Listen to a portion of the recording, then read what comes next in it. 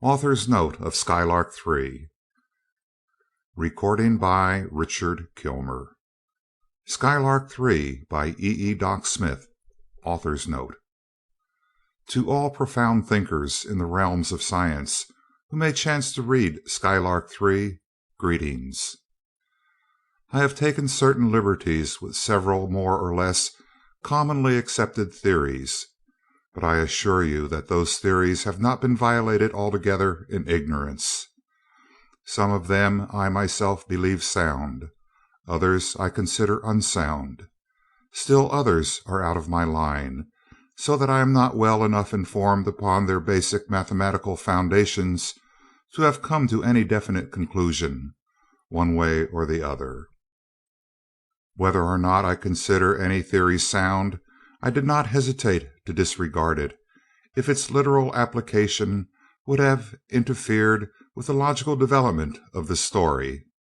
In The Skylark of Space, Mrs. Garby and I decided, after some discussion, to allow two mathematical impossibilities to stand. One of these immediately became the target of critics from Maine to California, and while no astronomer has as yet called the attention to the other, I would not be surprised to hear about it even at this late date. While I do not wish it understood that I regard any major features of this story as likely to become facts in the near future, indeed, it has been my aim to portray the highly improbable. It is my belief that there is no mathematical or scientific impossibility to be found in Skylark Three. In fact, even though I have repeatedly violated theories in which I myself believe, I have in every case taken great pains to make certain that the most rigid mathematical analysis of which I am capable has failed to show that I have violated any known and proven scientific fact. By fact, I do not mean the kind of reasoning based upon assumptions later shown to be fallacious, by which it was proved that the transatlantic cable and the airplane were scientifically impossible. I refer to definitely known phenomena which no possible future development can change. I refer to mathematical proofs whose fundamental equations and operations involve no assumptions and contain no second-degree uncertainties. Please bear in mind that we know very little. It has been widely believed that the velocity of light is the limiting velocity, and many of our leading authorities hold this view, but it cannot be proved, and is by no means universally held. In this connection it would appear that J. Thomson, in Beyond the Electron, shows, to his own satisfaction at least, that velocities vastly greater than that of light are not only possible, but necessary to any comprehensive investigation into the nature of the electron. We do not know the nature of light. Neither the undulatory theory nor the quantum theory are adequate to explain all observed phenomena, and they seem to be mutually exclusive, since it would seem clear by definition that no one thing can be at the same time continuous and discontinuous. We know nothing of the ether. We do not even know whether or not it exists, save as a concept of our own extremely limited intelligence. We are in total ignorance of the ultimate structure of matter, and of the arrangements and significance of those larger aggregations of matter, the galaxies. We do not know nor understand, nor can we define even such fundamental necessities as time and space. Why prate of the impossible? Edward Elmer Smith, Ph.D. End of author's note.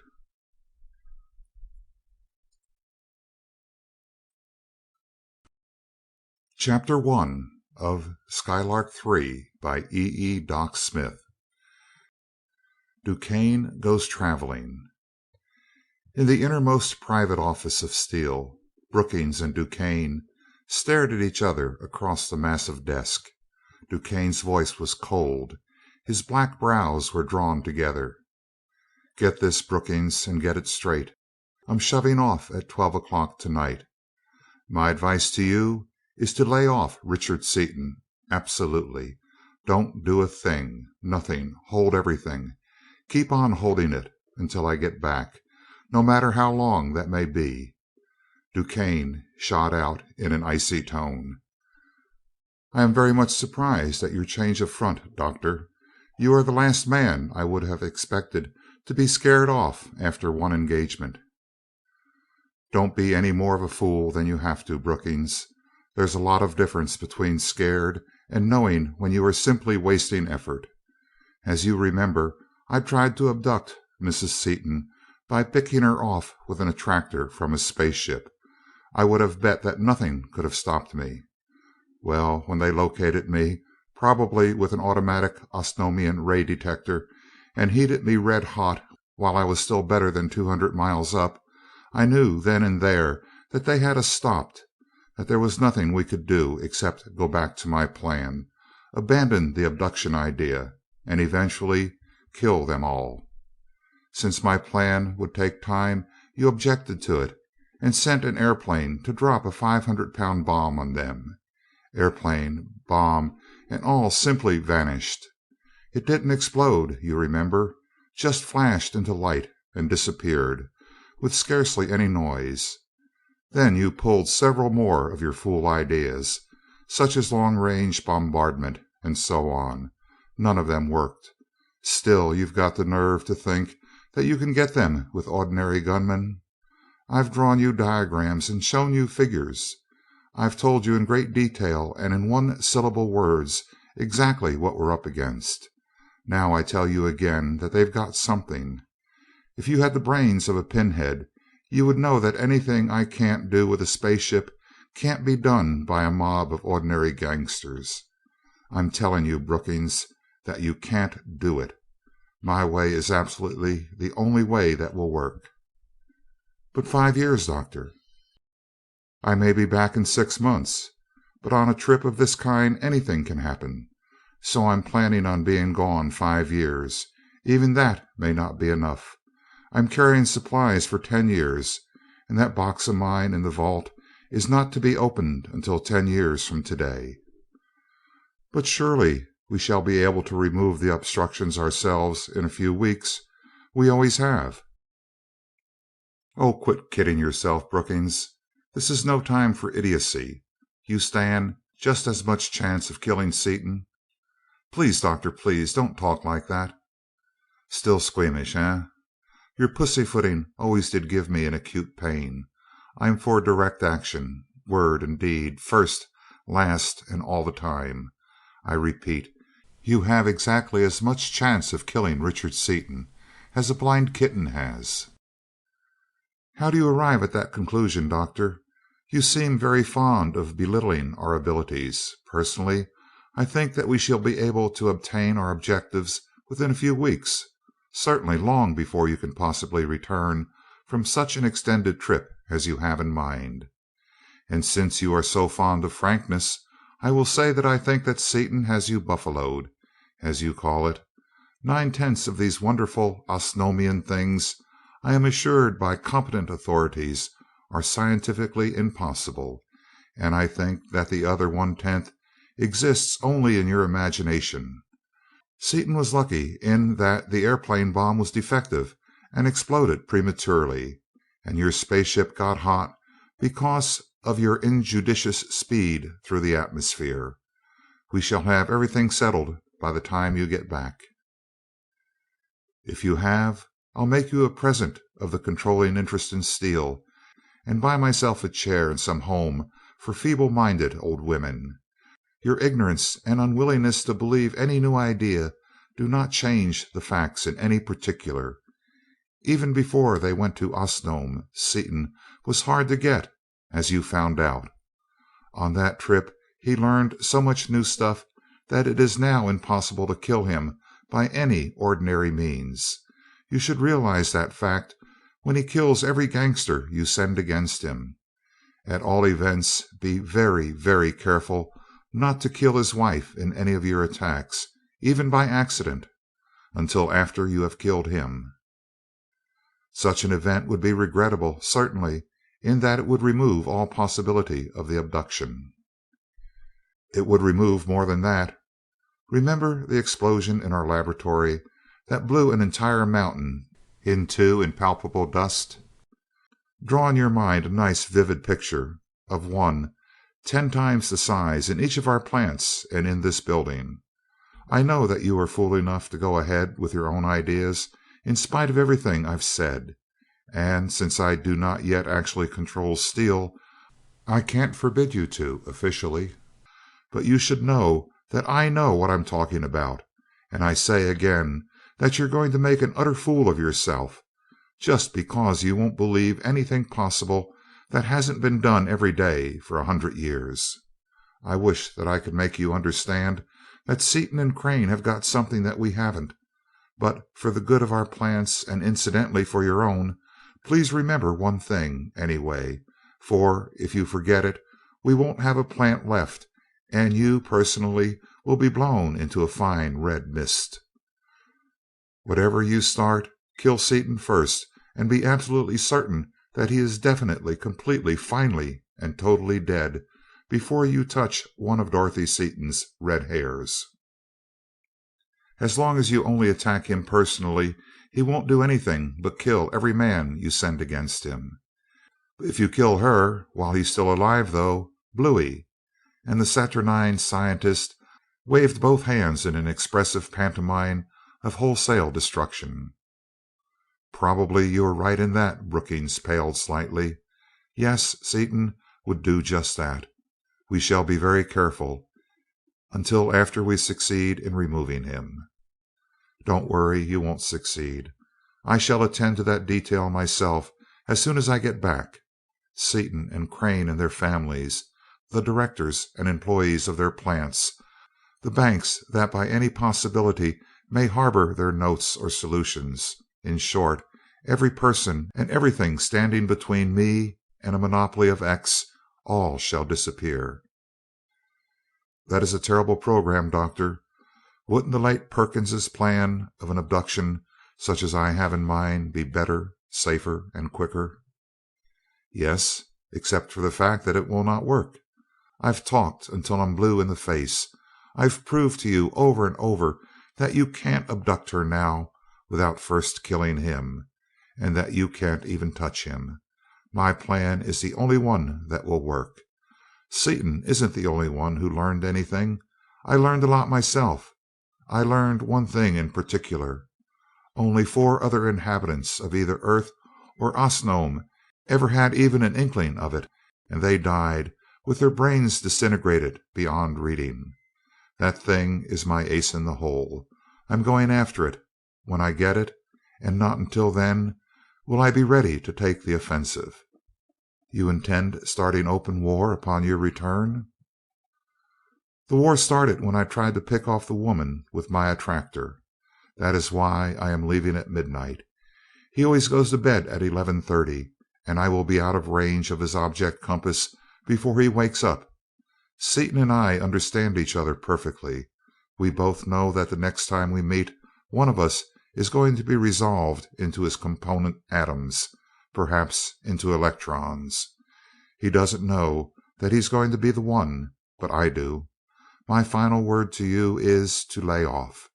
If you don't, you and your competent authorities are going to learn a lot.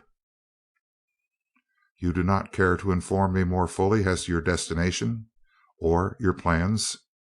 I do not. Goodbye. End of chapter 1.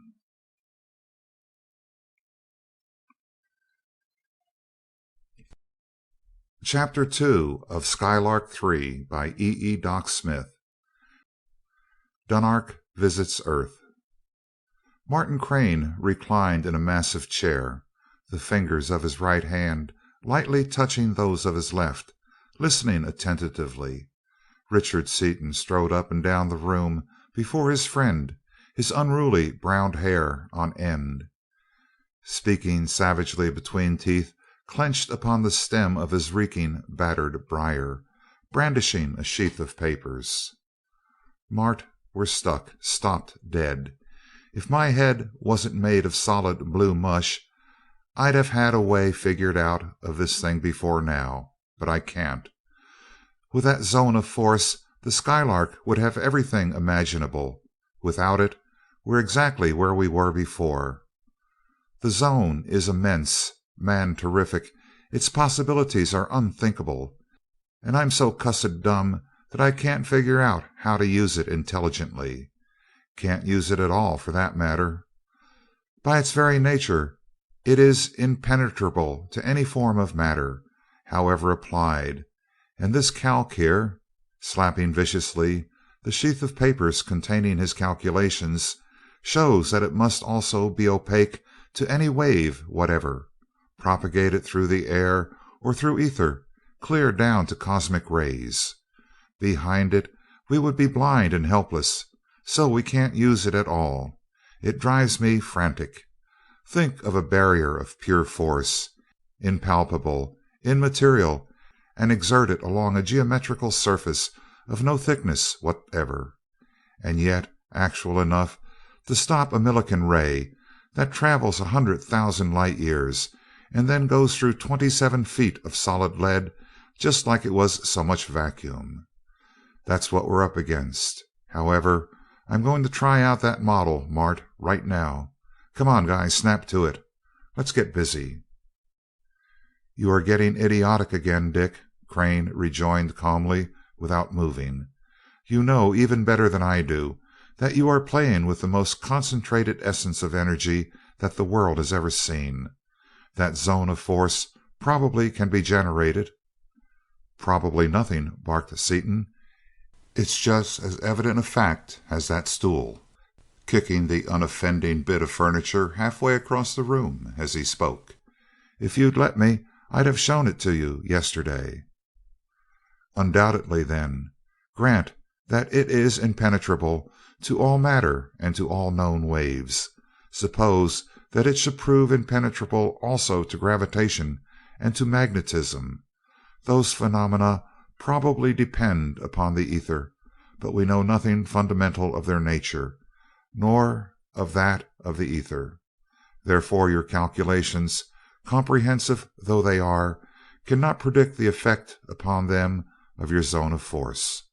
Suppose that that zone actually does set up a barrier in the ether, so that it nullifies gravitation, magnetism, and all allied phenomena, so that the power bars, the attractors and repellers, cannot work through it. Then what? As well as showing me the zone of force, you might well have shown me yourself flying off into space, unable to use your power and helpless if you released the zone. No, we must know more of the fundamentals before you even try a small scale experiment." "Oh, bugs, you're carrying caution to the extremes, Mart. What can happen? Even if gravitation should be nullified, I would rise only slowly, heading south the angle of our latitude. That's 39 degrees, away from the perpendicular. I couldn't shoot off on a tangent, as some of these hotheads have been claiming. Inertia would make me keep pace, approximately, with the earth in its rotation. I would rise slowly, only as fast as the tangent departs from the curvature of the earth's surface. I haven't figured out how fast that is, but it must be pretty slow." "Pretty slow?" Crane smiled. "Figure it out." "All right, but I'll bet it's slower than the rise of a toy balloon." Seaton threw down the papers and picked up his slide rule, a 20-inch trigonometrical duplex. "You concede that it is allowable to neglect the radial component of the orbital velocity of the earth for a first approximation, won't you? Or shall I figure that in too?" "You may ignore that factor." "All right, let's see. Radius of rotation here in Washington would be cosine latitude times equatorial radius, approximately, call it 3,200 miles. Angular velocity 15 degrees an hour. I want secant 15 less 1 times 3,200. Right? Secant equals 1 over cosine 1.035. Then 0.035 times 3200. 112 miles first hour. Velocity constant with respect to sun. Accelerated respecting point of departure. Ouch, you win. Mart, I'd kinda step out. Well, how about this then? I put on a vacuum suit and carry rations. Harness outside with the same equipment I used in the test flights before we built Skylark One, plus that new stuff and a coil. Then throw on the zone and see what happens. There can't be any jar in taking off, and with that outfit I can get back okay if I go clear to Jupiter. Crane sat in silence, his keen mind considering every aspect of the motions possible, of velocity, of acceleration, of inertia. He already knew well Seaton's resourcefulness in crises and his physical and mental strength. "As far as I can see, that might be safe," he admitted finally, "and we really should know something about it besides the theory." "Fine, Mart, let's get busy. I'll be ready in 5 minutes. Yell for the girls, will you? They'd break us off at the ankles if we pull anything new without letting them in on it." A few minutes later the girls strolled out into Crane Field, arms around each other. Dorothy Seaton, her gorgeous auburn hair framing violet eyes and vivid coloring. Black-haired, dark-eyed Margaret Crane.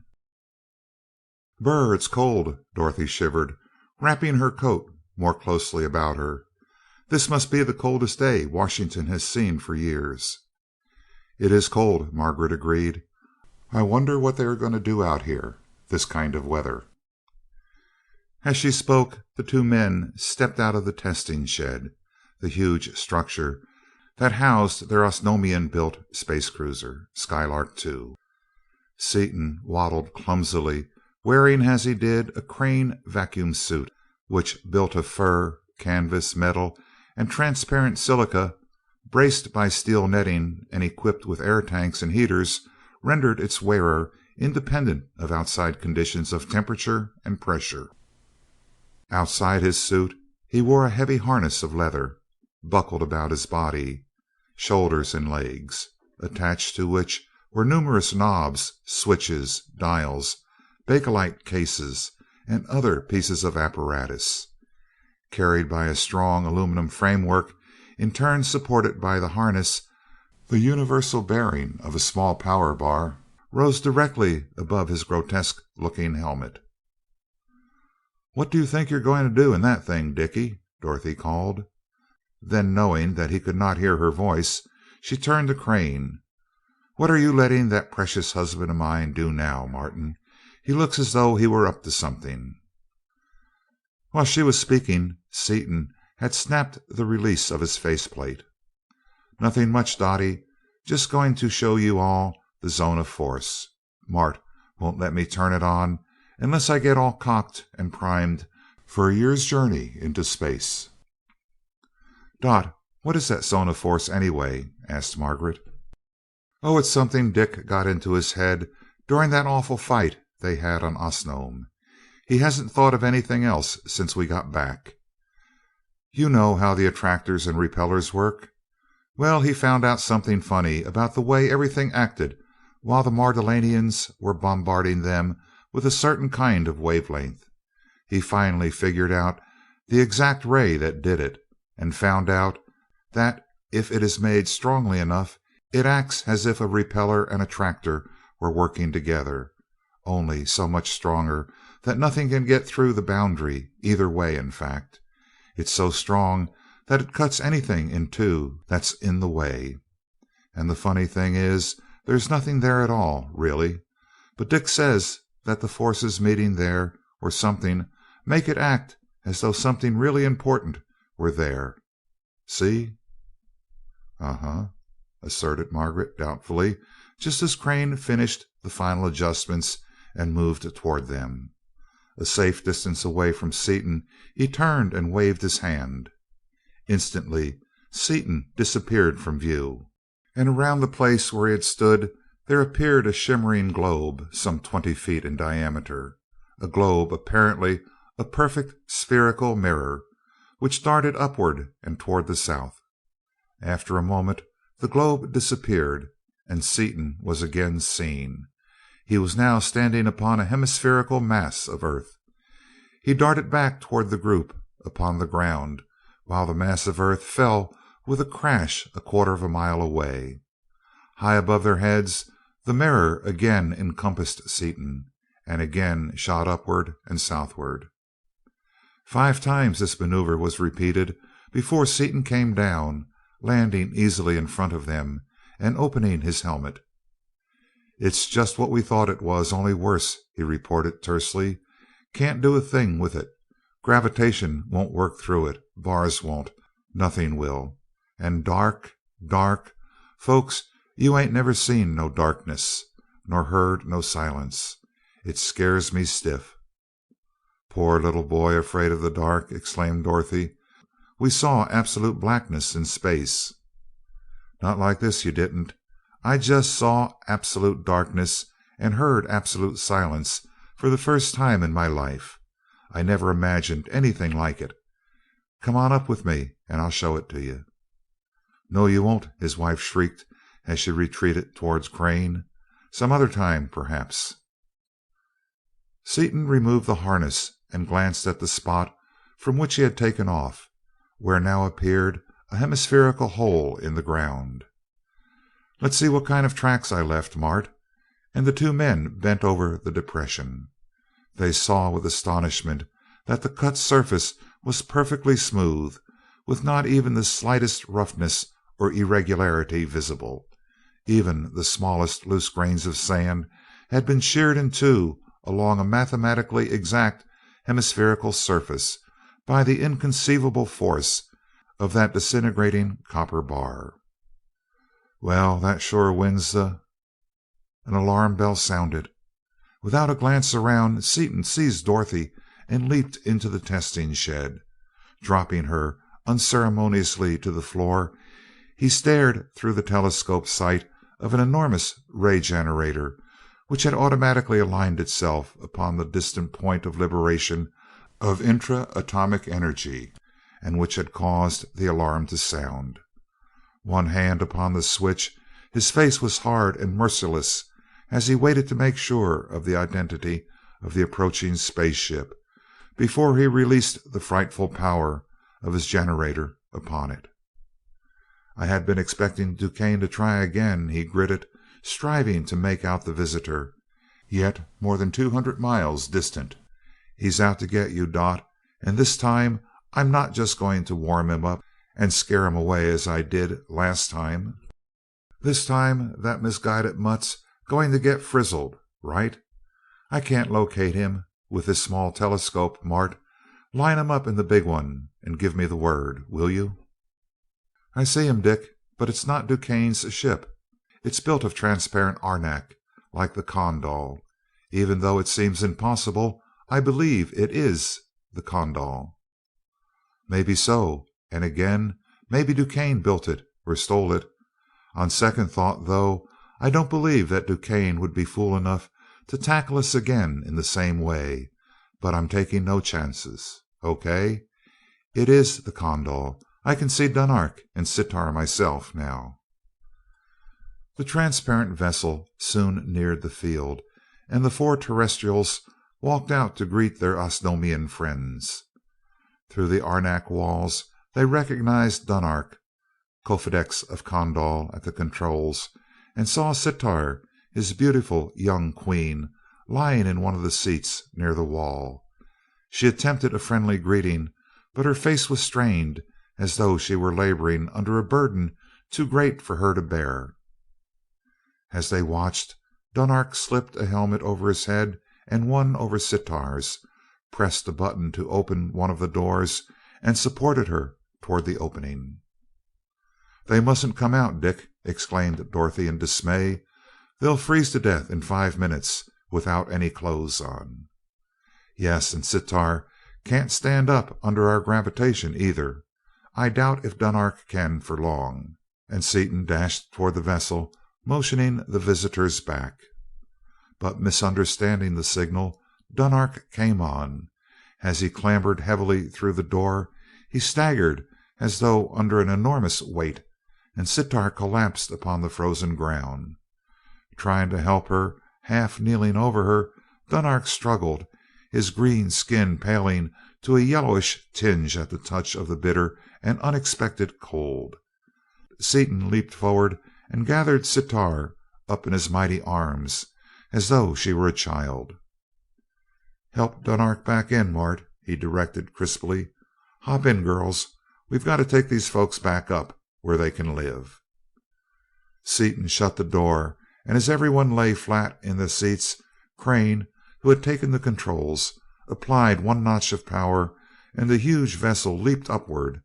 Miles of altitude were gained before Crane brought the cruiser to a stop and locked her in place with an anchoring attractor. "There," he remarked calmly. "Gravitation here is approximately the same as it is upon Osnome." "Yes," put in Seaton, standing up and shedding clothing in all directions. "And I rise to remark that we'd better undress as far as the law allows, perhaps farther. I never did like Osnomians' idea of comfortable warmth, but we can endure it by peeling down to bedrock." Sitar jumped up happily, completely restored, and the three women threw their arms around each other. "What a horrible, terrible, frightful world!" exclaimed Sitar, her eyes widening as she thought of her first experience with our Earth. "Much as I love you, I shall never dare try to visit you again. I have never been able to understand why you Terrestrials wear what you call clothes, nor why you are so terribly, brutally strong. Now I really know. I will feel the utterly cold and savage embrace of that awful Earth of yours as long as I live." "Oh, it's not so bad, Sitar," Seaton, who was shaking both of Dunark's hands vigorously, assured her over his shoulder. "All depends on where you were raised. We like it that way, and Osnome gives us the pip. But you poor fish," turning to Dunark, "with all my brains inside your skull, you should have known what you were letting yourself in for." "That's true, after a fashion," Dunark admitted, "but your brain told me that Washington was hot.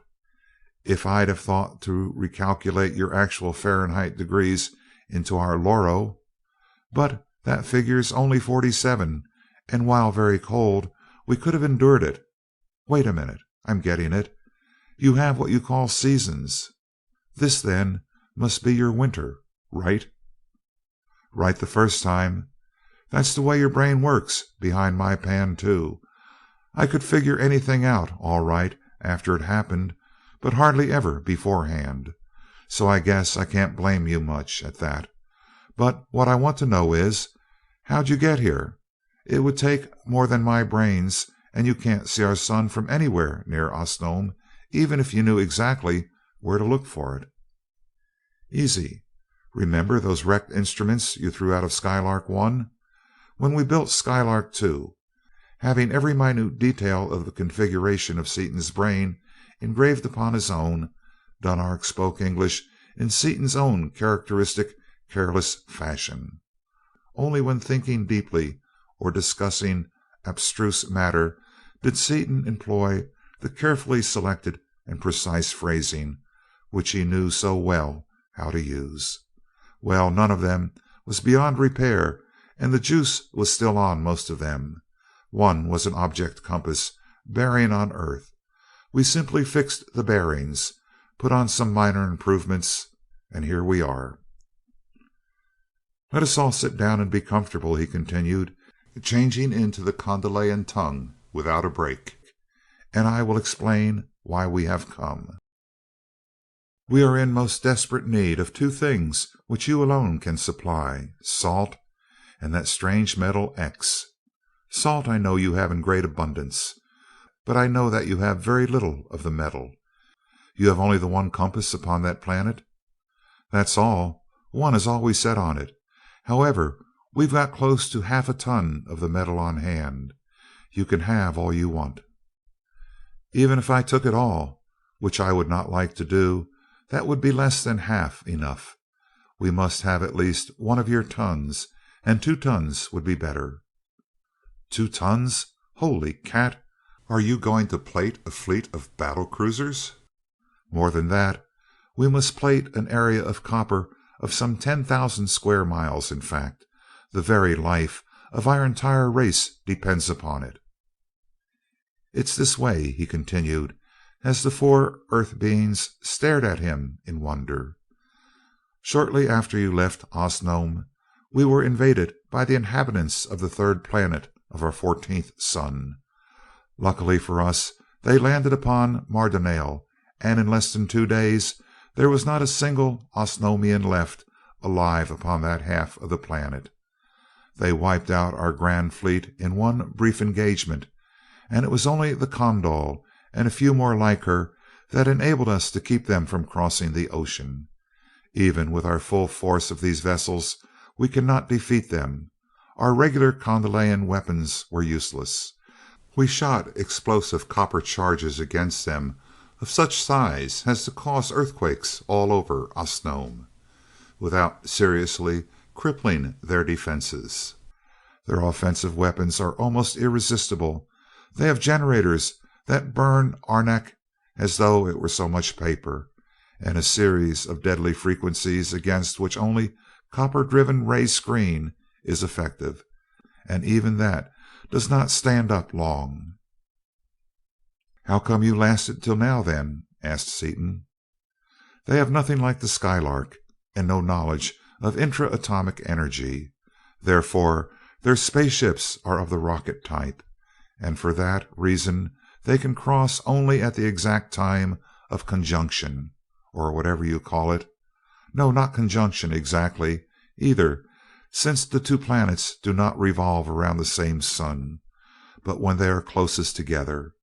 Our solar system is so complex, you know, that unless the trips are timed exactly to the hour, the vessels will not be able to land upon Osnome, but will be drawn aside and be lost, if not actually drawn into the vast central sun. Although it may not have occurred to you, a little reflection will show that the inhabitants of all the central planets, such as Osnome, must perforce be absolutely ignorant of astronomy, and of all the wonders of outer space. Before your coming, we knew nothing beyond our own solar system, and very little of that. We knew of the existence of only such of the closest planets as were brilliant enough to be seen in our continuous sunlight, and they were few. Immediately after your coming, I gave your knowledge of astronomy to a group of our foremost physicists and mathematicians, and they have been working ceaselessly from spaceships close enough so that observations could be recalculated to Osnome, and yet far enough away to afford perfect seeing, as you call it." "But I don't know any more about astronomy than a pig does about Sunday," protested Seaton. "Your knowledge of details is, of course, incomplete," conceded Dunark, "but the detailed knowledge of the best of your earthly astronomers would not help us a great deal, since we are so far removed from you in space. You, however, have a very clear and solid knowledge of the fundamentals of the science, and that is what we need above all things." "Well, maybe you're right at that. I do know the general theory of the motions, and I studied some celestial mechanics. I'm awfully weak on advanced theory, though, as you will find out when you get that far." "Perhaps, but since our enemies have no knowledge of astronomy whatever, it is not surprising that their rocket ships can be launched only at one particularly favorable time, and there are many planets and satellites of which they can know nothing to throw their vessels off the course. Some material essential to the operation of their war machinery apparently must come from their own planet, for they have ceased attacking, have dug in, and are simply holding their ground. It may be that they had not anticipated as much resistance as we could offer with spaceships and intra-atomic energy. At any rate, They have apparently saved enough of that material to enable them to hold out until the next conjunction, I cannot think of a better word for it, shall occur. Our forces are attacking constantly with all the armament at our command, but it is certain that if the next conjunction is allowed to occur, it means the end of the entire Condalian nation." "What do you mean, if the next conjunction is allowed to occur?" interjected Seaton. "Nobody can stop it." "I am stopping it," Dunark stated quietly, grim purpose in every lineament. "The conjunction shall never occur. That is why I must have the vast quantity of salt and X. We are building abutments of arenak upon the first satellite of our 7th planet, and upon our 6th planet itself. We shall cover them with plated active copper, and install chronometers to throw the switches at precisely the right moment. We have calculated the exact times, places, and magnitudes of the forces to be used. We shall throw the 6th planet some distance out of its orbit, and force the first satellite of the 7th planet clear out of that planet's influence. The two bodies, whose motions we have thus changed, will collide in such a way that the resultant body will meet the planet of our enemies in head-on collision long before the next conjunction. The two bodies will be of almost equal masses, and will have opposite and approximately equal velocities. Hence, the resultant fused or gaseous mass will be practically without velocity, and will fall directly into the 14th sun." "Wouldn't it be easier to destroy it with an explosive copper bomb?" "Easier, yes, but much more dangerous to the rest of our solar system. We cannot calculate exactly the effect of the collision we are planning, but it is almost certain that an explosion of sufficient violence to destroy all life upon the planet would disturb its motion sufficiently to endanger the entire system. The way we have in mind will simply allow the planet and one satellite to drop out quietly. The other planets of the same sun will soon adjust themselves to the new conditions, and the system at large will be practically unaffected. At least, so we believe." Seaton's eyes narrowed as his thoughts turned to the quantities of copper and X required, and to the engineering features of the project. Crane's first thought was of the mathematics involved in a computation of that magnitude and character. Dorothy's quick reaction was one of pure horror. "He can't, Dick, he mustn't. It would be too ghastly. It's outrageous. It's unthinkable. It's simply too horrible." Her violet eyes flamed, and Margaret joined in. "That would be awful, Martin. Think of the destruction of a whole planet, of an entire world, with all its inhabitants. It makes me shudder even to think of it." Dunark leaped to his feet, ablaze, but before he could say a word, Seaton silenced him. "Shut up, Dunark. Pipe down. Don't say anything you'll be sorry for. Let me tell him. Close your mouth." "I tell you?" as Dunark still tried to get a word in. "I tell you I'll tell 'em, and when I tell 'em they'll stay told. Now listen, you two girls. You're going off half cocked, and you're both full of little red ants. What do you think Dunark is up against? Sherman chirped it when he described war, and this is a real he war, a brand totally unknown on our Earth. It isn't a question of whether or not to destroy a population. The only question is, which population is to be destroyed? One of them's got to go. Remember, those folks go into a war thoroughly, and there isn't a thought even remotely resembling our conception of mercy in any of their minds on either side. If Dunark's plans go through, the enemy nation will be wiped out. That is horrible, of course. But on the other hand, if we block him off from salt and X, the entire Condalian nation will be destroyed just as thoroughly and efficiently, and even more horribly. Not one man, woman, or child would be spared. Which nation do you want to save? Play that over a couple of times in your adding machine, Dot, and let me know what you get." Dorothy, taken aback, opened and closed her mouth twice before she found her voice. "But, Dick, they couldn't possibly. Would they kill them all, Dick? Surely they wouldn't. They couldn't." "Surely they would and could. They do. It's good technique in those parts of the galaxy. Dunark has just told us of how they killed every member of the entire race of Marlians in 40 hours.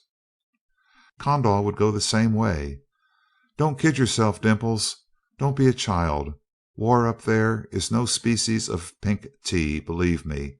Half of my brain has been through 30 years of Osnomian warfare, and I know precisely what I'm talking about. Let's take a vote. Personally, I'm in favor of Osnome. Mart? Osnome. Dottie, Peggy? Both remained silent for some time. Then Dorothy turned to Margaret. "You tell him, Peggy. We both feel the same way." "Dick, you know that we wouldn't want the Kondalians destroyed.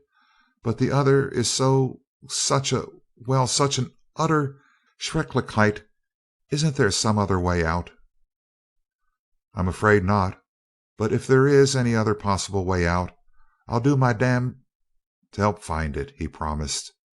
"The ayes have it. Dunark, we'll skip over to that X planet and load you up." Dunark grasped Seaton's hand. "Thanks, Dick," he said simply.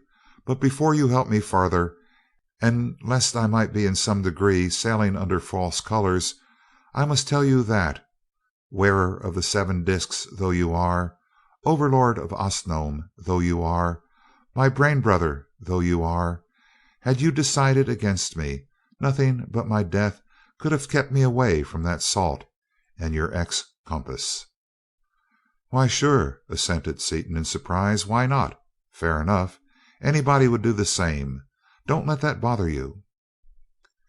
"How is your supply of platinum?" asked Dunark. "Mighty low. We had about decided to hop over there after some. I want some of your textbooks on electricity, and so on, too. I see you brought a load of platinum with you." "Yes, a few hundred tons. We also brought along an assortment of books I knew you would be interested in, a box of radium, a few small bags of gems of various kinds, and some of our fabrics. Sitar thought your Carfadero would like to have. While we are here, I would like to get some books on chemistry and some other things." "We'll get you the Congressional Library if you want it, and anything else you think you'd like. Well, gang, let's go places and do things. What to do, Mart?" "We had better drop back to Earth and have the laborers unload the platinum and load on the salt, books, and other things. Then both ships will go to the X planet, as we will each want compasses on it for future use. While we are loading, I should like to begin remodeling our instruments to make them something like these, with Dunark's permission. These instruments are wonders, Dick, vastly ahead of anything I have ever seen. Come and look at them if you want to see something really beautiful." "Coming up. But say, Mart, while I think of it, we mustn't forget to install a zone of force apparatus on this boat, too. Even though we can't use it intelligently, it certainly would be a winner as a defense. We couldn't hurt anybody through it, of course, but if we should happen to be getting licked anywhere, all we'd have to do would be to wrap ourselves up in it. They couldn't touch us. Nothing in the ether spectrum is corkscrewy enough to get through it." "That's the second idea you've had since I've known you, Dickie." Dorothy smiled at Crane. "Do you think he should be allowed to run at large, Martin?" "That is a real idea. We may need it. You never can tell. Even if we never find any other use for the zone of force, that one is amply sufficient to justify its installation." "Yes, it would be for you, and I'm getting to be a regular safety first Simon myself, since they opened up on us. What about those instruments?"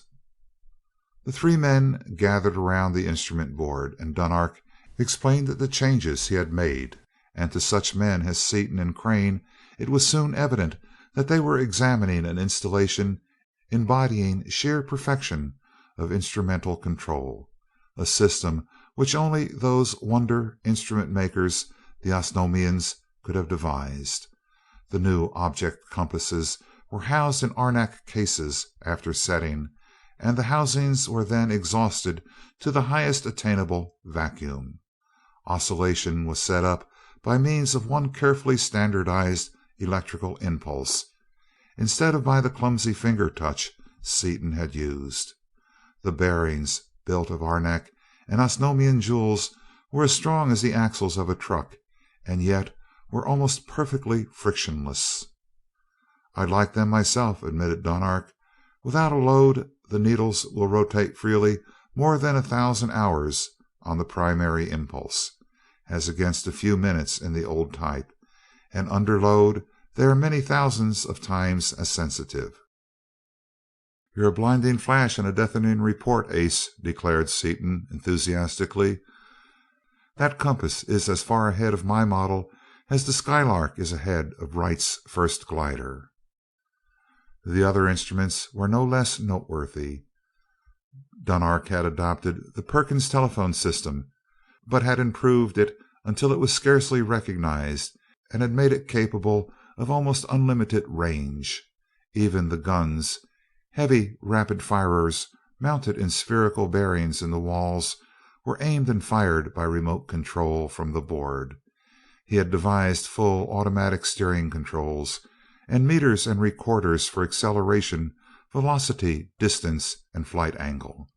He had perfected a system of periscopic vision, which enabled the pilot to see the entire outside surfaces of the shell, and to look toward any point of the heavens without interference.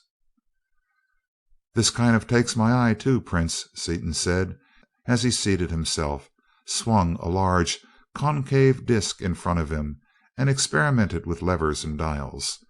"You certainly can't call this thing a periscope. It's no more a periscope than I am a polyp.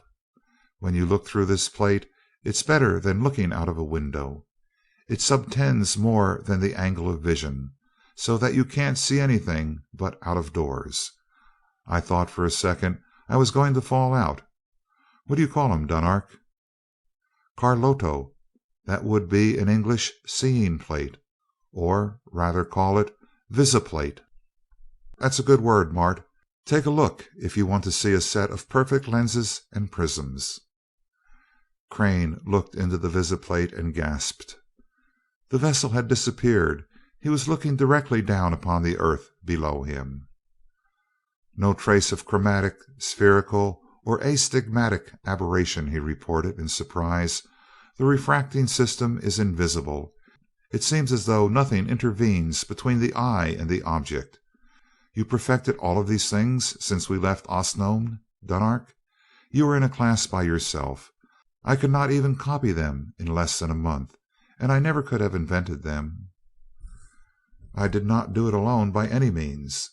The Society of Instrument Makers, of which I am only one member, installed and tested more than 100 systems. This one represents the best features of all the systems tried. It will not be necessary for you to copy them.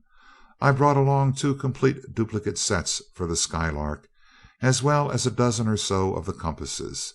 I thought that perhaps these particular improvements might not have occurred to you, since you terrestrials are not as familiar as we are with complex instrumental work."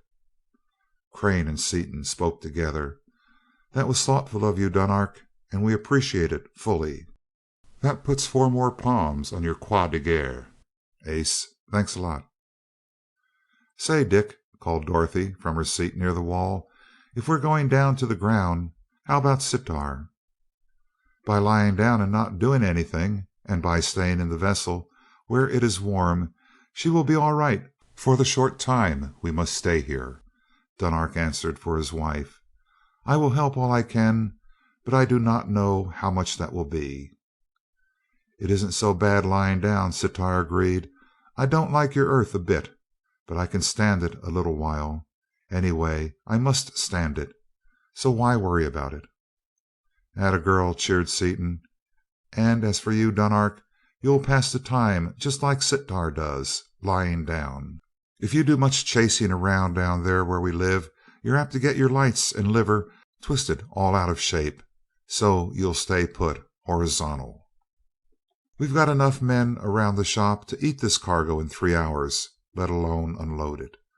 While they unload and load you up, we'll install the zone apparatus and put a compass on you and put one of yours on us, and then we can hop back up here where you're comfortable.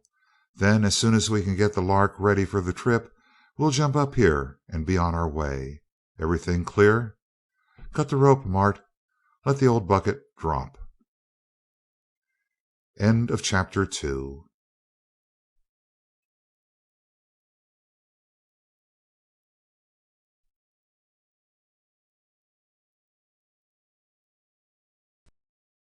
Chapter 3 of Skylark Three by E. Doc Smith.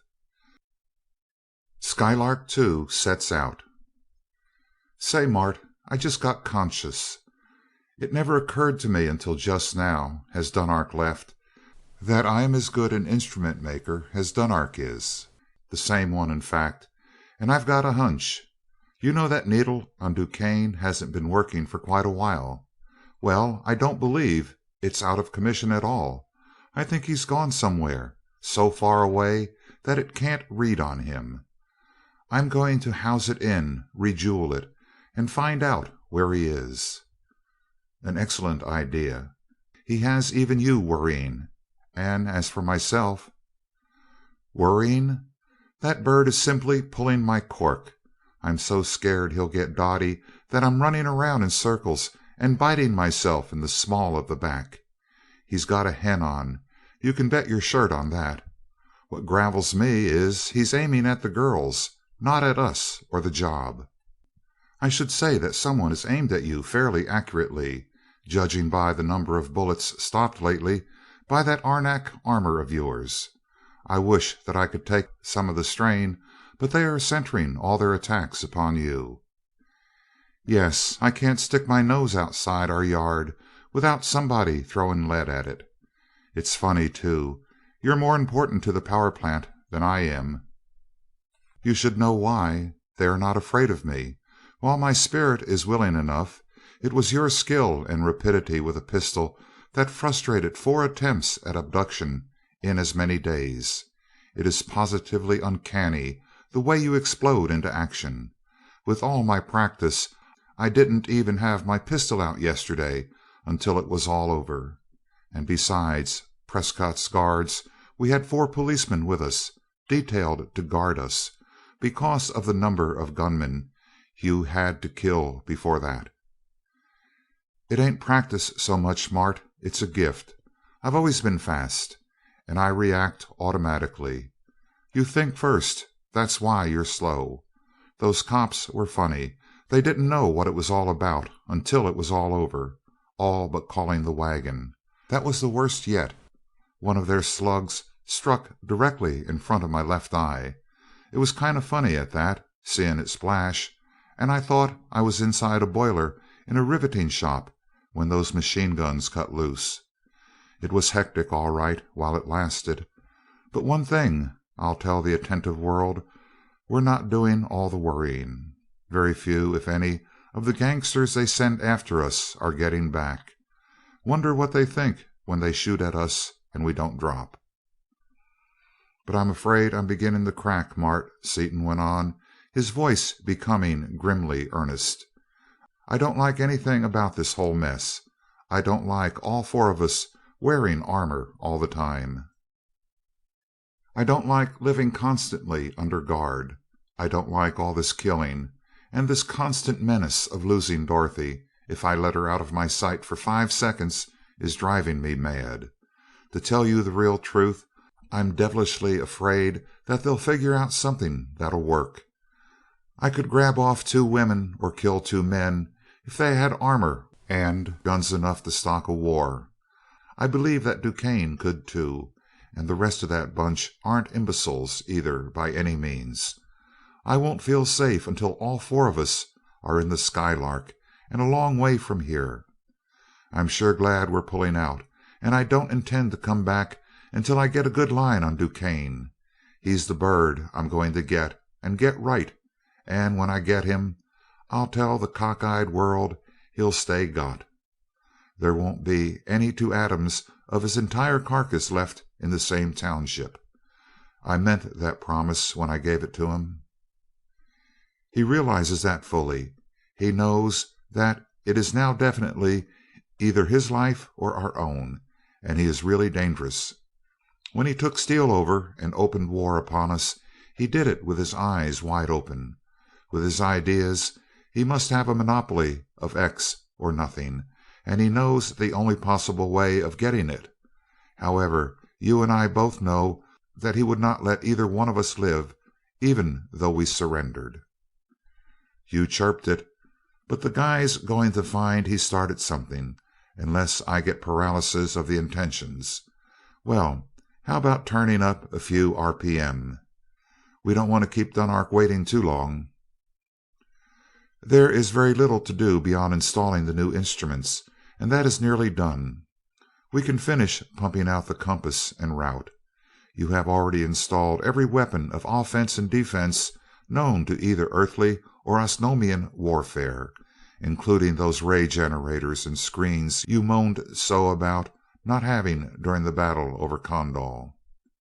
I believe that we have on board every article for which either of us has been able to imagine even the slightest use. Yes, we've got her so full of plunder that there's hardly room left for quarters. You ain't figuring on taking anybody but Shiro along, are you? No, I suppose there is no real necessity for taking even him, but he wants very much to go, and may prove himself useful. I'll say he'll be useful. None of us really enjoys polishing brass or washing dishes, and besides, he's one-star cook and an A1 housekeeper. The installation of the new instruments was soon completed, and while Dorothy and Margaret made last-minute preparations for departure, the men called a meeting of the managing directors and department heads of the Seaton Crane Company Engineers. The chiefs gave brief reports in turn. Units number 1 and number 2 of the immense new central super power plant were in continuous operation. Number 3 was almost ready to cut in. Number 4 was being rushed to completion. Number 5 was well under way. The research laboratory was keeping well up on its problems. Troubles were less than had been anticipated. Financially, it was a gold mine. With no expense for boilers or fuel, and thus with relatively small investment in plant and very small operating cost, they were selling power at 1/6 of prevailing rates, and still profits were almost paying for all new construction. With the completion of number 5, rates would be reduced still further. "In short, Dad, everything's slick," remarked Seaton to Mr. Vaneman after the others had gone. "Yes, your plan of getting the best men possible, paying them well, and giving them complete authority and sole responsibility has worked to perfection. I have never seen an undertaking of such size go forward so smoothly and with such fine cooperation." "That's the way we wanted it. We hand-picked the directors and put it up to you strictly. You did the same to the managers. Everybody knows that his end is up to him and him alone, so he digs in. However, Dick, while everything at the works is so fine, when is this other thing going to break?" "We've won all the way so far, but I'm afraid something's about due. That's the big reason I want to get Dottie away for a while. You know what they're up to." "Too well," the older man answered. "Dottie or Mrs. Crane or both. Her mother, she is telling her good bye now, and I agree that the danger here is greater than out there." "Danger out there? With that old can fixed the way she is now, Dot's a lot safer there than you are in bed. Your house might fall down, you know." "You're probably right, son. I know you and I know Martin Crane. Together and in the Skylark, I believe you are invincible." "All set, Dick?" asked Dorothy, appearing in the doorway. "All set. You've got the dope for Prescott and everybody, Dad. We may be back in 6 months, or we may see something to investigate and be gone a year or so. Don't begin to lose any sleep until after we've been out, oh, say 3 years. We'll make it a point to be back by then." Farewells were said. The party embarked, and Skylark Two shot upward. Seaton flipped the phone set over his head and spoke. "Dunark, coming out. Heading directly for X. No, better stay quite a ways off to one side when we get going good. Yes, I'm accelerating 26.000. Yes, I'll call you now and then, until the radio waves get lost, to check the course with you. After that, keep on the last course, reverse at the calculated distance, and by the time we're pretty well slowed down, we'll feel around for each other with the compasses and go in together." "Right. Uh-huh. Fine. So long." In order that the two vessels should keep reasonably close together, it had been agreed that each should be held at an acceleration of exactly 26 feet per second, positive and negative. This figure represented a compromise between the gravitational forces of the two worlds upon which the different parties lived.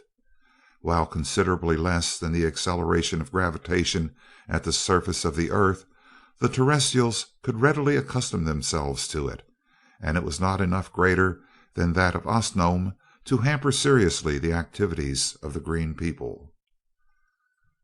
Well clear of Earth's influence, Seaton assured himself that everything was functioning properly, then stretched his full height, wreathed his arms over his head, and heaved a deep sigh of relief. "Folks," he declared, "this is the first time I've felt right since we got out of this old bottle. Why, I feel so good a cat could walk up to me and scratch me right in the eye, and I wouldn't even scratch back. Yowp! I'm a wild Siberian catamount, and this is my night to howl. Whee!" Dorothy laughed a gay, lilting carol. "Haven't I always told you that he had cat blood in him, Peggy? Just like all tomcats. Every once in a while he has to stretch his claws and yowl. But go ahead, Dickie, I like it. This is the first uproar you've made in weeks. I believe I'll join you." "It most certainly is a relief to get this load off our minds.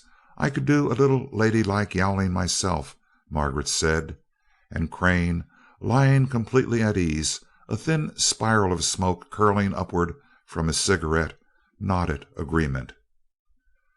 "Dick's yowling is quite expressive at times. All of us feel the same way, but some of us are unable to express ourselves quite so vividly. However, it is past bedtime, and we should organize our crew. Shall we do it as we did before?" "No, it isn't necessary. Everything is automatic.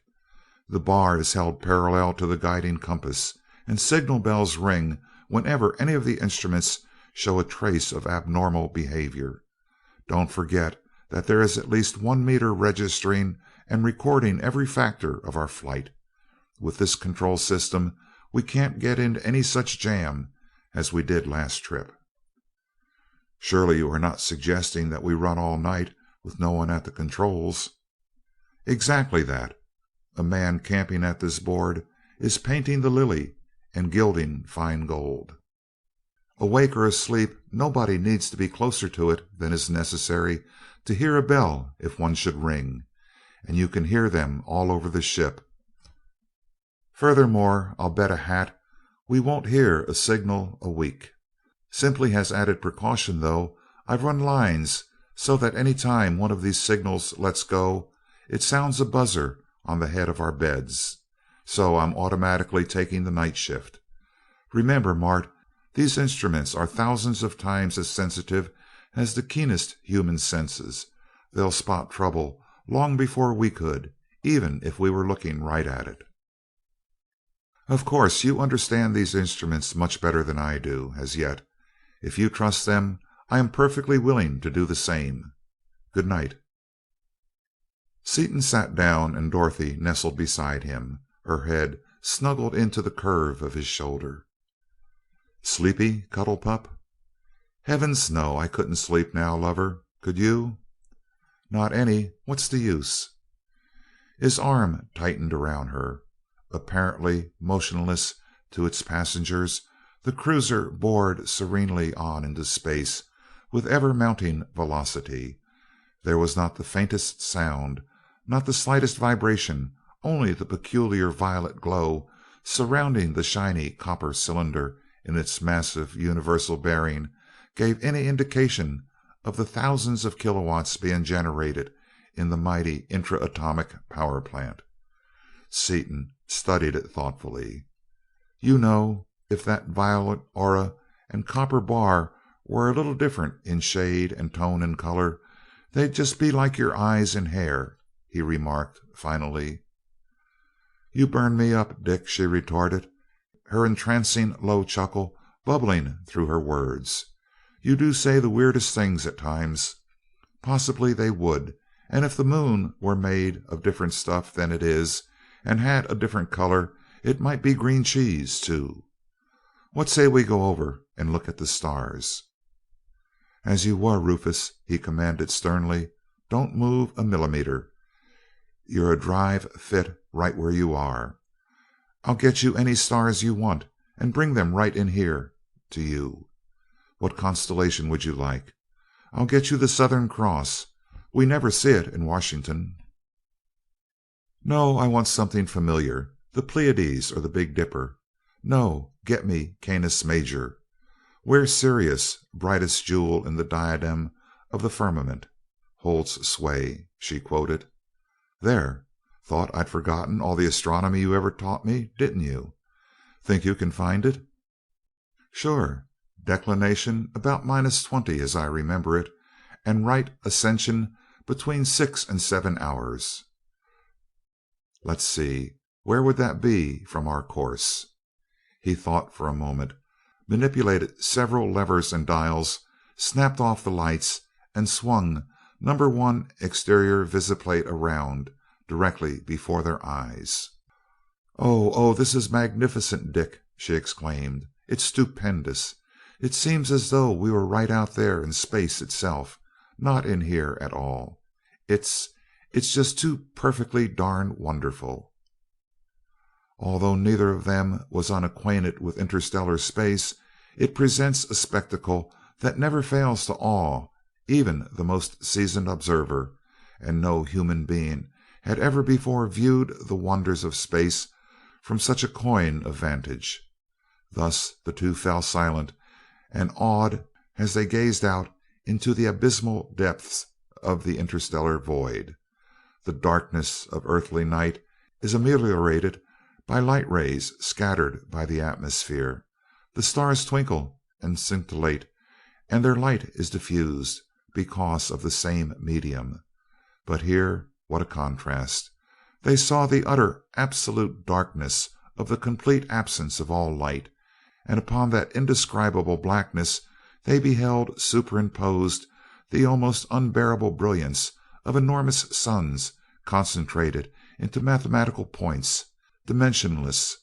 Sirius blazed in blue white splendor, dominating the lesser members of his constellation, a minute but intensely brilliant diamond upon a field of black velvet, his refulgence unmarred by any trace of scintillation or distortion. As Seaton slowly shifted the field of vision, angling toward and across the celestial equator and the ecliptic, they beheld in turn mighty Rigel, the belt headed by dazzling brilliant white Delta Orionis, red Betelgeuse, storied Aldebaran, the friend of mariners, and the astronomically constant Pleiades. Seaton's arm contracted, swinging Dorothy into his embrace. Their lips met and held. "Isn't it wonderful, lover?" she murmured. "To be out here in space this way, together, away from all our troubles and worries. I am so happy." "It is all of that, sweetheart mine." "I almost died every time they shot at you. Suppose your armor cracked or something. I wouldn't want to go on living. I'd just naturally die." "I'm glad it didn't, and I'm twice as glad that they didn't succeed in grabbing you away from me. His jaw set rigidly. His gray eyes became hard as tempered drills. Blackie DuQuesne has something coming to him. So far, I have always paid my debts. I shall settle with him in full. "That was an awfully quick change of subject," he continued, his voice changing instantly into a lighter vein. "But that's one penalty of being human. We can't live in high altitudes all our lives. If we could, there would be no thrill in ascending them so often. Yes, we love each other just the same, more than anybody else I ever heard of." After a moment she eyed him shrewdly and continued: "You've got something on your mind beside that tangled mop of hair, big boy. Tell it to Red Top." "Nothing much." "Come on, fess up. It's good for the soul. You can't fool your wife, Guy. I know your little winning ways too well." "Let me finish, woman. I was about to bare my very soul. To resume. Nothing much to go on but a hunch, but I think DuQuesne's somewhere out here in the great open spaces, where men are sometimes schemers as well as men, and if so, I'm after him, foot, horse, and marines." "The object compass?" "Yes, you see, I built that thing myself, and I know darn well it isn't out of order. It's still on him, but doesn't indicate. Ergo, he is too far away to reach, and with his weight I could find him anywhere up to about 1½ light years. If he wants to go that far away from home, where is his logical destination? It can't be anywhere but Osnome, since that is the only place we stopped at for any length of time, the only place where he could have learned anything. He's learned something or found something useful to him there, just as we did. That is certain, since he is not the type of man to do anything without a purpose. Uncle Dudley is on his trail, and we will be able to locate him pretty soon." "When will you get that new compass case exhausted till a skillionth of a millimeter, or something, whatever it is?" "I thought Dunark said it took 500 hours of pumping to get it where he wanted it." "It did him, but while the Osnomians are wonders at some things, they're not so hot at others. You see, I've got 3 pumps on that job, in series. First a rotor bush Mikulicz super pump, then backing that an ordinary mercury vapor pump, and last, backing both the others, a Senko high-vac motor-driven oil pump. In less than 50 hours the case will be as empty as a flapper's skull. Just to make sure of cleaning up the last infinitesimal traces, though, I'm going to flash a getter charge of tantalum in it. After that, the atmosphere in that case will be tenuous. Take my word for it." "I'll have to. Most of that contribution to science being over my head like a circus tent. What say we let Skylark Two drift by herself for a while and catch us some of nature's sweet restorer?" End of chapter 3.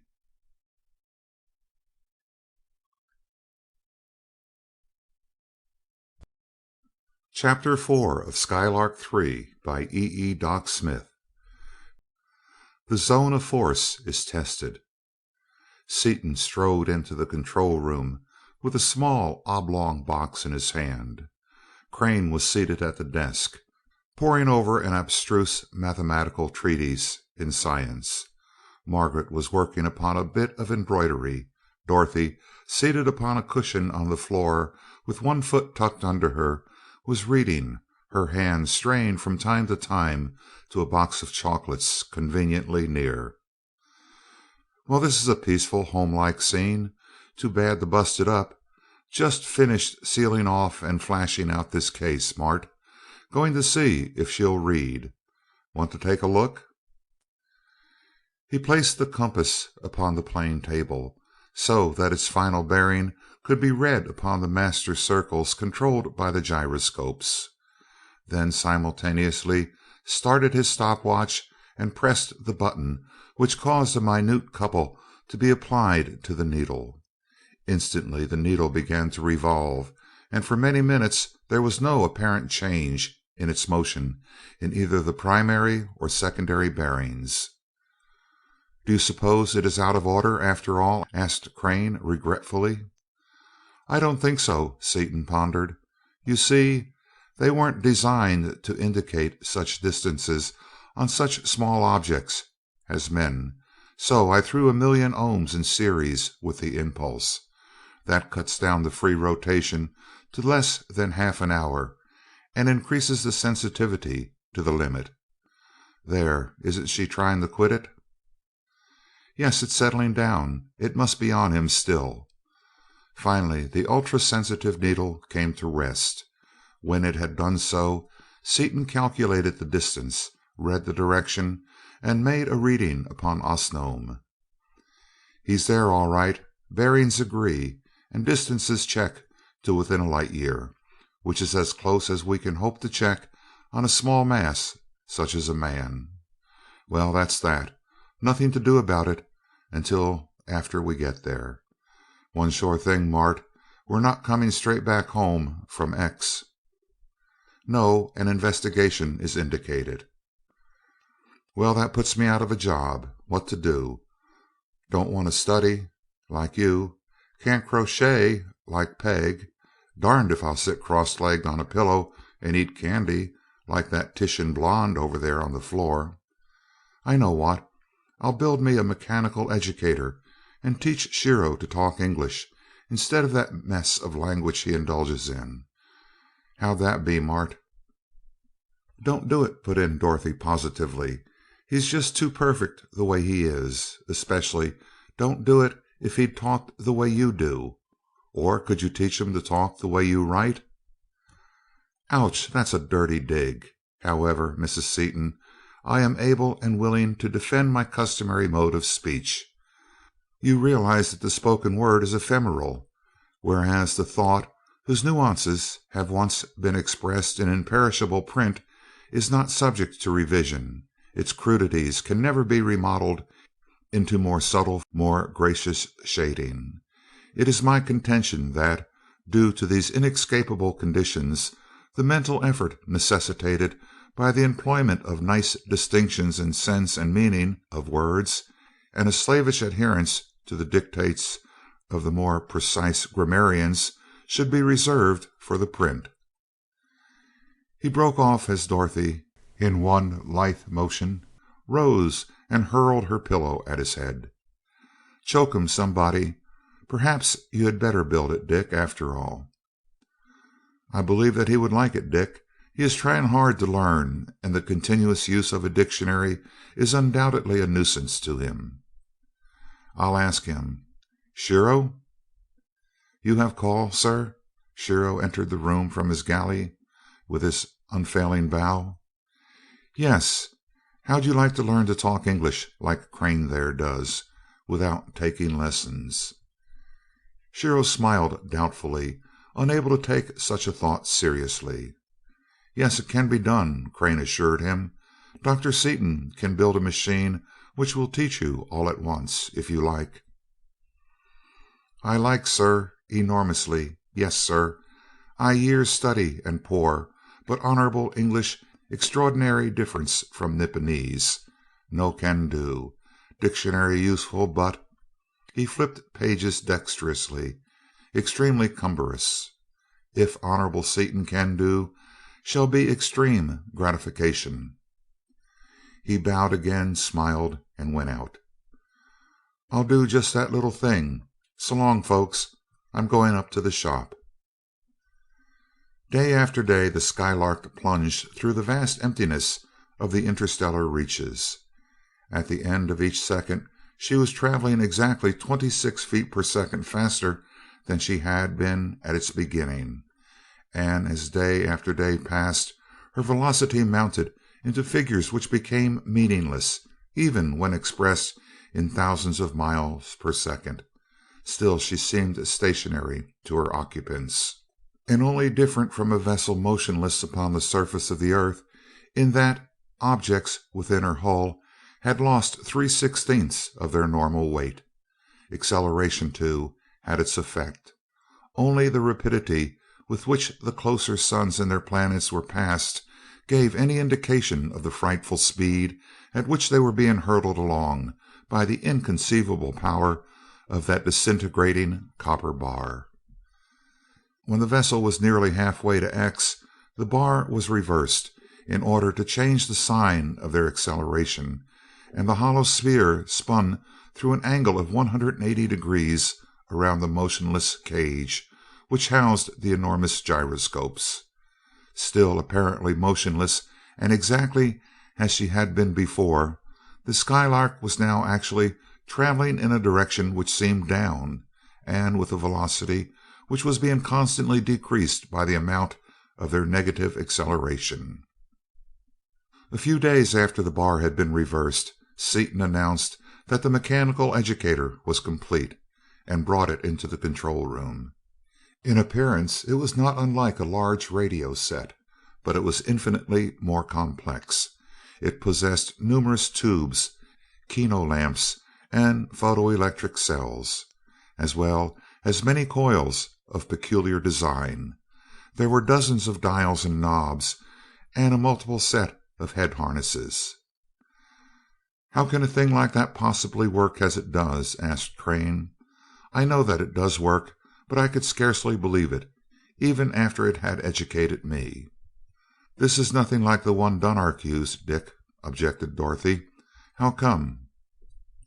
"I'll answer you first, Dot. This is an improved model. It has quite a few gadgets of my own on it. Now, Mart, as to how it works, it isn't so funny after you understand it. It's a lot like radio in that respect. It operates on a band of frequencies lying between the longest light and heat waves and the shortest radio waves. This thing here is the generator of those waves, and a very heavy power amplifier. The headsets are stereoscopic transmitters, taking or receiving a three-dimensional view. Nearly all matter is transparent to those waves, for instance bones, hair, and so on. However, cerebrin, a cerebroside peculiar to the thinking structure of the brain, is opaque to them. Dunark, not knowing chemistry, didn't know why the educator worked, or what it worked on. He found out by experiment that it did work, just as we found out about electricity.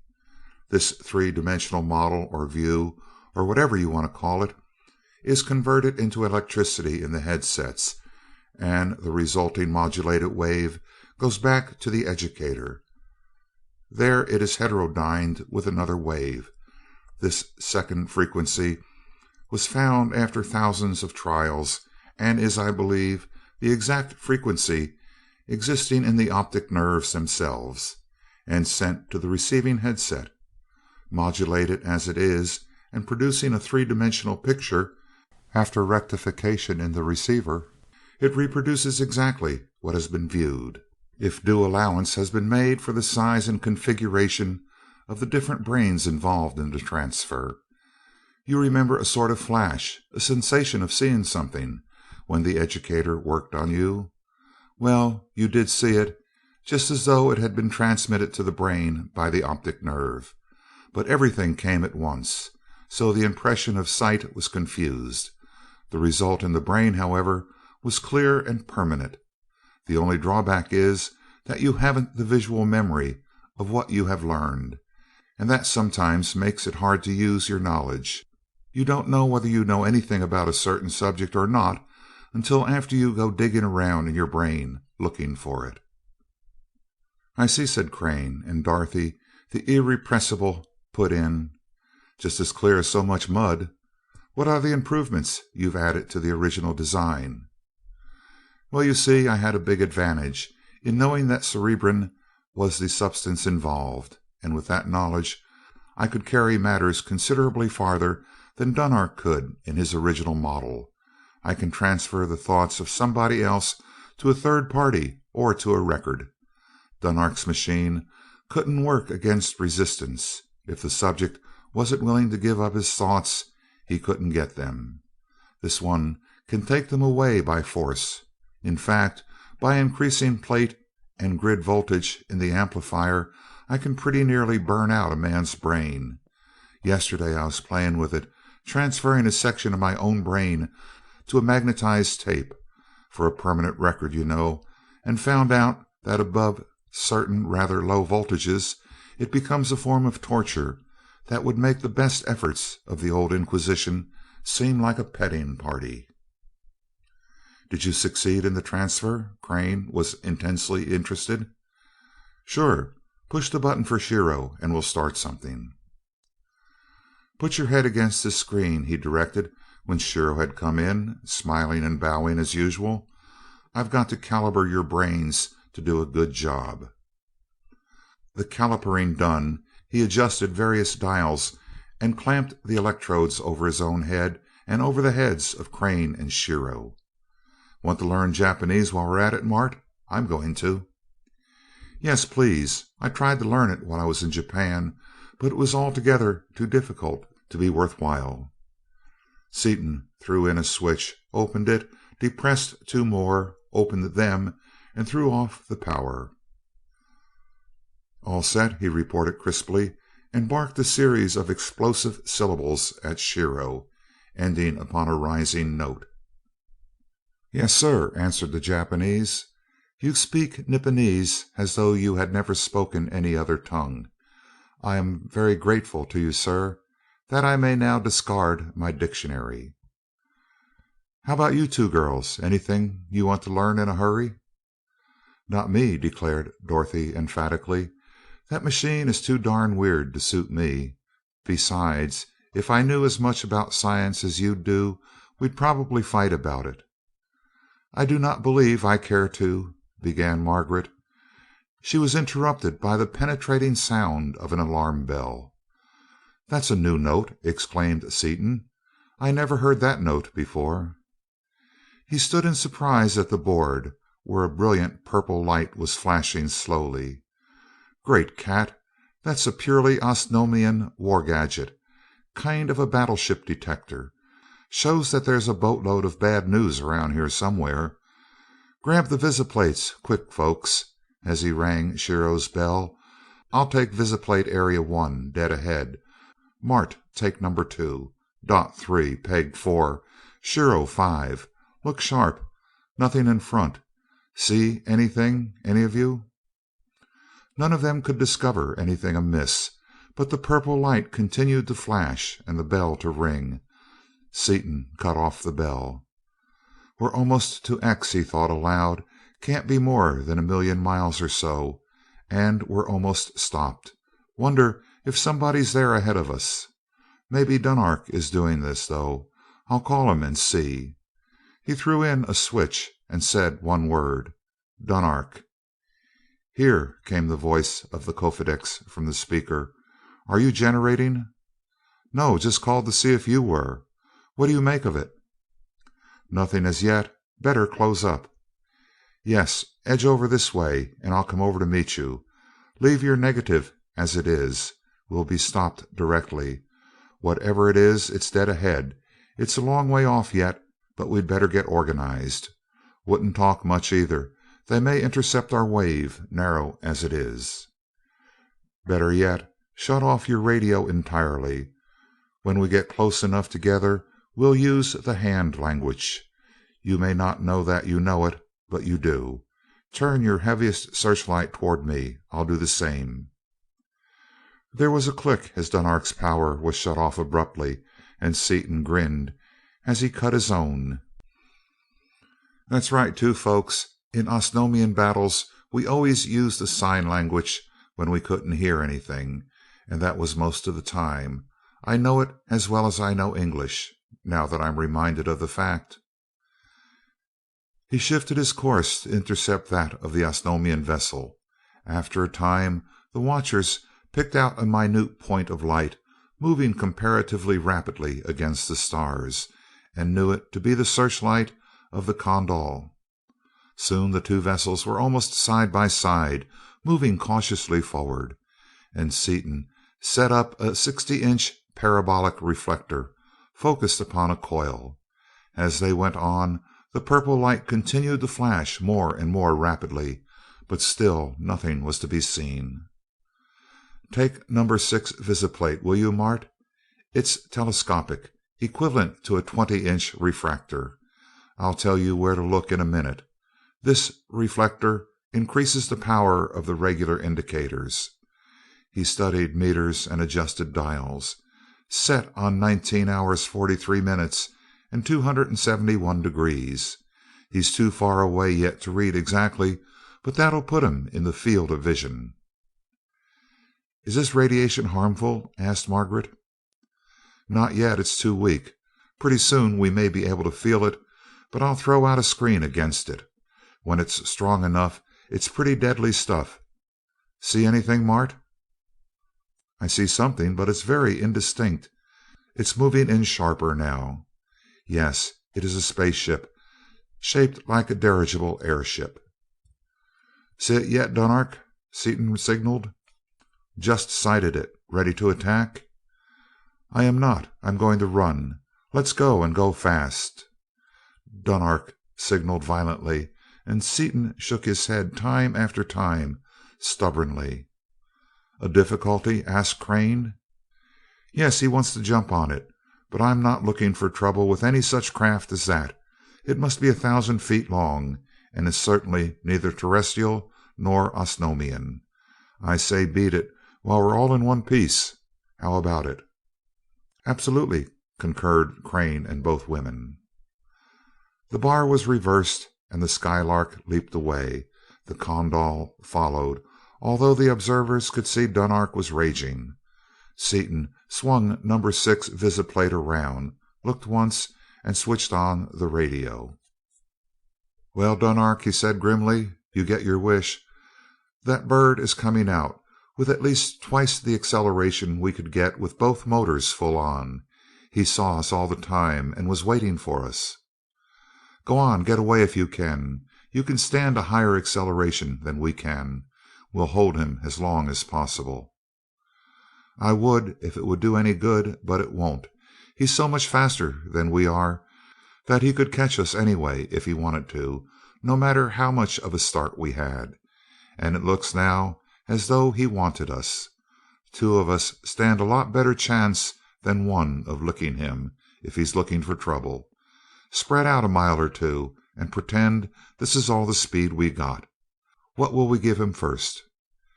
"Give him everything at once. Rays 6, 7, 8, 9, and 10." Crane, with Seaton, began making contacts, rapidly but with precision. "Heat wave 27, induction 5-8, oscillation, everything under .063. All the explosive copper we can get in, right?" "Right. And if worse comes to worst, remember the zone of force. Let him shoot first, because he may be peaceable. But it doesn't look like olive branches to me." "Get both your screens out." "Yes. Mart, you might take number 2 visiplate and work the guns. I'll handle the rest of this stuff. Better strap yourselves in solid, folks. This may develop into a kind of rough party, by the looks of things right now."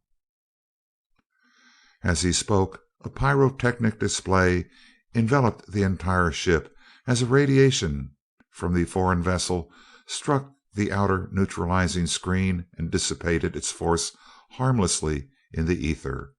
Instantly, Seaton threw on the full power of his refrigerating system and shot in the master switch that actuated the complex offensive armament of his dreadnought of the skies. An intense livid violet glow hid completely main and auxiliary power bars, and long flashes leaped between metallic objects in all parts of the vessel. The passengers felt each hair striving to stand on end as the very air became more and more highly charged. But this was but the slight corona loss of the frightful stream of destruction being hurled at the other space cruiser, now scarcely a mile away.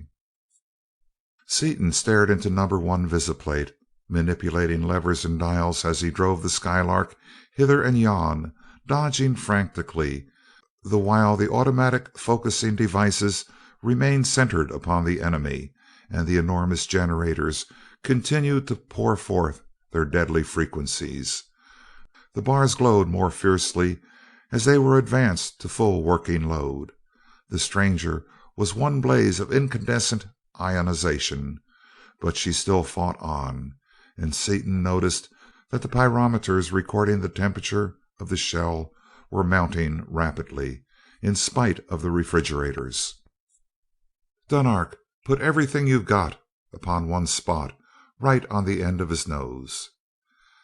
As the first shell struck the mark, Seaton concentrated every force at his command upon the designated point. The air in the Skylark crackled and hissed, and intense violet flames leaped from the bars as they were driven almost to the point of disruption.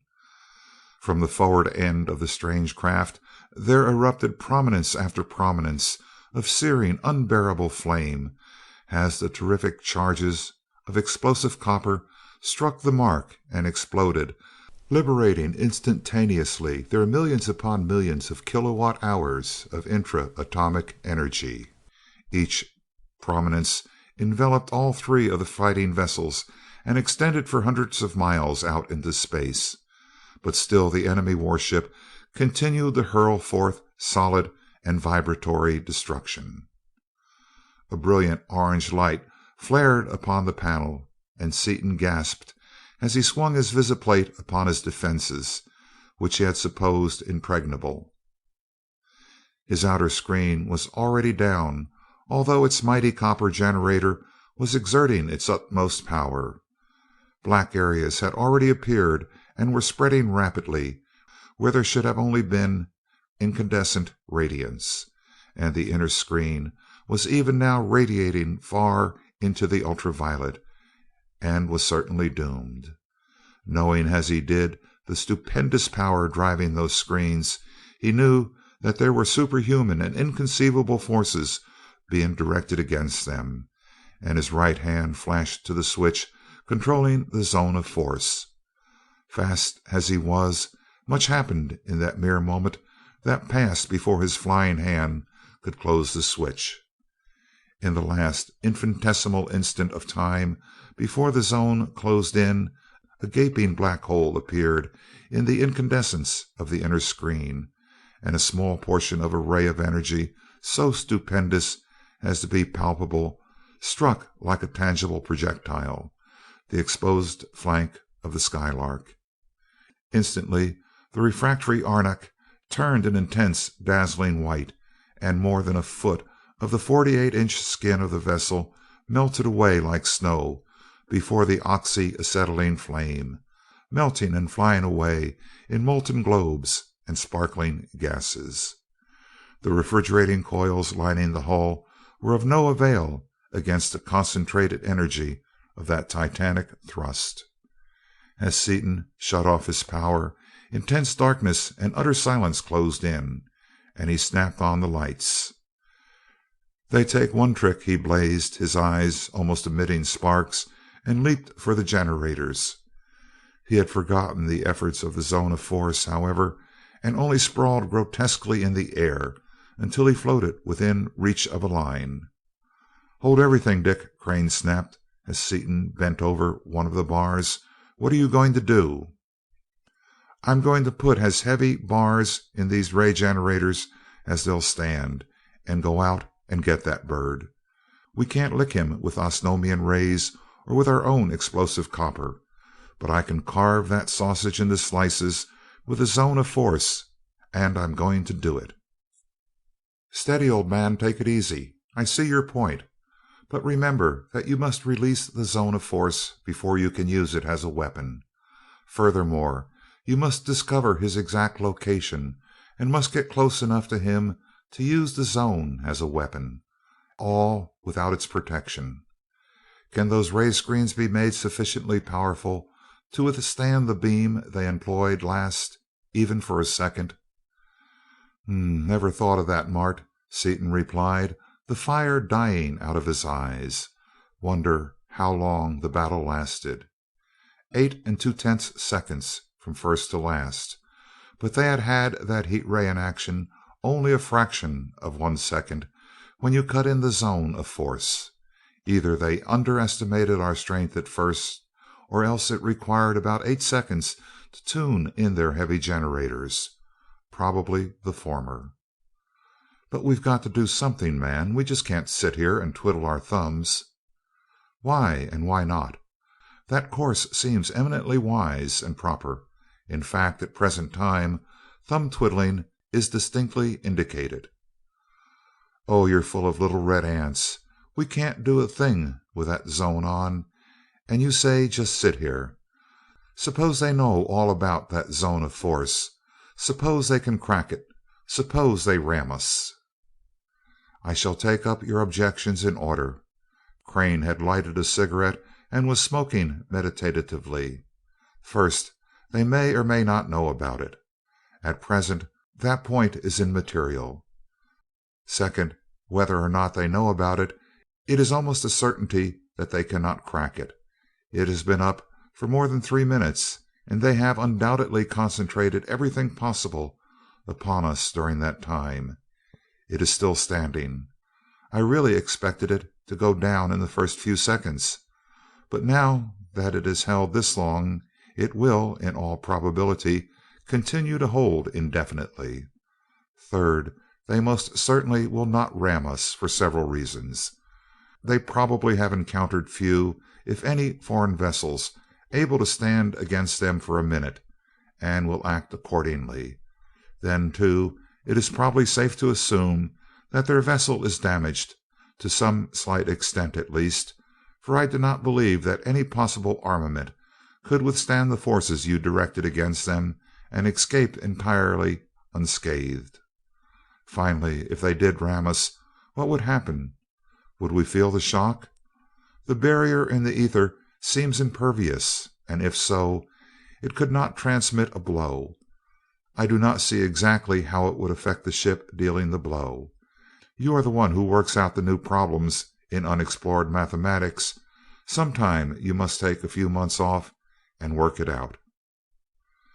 Yes, it would take that long too, I guess. But you're right. He can't hurt us. That's using the old bean, Mart. I was going off half-cocked again, darn it. I'll pipe down, and we'll go into a huddle. Seaton noticed that Dorothy's face was white and that she was fighting for self-control. Drawing himself over to her, he picked her up in a tight embrace. Cheer up, Red Top. This man's war ain't started yet. Not started? What do you mean? Haven't you and Martin just been admitting to each other that you can't do anything? Doesn't that mean that we are beaten? Beaten? Us? How do you get that way? Not on your sweet young life, he ejaculated, and the surprise on his face was so manifest that she recovered instantly. We've just dug a hole and pulled the hole in after us, that's all. When we get everything doped out to suit us, we'll snap out of it, and that bird'll think he's been petting a wildcat. Mart, you're the thinking end of this partnership, he continued thoughtfully. You've got the analytical mind and the judicial disposition, and can think circles around me. From what little you've seen of those folks, tell me who, what, and where they are. I'm getting the germ of an idea, and maybe we can make it work. I will try. Crane paused. They are, of course, neither from the earth nor from Osnome. It is also evident that they have solved the secret of intra-atomic energy. Their vessels are not propelled as ours are. They have so perfected that force that it acts upon every particle of the structure and its contents. How do you figure that? Blurted Seaton.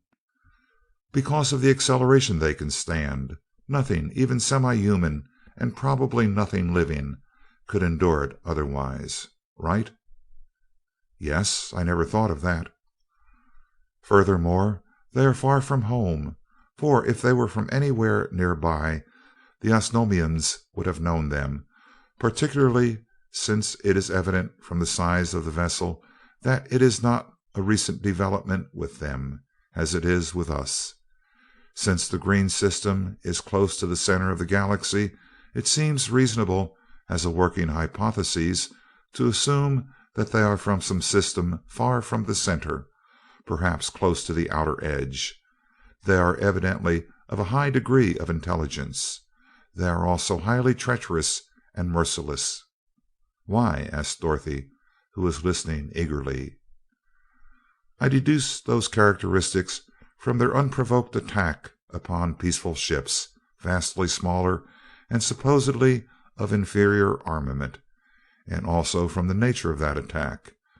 Their vessel is probably a scout or an exploring ship, since it seems to be alone.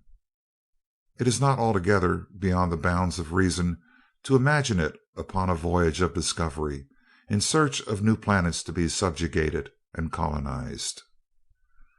"That's a sweet picture of our future neighbors, but I guess you're hitting the old nail on the head at that. If these deductions are anywhere near correct, they are terrible neighbors. For my next point, are we justified in assuming that they do or do not know about the zone of force?" "That's a hard one. Knowing what they evidently do know, it's hard to see how they could have missed it. And yet, if they had known about it for a long time, wouldn't they be able to get through it? Of course, it may be a real and total barrier in the ether. In that case, they'd know that they couldn't do a thing as long as we keep it on. Take your choice. But I believe that they know about it, and know more than we do, that it is a total barrier set up in the ether." "I agree with you, and we shall proceed upon that assumption. They know, then, that neither they nor we can do anything as long as we maintain the zone, that it is a stalemate. They also know that it takes an enormous amount of power to keep the zone in place. Now we have gone as far as we can go upon the meager data we have, considerably farther than we really are justified in going. We must now try to come to some conclusion concerning their present activities. If our ideas as to their nature are even approximately correct, they are waiting, probably fairly close at hand, until we shall be compelled to release the zone, no matter how long that period of waiting shall be. They know, of course, from our small size, that we cannot carry enough copper to maintain it indefinitely, as they could. Does that sound reasonable? I check you to 19 decimal places, Mart, and from your ideas I'm getting surer and surer that we can pull their corks. I can get into action in a hurry when I have to, and my idea now is to wait until they relax a trifle, and then slip a fast one over on them. One more bubble out of the old think tank, and I'll let you off for the day. At what time will their vigilance be at lowest ebb? That's a poser, I'll admit, but the answer to it may answer everything. The first shot, of course, will be the best chance we'll ever have." "Yes, we should succeed in the first attempt. We have very little information to guide us in answering that question." He studied the problem for many minutes before he resumed. "I should say that for a time they would keep all their rays and other weapons in action against the zone of force, expecting us to release it immediately. Then, knowing that they were wasting power uselessly, they would cease attacking, but would be very watchful, with every eye fastened upon us, and with every weapon ready for instant use. After this period of vigilance, regular ship's routine would be resumed. Half the force, probably, would go off duty, for if they are even remotely like any organic beings with which we are familiar, they require sleep or its equivalent at intervals. The men on duty, the normal force that is, would be doubly careful for a time. Then habit will assert itself, if we have done nothing to create suspicion, and their watchfulness will relax to the point of ordinary careful observation. Toward the end of their watch, because of the strain of the battle, and because of the unusually long period of duty, they will become careless, and their vigilance will be considerably below normal. But the exact time of all these things depends entirely upon their conception of time, concerning which we have no information whatever.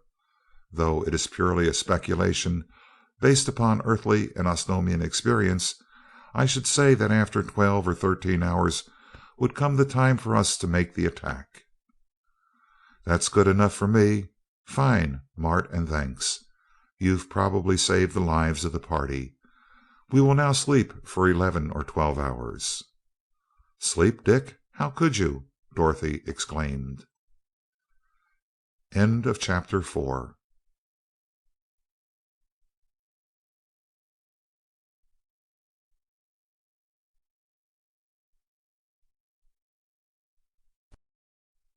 Chapter 5 of Skylark Three by Doc Smith. First Blood. The next 12 hours dragged with terrible slowness. Sleep was impossible and eating was difficult, even though all knew that they would have need of the full measure of their strength. Seaton set up various combinations of switching devices connected to electrical timers and spent hours trying, with all his marvelous quickness of muscular control, to cut shorter and even shorter the time between the opening and the closing of the switch. At last he arranged a powerful electromagnetic device so that one impulse would both open and close the switch, with an open period of 1/1000th of a second. Only then was he satisfied. A thousandth is enough to give us a look around, due to persistence of vision, and it is short enough so that they won't see it unless they have a recording observer on us. Even if they still have rays on us, they can't possibly neutralize our screens in that short an exposure. All right, gang. We'll take 5 visiplates and cover the sphere. If any of you get a glimpse of him, mark the exact spot and outline on the glass. All set?" He pressed the button. The stars flashed in the black void for an instant, then were again shut out. "Here he is, Dick!" shrieked Margaret. "Right here!" He covered almost half the visiplate. She outlined for him, as nearly as she could, the exact position of the object she had seen. He calculated rapidly. "Fine business!" he exulted. "He's within half a mile of us. 3/4 on. Perfect. I thought he'd be so far away that I'd have to take photographs to locate him. He hasn't a single ray on us, either. That bird's goose is cooked right now, folks, unless every man on watch has his hand right on the controls of a generator and can get into action in less than 1/10 of a second. Hang on, gang. I'm going to step on the gas." After making sure that everyone was fastened immovably in their seats, he strapped himself in the pilot's seat, then set the power bar toward the strange vessel and applied fully 1/3 of its full power. The Skylark, of course, did not move. Then, with bewildering rapidity, he went into action, face glued to the visiplate, hands moving faster than the eye could follow, the left closing and opening the switch controlling the zone of force, the right swinging the steering controls to all points of the sphere. The mighty vessel staggered this way and that, jerking and straining terribly as the zone was thrown on and off, lurching sickeningly about the central bearing as the gigantic power of the driving bar was exerted, now in one direction, now in another. After a second or two of this mad gyration, Seaton shut off the power.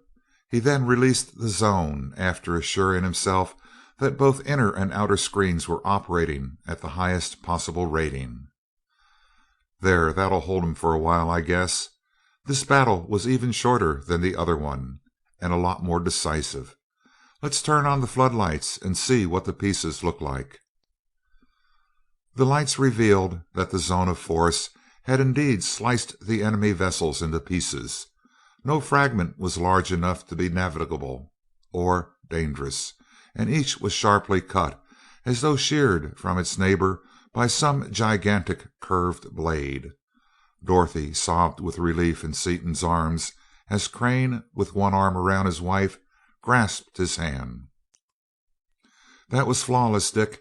An exhibition of perfect coordination and instantaneous timing under extreme physical difficulties. I have never seen its equal." "You certainly saved all our lives," Margaret added. "Only 50-50, Peg," Seaton protested, and blushed vividly. "Mart did most of it, you know. I'd have gummed up everything back there if he'd let me. Let's see what we can find out about them." He touched the lever and the Skylark moved slowly toward the wreckage. The scattered fragments, which were beginning to move toward and around each other because of their mutual gravitational forces. Snapping on his searchlight, he swung its beam around, and as it settled upon one of the larger sections, he saw a group of hooded figures, some of them upon the metal, others floating slowly toward it through space. "Poor devils, they didn't have a chance," he remarked regretfully. "However, it was either they or we. Look out! Sweet spirits of niter!" He leaped back to the controls, and the others were hurled bodily to the floor as he applied the power, for at a signal each of the hooded figures had leveled a tube, and once more the outer screen had flamed into incandescence. As the Skylark leaped away, Seaton focused an attractor upon the one who apparently signaled the attack. Rolling the vessel over in a short loop so that the captive was hurled off into space upon the other side, he snatched the tube from the figure's grasp with one auxiliary attractor, and anchored head and limbs with others, so that the prisoner could scarcely move a muscle. Then, while Crane and the women scrambled up off the floor and hurried to the visiplates, Seaton cut in rays 6, 27, and 58. Ray 6, the softener, was a band of frequencies extending from violet far up into the ultraviolet. When driven with sufficient power, this ray destroyed eyesight and nervous tissue, and its power, increased still further, actually loosened the molecular structure of matter. Ray 27 was operated in a range of frequencies far below the visible red. It was pure heat. Under its action, matter became hotter and hotter as long as it was applied, the upper limit being only the theoretical maximum of temperature. Ray 58 was high tension, high frequency, alternating current. Any conductor in its path behaved precisely as it would in the Ajax Northrop induction furnace, which can boil platinum in 10 seconds. These three rays composed the beam which Seaton directed upon the mass of metal from which the enemy had elected to continue the battle, and behind each ray, instead of the small energy at the command of its Osnomian inventor, were the untold millions of kilowatts developed by a 100-pound bar of disintegrating copper. There ensued a brief but appalling demonstration of the terrible effectiveness of those Osnomian weapons against anything not protected by ultra-powered ray screens. Metal and men, if men they were, literally vanished. One moment they were outlined starkly in the beam. There was a moment of searing, coruscating, blinding light. The next moment the beam bored on into the void, unimpeded. Nothing was visible save an occasional tiny flash as some condensed or solidified droplet of the volatilized metal re-entered the path of that ravening beam. "We'll see if there's any more of them loose," Seaton remarked as he shut off the force and probed into the wreckage with a searchlight. No sign of life or of activity was revealed, and the light was turned upon the captive. He was held motionless in the invisible grip of the attractors, at the point where the force of those peculiar magnets was exactly balanced by the outward thrust of the repellers. By manipulating the attractor holding it, Seaton brought the strange tubular weapon into the control room through a small airlock in the wall and examined it curiously, but did not touch it. "I've never heard of a hand ray before, so I guess I won't play with it much until after I learn something about it." "So you have taken a captive?" asked Margaret. "What are you going to do with him?" "I'm going to drag him in here and read his mind. He's one of the officers of that ship, I believe, and I'm going to find out how to build one exactly like it. This old can is now as obsolete as a 1920 flivver, and I'm going to make us a later model. How about it, Mart? Don't we want something really up to date if we're going to keep on space hopping?" "We certainly do. Those denizens seem to be particularly venomous, and we will not be safe unless we have the most powerful and most efficient spaceship possible. However, that fellow may be dangerous, even now. In fact, it is practically certain that he is." "You chirped it, Ace. I'd much rather touch a pound of dry nitrogen iodide. I've got him spread eagled so that he can't destroy his brain until after we've read it, though. So there's no particular hurry about him. We'll leave him out there for a while, to waste his sweetness on the desert air. Let's all look around for the Condor. I sure hope they didn't get her in that fracas." They diffused rays of 8 giant searchlights into a vertical fan, and with it swept slowly through almost a semicircle before anything was seen. Then there was revealed a cluster of cylindrical objects amid a mass of wreckage, which Crane recognized at once. "The Condor is gone, Dick. That is what's left of her, and most of her cargo of salt, in jute bags." As he spoke, a series of green flashes played upon the bags, and Seaton yelled in relief. "They've got the ship all right, but Dunark and Sitar got away. They're still with their salt." The Skylark moved over to the wreck, and Seaton, relinquishing the controls to Crane, donned a vacuum suit, entered the main airlock, and snapped on the motor which sealed off the lock, pumped the air into a pressure tank, and opened the outside door. He threw a light line to the 2 figures and pushed himself lightly toward them. He then talked briefly to Dunark in the hand language, and handed the end of the line to Sitar, who held it while the 2 men explored the fragments of the strange vessel, gathering up various things of interest as they came upon them. Back in the control room, Dunark and Sitar let their pressure decrease gradually to that of the terrestrial vessel, and removed the faceplates from their helmets. "Again, O Karfedo of Earth, we thank you for our lives," Dunark began, gasping for breath, when Seaton leaped to the air gauge with a quick apology. "Never thought of the effect our atmospheric pressure would have on you two. We can stand yours all right, but you'd pretty nearly pass out on ours. There, that'll suit you better. Didn't you throw out your zone of force?" "Yes, as soon as I saw that our screens were not going to hold." The Osnomian's labored breathing became normal as the air pressure increased to a value only a little bit below that of the dense atmosphere of their native planet. "I then increased the power of the screens to the extreme limit, and opened the zone for a moment to see how the screens would hold with the added power. That instant was enough. In that period, a concentrated beam, such as I had no idea could ever be generated, went through the outer and inner screens as though they were not there, through the 4-foot arenak of the hull, through the entire central installation, and through the hull on the other side.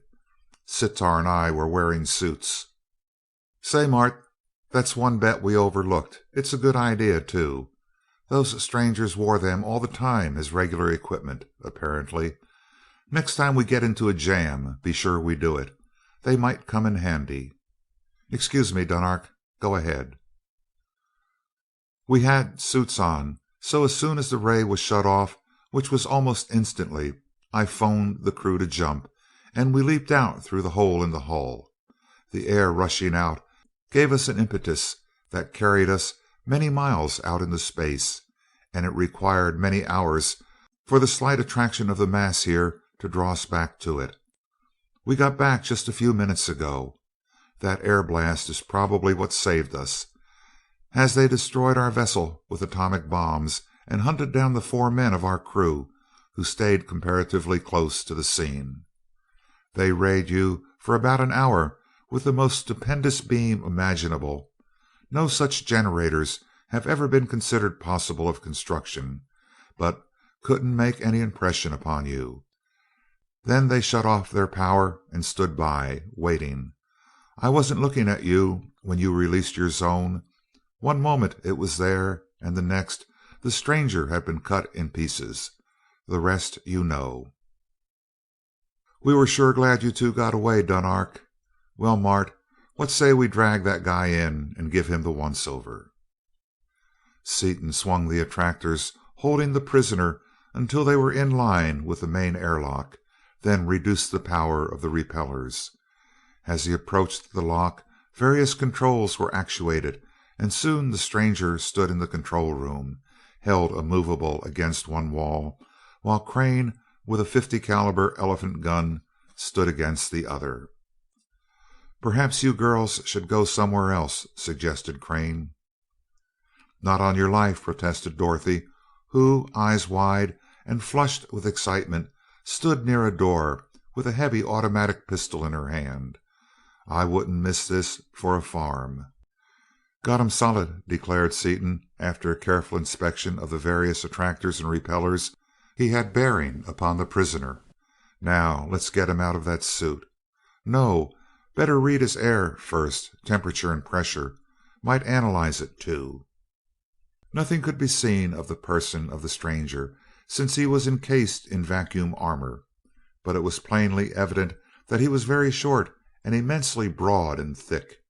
By means of a hollow needle forced through the leather-like material of the suit, Seaton drew off a sample of the atmosphere within into an Orsat apparatus, while Crane made pressure and temperature readings. Temperature 110 degrees, pressure 28 pounds, about the same as ours is, now that we have stepped it up to keep the Osnomians from suffering. Seaton soon reported that the atmosphere was quite similar to that of the Skylark, except that it was much higher in carbon dioxide and carried an extremely high percentage of water vapor. He took up a pair of heavy shears and laid the suit open full length on both sides, knowing that the powerful attractors would hold the stranger immovable. He then wrenched off the helmet and cast the whole suit aside, revealing the enemy officer, clad in a tunic of scarlet silk. He was less than 5 feet tall.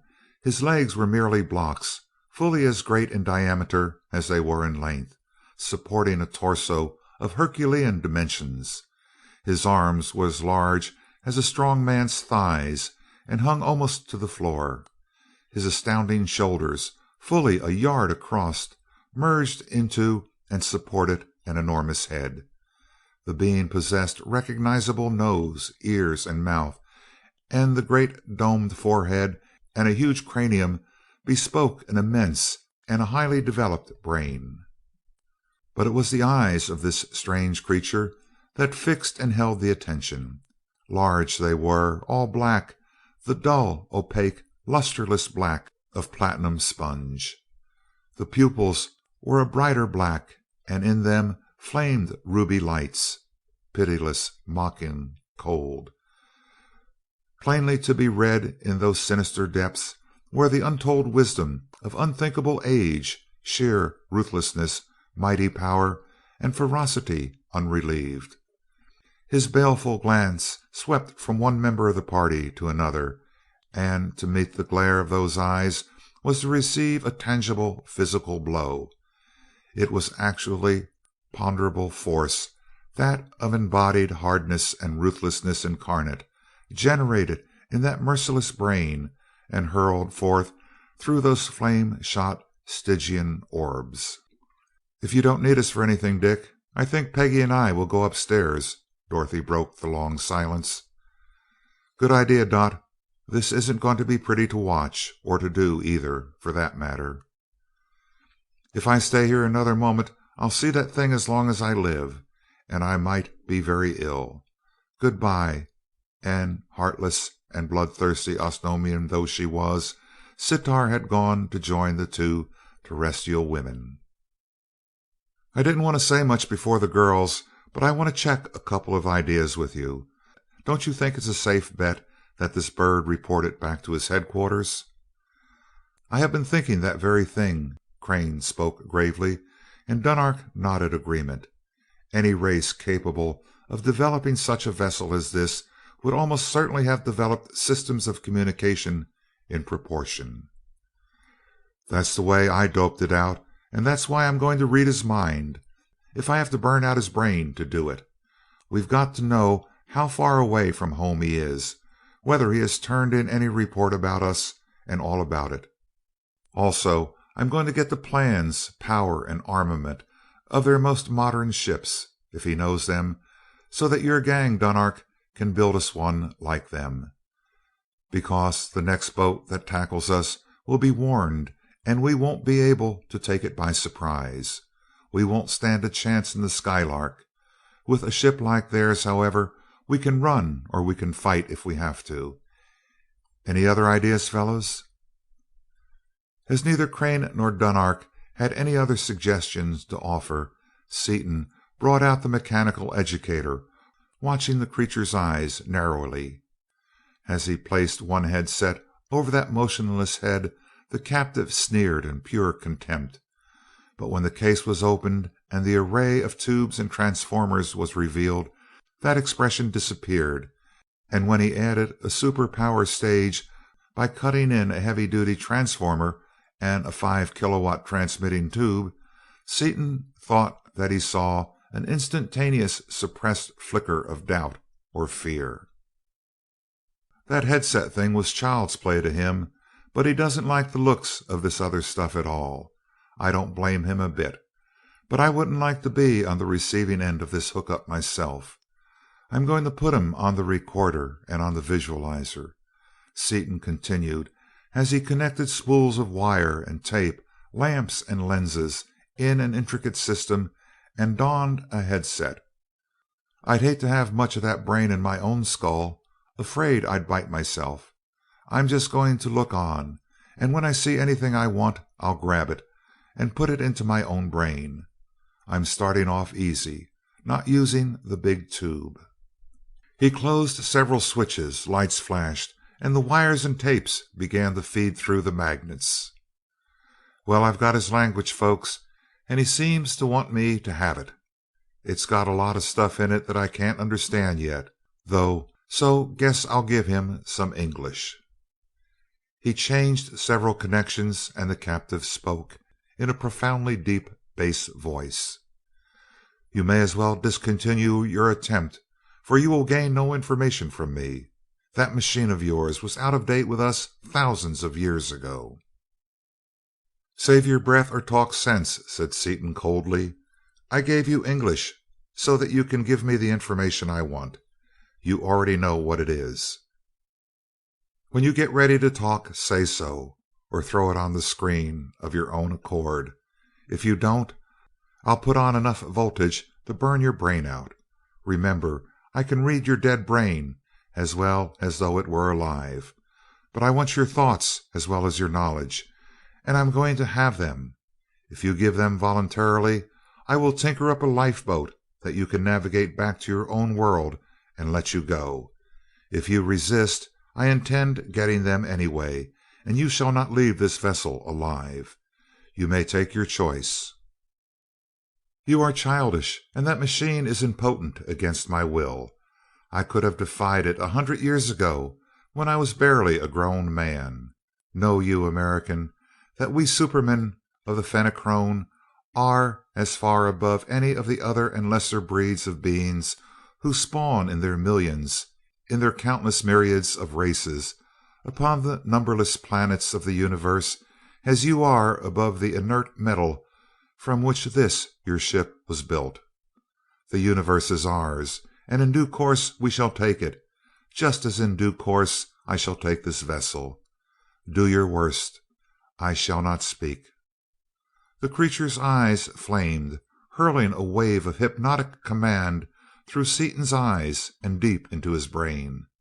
Seaton's very senses reeled for an instant under the impact of that awful mental force, but after a short, intensely bitter struggle, he threw off the spell. "That was close, fellow, but you didn't quite ring the bell," he said grimly, staring directly into those unholy eyes. "I may rate pretty low mentally, but I can't be hypnotized into turning you loose. Also, I can give you cards and spades and certain other lines which I am about to demonstrate. Being Superman didn't keep the rest of your men from going out in my ray, and being a Superman isn't going to save your brain. I am not depending upon my intellectual or mental force. I've got an ace in the hole in the shape of 5,000 volts to apply to the most delicate centers of your brain. Start giving me what I want, and start quick, or I'll tear it out of you." The giant did not answer, merely glared defiance and bitter hate. "Take it, then," Seaton snapped, and cut in the super-power stage and began turning dials and knobs, exploring that strange mind for the particular area in which he was most interested. He soon found it and cut in the visualizer, the stereographic device in parallel with Solon's own brain recorder, which projected a three-dimensional picture into the viewing area or dark space of the cabinet. Crane and Dunark, tense and silent, looked on in strained suspense as, minute after minute, the silent battle of wills raged. Upon one side was a horrible and gigantic brain of undreamed-of power. Upon the other side a strong man fighting for all that life holds dear, wielding against that monstrous and frightful brain a weapon wrought of high-tension electricity applied with all the skill that earthly and Osnomian science could devise. Seaton crouched over the amplifier, his jaw set and every muscle taut, his eyes leaping from one meter to another, his right hand slowly turning up the potentiometer, which was driving more and more ever of the searing, torturing output of a super-powered tube into that stubborn brain. The captive was standing utterly rigid, eyes closed, every sense and faculty mustered to resist that cruelly penetrating attack upon the very innermost recesses of his mind. Crane and Dunark scarcely breathed as the three-dimensional picture in the visualizer varied from a blank to the hazy outlines of a giant space cruiser. It faded out as the unknown exerted himself to withstand that poignant inquisition, only to come back in clearer than before as Seaton advanced the potentiometer still farther. Finally, flesh and blood could no longer resist that lethal probe, and the picture became sharp and clear. It showed the captain, for he was no less an officer than the commander of the vessel, at a great council table, seated together with many other officers upon very low, enormously strong metal stools. They were receiving orders from their emperor, orders plainly understood by Crane and the Osnomian alike, for thought needs no translation. "Gentlemen of the Navy," the ruler spoke solemnly, "our preliminary expedition returned some time ago, achieved its every aim, and we are now ready to begin fulfilling our destiny, the conquest of the universe. This galaxy comes first. Our base of operations will be the largest planet of that group of brilliant green suns, for they can be seen from any point in the galaxy and are almost in the exact center of it. Our astronomers," here the captain's thoughts shifted briefly to an observatory far out in space for perfect seeing, and portrayed a reflecting telescope with a mirror 5 miles in diameter, capable of penetrating unimaginable myriads of light years into space, "have tabulated all the suns, planets, and satellites belonging to this galaxy, and each of you has been given a complete chart and assigned a certain area which he is to explore. Remember, gentlemen, that this first major expedition is to be purely one of exploration. The one of conquest will set out after you have returned with complete information. You will each report by torpedo every 10th of the year. We do not anticipate any serious difficulty, as we are, of course, the highest type of life in the universe. Nevertheless, in the unlikely event of trouble, report it. We shall do the rest. In conclusion, I warn you again, let no people know that we exist, make no conquests, and destroy all who by chance may see you. Gentlemen, go with power."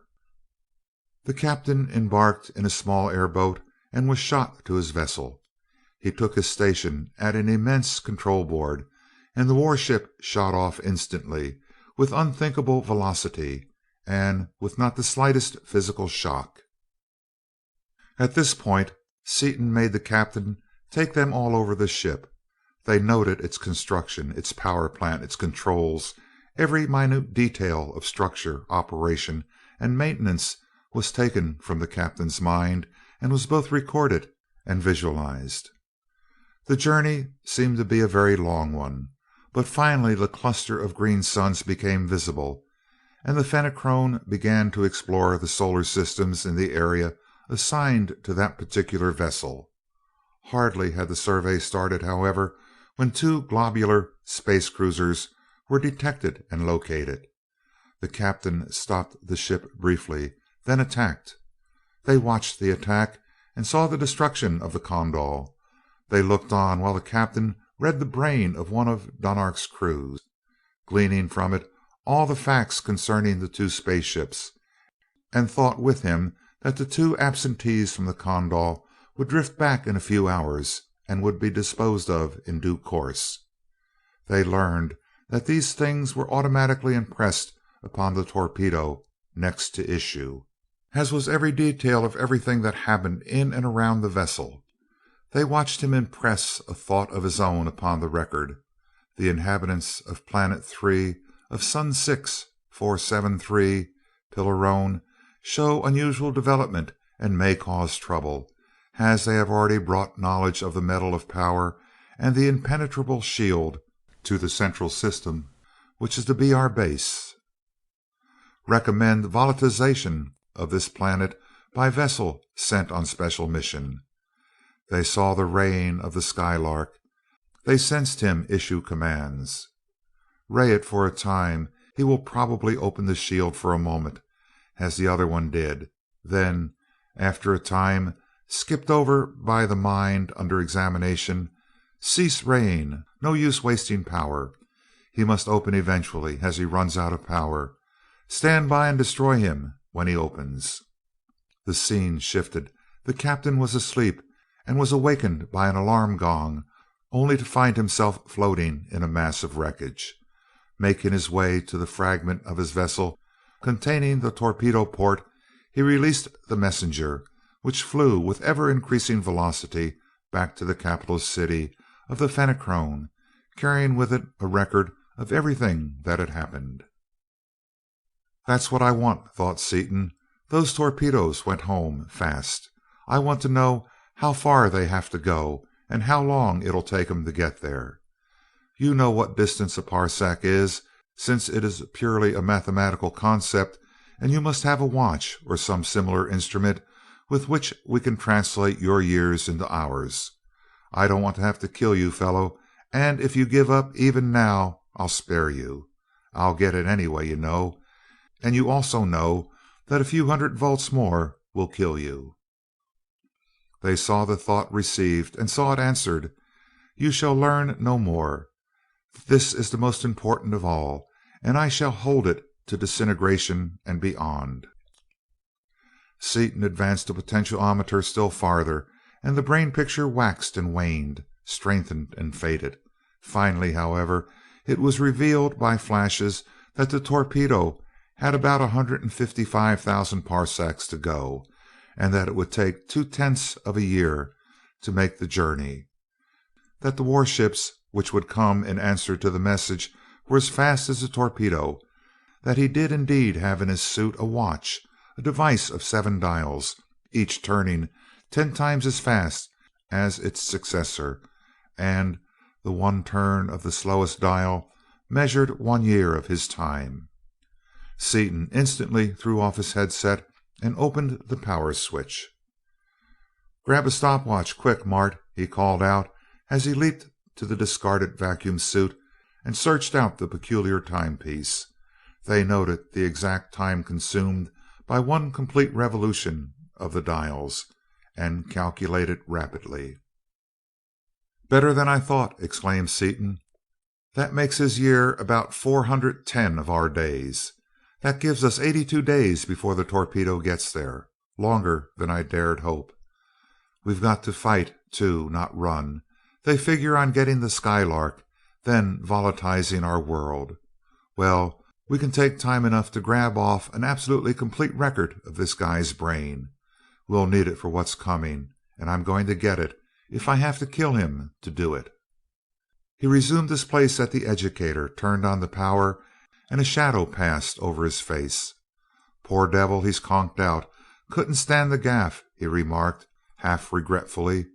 "However, that makes it easy to get what we want, and we'd have to kill him anyway, I guess. Bad as it is, I hate to bump him off in cold blood." He threaded new spools into the machine, and for 3 hours, mile after mile of tape sped between the magnets as Seaton explored every recess of that monstrous yet stupendous brain. "Well, that's that," he declared finally, as, the last bit of information gleaned and recorded upon the flying tape, he removed the body of the Fenachrone captain into space and rayed it out of existence. "Now, what to do?" "How can we get this salt to Osnome?" asked Dunark, whose thoughts were never far from that store of the precious chemical. "You are already crowded, and Sitar and I will crowd you still more.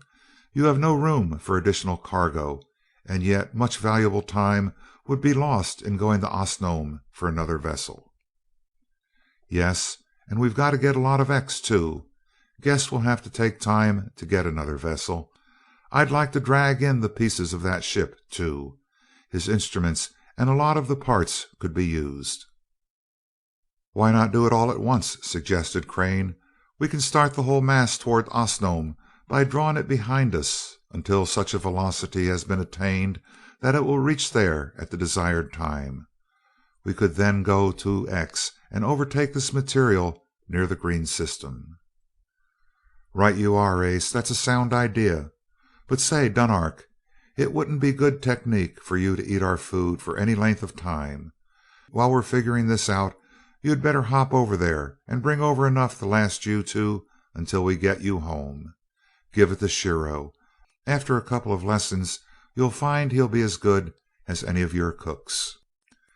Faster and faster the Skylark flew, pulling behind her the mass of wreckage held by every available attractor.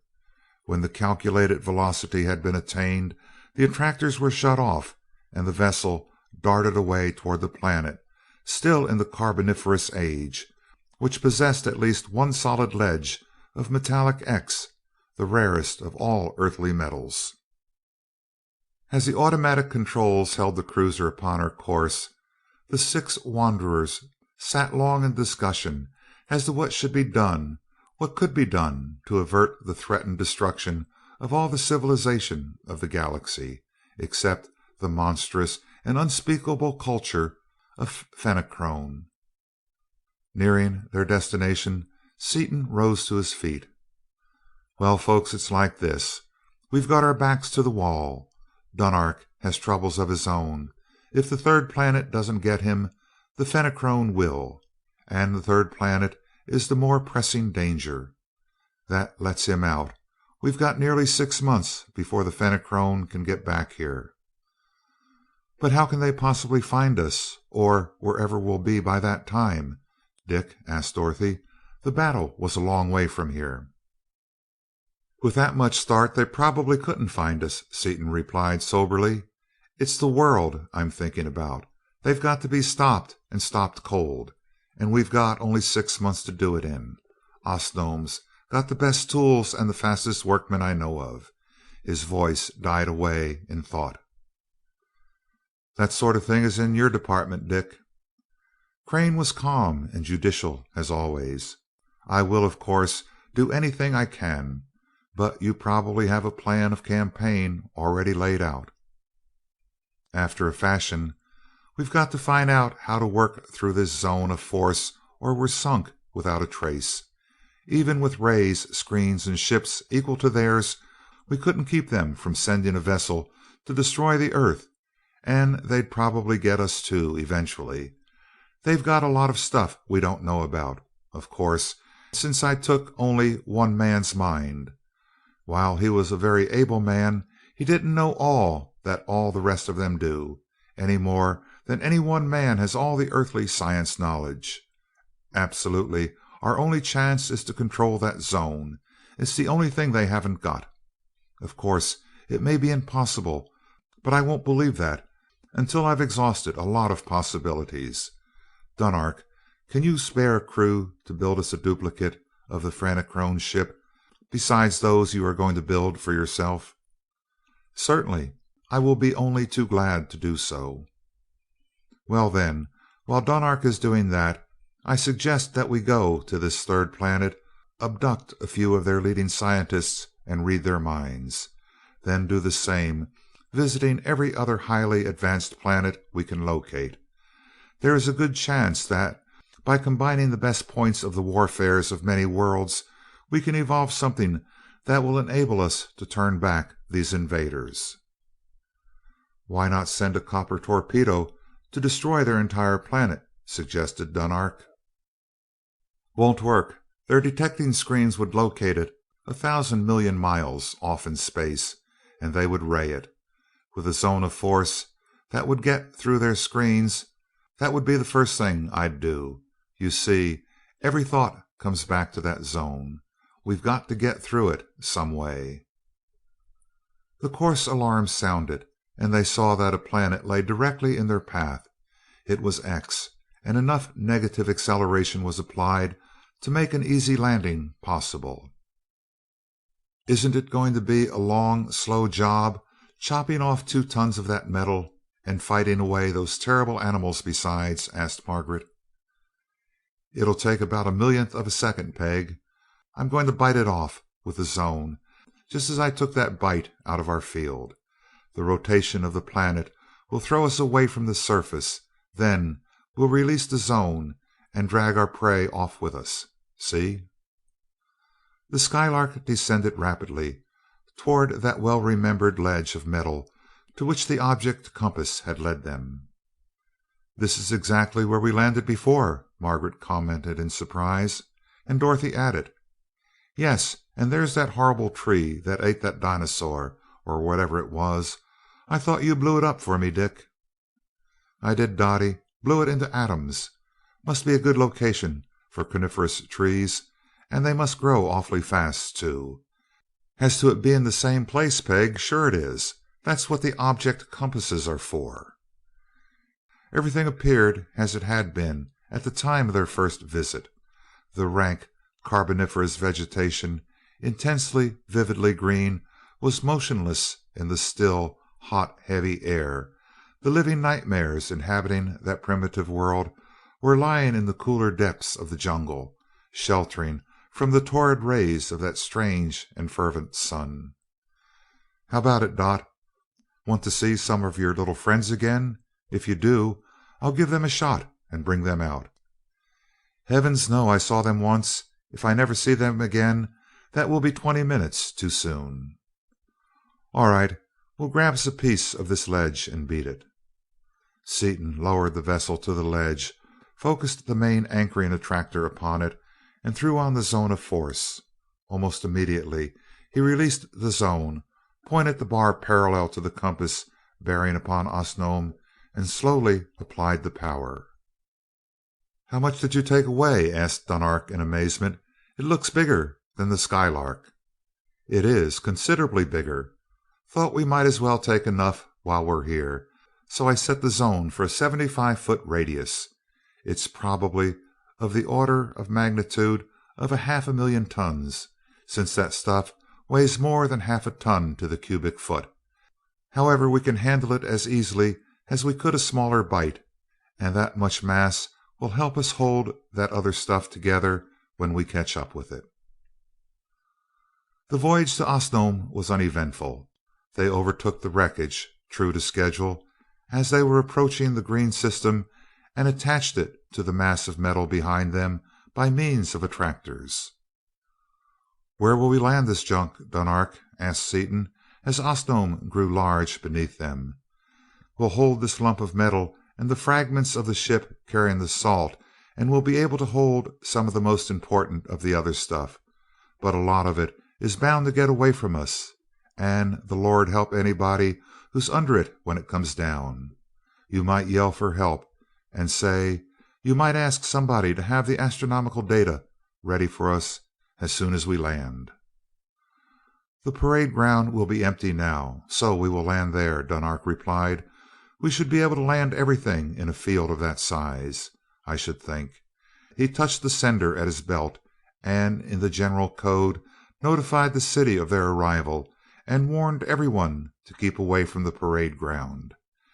He sent several messages in the official code, concluding by asking that one or two spaceships come out and help lower the burden to the ground. As the peculiar pulsating chatter of the Osnomian telegraph died out, Seaton called for help. "Come here, you two, and grab some of these attractors. I need about 12 hands to keep this plunder in the straight and narrow path."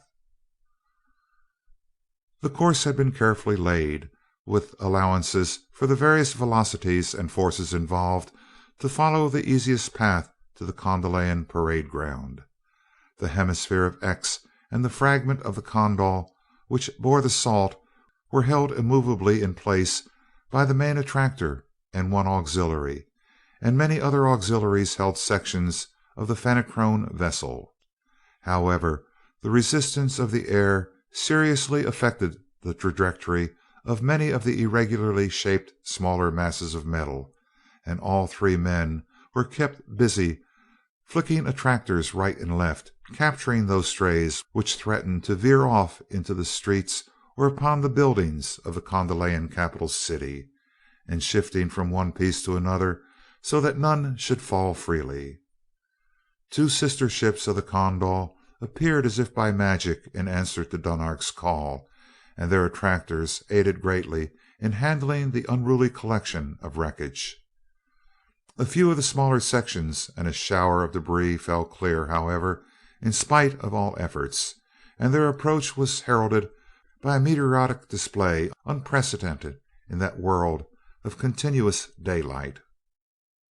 As the three vessels with their cumbersome convoy dropped down into the lower atmosphere, the guns of the city roared a welcome, banners and pennons waved, the air became riotous with color from hundreds of projectors and odorous with a bewildering variety of scents, while all around them played numberless aircraft of all descriptions and sizes.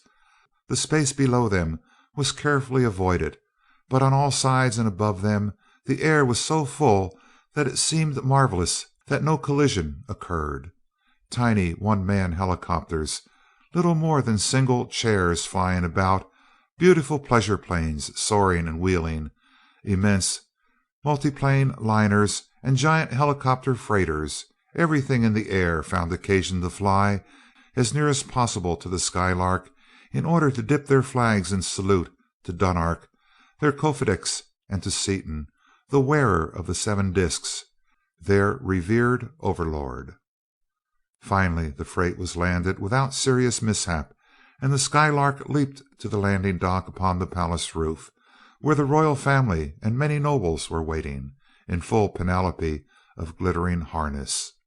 Dunark and Sitar disembarked, and the 4 others stepped out and stood at attention as Seaton addressed Roban, the Carfedix. "Sir, we greet you, but we cannot stop, even for a moment. You know that only the most urgent necessity would make us forego the pleasure of a brief rest beneath your roof. The Kofedix will presently give you the measure of that dire need. We shall endeavor to return soon. Greetings, and, for a time, farewell."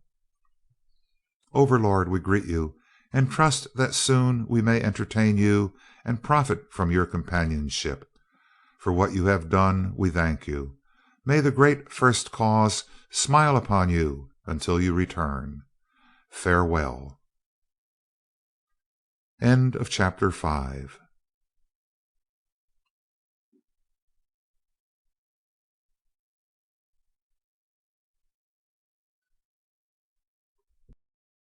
Chapter 6 of Skylark Three by Doc Smith. The Peace Conference. Here's a chart of the green system, Mart, with all the motions and the rest of the dope that they've been able to get. How'd it be for you to navigate us over to the third planet of the 14th sun? While you build a phenochrome supergenerator? Right the first time. Your deducer is hitting on all 8 as usual. That big ray is hot stuff, and their ray screen is something to write home about too. How can their rays be any hotter than ours, Dick? Dorothy asked curiously.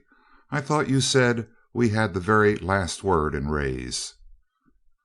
I thought we had, but those birds we met back there spoke a couple of later words. Their rays work on an entirely different system than the one we use. They generate an extremely short carrier wave, like the Millikan cosmic ray, by recombining some of the electrons and protons of their disintegrating metal, and upon this wave they impose a pure heat frequency of terrific power. The Millikan rays will penetrate anything except a special ray screen or a zone of force, and carry with them, somewhat as radio frequencies carry sound frequencies, the heat rays which volatilize anything they touch. Their ray screens are a lot better than ours, too. They generate the entire spectrum. It's a sweet system, and when we revamp ours so as to be just like it, we'll be able to talk turkey to those folks on the third planet. How long will it take you to build it? Asked Crane, who, dexterously turning the pages of Vega's handbook, was calculating their course. A day or so, maybe less. I've got all the stuff, and with my Osnomian tools it won't take long. If you find you'll get there before I get done, you'll have to loaf a while, kill a little time. Are you going to connect the power plant to operate on the entire vessel and all its contents? No, can't do it without redesigning the whole thing, and that's hardly worthwhile for the short time we'll use this old bus. Building those generators would have been a long and difficult task for a corps of earthly mechanics and electricians, but to Seaton it was merely a job. The shop had been enlarged and had been filled to capacity with Osnomian machinery, machine tools that were capable of performing automatically and with the utmost precision and speed any conceivable mechanical operation. He put a dozen of them to work, and before the vessel reached its destination, the new offensive and defensive weapons had been installed and thoroughly tested. He had added a third screen generator, so that now, in addition to the 4-foot hull of Arnak and the repellers warding off any material projectile, the Skylark was also protected by an outer, an intermediate, and an inner ray screen, each driven by the super power of a 400-pound bar, and each covering the entire spectrum, capable of neutralizing any dangerous frequency known to those master scientists, the phenochrome. As the Skylark approached the planet, Seaton swung number 6 visiplate upon it and directed their flight toward a great army base. Darting down upon it, he snatched an officer into the airlock, closed the door, and leaped back into space. He brought the captive into the control room, pinioned by auxiliary attractors, and relieved him of his weapons. He then rapidly read his mind, encountering no noticeable resistance, released the attractors, and addressed him in his own language. "Please be seated, Lieutenant," Seaton said courteously, motioning him to one of the seats. "We come in peace. Please pardon my discourtesy in handling you, but it was necessary in order to learn your language and thus to get in touch with your commanding officer." The officer, overcome with astonishment that he had not been killed instantly, sank into the seat indicated without a reply, and Seaton went on. "Please be kind enough to signal your commanding officer that we are coming down at once for a peace conference. By the way, I can read your signals and will send them myself if necessary." The stranger worked an instrument attached to his harness briefly and the Skylark descended slowly toward the fortress. "I know, of course, that your vessels will attack," Seaton remarked, as he noted a crafty gleam in the eyes of the officer. "I intend to let them use all their power for a time, to prove to them the impotence of their weapons. After that, I shall tell you what to say to them." "Do you think this is altogether safe, Dick?" asked Crane, as they saw a fleet of gigantic airships soaring upward to meet them. "Nothing's sure but death and taxes," returned Seaton cheerfully. "But don't forget that we've got Fenachrone armament now, instead of Osnomian. I'm betting that they can't begin to drive their rays through even our outer screen. And even if our outer screen should begin to go into the violet, I don't think it will ever go cherry red. Out goes our zone of force, and we automatically go up where no possible airship can reach. Since their only spaceships are rocket driven and of practically no maneuverability, they stand a big chance of getting to us. Anyway, we must get in touch with them to find out if they know anything we don't, and this is the only way I know of to do it. Besides, I want to head Dunark off from wrecking this world. They're exactly the same kind of folks he is, you notice, and I don't like civil war. Any suggestions? Keep an eye on that bird, then, Mart, and we'll go down." The Skylark dropped down into the midst of the fleet, which instantly turned against her the full force of their giant guns and their immense ray batteries. Seaton held the Skylark motionless, staring into his visiplate, his right hand grasping the zone switch. "The outer screen isn't even getting warm," he exulted after a moment. The repellers were hurling the shells back long before they reached even the outer screen, and they were exploding harmlessly in the air. The full power of the ray generators, too, which had been so destructive to the Osnomian defenses, were only sufficient to bring the outer screen to a dull red glow. After 15 minutes of passive acceptance of all the airships could do, Seaton spoke to the captive. "Sir, please signal the commanding officer of vessel 724 that I am going to cut it in two in the middle. Have him remove all the men in that part of the ship to the ends, and have parachutes in readiness, as I do not wish to cause any loss of life." The signal was sent, and as the officer was already daunted by the fact that their utmost efforts could not even make the stranger's screen radiate, it was obeyed. Seaton then threw on the frightful power of the Fenachrone supergenerators. The defensive screens of the doomed warship flashed once, a sparkling, coruscating display of incandescent brilliance, and in the same instant went down. Simultaneously, the entire midsection of the vessel exploded into light and disappeared, completely volatilized.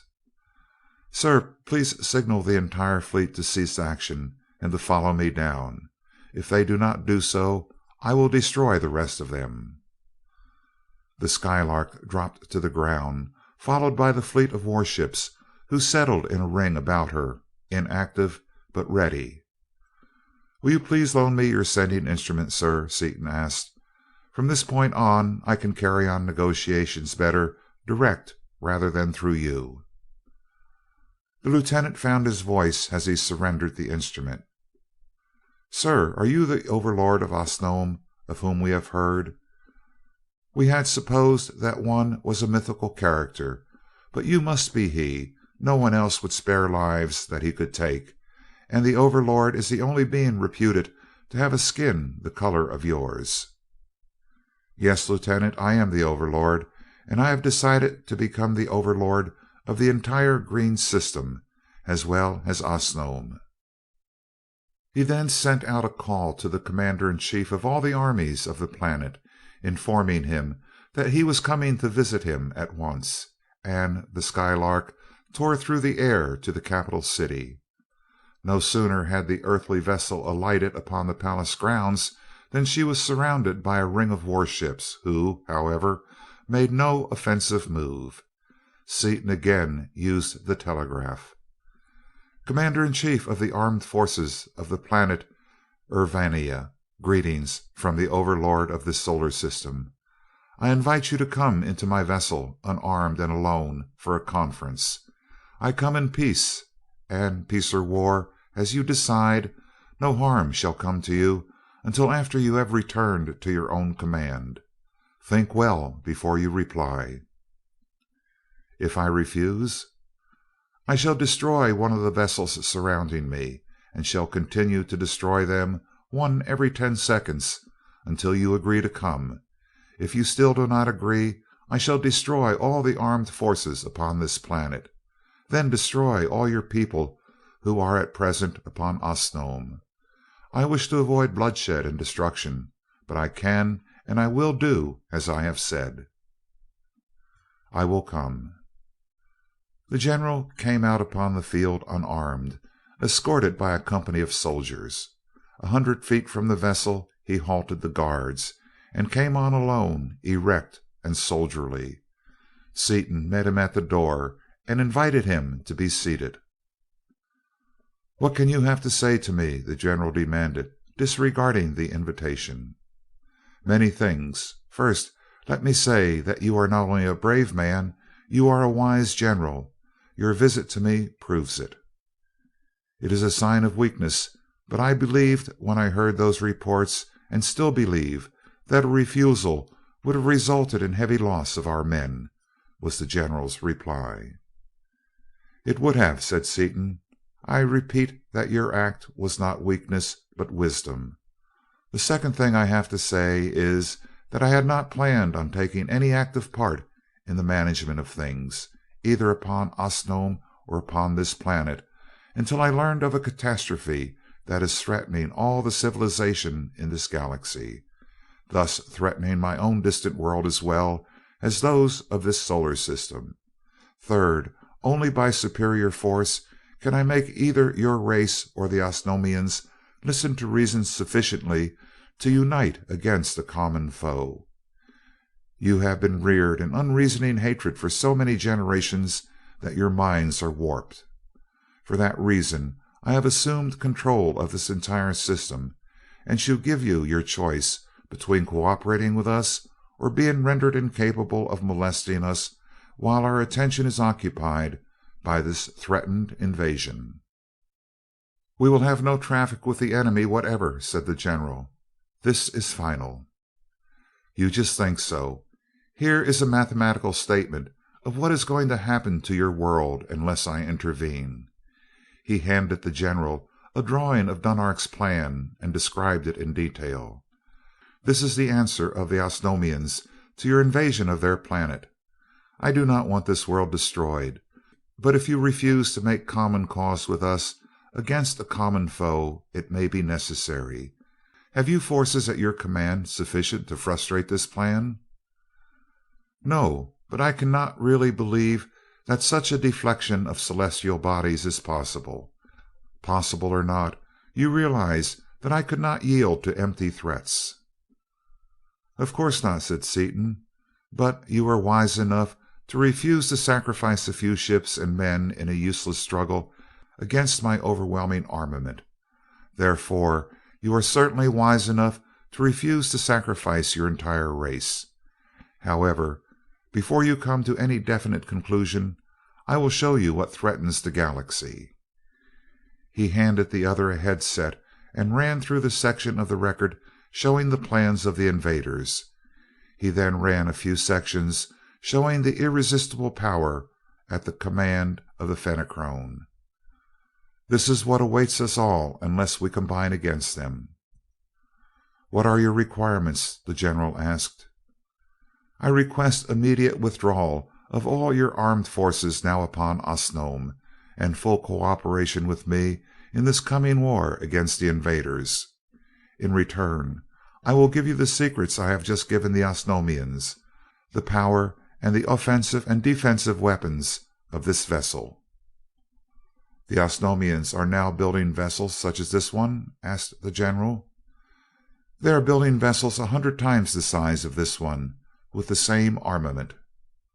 "For myself, I would agree to your terms. However, the word of the Emperor is law." "I understand," replied Seaton. "Would you be willing to seek an immediate audience with him? I would suggest that both you and he accompany me, and we shall hold a peace conference with the Osnomian Emperor and Commander in Chief upon this vessel. We shall be gone less than a day." "I shall do so at once." "You may accompany your general, Lieutenant. Again I ask pardon for my necessary rudeness." As the Urvanian officers hurried toward the palace, the other terrestrials, who had been listening in from another room, entered. "It sounded as though you convinced him, Dick, but that language is nothing like Kondalian. Why don't you teach it to us? Teach it to Shiro, too, so we can cook and talk to our distinguished guests intelligently, if they're going back with us." As he connected up the educator, Seaton explained what had happened, and concluded: "I want to stop this civil war, keep Dunark from destroying this planet, preserve Osnome for the Osnomians, and make them all cooperate with us against the Fenachrone. That's one tall order, since these folks haven't the remotest notion of anything except killing." A company of soldiers approached, and Dorothy got up hastily. "Stick around, folks. We can all talk to them." "I believe that it would be better for you to be alone," Crane decided, after a moment's thought. "They are used to autocratic power, and can understand nothing but one man control. The girls and I will keep out of it." That might be better at that, and Seaton went to the door to welcome the guests. Seaton instructed them to lie flat and put on all the acceleration they could bear. It was not long until they were back in Kondal, where Roban the Karfedix and Tarnan the Karbix accepted Seaton's invitation and entered the Skylark unarmed.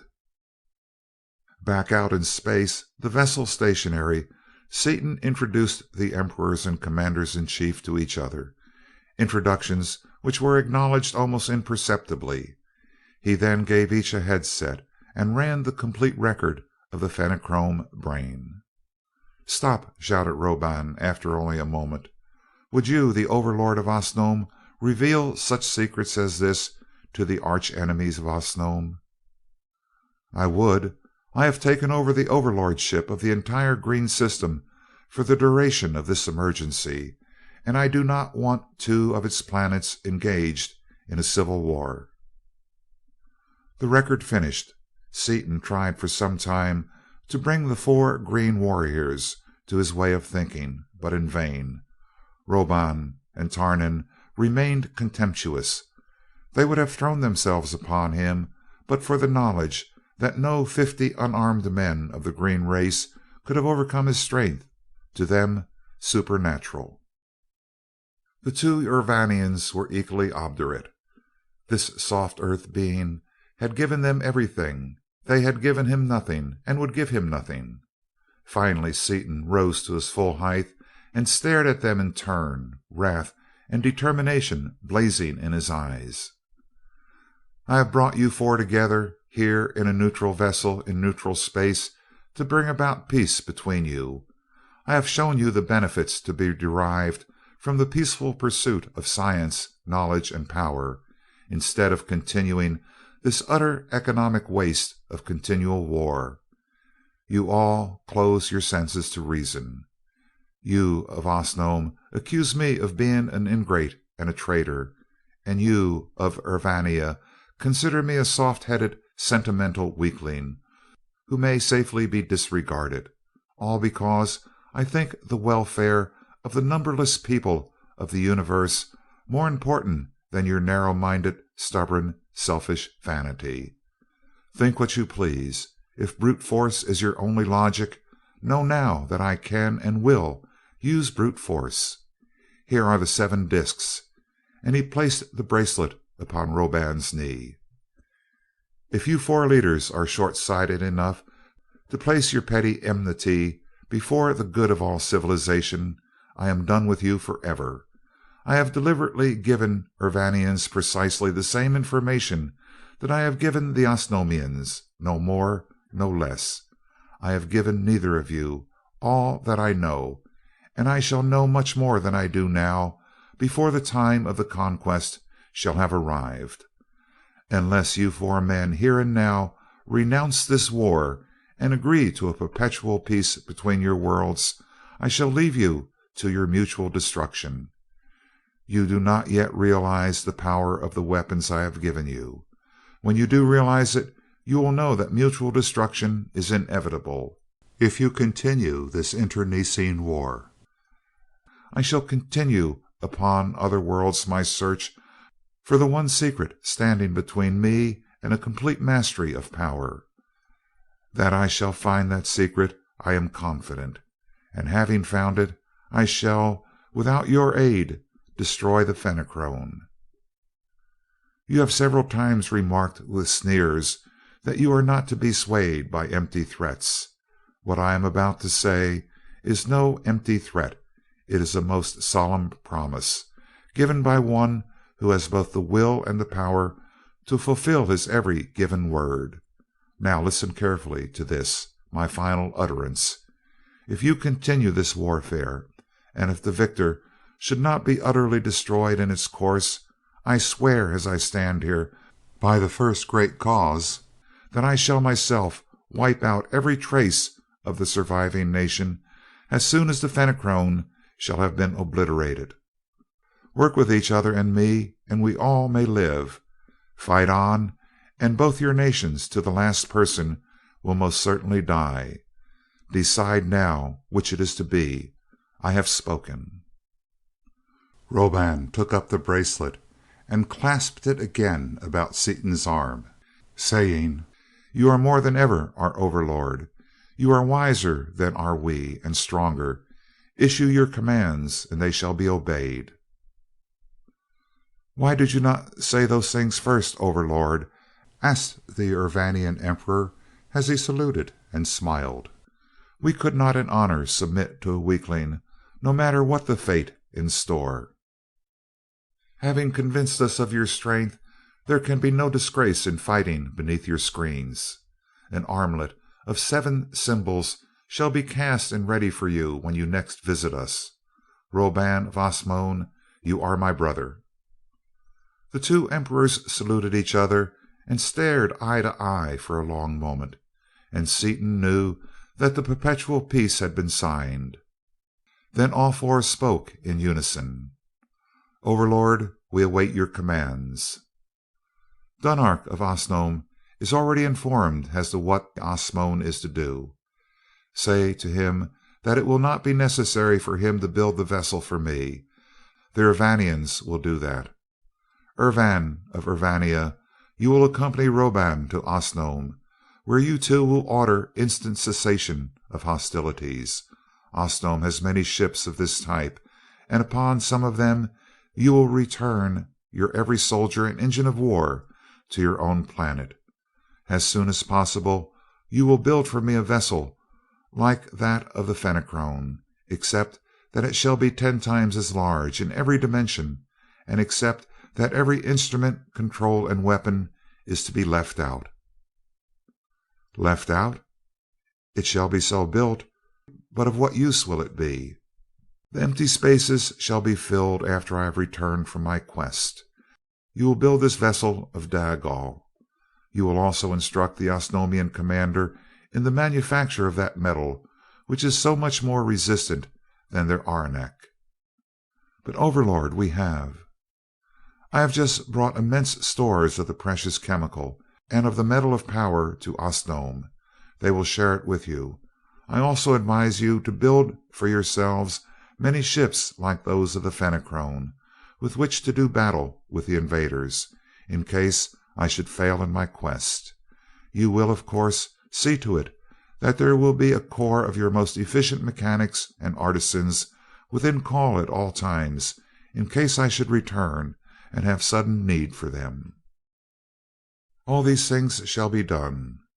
The conference ended, the 4 nobles were quickly landed upon Osnome, and once more the Skylark traveled out into her element, the total vacuum and absolute zero of the outer void, with Crane at the controls. "You certainly sounded savage, Dick. I almost thought you really meant it," Dorothy chuckled. I did mean it, Dot. Those fellows are mighty keen on detecting bluffs. If I hadn't meant it, and they hadn't known that I meant it, I'd never have got away with it." "But you couldn't have meant it, Dick. You wouldn't have destroyed the Osnomians, surely. You know you wouldn't." "No, but I would have destroyed what was left of the Urvanians. And all five of us knew exactly how it would have turned out, and exactly what I would have done about it. That's why they all pulled in their horns." "I don't know what would have happened," interjected Margaret. "What would have?"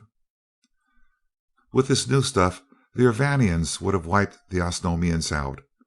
They are an older race and so much better in science and mechanics that the Osnomians wouldn't have stood much chance, and knew it. Incidentally, that's why I'm having them build our new ship. They'll put a lot of stuff into it that Dunark's men would miss, maybe some stuff that even the Fenachrone haven't got. However, though it might seem that the Urvanians had all the best of it, Urvan knew that I had something up my sleeve beside my bare arm, and he knew that I'd clean up what there was left of his race if they polished off the Osnomians." "What a frightful chance you were taking, Dick," gasped Dorothy. "You have to be hard to handle those folks, and believe me, I was a 40-minute egg right then. They have such a peculiar mental and moral slant that we can hardly understand them at all. The idea of cooperation is so new to him that it actually dazed all four of them even to consider it." "Do you suppose they will fight anyway?" asked Crane. "Absolutely not. Both nations have an inflexible code of honor, such as it is, and lying is against both codes. That's one thing I like about them. I'm sort of honest myself, and with either of these races you need nothing signed or guaranteed." "What next, Dick?" "Now the real trouble begins, Mart. Oil up the massive old intellect. Have you found the answer to the problem?" "What problem?" asked Dorothy. "You didn't tell us anything about a problem." "No, I told Mart. I want the best physicist in this entire solar system, and since there are only 125 planets around these 17 suns, it should be simple to yon phenomenal brain. In fact, I expect to hear him say, 'Elementary, my dear Watson, elementary.'" "Hardly that, Dick. But I have found out a few things. There are some 80 planets which are probably habitable for beings like us. Other things being equal, it seems reasonable to assume that the older the sun, the longer its planets have been habitable, and therefore the older and more intelligent the life." "Ha ha, it was elementary, says Sherlock," Seaton interrupted. "You're heading directly at the largest, oldest, and most intelligent planet, then, I take it, where I can catch me my physicist." "Not directly at it. No, I am heading for the place where it will be when we reach it. That is elementary." "Ouch, that got me, Mart. Right where I live. I'll be good." "But you are getting ahead of me, Dick. It's not as simple as you have assumed from what I have said so far. The Osnomian astronomers have done wonders in the short time they have had, but their data, particularly on the planets of the outer suns, is as yet necessarily very incomplete. Since the furthermost outer sun is probably the oldest, it is the one in which we are most interested. It has 7 planets, 4 of which are probably habitable, as far as temperature and atmosphere are concerned. However, nothing exact is yet known of their masses, motions, or places.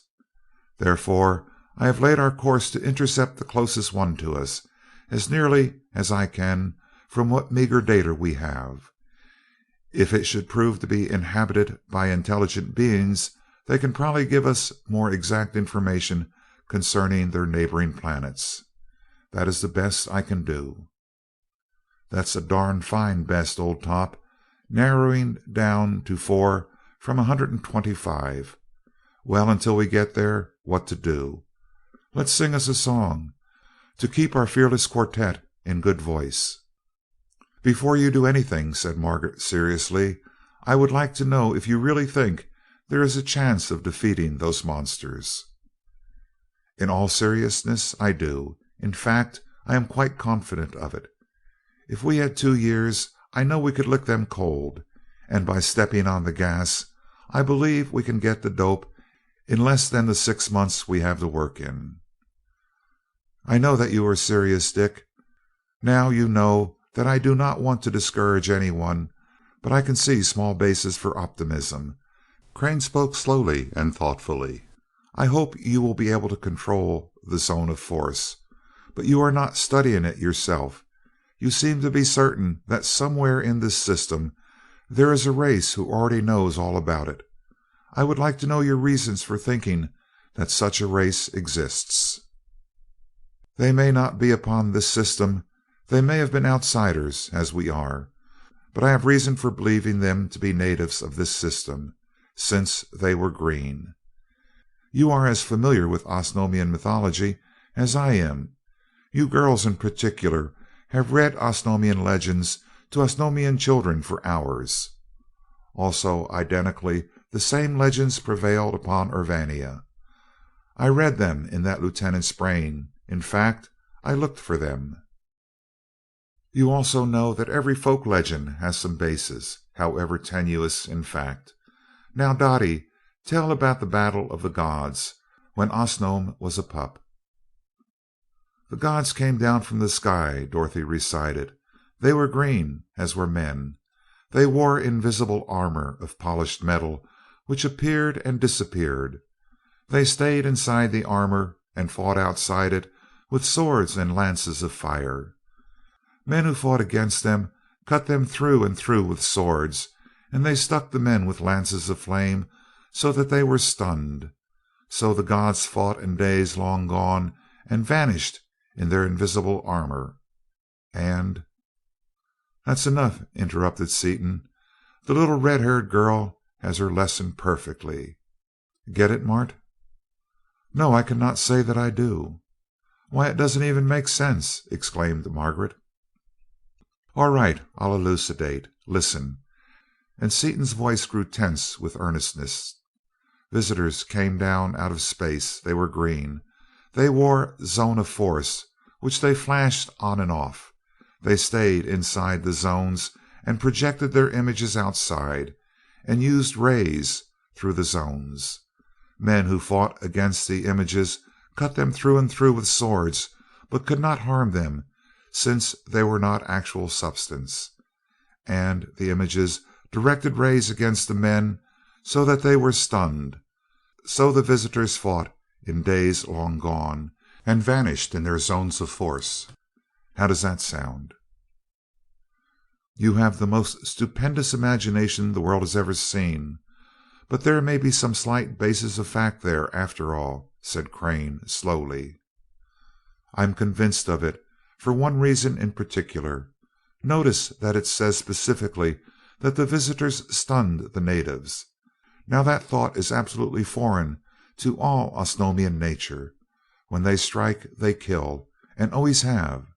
Now, if that myth has come down through so many generations without having that stunned changed to killed, I'm willing to bet a few weeks of time that the rest of it came down fairly straight too. Of course, what they had may not have been the zone of force as we know it, but it must have been a ray of some kind, and believe me, that was one educated ray. Somebody sure had something, even way back in those days. And if they had anything at all back there, they must know a lot by now. That's why I want to look them up." "But suppose they want to kill us off at sight," objected Dorothy. "They might be able to, mightn't they?" "Sure, but they probably wouldn't want to, any more than you would step on an ant who asked you to help him move a twig. That's about how much ahead of us they probably are. Of course, we struck a pure mentality once who came darn near dematerializing us entirely, but I'm betting that these folks haven't got that far along yet. By the way, I've got a hunch about those pure intellectuals." "Oh, tell us about it," laughed Margaret. Your hunches are the world's greatest brainstorms." "Well, I pumped out and rejeweled the compass we put on that funny planet as a last resort. I thought we might maybe visit them and ask that bozo we had the argument with to help us out. I think he, or it, would show us everything about the zone of force we want to know. I don't think that we'd be dematerialized, either, because the situation would give him something more to think about for another 1,000 cycles, and thinking seemed to be his main object in life. However, to get back to the subject, I found that even with the new power of the compass, the entire planet was still out of reach. Unless they've dematerialized it, that means about 10 billion light years as an absolute minimum. Think about that for a minute. I've just got a kind of hunch that maybe they don't belong in this galaxy at all. That they might be from some other galaxy, planet and all, just riding around on it as we are riding in the Skylark. Is the idea conceivable to a sane mind or not?" "Not," decided Dorothy promptly. "We'd better go to bed. One more such idea, in progression with the last two you've had, would certainly give you a compound fracture of the skull. Night, Cranes." End of chapter 6.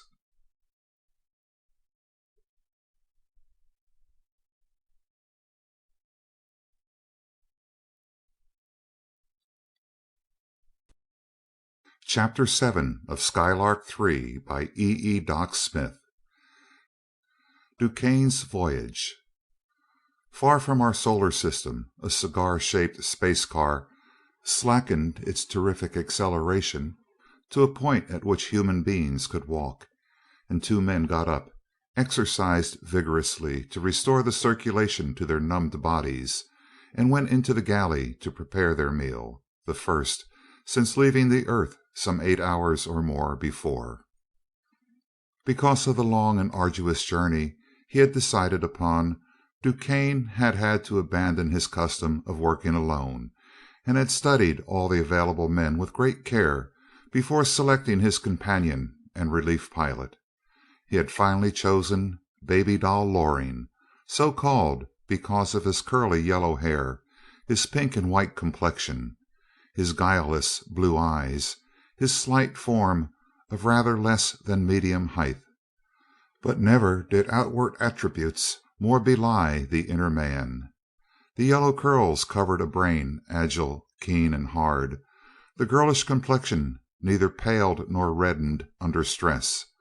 The wide blue eyes had glanced along the barrels of so many lethal weapons that in various localities the noose yawned for him.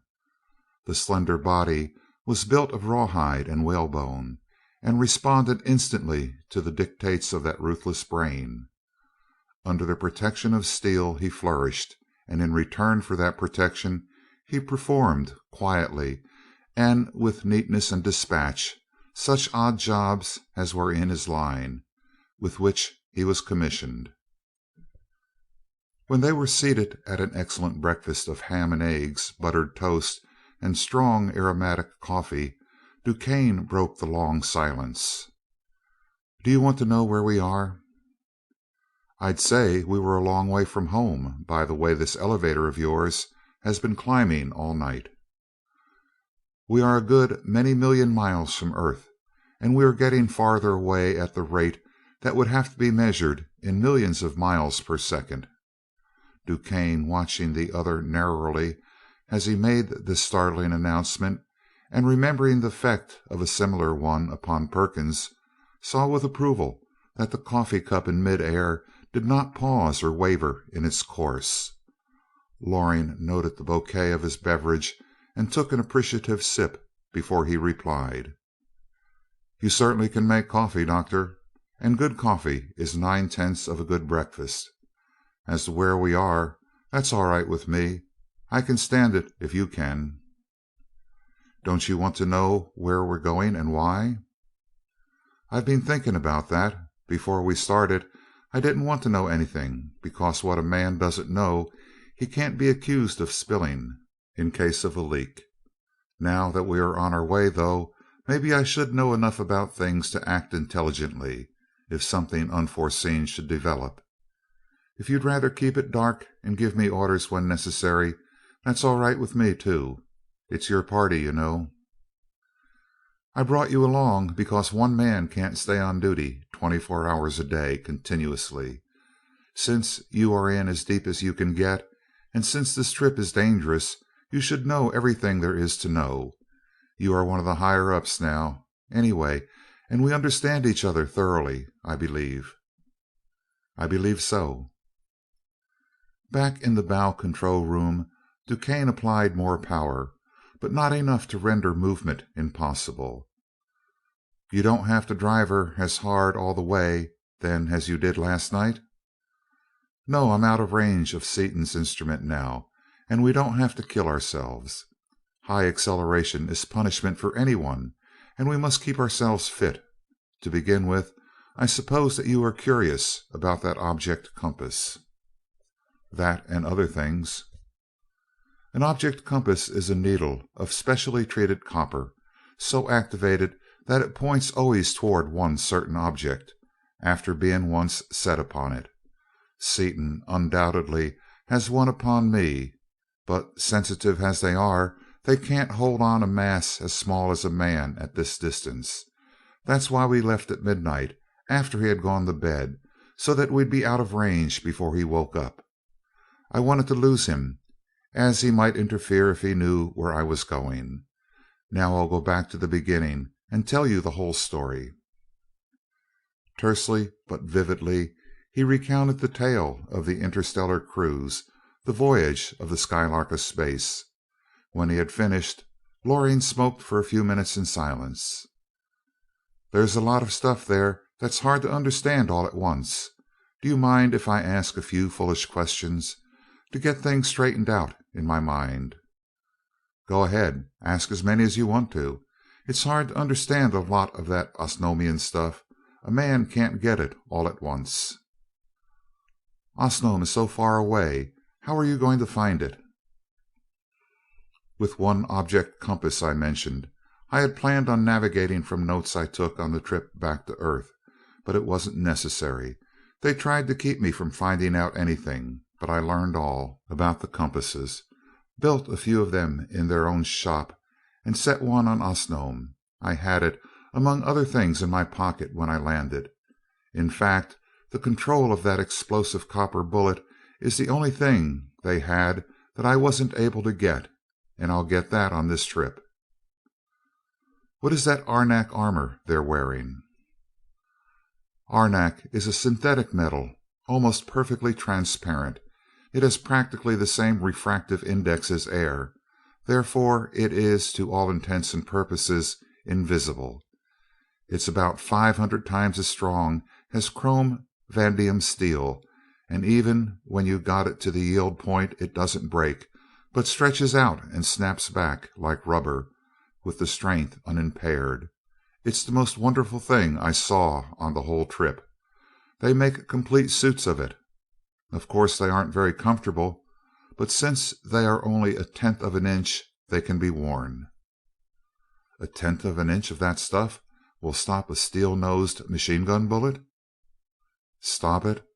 1/10 of an inch of arenak is harder to pierce than 50 inches of our hardest, toughest armor steel. A 16-inch armor-piercing projectile couldn't get through it. It's hard to believe, but nevertheless it's a fact. The only way to kill Seaton with a gun would be to use one heavy enough so that the shock of the impact would kill him, and it wouldn't surprise me a bit if he had his armor anchored with an attractor against that very contingency. Even if he hasn't, you can imagine the chance of getting action against him with a gun of that size? Yes, I've heard that he is fast. That doesn't tell half of it. You know that I'm handy with a gun myself. You're faster than I am, and that's saying something. You're chain lightning. Well, Seaton is at least that much faster than I am.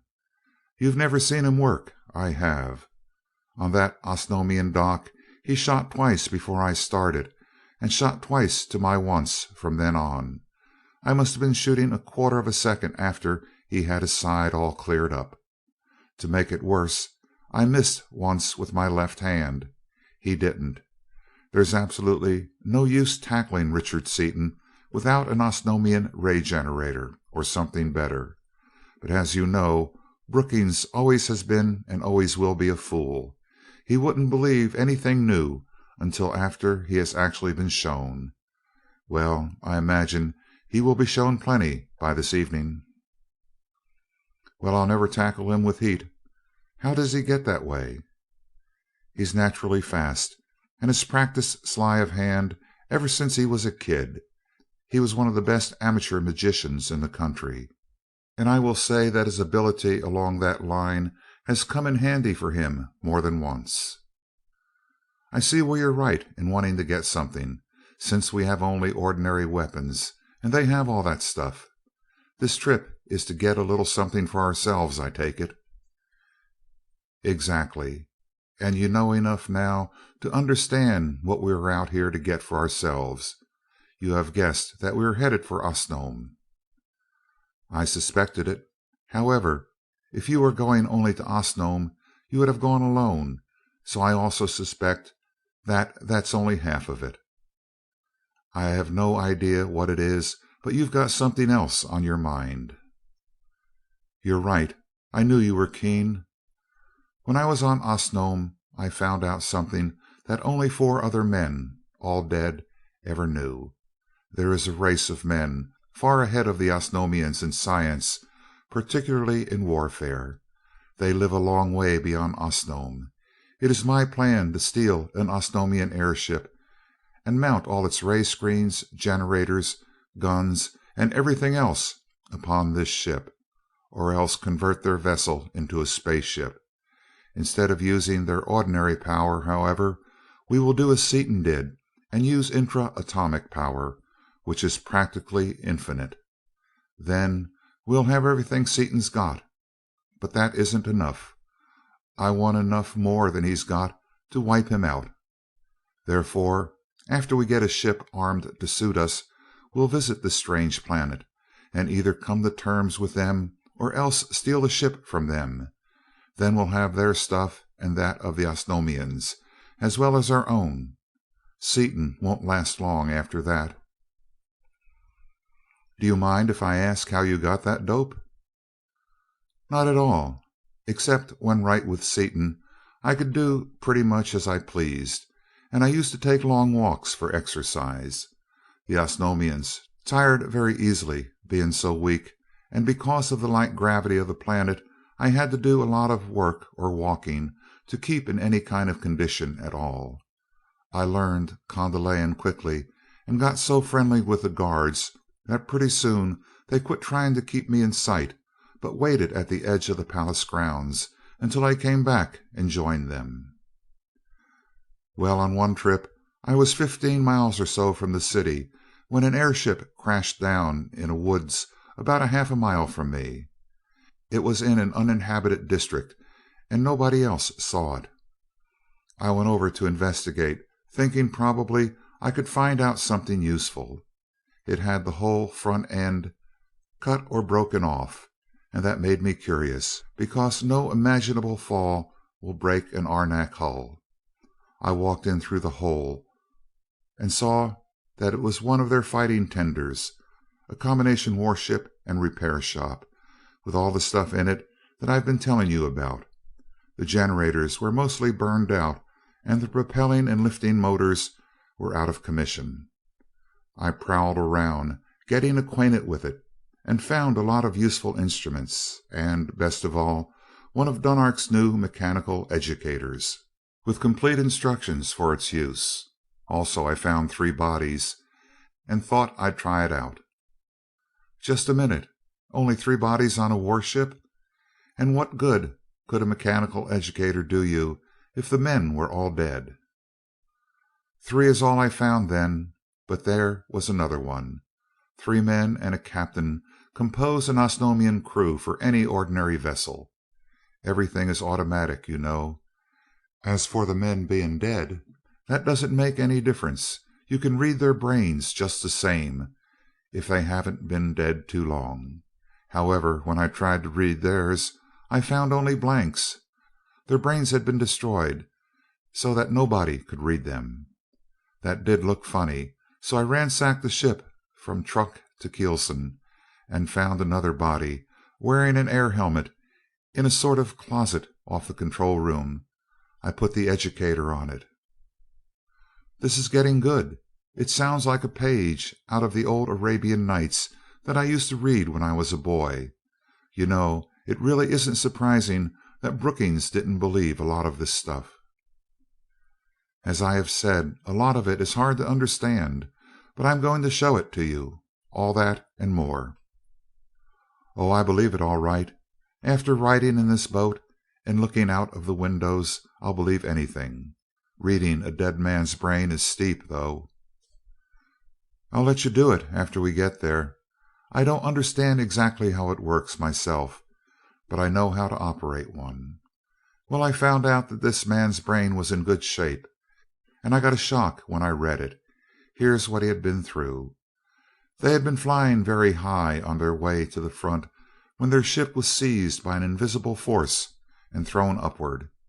He must have thought faster than the others, because he put on an air helmet and dived into this locker, where he hid under a pile of gear, fixing things so that he could see out through the transparent arenak of the wall. No sooner was he hidden than the front end of the ship went up in a blaze of light, in spite of their ray screens going full blast. They were up so high by that time that when the bow was burned off, the other three fainted from lack of air. Then their generators went out, and pretty soon two peculiar-looking strangers entered. They were wearing vacuum suits, and were very short and stocky, giving the impression of enormous strength. They brought an educator of their own with them and read the brains of the three men. Then they dropped the ship a few thousand feet and revived the three with a drink of something out of a flask. Must have been different from the kind handled by most booties I know then. The stuff we've been getting lately would make a man more unconscious than ever. Some powerful drug, probably, but the Osnomian didn't know anything about it. After the men were revived, the strangers, apparently from sheer cruelty and love of torturing their victims, informed them in the Osnomian language that they were from another world on the far edge of the galaxy. They even told them, knowing that the Osnomians knew nothing of astronomy, exactly where they were from. Then they went on to say that they wanted the entire green system for themselves, and that in something like 2 years of our time they were going to wipe out all the present inhabitants of the system and take it over as a base for further operations. After that they amused themselves by describing exactly the kinds of death and destruction they were going to use. They described most of it in great detail. It's too involved to tell you about now, but they've got rays, generators, and screens that even the Osnomians never heard of. And of course they've got intra-atomic energy, the same as we have. After telling them all this and watching them suffer, they put a machine on their heads and they dropped dead. That's probably what disintegrated their brains. Then they looked the ship over rather casually, as though they didn't see anything they were interested in, crippled the motors, and went away. The vessel was then released and crashed. This man, of course, was killed by the fall. I buried the men. I didn't want anyone else reading that brain, hid some of the stuff I wanted most, and camouflaged the ship so that I'm fairly sure that it's there yet. I decided then to make this trip. I see. Loring's mind was grappling with these new strange facts. That news is staggering, Doctor. Think of it. Everybody thinks our own world is everything there is. Our world is simply a grain of dust in the universe. Most people know it academically, but very few ever give the fact any actual consideration. But now that you've had a little time to get used to the idea of there being other worlds, and some of them as far ahead of us in science as we are ahead of the monkeys, what do you think of it? I agree with you. "We've got their stuff," said Loring. "However, it occurs to me as a possibility that they may have so much stuff that we won't be able to make the approach. However, if the Osnomian fittings we're going to get are as good as you say they are, I think that two such men as you and I can get at least a lunch while any other crew, no matter who they are getting a square meal." "I like your style, Loring. You and I will have the world eating out of our hands shortly after we get back. As far as actual procedure over there is concerned, of course, I haven't made any definite plans. We'll have to size up the situation after we get there, before we can know exactly what we'll have to do. However, we are not coming back empty-handed." "You said something, Chief," and the two men, so startlingly unlike physically, but so alike inwardly, shook hands in token of their mutual dedication to a single purpose. Loring was then instructed in the simple navigation of the ship of space, and thereafter the two men took their regular shifts at the controls. In due time they approached Osnome, and DuQuesne studied the planet carefully through a telescope before he ventured down into the atmosphere. "This half of it used to be Mardondale. I suppose it's all Kondal now." "No, there's a war on down there yet. At least, there's a disturbance of some kind. On this planet, that means war." "What are you looking for exactly?" asked Loring, who was also examining the terrain with a telescope. "They've got some spherical spaceships like Seaton's. I know they had one, and they've probably built more of them since that time. Their airships can't touch us, but those ball-shaped cruisers would be pure poison to us, the way we are fixed now. Can you see any of them?" "Not yet. Too far away to make out details. They're certainly having a hot time down there, though, in that one spot." They dropped lower toward the stronghold which was being so stubbornly defended by the inhabitants of the third planet of the 14th sun, and so savagely attacked by the Kondalian forces. "There, we can see what they're doing now," and DuQuesne anchored the vessel with an attractor. "I want to see if they've got many of those spaceships in action, and you will want to see what war is like when it is fought by people who have been making war steadily for 10,000 years." Poised at the limit of clear visibility, the two men studied the incessant battle being waged beneath them. They saw not one, but fully 1,000 of the globular craft high in the air and grouped in a great circle around an immense fortification upon the ground below. They saw no airships in the line of battle, but noticed that many such vessels were flying to and from the front, apparently carrying supplies. The fortress was an immense dome of some glassy transparent material, partially covered with slag, through which they saw that the central space was occupied by orderly groups of barracks, and that round the circumference were arranged gigantic generators, projectors, and other machinery at whose purpose they could not even guess. From the base of the dome a 20-mile wide apron of the same glassy substance spread over the ground, and above this apron and around the dome were thrown the mighty defensive ray screens, visible now and then in scintillating violet splendor, as one of the copper-driven Kondalian projectors sought in vain an opening. But the Earthmen saw with surprise that the main attack was not being directed at the dome, that only an occasional ray was thrown against it in order to make the defenders keep their screens up continuously. The edge of the apron was bearing the brunt of that vicious and never-ceasing attack, and most concerned the desperate defense. For miles beyond that edge, and as deep under it as frightful rays and enormous charges of explosive copper could penetrate, the ground was one seething, flaming volcano of molten and incandescent lava, lava constantly being volatilized by the unimaginable heat of those rays and being hurled for miles in all directions by the inconceivable power of those explosive copper projectiles, the heaviest projectiles that could be used without endangering the planet itself being directed under the exposed edge of that unbreakable apron, which was in actuality anchored to the solid core of the planet itself, lava flowing into and filling up the vast craters caused by the explosions.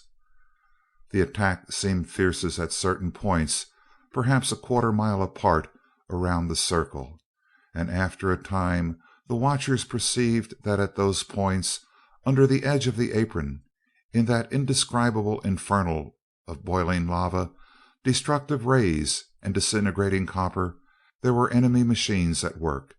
These machines were strengthening the protecting apron and extending it, very slowly, but ever wider and ever deeper, as the ground under it and before it was volatilized or hurled away by the awful forces of the Kondalian attack.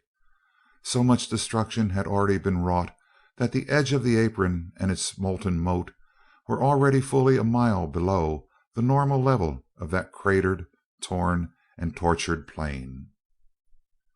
Now and then one of the mechanical moles would cease its labors, overcome by the concentrated fury of destruction centered upon it.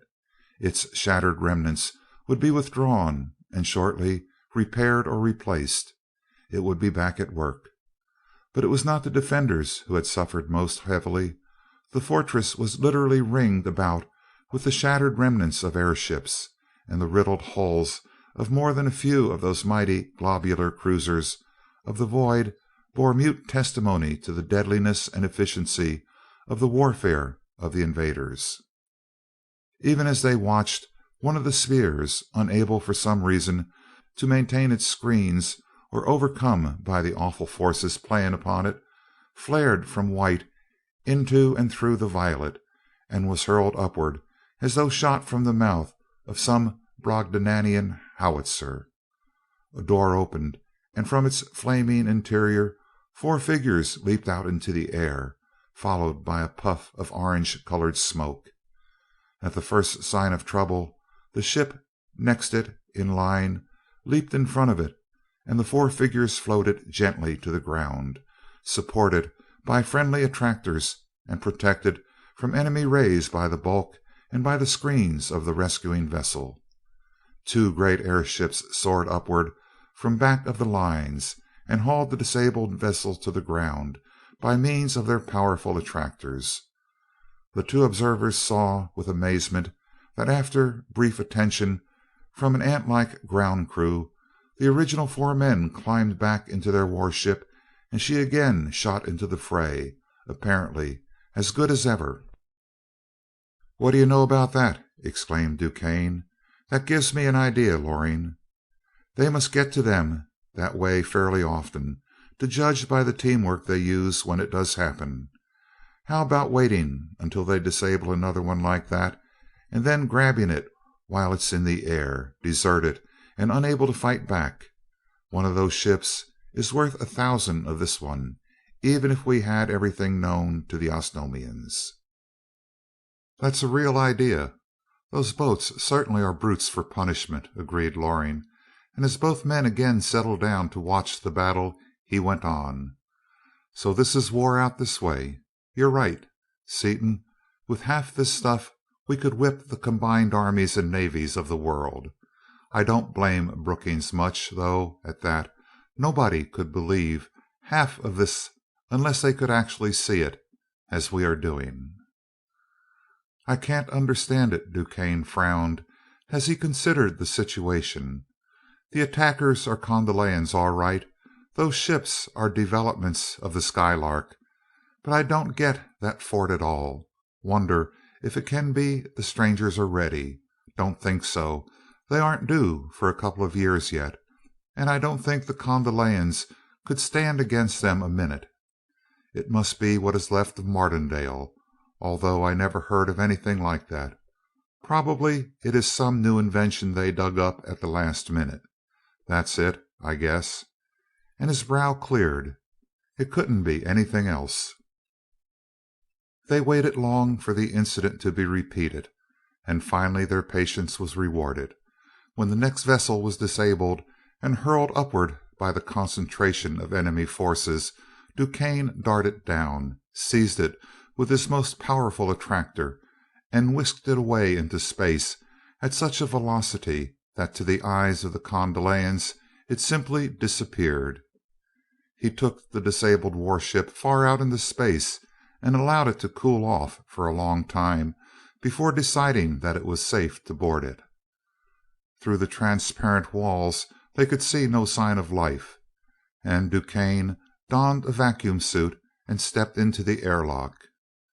As Loring held the steel vessel close to the stranger, DuQuesne leaped lightly through the open door into the interior. Shutting the door, he opened an auxiliary air tank, adjusting the gauge to 1 atmosphere as he did so. The pressure normal, he divested himself of the suit and made a thorough examination of the vessel. He then signaled Loring to follow him, and soon both ships were over Kondal, so high as to be invisible from the ground. Plunging the vessels like a bullet towards the grove in which he had left the Kondalian airship, he slowed abruptly, just in time to make a safe landing. As he stepped out upon Osnomian soil, Loring landed the earthly ship hardly less skillfully. "This saves us a lot of trouble, Loring. This is undoubtedly one of the finest spaceships of the universe, and just about ready for anything." "How did they get to it?"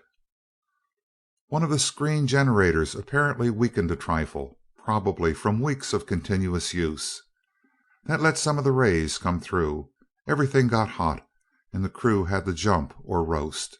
Nothing is hurt, though, as the ship was thrown up and out of range before the arenak melted at all. The copper repellers are gone, of course, and most of the bars that were in use are melted down, but there was enough of the main bar left to drive the ship, and we can replace the melted stuff easily enough. Nothing else was hurt, and there's absolutely nothing in the structure of these vessels that can be burned. Even the insulation in the coils and generators has a melting point higher than that of porcelain.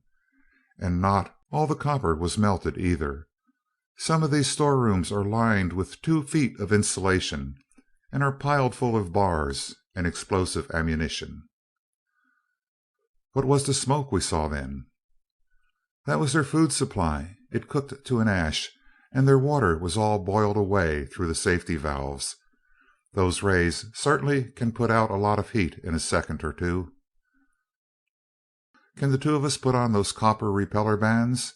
This ship must be 75 feet in diameter." "Yes, it's a lot bigger than the Skylark was. It's one of their latest models, or it wouldn't have been on the front line. As to banding on the repellers, that's easy. That airship is half full of metalworking machinery that can do everything but talk. I know how to use most of it from seeing it in use, and we can figure out the rest." In that unfrequented spot there was little danger of detection from the air, and none whatsoever of detection from the ground. Of ground travel upon Osnome there is none. Nevertheless, the 2 men camouflaged the vessels so that they were visible only to keen and direct scrutiny, and drove their task through to completion on the shortest possible time. The copper repellers were banded on, and much additional machinery was installed in the already well-equipped shop. This done, they transferred to their warship food, water, bedding, instruments, and everything else they needed or wanted from their own ship and from the disabled Kondalian airship. They made a last tour of inspection to be sure they had overlooked nothing useful, then embarked. "Think anybody will find those ships? They could get a good line on what we've done." "Probably, eventually, Loring, so we'd better destroy them. We'd better take a short hop first, though, to test everything out. Since you're not familiar with the controls of a ship of this type, you need practice. Shoot us up around that moon over there and bring us back to this spot." "She's a sweet handling boat, easy like a bicycle," declared Loring, as he brought the vessel lightly to a landing upon their return. "We can burn the old one up now. We'll never need her again, any more than a snake needs his last year's skin." She's good, all right. Those two hulks must be put out of existence, but we shouldn't do it here. The rays would set the woods afire, and the metal would condense all around. We don't want to leave any tracks, so we'd better pull them out into space to destroy them. We could turn them loose, and as you've never worked a ray, it'll be good practice for you. Also, I want you to see for yourself just what our best armor plate amounts to compared with Arnak." When they towed the two vessels far out into space, Loring put into practice the instruction he had received from DuQuesne concerning the complex armament of their vessel. He swung the beam projector upon the Condalian airship, pressed the connectors of the softener ray, the heat ray, and the induction ray, and threw the master switch. Almost instantly the entire hull became blinding white, but it was several seconds before the extreme refractory material began to volatilize. Though the metal was less than an inch thick, it retained its shape and strength stubbornly, and only slowly did it disappear in flaming, flaring gusts of incandescent gas. "There you've seen what an inch of Arnak is like," said DuQuesne when the destruction was complete. "Now shine it on that 60-inch chrome vanadium armor hull of our old bus and see what happens." Loring did so. As the beam touched it, the steel disappeared in one flare of radiance. As he swung the projector in one flashing arc from the stem to the stern, there was nothing left. Loring, swinging the beam, whistled in amazement. "Wow, what a difference! And this ship of ours has a skin of Arnak 6 feet thick." "Yes, now you understand why I didn't want to argue with anyone out here as long as we were in our steel ship." "I understand, all right, but I can't understand the power of these rays. Suppose I had had all 20 of them on instead of only 3. In that case, I think that we could have whipped even the short, thick strangers." "You and me both. But say, every ship's got to have a name. This new one of ours is such a sweet, harmless, inoffensive little thing, we'd better name her the Violet, hadn't we?" DuQuesne started the Violet off in the direction of the solar system occupied by the warlike strangers, but he did not hurry. He and Loring practiced incessantly for days at the controls, darting here and there, putting on terrific acceleration until the indicators showed a velocity of hundreds of thousands of miles per second, then reversing the acceleration until the velocity was 0. They studied the controls and alarm system until each knew perfectly every instrument, every tiny light, and the tone of each bell.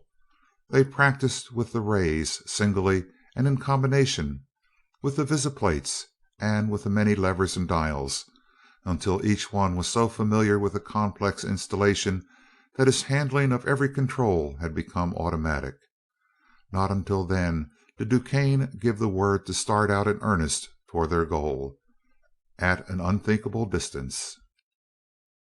They had not been under way long when an alarm bell sounded its warning, and a brilliant green light began flashing upon the board.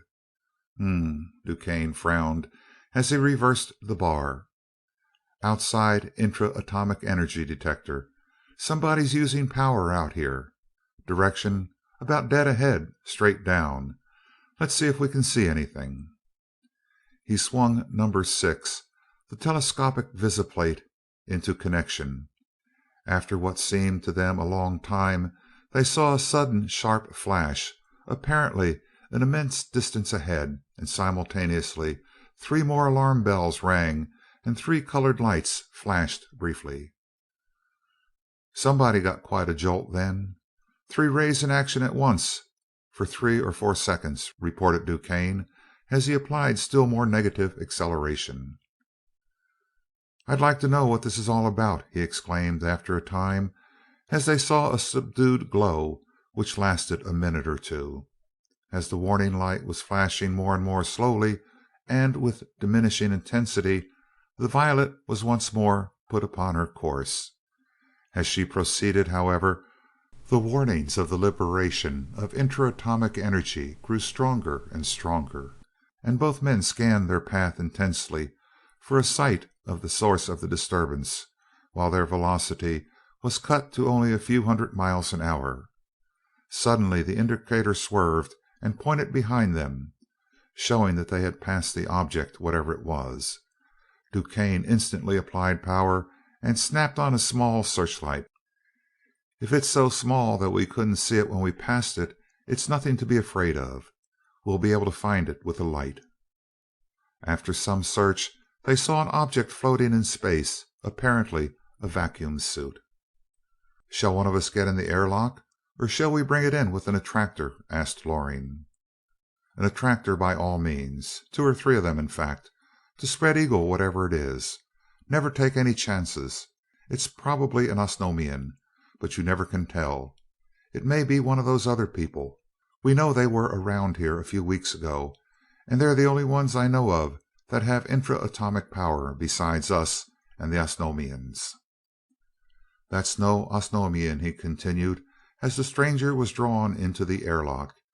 "He's big enough around for 4 Osnomians, and very short. We'll take no chances at all with that fellow." The captive was brought into the control room pinioned, head, hand, and foot with attractors and repellers, before DuQuesne approached him. He then read the temperature and pressure of the stranger's air supply, and allowed the surplus air to escape slowly before removing the stranger's suit and revealing one of the Fenachrone, eyes closed, unconscious or dead. DuQuesne leaped for the educator and handed Loring a headset. "Put this on quick.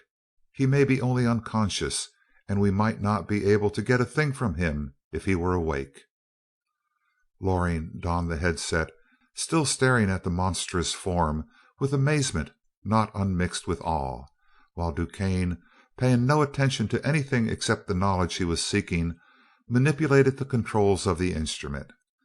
His first quest was for the weapons and armament of the vessel.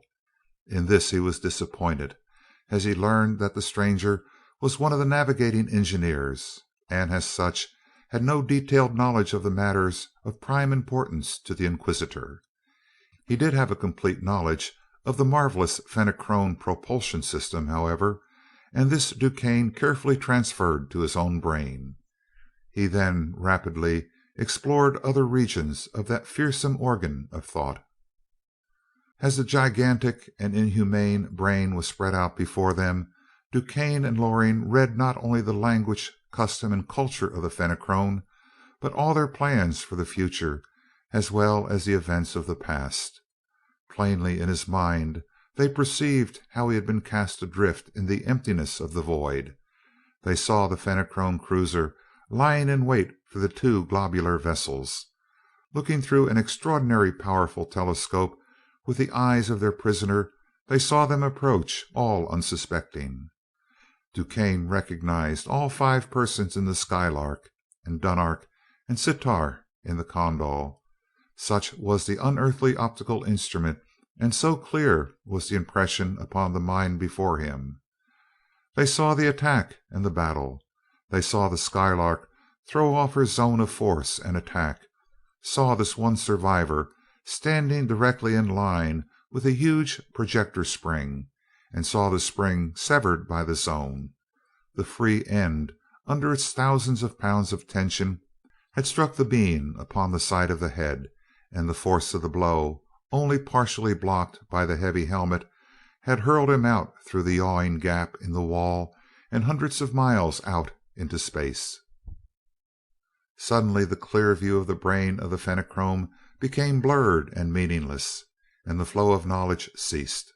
The prisoner had regained consciousness and was trying with all his gigantic strength to break from those intangible bonds that held him. So powerful were the forces upon him, however, that only a few twitching muscles gave evidence that he was struggling at all. Glancing about him, he recognized the attractors and repellers bearing upon him, ceased his efforts to escape, and hurled the full power of his baleful gaze into the black eyes so close to his own. But DuQuesne's mind, always under perfect control, and now amply reinforced by a considerable proportion of the stranger's own knowledge and power did not waver under the force of even that hypnotic glare. "It is useless, as you observe," he said coldly in the stranger's own tongue, and sneered. "You are perfectly helpless. Unlike you of the Fenachrone, however, men of my race do not always kill strangers at sight, merely because they are strangers. I will spare your life if you can give me anything of enough value to me to make extra time and trouble worth while. You read my mind while I could not resist your childish efforts. I will have no traffic whatever with you, who have destroyed my vessel. If you have mentality enough to understand any portion of my mind, which I doubt, you already know the fate in store for you. Do with me what you will." This from the stranger. DuQuesne pondered long before he replied, considering whether it was to his advantage to inform this stranger of the facts. Finally he decided. "Sir, neither I nor this vessel had anything to do with the destruction of your warship. Our detectors discovered you floating in empty space. We stopped and rescued you from death. We have seen nothing else save what we saw pictured in your own brain. I know that, in common with all of your race, you possess neither conscience nor honor, as we understand the terms. An automatic liar by instinct and training, whenever you think lies will best serve your purpose. You may yet have intelligence enough to recognize simple truth when you hear it. You already have observed that we are of the same race as those who destroyed your vessel, and have assumed that we are with them. In that you are wrong. It is true that I am acquainted with those others, but they are my enemies. I am here to kill them, not to aid them. You have already helped me in one way. I know as much as does my enemy concerning the impenetrable shield of force. If I will return you unharmed to your own planet, will you assist me in stealing one of your ships of space, so that I may destroy the Earth vessel?"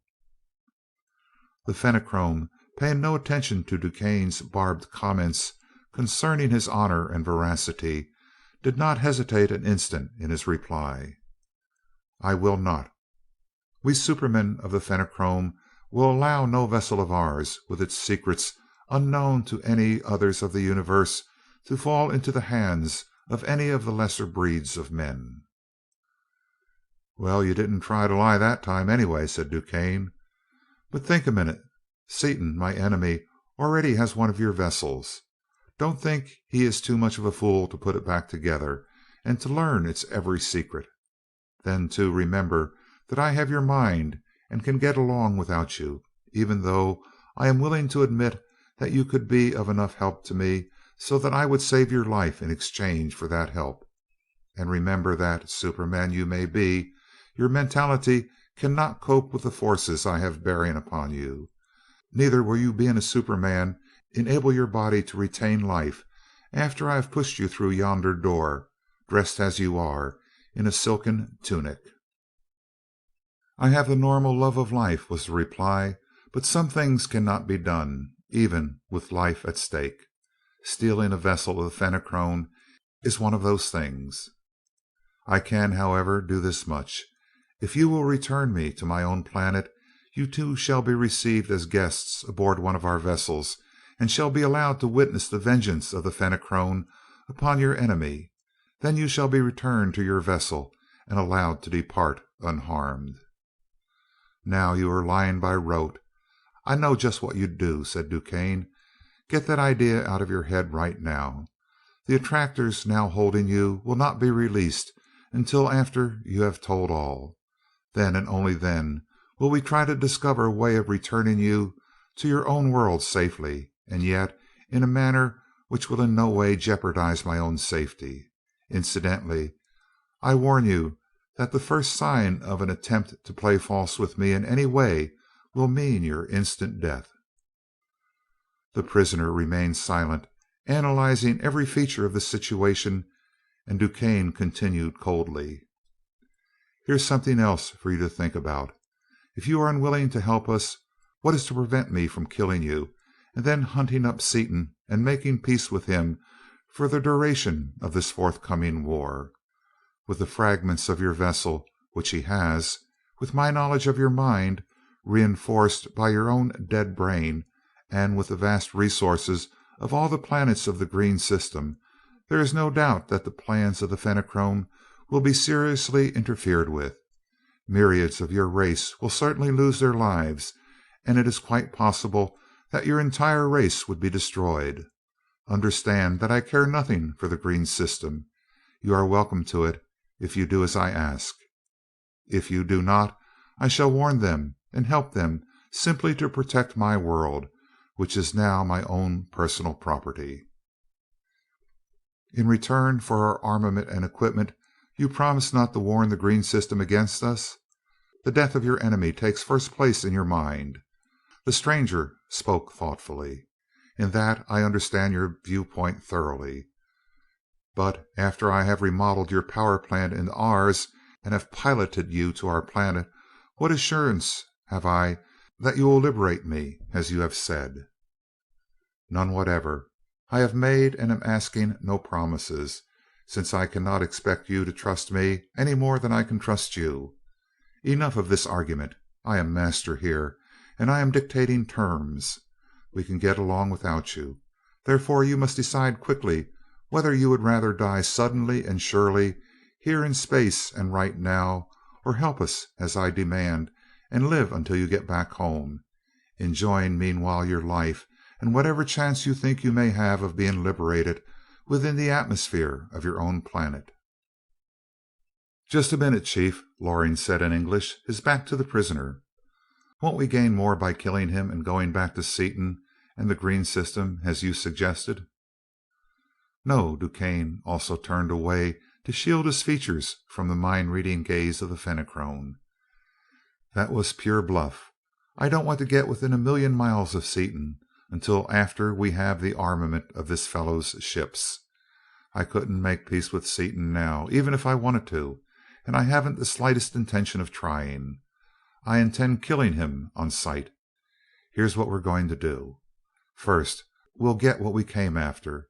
Then we'll find the Skylark and blow her clear out of space and take over the pieces of the Fenachrone ship.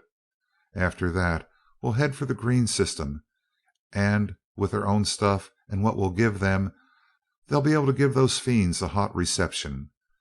By the time they finally destroy the Osnomians, if they do, we'll have the world ready for them." He turned to the Fenachrone. "What is your decision?" "I submit, in hope that you will keep your promise, since there is no alternative but death."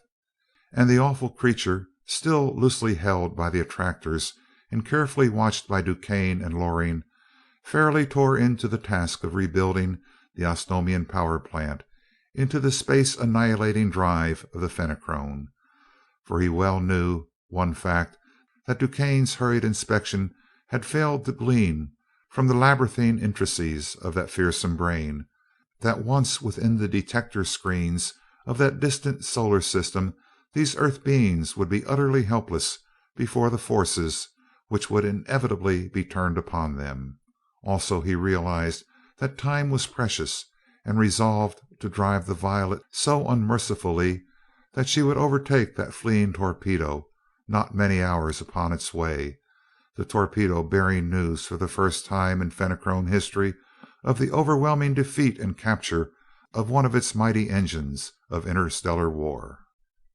In a very short time, considering the complexity of the undertaking, the conversion of the power plant was done, and the repellers, already supposed the ultimate in protection, were reinforced by a 10,000-pound mass of activated copper, effective for untold millions of miles. Their monstrous pilot then set the bar and advanced both levers of the dual power control out to the extreme limit of their travel. There was no sense of motion or of acceleration, since the new system of propulsion acted upon every molecule of matter within the radius of activity of the bar, which had been set to include the entire hull. The passengers felt only the utter lack of all weight, and the other peculiar sensations with which they were already familiar, as each had had previous experience of free motion in space. but in spite of the lack of apparent motion, the Violet was now leaping through the unfathomable depths of interstellar space with the unthinkable speed of 5 times the velocity of light. End of chapter 7. Recording by Richard Kilmer, Rio Medina, Texas.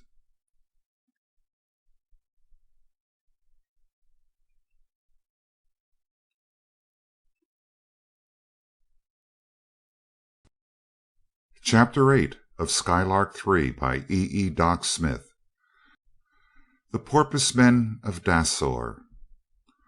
"How long do you figure it's going to take us to get there, Mart?"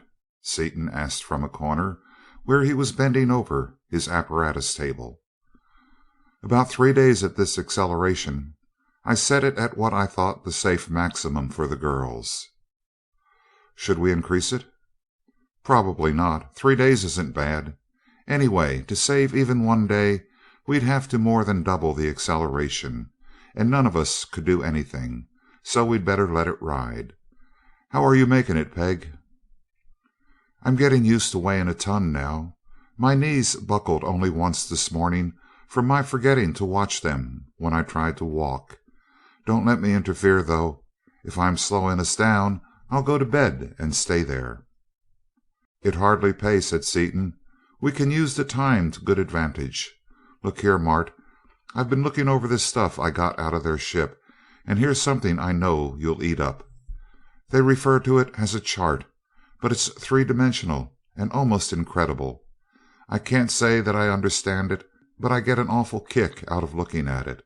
I've been studying it a couple of hours and haven't started yet. I haven't found our solar system, the green one, or their own. It's too heavy to move around now because of the acceleration we're using. Come on over here and give it a look." The chart was a strip of some parchment-like material or film, apparently miles in length, wound upon reels at each end of the machine. One section of the film was always under the viewing mechanism, an optical system, projecting an undistorted image into a visiplate somewhat similar to their own, and at the touch of a lever, a small atomic motor turned the reels and moved the film through the projector. It was not an ordinary star chart. It was 3-dimensional, ultra-stereoscopic. The eye did not perceive a flat surface, but beheld an actual extremely narrow wedge of space as seen from the center of the galaxy. Each of the closer stars was seen in its true position in space and in its true perspective, and each was clearly identified by number. In the background were faint stars and nebulous masses of light too distant to be resolved into separate stars, a true representation of the actual sky. As both men stared fascinated into the visiplate, Seaton touched the lever, and they apparently traveled directly along the center line of that ever-widening wedge. As they proceeded, the nearer stars grew brighter and larger, soon becoming suns, with their planets and then the satellites of the planets plainly visible, and finally passing out of the picture behind the observers. The fainter stars became bright, grew into suns and solar systems, and were passed in turn. The chart unrolled, and the nebulous masses of light were approached, became composed of faint stars, which developed as had the others and were passed. Finally, when the picture filled the entire visiplate, they arrived at the outermost edge of the galaxy. No more stars were visible. They saw empty space stretching for inconceivably vast distances before them. But beyond that indescribable and incomprehensible vacuum, they saw faint lenticular bodies of light, which were also named, and which each man knew to be other galaxies, charted and named by the almost unlimited power of the Fenachrone astronomers, but not as yet explored. As the magic scroll unrolled still farther, they found themselves back in the center of the galaxy, starting outward in the wedge adjacent to the one which they had just traversed. Seaton cut off the motor and wiped his forehead. "Wouldn't that break you off at the ankles, Mart? Did you ever conceive the possibility of such a thing?" "It would, and I did not. There are literally miles and miles of film in each of those reels, and I see that there is a magazine full of reels in the cabinet. There must be an index or a master chart." "Yes, there's a book in this slot here," said Seaton, "but we don't know any of their names or numbers. Wait a minute. How did he report our Earth on that torpedo? Planet number 3 of Sun 64 something Pilarone, wasn't it? I'll get the record." 6473 Pilarone it was. Pilarone, let's see. Seaton studied the index volume. Reel 20, scene 51. I'd translate it. They found the reel, and scene 51 did indeed show that section of space in which our solar system is.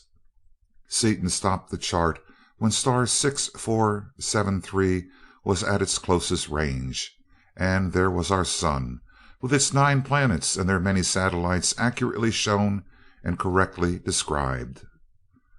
"They know their stuff, all right. You've got to hand it to 'em. I've been straightening out that brain record, cutting out the hazy stretches and getting his knowledge straightened out so we can use it. And there's a lot of this kind of stuff in the record you can get.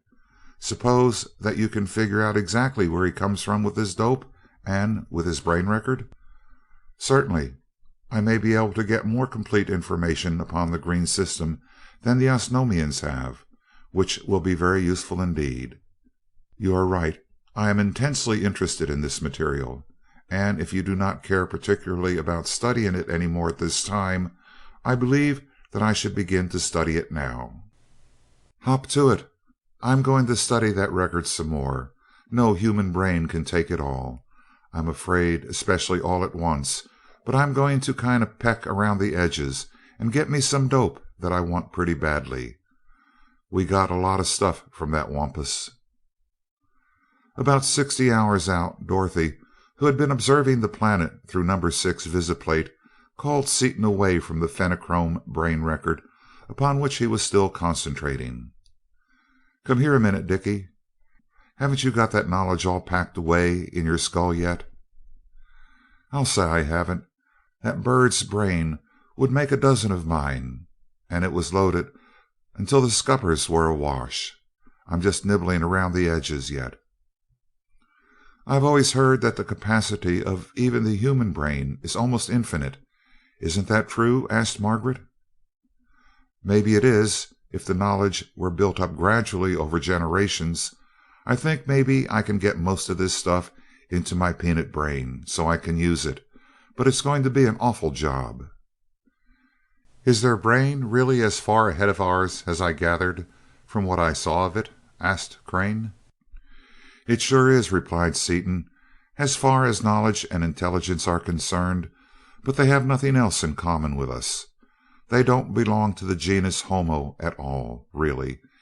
Instead of having a common ancestor with the anthropoids, as they say we had, they evolved from a genus which combined the worst traits of the cat tribe and the carnivorous lizards, the most savage and bloodthirsty branches of the animal kingdom, and instead of getting better as they went along, they got worse, in that respect at least.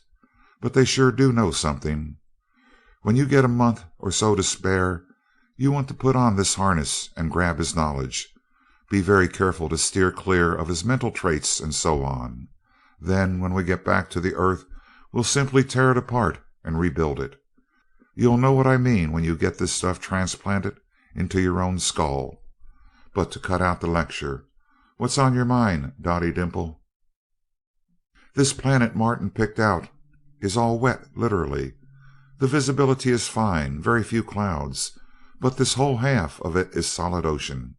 If there are any islands even, they're mighty small." All four looked into the receiver. With the great magnification employed, the planet almost filled the visiplate. There were a few fleecy wisps of cloud, but the entire surface upon which they gazed was one sheet of the now familiar deep and glorious blue peculiar to the waters of that cuprous solar system, with no markings whatever. What did you make of it, Mart? That's water, all right.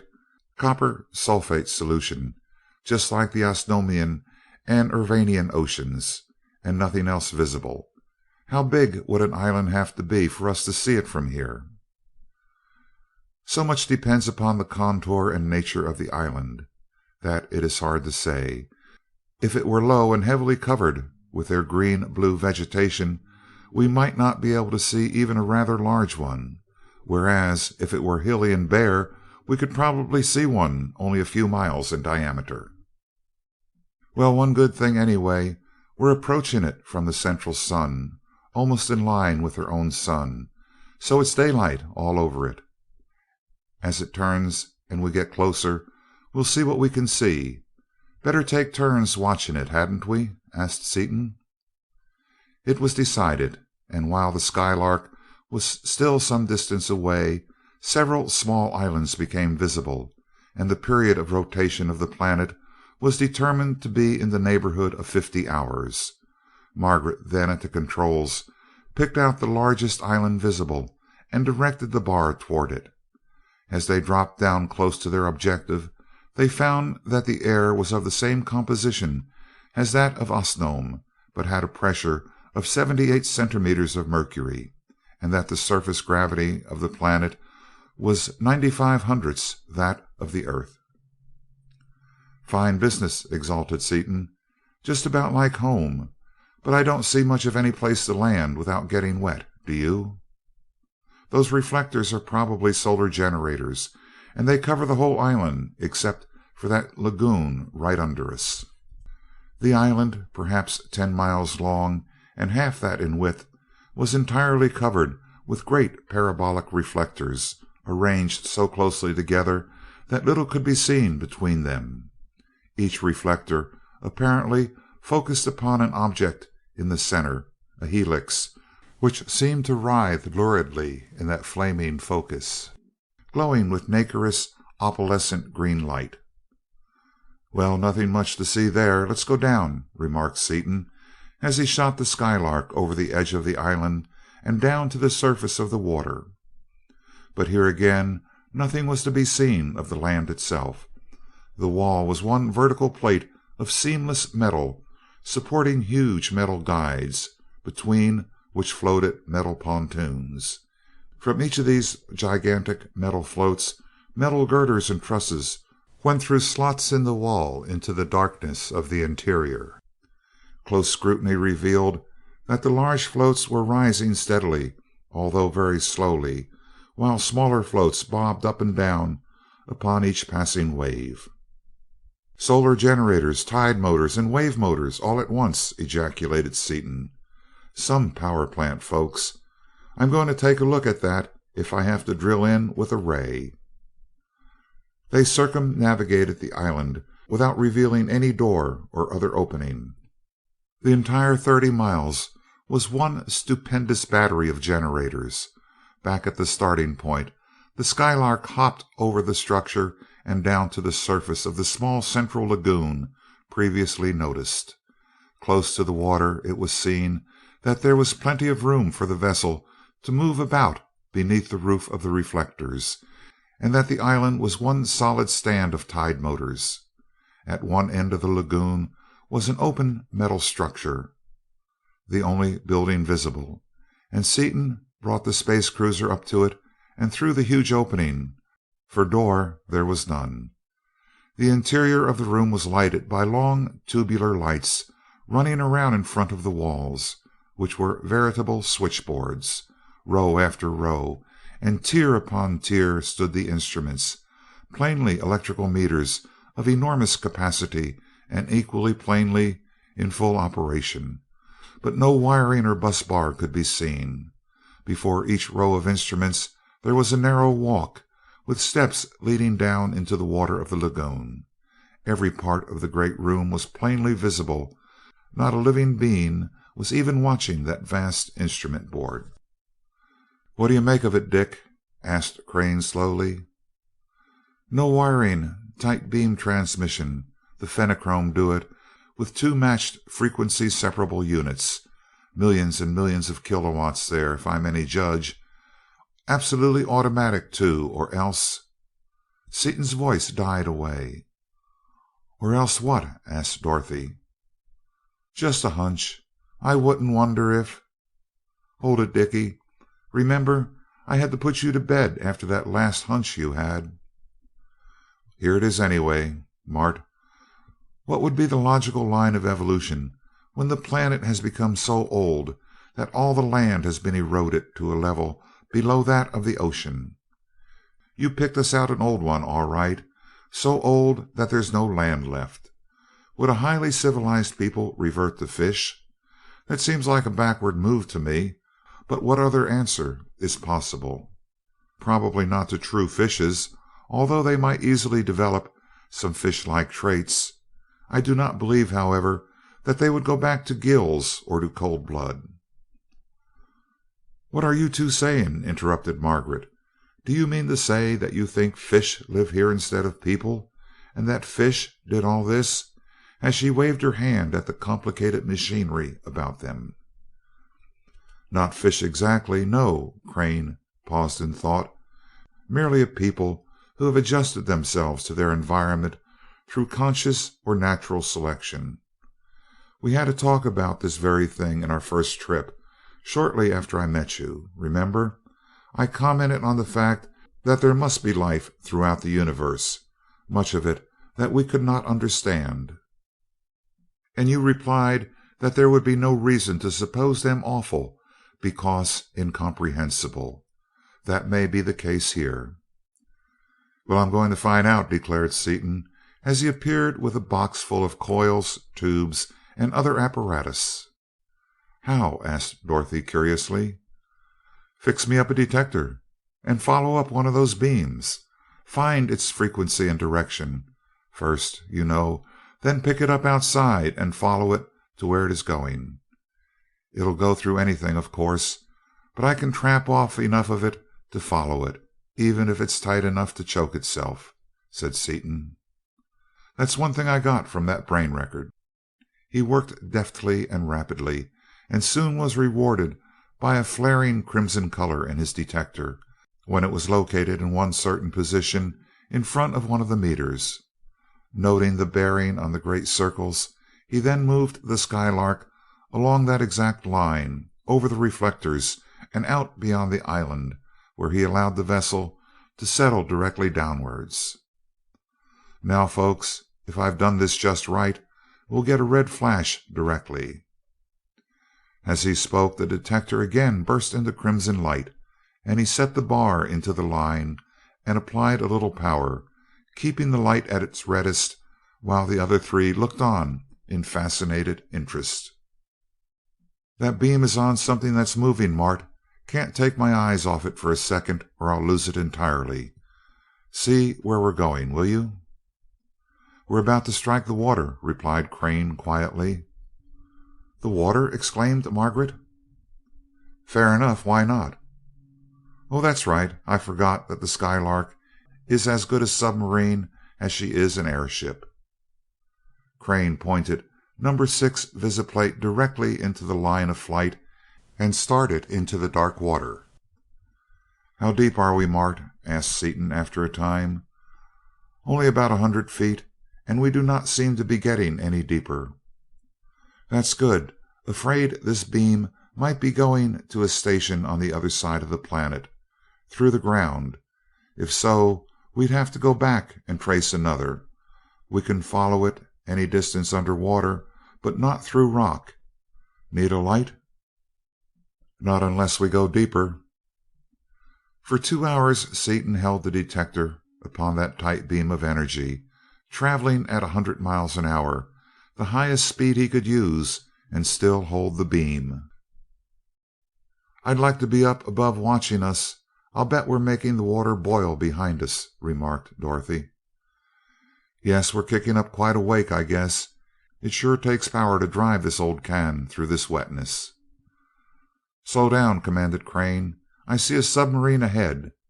I thought it might be a whale at first, but it is a boat, and it is exactly what we're aiming for. You are constantly swinging with it. Keep it exactly in the line." "Okay." Seaton reduced the power and swung the visiplate over in front of him, whereupon the detector lamp went out. "It's a relief to follow something I can see, instead of trying to guess which way that beam's going to wiggle next. Lead on, Macduff. I'm right on your tail." The Skylark fell in behind the submersible craft, close enough to keep it plainly visible in the telescopic visiplate. Finally the stranger stopped and rose to the surface between two rows of submerged pontoons, which, row upon row, extended in every direction as far as the telescope could reach. "Well, Dot, we're where we're going, wherever that is." "What do you suppose it is?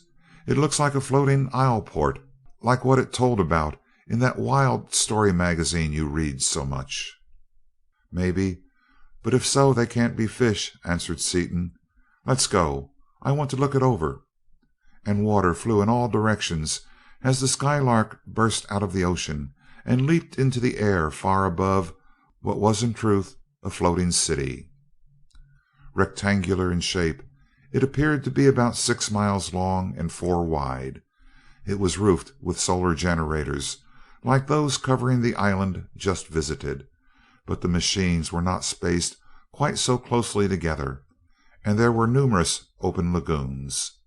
The water around the entire city was covered with wave motors. From their great height the visitors could see an occasional submarine moving slowly under the city, and frequently small surface craft dashed across the lagoons. As they watched, a seaplane with short, thick wings, curved like those of a gull, rose from one of the lagoons and shot away over the water.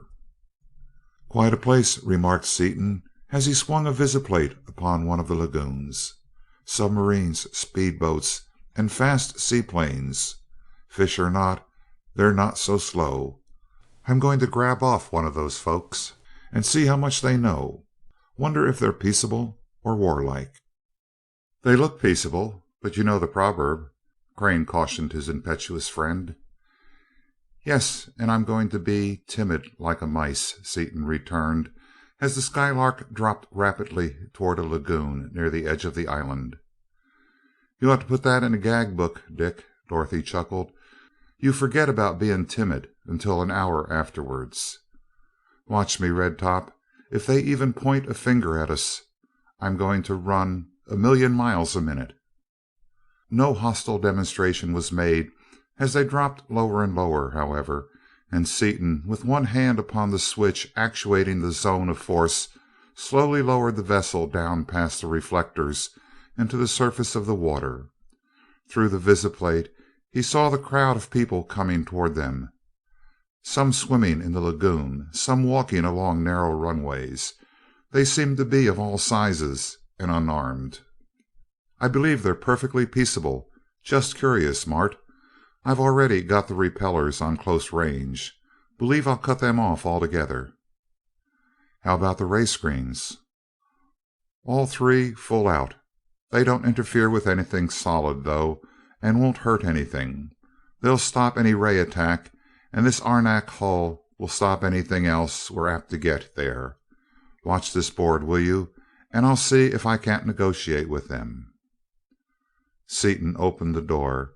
As he did so, a number of smaller beings dived headlong into the water, and a submarine rose quietly to the surface less than 50 feet away, with a peculiar tubular weapon and a huge ray generator trained upon the Skylark. Seaton stood motionless, his right hand raised in the universal sign of peace, his left holding at his hip an automatic pistol charged with explosive shells, while Crane at the controls had the Fenachrone super generator in line, and his hand lay upon the switch, whose closing would volatilize the submarine and cut an incandescent path of destruction through the city lengthwise. After a moment of inaction, a hatch opened, a man stepped out upon the deck of the submarine, and the two tried to converse, but with no success. Seaton then brought out the mechanical educator, held it up for the other's inspection, and waved an invitation to come aboard. Instantly The other dived and came to the surface immediately below Seaton, who assisted him into the Skylark. Tall and heavy as Seaton was, the stranger was half a head taller and almost twice as heavy. His thick skin was of the characteristic Osnomian green, and his eyes were the usual black, but he had no hair whatever. His shoulders, though broad and enormously strong, were very sloping, and his powerful arms were little more than half as long as would have been expected had they belonged to a human being of his size. The hands and feet were very large and very broad, and the fingers and toes were heavily webbed. His high domed forehead appeared even higher because of the total lack of hair.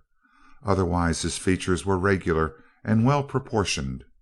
He carried himself easily and gracefully, and yet with the dignity of one accustomed to command, as he stepped into the control room and saluted gravely the three other Earth beings. He glanced quickly around the room and showed unmistakable pleasure as he saw the power plant of the cruiser of space. Languages were soon exchanged, and the stranger spoke in a bass voice vastly deeper than Seaton's own. "In the name of our city and planet, I may say in the name of our solar system, for you are evidently from one other than our green system, I greet you.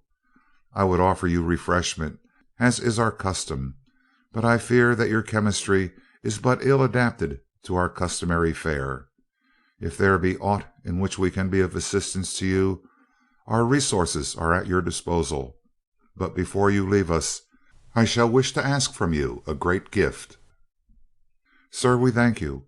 We are in search of knowledge concerning forces which we cannot as yet control. From the power systems you employ, and from what I have learned of the composition of your suns and planets, I assume you have none of the metal of power, and it is a quantity of that element that is your greatest need." "Yes, power is our only lack. We generate all we can with the materials and knowledge at our disposal, but we never have enough. Our development is hindered. Our birth rate must be held down to a minimum. Many new cities which we need cannot be built, and many new projects cannot be started, all for lack of power. For 1 gram of that metal I see plated upon that copper cylinder, of whose very existence no scientist upon Dasor has had even an inkling, we would do anything. In fact, if all else failed, I would be tempted to attack you did I not know that our utmost power could not penetrate even your outer screen, and that you could volatilize the entire planet if you so desired." "Great cat!" In his surprise, Seaton lasped from the formal language he had been employing. "Have you figured us all out already from a standing start?" "We know electricity, chemistry, physics, and mathematics fairly well. You see, our race is many millions of years older than is yours." "You're the man I've been looking for, I guess," said Seaton. "We have enough of this metal with us so that we can spare you some, as well as not. But before you get it, I'll introduce you. Folks, this is Sacner Carfon, chief of the council of the planet Dasor. They saw us all the time, and when we headed for this, the 6th city, he came over from the capital, or first city, in the flagship of his police fleet, to welcome us or to fight us, as we pleased. Carfon, this is Martin Crane. Or say, better than introductions, put on the headsets, everybody, and get acquainted right." Acquaintance made and the apparatus put away, Seaton went to one of the storerooms and brought out a lump of X weighing about 100 pounds. "There's enough to build power plants from now on. It will save time if you were to dismiss your submarine. With you to pilot us, we can take you back to the first city a lot faster than your vessel can travel." Carfon took a miniature transmitter from a pouch under his arm and spoke briefly, then gave Seaton the course. In a few minutes the first city was reached, and the Skylark descended rapidly to the surface of a lagoon at one end of the city. Short as had been the time consumed by their journey from the 6th city, they found a curious and excited crowd awaiting them. The central portion of the lagoon was almost covered by small surface craft, while the sides, separated from the sidewalks by the curbs, were full of swimmers. The peculiar Dasorian equivalent of whistles, bells, and gongs were making a deafening uproar, and the crowd was yelling and cheering in much the same fashion as do earthly crowds upon similar occasions. Seaton stopped the Skylark, took his wife by the shoulder, swinging her around in front of the visiplate. "Look at that, Dot. Talk about rapid transit. They could give the New York subway a flying start and beat them hands down." Dorothy looked into the visiplate and gasped. 6 metal pipes, one above the other, ran above and parallel to each sidewalk lane of water. The pipes were full of ocean water, water racing along at fully 50 miles an hour and discharging, each stream a small waterfall, into the lagoon. Each pipe was lighted in the interior, and each was full of people, heads almost touching feet, unconcernedly being borne along, completely immersed in that mad current. As the passenger saw daylight and felt the stream begin to drop, he righted himself, apparently selecting an objective point, and rode the current down into the ocean. A few quick strokes, and he was either at the surface or upon one of the flights of stairs leading up to the platform. Many of the travelers did not even move as they left the orifice. If they happened to be on their backs, they entered the ocean backwards, and did not bother about righting themselves or about selecting a destination until they were many feet below the surface. "Good heavens, Dick, they'll kill themselves or drown." "Not these birds. Notice their skin. They've got a hide like a walrus, and a terrific layer of subcutaneous fat. Even their heads are protected that way. You could hardly hit one of them enough with a baseball bat to hurt him. As for drowning, they can outswim a fish, and can stay under water almost an hour without coming up for air. Even one of those youngsters can swim the full length of the city without taking a breath." "How do you get that velocity of flow, Carfon?" asked Crane. "By means of pumps. These channels run all over the city, and the amount of water running in each tube and the number of tubes in use are regulated automatically by the amount of traffic. When any section of tube is empty of people, no water flows through it. This was necessary in order to save power. At each intersection there are 4 standpipes and automatic swim counters that regulate the volume of water and the number of tubes in use. This is ordinarily a quiet pool, as it is in a residence section, and this channel, our channels correspond to your streets, you know, has only 6 tubes each way. If you will look on the other side of the channel, you will see the intake end of the tubes going downtown." Seaton swung the visiplate around, and they saw 6 rapidly moving stairways, each crowded with people, leading from the ocean level up to the top of a tall metal tower. As the passengers reached the top of the flight, they were catapulted head first into the chamber leading to the tube below. "Well, that is some system for handling people," exclaimed Seaton.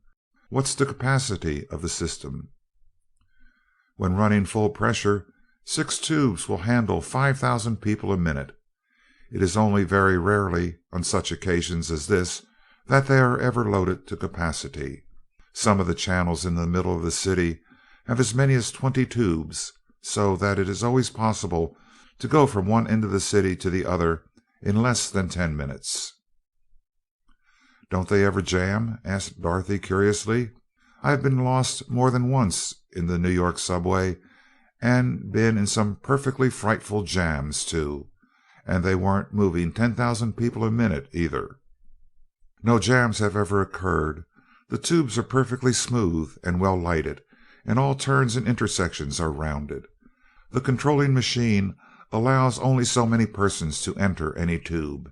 If more should try to enter that can be carried comfortably, the surplus passengers are slid off down a chute to the swimways or sidewalks, and may either wait a while or swim to the next intersection. "That looks like quite a jam down there now." Seaton pointed to the receiving pool, which was now one solid mass except for the space kept clear by the 6 mighty streams of humanity-laden water. "If the newcomers can't find room to come to the surface, they'll swim over to some other pool." Carfon shrugged indifferently. "My residence is the 5th cubicle on the right side of this channel. Our custom demands that you accept the hospitality of my home, if only for a moment, and only for a beaker of distilled water.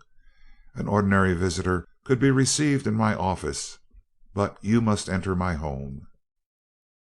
Seaton steered the Skylark, carefully surrounded as she was by a tightly packed crowd of swimmers, to the indicated dwelling and anchored her so that one of the doors was close to a flight of steps leading from the corner of the building down into the water. Carfon stepped out, opened the door of his house, and preceded his guests within. The room was large and square, and built of synthetic, non-corroding metal, as was the entire city.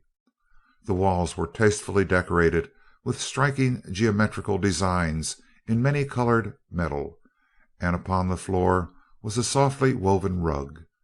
3 doors leading into other rooms could be seen, and strange pieces of furniture stood here and there. In the center of the floor space was a circular opening some 4 feet in diameter, and there, only a few inches below the level of the floor, was the surface of the ocean. Carfon introduced his guest to his wife, a feminine replica of himself, although she was not of quite such heroic proportions. "I don't suppose that Seven is far away, is he?" Carfon asked of the woman. "Probably he is outside near the flying ball. If he has not been touching it ever since it came down, it is only because someone stronger than he pushed him aside. You know how boys are," turning to Dorothy with a smile as she spoke. "Boy nature is probably universal." "Pardon my curiosity, but why 7?" asked Dorothy, as she returned the smile. "He is the 2,347th Sacnir Carfon in the direct male line of descent," she explained. "But perhaps 6 has not explained these things to you. Our population must not be allowed to increase, therefore each couple can have only 2 children. It is customary for the boy to be born first and is given the name of his father. The girl is younger and is given her mother's name." "That will now be changed," said Carfon feelingly. "These visitors have given us the secret of power, and we shall be able to build new cities and populate Dasor as she should be populated." "Really?" She checked herself, but a flame leaped to her eyes, and her voice was none too steady as she addressed the visitors. "For that we Dasorians thank you more than words can express. Perhaps you strangers do not know what it means to want a dozen children with every fiber of your being, and to be allowed to have only 2. We do, all too well. I will call 7. She pressed a button, and up out of the opening in the middle of the floor there shot a half-grown boy, swimming so rapidly that he scarcely touched the combing as he came to his feet. He glanced at the 4 visitors, then ran up to Seaton and Crane. "Please, sir, may I ride just a little short ride in your vessel before you go away?" This was said in their language. "7," boomed Carfon sternly, and the exuberant youth subsided. "Pardon me, sirs, I was so excited." "All right, son, no harm done at all. You bet you'll have a ride in the Skylark, if your parents will let you." He turned to Carfon. "I'm not so far beyond that stage myself that I'm not in sympathy with him. Neither are you, unless I'm badly mistaken." "I am very glad that you feel as you do. He would be delighted to accompany us down to the office, and it will be something to remember all the rest of his life." "You have a little girl, too?" Dorothy asked the woman. "Yes. Would you like to see her? She is asleep now." And without waiting for an answer, the proud Dasorian mother led the way into a bedroom without beds, for Dasorians sleep floating in thermostatically controlled tanks, buoyed up in water of the temperature they like best, in a fashion that no earthly springs and mattresses can approach. In a small tank in a corner reposed a baby, apparently about a year old, over whom Dorothy and Margaret made the usual feminine ceremony of delight and approbation. Back in the living room, after an animated conversation in which much information was exchanged concerning the two planets and their races of peoples, Carfon drew 6 metal goblets of distilled water and passed them around. Standing in a circle, the 6 touched goblets and drank. Then they embarked, and while Crane steered the Skylark slowly along the channel toward the offices of the council, and while Dorothy and Margaret showed the eager 7 all over the vessel, Seaton explained to Carfon the danger that threatened the universe, what he had done, and what he was attempting to do. "Dr. Seaton, I wish to apologize to you," the Dasorian said when Seaton had done. "Since you are evidently still land animals, I had supposed you of inferior intelligence. It is true that your younger civilization is deficient in certain respects, but you have shown a depth of vision, a sheer power of imagination and grasp that no member of our older civilization could approach. I believe that you are right in your conclusions. We have no such rays nor forces upon this planet, and never have had, but the 6th planet of our own sun has. Less than 50 of your years ago, when I was but a small boy, such a projection visited my father. It offered to rescue us from our watery planet, and to show us how to build rocket ships to move us to 3, which is half land, inhabited by lower animals." "And he didn't accept?" "Certainly not. Then as now, our sole lack was power, and the strangers did not show us how to increase our supply. Perhaps they had more power than we. Perhaps, because of the difficulty of communication, our want was not made clear to them. But of course we did not want to move to 3, and we had already had rocket ships for hundreds of generations. We have never been able to reach 6 with them, but we visited 3 long ago, and everyone who went there came back as soon as he could. We detest land. It is hard, barren, unfriendly. We have everything here on Dasor. Food is plentiful, synthetic or natural, as we prefer. Our watery planet supplies our every need and wish, with one exception. And now that we are assured of power, even that one exception vanishes, and Dasor becomes a very paradise. We can now lead our natural lives, work and play to our fullest capacity. We would not trade our world for all the rest of the universe." "I never thought of it in that way, but you're right at that," Seaton conceded. "You are ideally suited to your environment. But how do I get to Planet 6? Its distance is terrific, even as cosmic distances go. You won't have any night until Dasor swings outside the orbit of your sun, and until then 6 will be invisible, even to our most powerful telescope." "I do not know myself," answered Carfon, "but I will send out a call for the chief astronomer. He will meet us and give you a chart and the exact course." At the office the earthly visitors were welcomed formally by the council, the 9 men in control of the entire planet. The ceremony over, and their course carefully plotted, Carfon stood at the door of the Skylark a moment before it closed.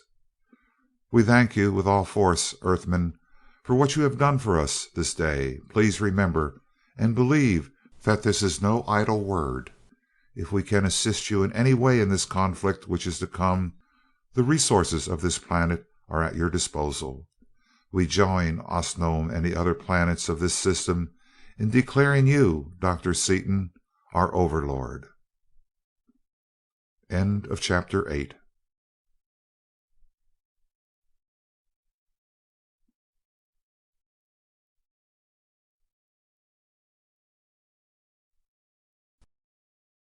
Chapter 9 of Skylark Three by Doc Smith.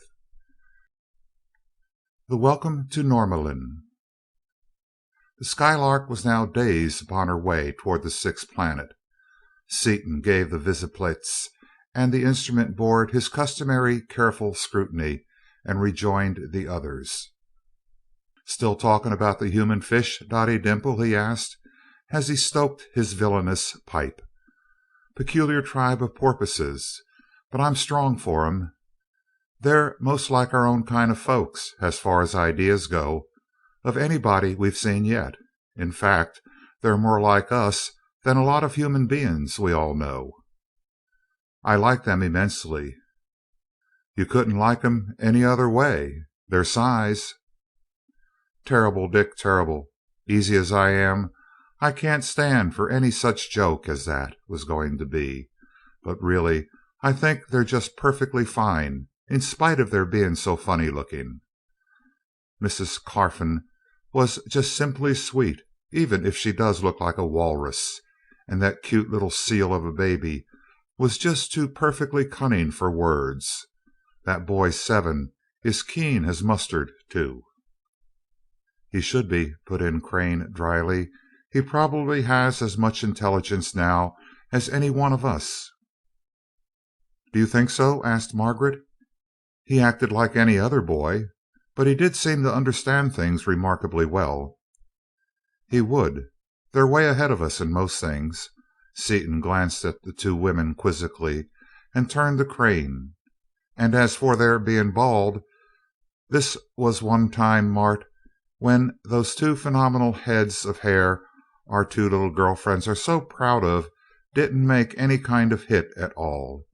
They probably regard that black thatch of Peg's and Dot's auburn mop as relics of a barbarous and prehistoric age, about as we would regard the hirsute hide of a Neanderthal man." "That may be so, too," Dorothy replied unconcernedly, "but we aren't planning on living there, so why worry about it? I like them anyway, and I believe that they like us." "They acted that way. But say, Mart, if that planet is so old that all their land area has been eroded away, how come they've got so much water left? And they've got quite an atmosphere, too." "The air pressure," said Crane, "while greater than that now obtaining upon Earth, was probably of the order of magnitude of 3 meters of mercury, originally. As to the erosion, they might have had more water to begin with than our Earth had." "Yeah, that'd count for it, all right," said Dorothy. "There's one thing I want to ask you two scientists," Margaret said. "Everywhere we've gone, except on that one world that Dick thinks is a wandering planet, we found the intelligent life quite remarkably like human beings. How do you account for that?" "There, Mart, is one for the massive old being to concentrate on," challenged Seaton. Then, as Crane considered the question in silence for some time, he went on: "I'll answer it myself, then, by asking another. Why not? Why shouldn't they be? Remember, man is the highest form of earthly life, at least in our own opinion and as far as we know. In our wanderings we have picked out planets quite similar to our own in point of atmosphere and temperature, and within narrow limits of mass as well. It stands to reason that under such similarity of conditions there would be a certain similarity of results. How about it, Mart? Reasonable?" "It seems plausible in a way," conceded Crane, "but it probably is not universally true." "Sure not. Couldn't be, hardly. No doubt we could find a lot of worlds inhabited by all kinds of intelligent things, freaks that we can't even begin to imagine now, but they probably would be occupying planets entirely different from ours in some essential feature of atmosphere, temperature, or mass." "But the Fenachrone world is entirely different," Dorothy argued, "and they're more or less human. They're bipeds anyway, with recognizable features. I've been studying that record with you, you know, and their world has so much more mass than ours that their gravitation is simply frightful." "That much difference is comparatively slight, Not a real fundamental difference. I mean 100 or so times either way, greater or less. And even their gravitation has modified their structure a lot. Suppose it had been 50 times as great as it is. What would they have been like? Also, their atmosphere is very similar to ours in composition, and their temperature is bearable.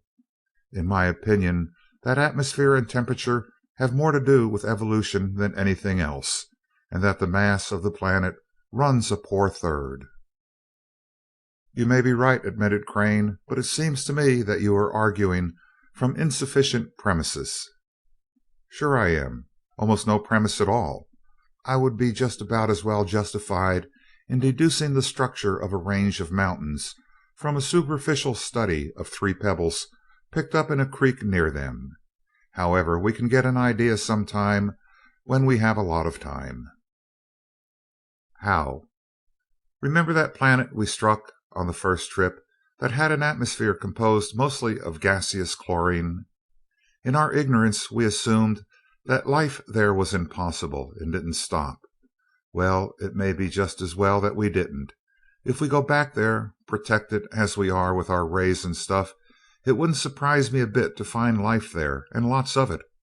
And I've got a hunch that it'll be a form of life that'd make your grandfather's whiskers curl right up into a ball." "You do get the weirdest ideas, Dick," protested Dorothy. "I hope you aren't planning on exploring it just to prove your point."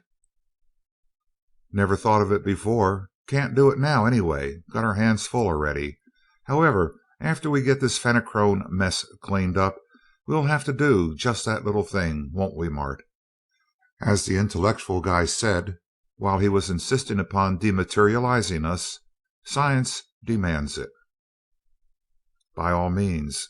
We should be in a position to make contributions to science in fields as yet untouched. Most assuredly we shall investigate those points." "Then they'll go along, won't they, Peggy?" "Absolutely. We've seen some pretty middlin' horrible things already, and if these 2 men of ours call the frightful things we have seen normal, and are planning on deliberately hunting up things that even they will consider monstrous, you and I most certainly shall stay at home." "Yeah, you say it easy," bounced back Peg, "and you've struck a rubber fence. Rufus, you red-headed little fraud, you know you wouldn't let me go to the corner store after a can of tobacco without insisting on tagging along." "You're a—" began Dorothy hotly, but broke off in amazement and gasped, "For heaven's sake, what was that?" "What was what? It missed me." "It went right through you. It was a kind of funny little cloud, like smoke or something. It came right through the ceiling like a flash, went through you and on down through the floor. There it comes back again." Before their staring eyes a vague nebulous something moved rapidly upward through the floor and passed upward through the ceiling. Dorothy leaped to Seaton's side and he put his arm around her reassuringly. "It's all right, folks. I know what that thing is." "Well, shoot it quick," Dorothy implored. "It's one of those projections from where we're heading for, trying to get our range, and it's the most welcome sight these weary old eyes have rested upon for full many a long and dreary moon. They've probably located us from our power plant rays. We're an awful long ways off yet, though, and going like a streak of greased lightning, so they're having trouble in holding us. They're friendly, we already know that, and they probably want to talk to us. It'd make it easier for them if we shut off our power and drift at constant velocity, but we'd use up valuable time and throw our calculations all out of whack. We'll let them try to match our acceleration. If they can do that, they're good." The apparition reappeared, oscillating back and forth irregularly, passing through the arenak walls, through the furniture and the instrument boards, even through the mighty power plant itself, as though nothing was there. Eventually, however, it remained stationary a foot or so above the floor of the control room. Then it began to increase in density until apparently a man stood before them. His skin, like that of all the inhabitants of the planets of the green suns, was green. He was tall and well proportioned when judged by earthly standards, except for his head, which was overly large, and which was particularly massive above the eyes and backward from the ears. He was evidently of great age, for what little of his face was visible was seamed and wrinkled, and his long, thick mane of hair and square-cut, yard-long beard were dazzlingly white, only faintly tinged with green. While not in any sense transparent, nor even translucent, it was evident that the apparition before them was not composed of flesh and blood. He looked at each of the four earth beings intensely for a moment, then pointed toward the table upon which stood the mechanical educator, and Seaton placed it in front of the peculiar visitor. As Seaton donned a headset and handed one to the stranger, the latter stared at him, impressing upon his consciousness that he was to be given a knowledge of English. Seaton pressed a lever, receiving as he did so a sensation of unbroken calm, a serenity profound and untroubled, and the projection spoke. "Dr. Seaton, Mr. Crane, and ladies, welcome to Norlamin, the planet toward which you are now flying. We have been awaiting you for more than 5,000 years of your time. It has been a mathematical certainty, it has been graven upon the very sphere itself, that in time someone would come to us from without this system, bringing a portion, however small, of Rovolon, of the metal of power, of which there is not even the most minute trace in our entire solar system. For more than 5,000 years our instruments have been set to detect the vibrations which would herald the advent of the user of that metal. Now you have come, and I perceive that you have vast stores of it. Being yourselves seekers after truth, you will share it with us gladly, as we will instruct you in many things you wish to know. Allow me to operate the educator. I would gaze into your minds and reveal my own to your sight. But first I must tell you that your machine is too rudimentary to work at all well.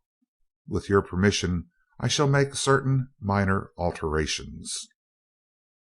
Seaton nodded permission, and from the eyes and from the hands of the figure there leaped visible streams of force, which seized the transformers, coils, and tubes, and reformed and reconnected them under Seaton's bulging eyes into an entirely different mechanism. "Oh, I see," he gasped. "Say, what are you, anyway?" "Pardon me. In my eagerness I became forgetful. I am Orlon, the first of the astronomy of Norlamin, in my observatory upon the surface of the planet. This that you see is simply my projection, composed of forces for which you have no name in your language. You can cut it off if you wish with your ray screens, which even I can see are of a surprisingly high order of efficiency. There, this educator will now work very well. Please put on the remodeled headsets, all four of you." They did so, and the rays of force moved levers, switches, and dials as positively as human hands could have moved them, and with infinitely greater speed and precision. As the dials moved, each brain received clearly and plainly a knowledge of the customs, language, and manners of the inhabitants of Norlamin. Each mind became suffused with a vast, immeasurable peace, calm power, and depth and breadth of mental visions, theretofore undreamed of. Looking deep into his mind, they sensed a quiet, placid certainty, beheld power and knowledge to them illimitable, perceived depths of wisdom to them unfathomable. Then from his mind into theirs there flowed smoothly a mighty stream of comprehension of cosmic phenomena. They hazily saw infinitely small units grouped into planetary formations to form practically dimensionless particles. These particles in turn grouped to form slightly larger ones, and after a long succession of such grouping They knew that the comparatively gigantic aggregates which then held their attention were in reality electrons and protons, the smallest units recognized by earthly science. They clearly understood the combination of these electrons and protons into atoms. They perceived plainly the way in which atoms build up molecules, and comprehended the molecular structure of matter. In mathematical thoughts, only dimly grasped even by Seaton and Crane, were laid before them the fundamental laws of physics, of electricity, of gravitation, and of chemistry. They saw globular aggregations of matter, the suns and their planets comprising solar systems, saw solar systems, in accordance with those immutable laws, grouped into galaxies, galaxies in turn. Here the flow was suddenly shut off as though a valve had been closed, and the astronomer spoke. "Pardon me, your brains should be stored only with material you desire most and can use to the best advantage, for your mental capacity is even more limited than my own. Please understand that I speak in no derogatory sense. It is only that your race has many thousands of generations to go before your minds should be stored with knowledge indiscriminately. We ourselves have not yet reached that stage, and we are perhaps millions of years older than you. And yet," he continued musingly, "I envy you. Knowledge is of course relative, and I can know so little. Time and space have yielded not an iota of their mystery to our most penetrant minds, and whether we delve baffled into the unknown smallness of the small, or whether we peer blind and helpless into the unknown largeness of the large, it is the same. Infinity is comprehensible only to the Infinite One, the all-shaping force directing and controlling the universe and the unknowable sphere. The more we know, the vaster the virgin fields of investigation open to us, and the more infinitesimal becomes our knowledge. But I am perhaps keeping you from more important activities. As you approach Norlamin more nearly, I shall guide you to my observatory. I am glad indeed that it is in my lifetime that you have come to us, and I await anxiously the opportunity of greeting you in the flesh. The years remaining to me of this cycle of existence are few, and I had almost ceased hoping to witness your coming." The projection vanished instantaneously, and the four stared at each other in an incredulous daze of astonishment. Seaton finally broke the stunned silence. "Well, I'll be kicked to death by little red spiders," he ejaculated. "Mart, did you see what I saw, or did I get tight on something without knowing it? That sure burned me up. It breaks me right off at the ankles just to think of it." Crane walked to the educator in silence. He examined it, felt the changed coils and transformers, and gently shook the new insulating base of the great power tube. Still in silence, he turned back, walked around the instrument board, read the meters, then went back and again inspected the educator. It was real, and not a higher development of hypnotism, as at first I thought it must be, he reported seriously. Hypnotism, if sufficiently advanced, might have affected us in that fashion, even to teaching us all a strange language, but by no possibility could it have had such an effect upon copper, steel, bakelite, and glass. It was certainly real, and while I cannot begin to understand it, I will say that your imagination has certainly vindicated itself. A race of beings who can do such things as that can do almost anything. You have been right from the start." "Then you can beat those horrible Fenachrone after all?" cried Dorothy, and threw herself into her husband's arms. "Do you remember, Dick, that I hailed you once as Columbus at San Salvador?" asked Margaret unsteadily, from Crane's encircling arm. "What could a man be called who from the sheer depths of his imagination called forth the means of saving from destruction all the civilization of millions of entire worlds?" "Don't talk that way, please, folks." Seaton was plainly very uncomfortable. He blushed intensely, the burning red tide rising in waves up to his hair as he wriggled in embarrassment like any schoolboy. "Mart's done most of it.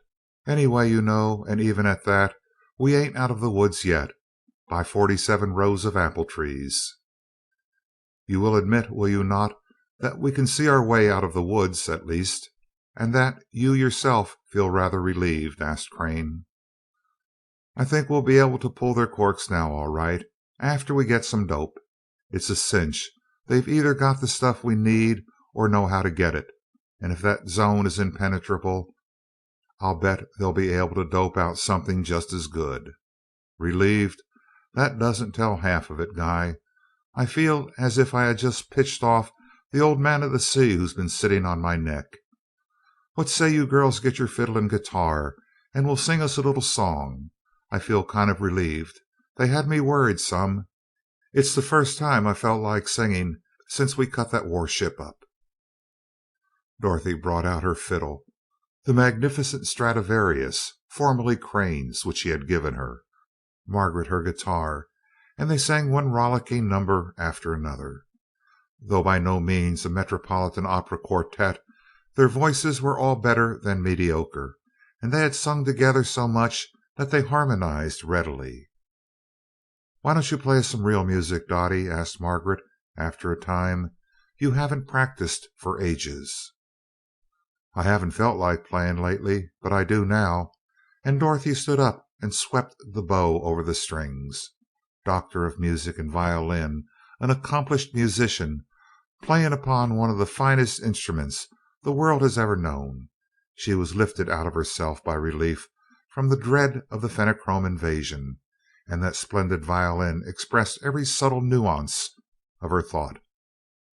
She played rhapsodies and paeans and solos by the great masters.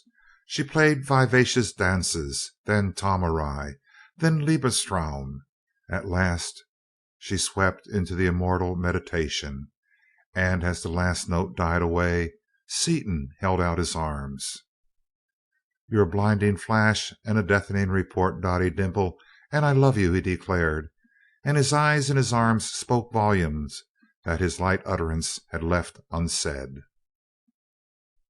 Norlamin close enough so that its image almost filled number 6 visiplate, the four wanderers studied it with interest.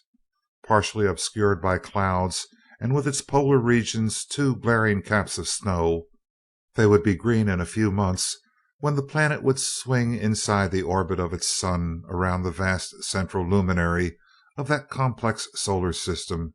It made a magnificent picture.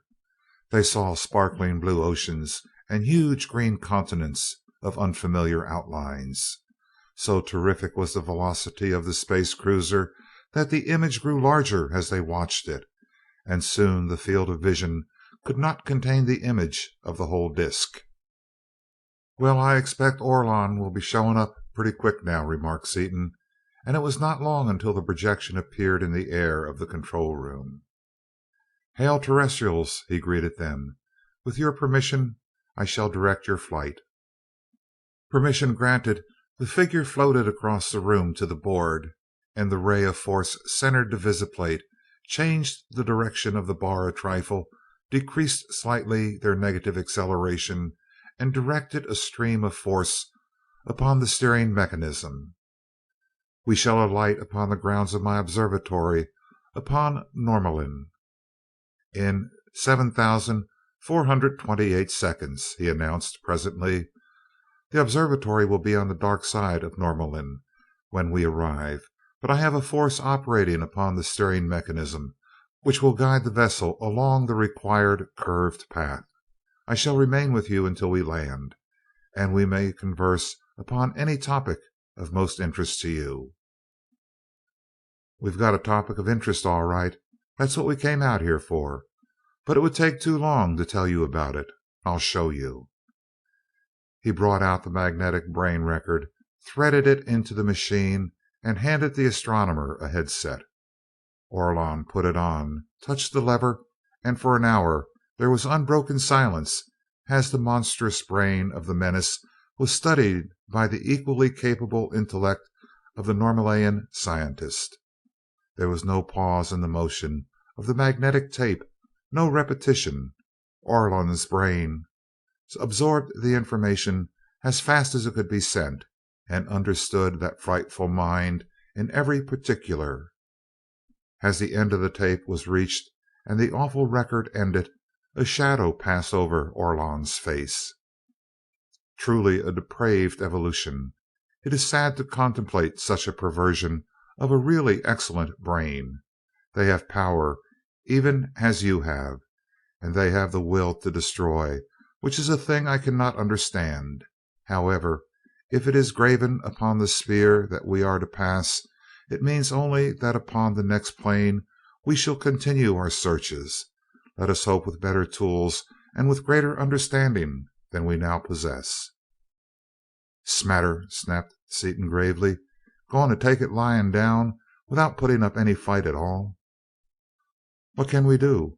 Violence is contrary to our very natures. No man of Norlamin could offer any but passive resistance." "You can do a lot if you will. Put on the headset again and get my plan, offering any suggestions your far abler brain may suggest."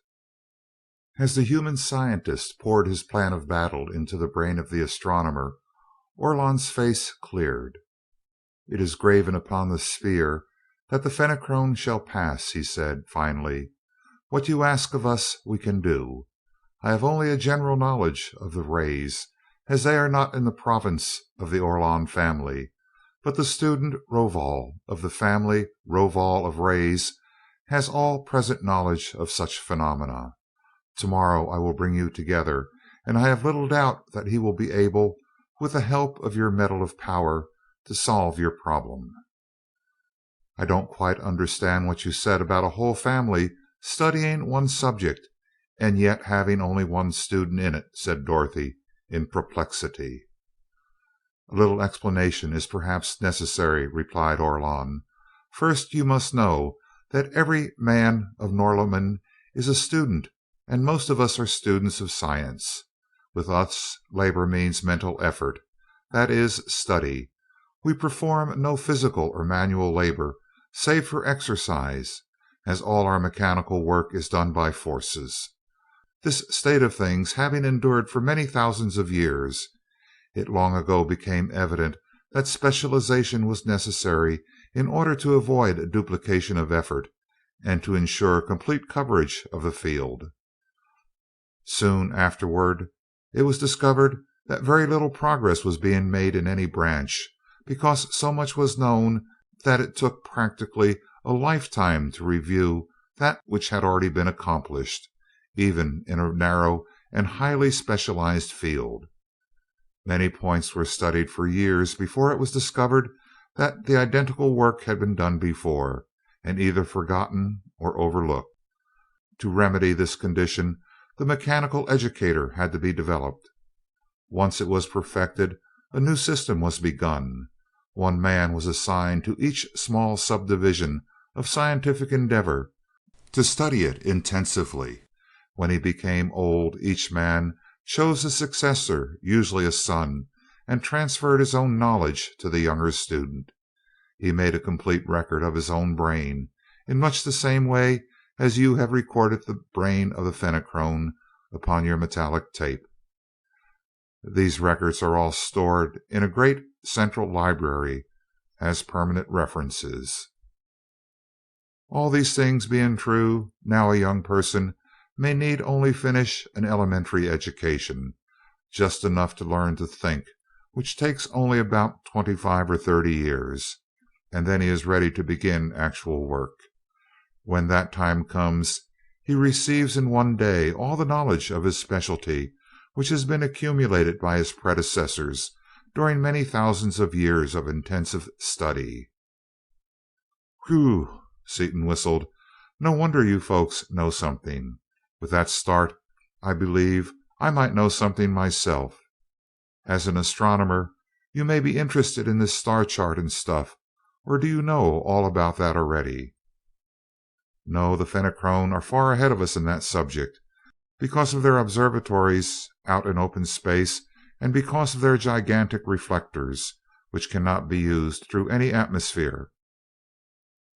We are further hampered in having darkness for only a few hours at a time, and only in the winter, when our planet is outside the orbit of our sun, around the great central sun of our entire system.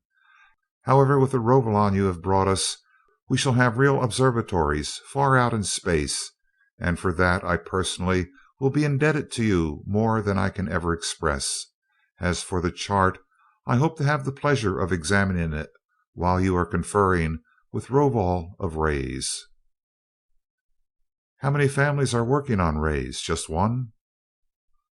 One upon each kind of ray. That is, each of the ray families knows a great deal about all kinds of vibrations of the ether, but is specializing upon one narrow field. Take, for instance, the rays you are most interested in, those able to penetrate a zone of force. From my own very slight and general knowledge, I know that it would of necessity be a ray of the fifth order. These rays are very new. They have been under investigation only a few hundred years, and the Rovol is the only student who would be at all well informed upon them. Shall I explain the order of rays more fully than I did by means of the educator? Please, you assumed that we knew more than we do, so a little explanation would help.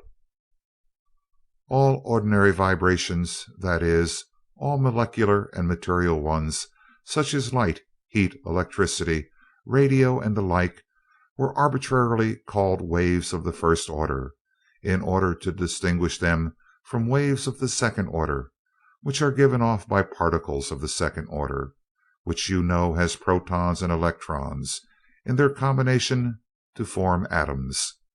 Your scientist Millikan discovered these rays for you, and in your language they are known as Millikan or cosmic rays. Some time later, when subelectrons were identified, the rays given off by their combination into electrons or by the disruption of electrons were called rays of the third order. These rays are most interesting and most useful. In fact, they do all of our mechanical work. They, as a class, are called protelectricity, and bear the same relation to ordinary electricity that electricity does to torque. Both are pure energy, and they are interconvertible. Unlike electricity, however, it may be converted into many different forms by fields of force, in a way comparable to that in which white light is resolved into colors by a prism, or rather, more like the way alternating current is changed to direct current by a motor generator set, with attendant changes in properties. There is a complete spectrum of more than 500 factors, each as different from the others as red is different from green. Continuing farther, particles of the fourth order give rays of the fourth order, those of the fifth, rays of the fifth order. Fourth order rays have been investigated quite thoroughly, but only mathematically and theoretically, as they are of excessively short wavelength and are capable of being generated only by the breaking down of matter itself into the corresponding particles. However, it has been shown that they are quite similar to protelectricity in their general behavior.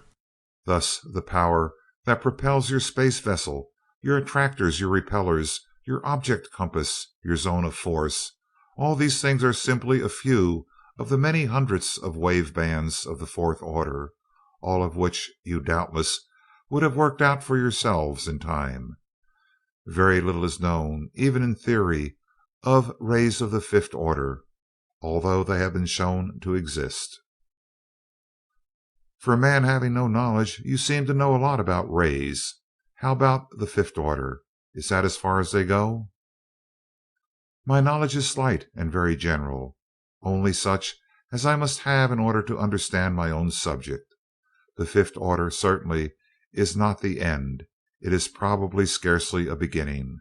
We think now that the orders extend to infinite smallness, just as the galaxies are grouped into larger aggregations, which are probably in their turn only tiny units in a scheme infinitely large.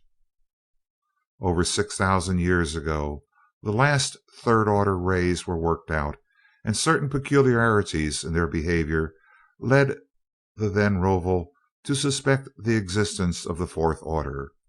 Successive generations of the Rovol proved their existence, determined the conditions of their liberation, and found this metal of power was the only catalyst able to decompose matter and thus liberate the rays. This metal, which was called Rovolon after the Rovol, was first described upon theoretical grounds, and later was found by spectroscopy in certain stars, notably in one star only 8 light years away, but not even the most infinitesimal traces of it exists in our entire solar system. Since these discoveries, the many Rovol have been perfecting the theory of the fourth order, beginning that of the fifth, and waiting for your coming. The present Rovol, like myself and many others whose work is almost at a standstill, is waiting with all-consuming interest to greet you as soon as the Skylark can be landed upon our planet. Neither your rocket ships nor your projections could get you any Rovolon? No. Every 100 years or so, someone develops a new type of rocket that he thinks may stand a slight chance of making the journey, but not one of these venturesome youths has yet returned. Either that sun has no planets, or else the rocket ships have failed. Our projections are useless, as they can be driven only a very short distance upon our present carrier wave. With a carrier of the fifth order, we could drive a projection to any point in the galaxy, since its velocity would be millions of times that of light, and the power necessary reduced accordingly. But as I have said before, such waves cannot be generated without metal Rovolon. I hate to break this up. I'd like to listen to you talk for a week, but we're going to land pretty quick, and it looks as though we're going to land pretty hard. We will land soon, but not hard, replied Orlon confidently, and the landing was as he had foretold. The Skylark was falling with ever decreasing velocity, but so fast was the descent that it seemed to the watchers as though they must crash through the roof of a huge, brilliantly lighted building upon which they were dropping, and bury themselves many feet in the ground beneath it. But they did not strike the observatory.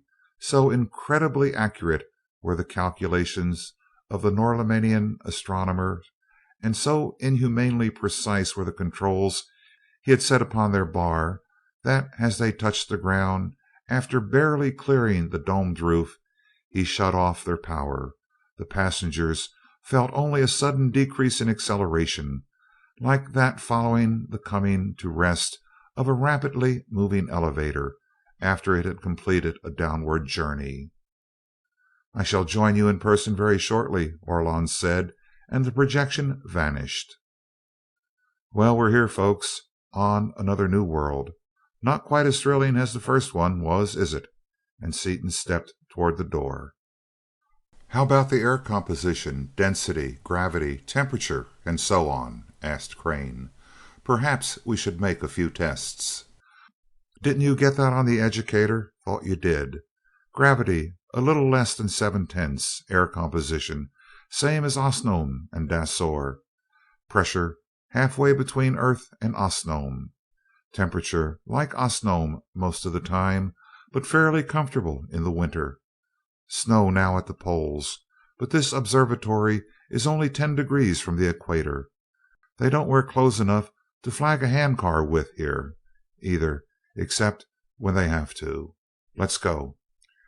He opened the door, and the four travelers stepped out upon a close-cropped lawn, a turf whose blue-green softness would shame an oriental rug. The landscape was illuminated by a soft, mellow, yet intense green light which emanated from no visible source. As they paused and glanced about them, they saw that the Skylark had alighted in the exact center of a circular enclosure 100 yards in diameter, walled by row upon row of shrubbery, statuary, and fountains, all bathed in ever-changing billows of light. At only one point was the circle broken. There the walls did not come together, but continued on to border a lane leading up to the massive structure of cream and green marble, topped by its enormous glassy dome, the Observatory of Orlon. "Welcome to Norlamin, terrestrials," the deep, calm voice of the astronomer greeted them, and Orlon and Flesh shook hands cordially in the American fashion with each of them in turn, and placed around each neck a crystal chain from which depended a small Norlaminian chronometer radiophone. Behind him stood four other old men. "These men are already acquainted with each of you, but you do not as yet know them. I present Fordan, chief of the Five of Norlamin; Rovol, of whom you know; Astron, the first of energy; Satrazon, the first of chemistry." Orlon fell in beside Seaton, and the party turned toward the observatory. As they walked along, the Earth people stared, held by the unearthly beauty of the grounds. The hedge of shrubbery, from 10 to 20 feet high, and which shut out all sight of everything outside it, was one mass of vivid green and flaring crimson leaves, each leaf and twig groomed meticulously into its precise place in a fantastic geometrical scheme. Just inside this boundary there stood a ring of statues of heroic size. Some of them were single figures of men and women, some were busts, some were groups in natural or allegorical poses. All were done with consummate skill and feeling.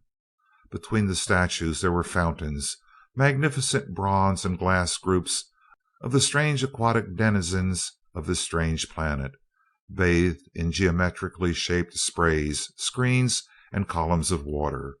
Winding around between the statues and the fountains there was a moving, scintillating wall, and upon the waters and upon the wall there played torrents of color, cataracts of harmoniously blended light, reds, blues, yellows, greens, every color of their particular green spectrum, and every conceivable combination of those colors writhed and flamed in ineffable splendor upon those deep and living screens of falling water and upon that shimmering wall. As they entered the lane, Seaton saw with amazement that what he had supposed was a wall, now close at hand, was not a wall at all. It was composed of myriads of individual sparkling jewels of every known color, for the most part self-luminous, and each gem, apparently entirely unsupported, was dashing in and out and along among its fellows, weaving and darting here and there, flying at headlong speed along an extremely tortuous but evidently carefully calculated course. "What can that be, anyway, Dick?" whispered Dorothy, and Seaton turned to his guide. "Pardon my curiosity, Orlon, but would you mind explaining the why of that moving wall? We don't get it." "Not at all. This garden has been the private retreat of the family of Orlon for many thousands of years, and women of our house have been beautifying it since its inception. You may have observed that the statuary is very old. No such work has been done for ages. Modern art has developed along the lines of color and motion, hence the lighting effects and the tapestry wall. Each gem is held upon the end of a minute pencil of force, and all the pencils are controlled by a machine which has a key for every jewel in the wall." Crane, the methodical, stared at the innumerable flashing jewels and asked, "It must have taken a prodigious amount of time to complete such an undertaking." "It is far from complete. In fact, it is scarcely begun. It was started only about 400 years ago." "400 years!" exclaimed Dorothy. "Do you live that long? How long will it take to finish it, and what will it be like when it's done?" "None of us live longer than about 160 years. At about that age most of us decide to pass. When this tapestry wall is finished, it will not be simply form and color as it is now. It will be a portrayal of the history of Norlamin from the first cooling of the planet.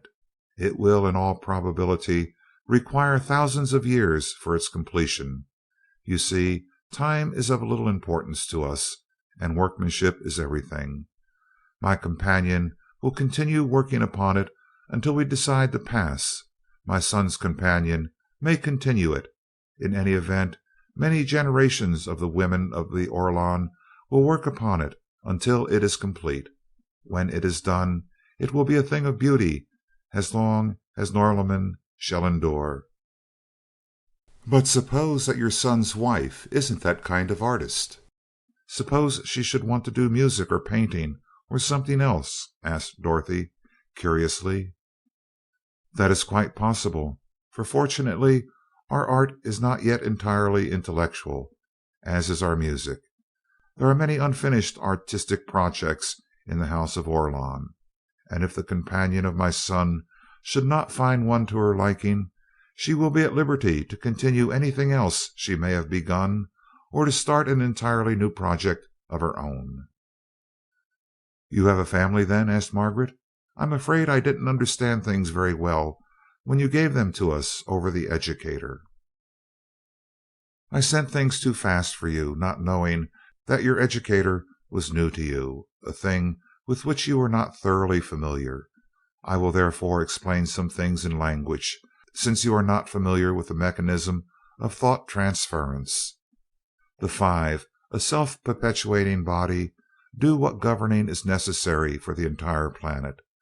Their decrees are founded upon self-evident truth, and are therefore the law.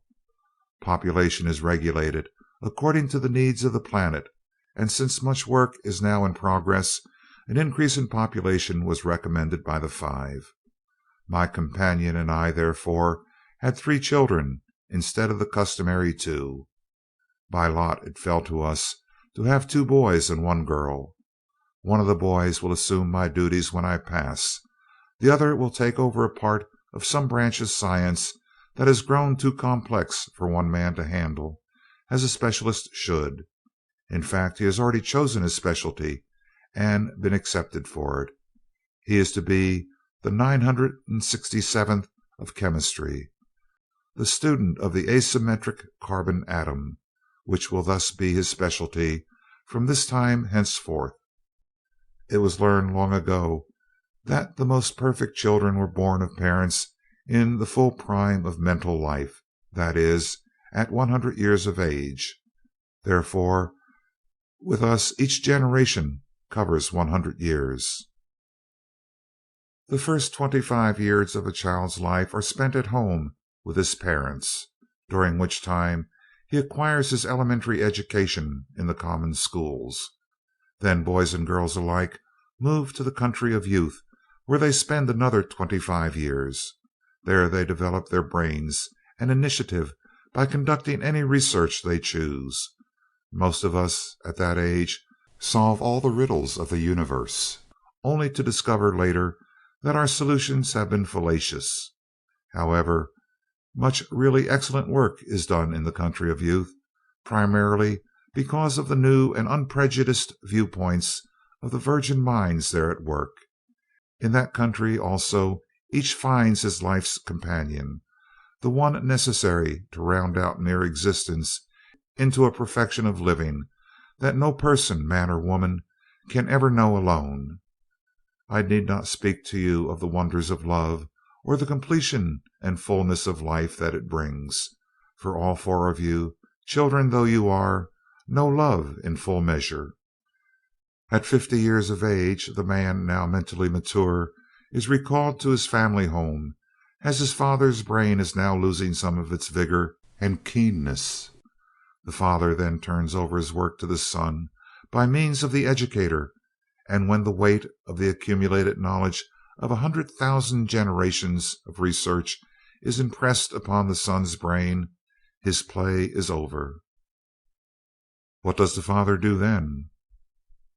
Having made his brain record, about which I have told you, he and his companion, for she has in similar fashion turned over her work to her successor, retire to the country of age, where they rest and relax after their century of effort.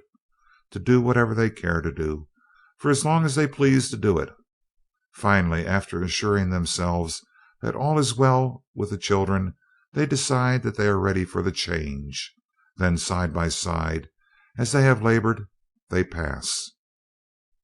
Now, at the door of the observatory, Dorothy paused and shrank back against Seaton, her eyes widening as she stared at Orlon. "No, daughter, why should we fear the change?" he answered her unspoken question, calm serenity in every inflection of his quiet voice. "The life principle is unknowable to the finite mind, as is the all-controlling force. But even though we know nothing of the sublime goal toward which it is tending, any person ripe for the change can, and of course does, liberate the life principle so that its progress may be unimpeded." In a spacious room of the observatory, in which the terrestrials and their Norlaminian hosts had been long engaged in study and discussion, Seaton finally rose and extended a hand toward his wife. "Well, that's that, then, Orlon, I guess. We've been 30 hours without sleep, and for us that's a long time. I'm getting so dopey I can't think a lick. We'd better go back to the Skylark and turn in, and after we've slept 9 hours or so, I'll go over to Rovol's laboratory, and Crane'll come back here to you." "You need not return to your vessel," said Orlon. "I know that its somewhat cramped quarters have become irksome.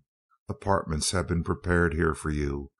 We shall have a meal here together, and then we shall retire, to meet again tomorrow." As he spoke, a tray laden with appetizing dishes appeared in the air in front of each person.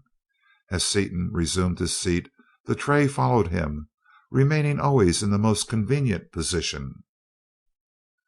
Crane glanced at Seaton questioningly, as Satrazon, the first of chemistry, answered his thought before he could voice it. "The food before you, unlike that which is before us of Norlamin, is wholesome for you. It contains no copper, no arsenic, no heavy metals, in short, nothing in the least harmful to your chemistry. It is balanced as to carbohydrates, proteins, fats, and sugars, and contains the due proportion of each of the various accessory nutritional factors.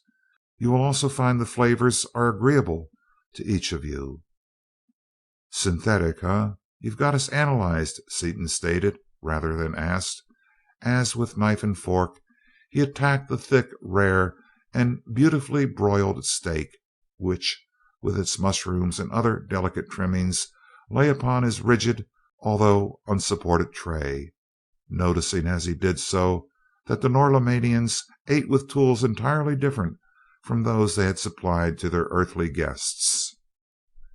"Entirely synthetic," Satrazon made answer, "except for the sodium chloride necessary. As you already know, sodium and chlorine are very rare throughout our system. Therefore, the force upon the food supply took from your vessel the amount of salt required for the formula. We have been unable to synthesize atoms, for the same reason that the labors of so many others have been hindered, because of the lack of Rovolon.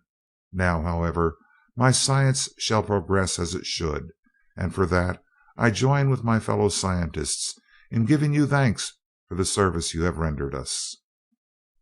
"We thank you instead," replied Seaton, "for the service we have been able to do you is slight indeed compared to what you are giving us in return. But it seems that you speak quite impersonally of the force upon the food supply. Did you yourself direct the preparation of these meats and vegetables?" "Oh, no. I merely analyzed your tissue, surveyed the food supplies you carried, discovered your individual preferences, and set up the necessary integrals in the mechanism. The force did the rest, and will continue to do so as long as you remain upon this planet."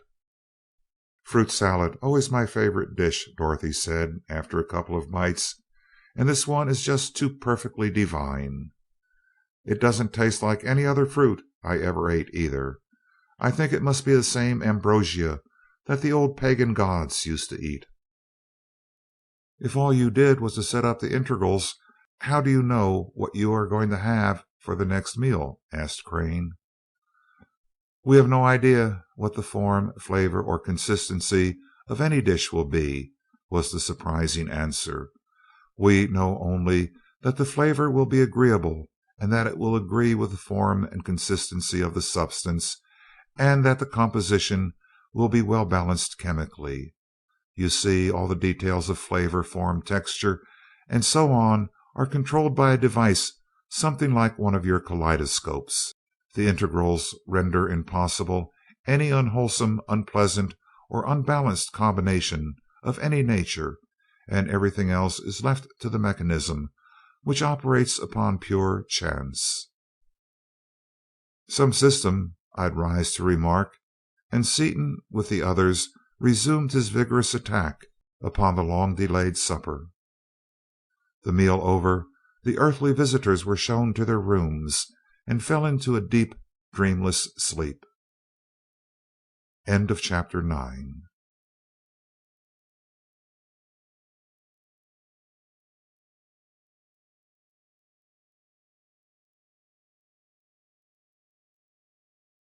Chapter 10 of Skylark Three by Doc Smith. Norlaminian Science. Breakfast over, Seaton watched intently as his tray, laden with empty containers, floated away from him and disappeared into an opening in the wall. "How do you do it, Orlon?" he asked curiously. "I can hardly believe it, even after seeing it done." "Each tray is carried upon the end of a beam or rod of force, and supported rigidly by it. Since the beam is tuned to the individual wave of the instrument you wear upon your chest, your tray is, of course, placed in front of you, at a predetermined distance, as soon as the sending force is actuated. When you have finished your meal, the beam is shortened. Thus the tray is drawn back to the food laboratory, where other forces cleanse and sterilize the various utensils and place them in readiness for the next meal. It would be an easy matter to have this same mechanism place your meals before you wherever you might go upon this planet, provided only that a clear path can be plotted from the laboratory to your person." "Thanks, but it wouldn't pay. No telling where we'd be. Besides, we'd better eat in the Skylark most of the time, to keep our cook good natured." "Well, I see Rovol's got his boat here for me, so guess I'd better turn up a few RPMs. Coming along, Dot, or have you got something else on your mind?" "I'm going to leave you for a while. I can't really understand even a radio, and just thinking about those funny, complicated rays and things you are going after makes me dizzy in the head. Mrs. Orlon is going to take us over to the country of youth. She says Margaret and I can play around with her daughter and her bunch and have a good time while you scientists are doing your stuff." "All right. Bye till tonight."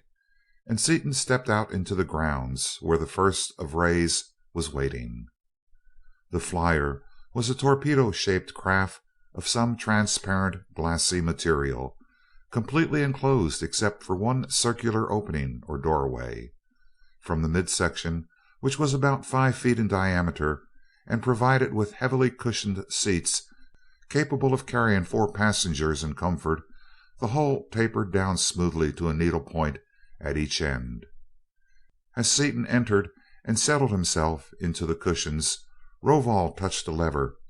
Instantly a transparent door slid across the opening, locking itself into position, flush with the surface of the hull, and the flyer darted into the air and away. For a few minutes there was silence as Seaton studied the terrain beneath them. Fields or cities there were none. The land was covered with dense forests and vast meadows, with here and there great buildings surrounded by gracious park-like areas. Rovol finally broke the silence. "I understand your problem, I believe, since Orlon has transferred to me all the thoughts he had from you. With the aid of the Rovolon you have brought us, I am confident that we shall be able to work out a satisfactory solution of the various problems involved. It will take us some few minutes to traverse the distance to my laboratory, and if there are any matters upon which your mind is not quite clear, I shall try to clarify them." "That's letting me down easy," Seaton grinned. "But you don't need to be afraid of hurting my feelings. I know just exactly how ignorant and dumb I am compared to you. There are a lot of things I don't get at first. First and nearest, this airboat. It has no power plant at all. I assume that it, like so many other things hereabouts, is riding on the end of a rod of force." "Exactly. The beam is generated and maintained in my laboratory. All that is here in the flyer is a small sender for remote control."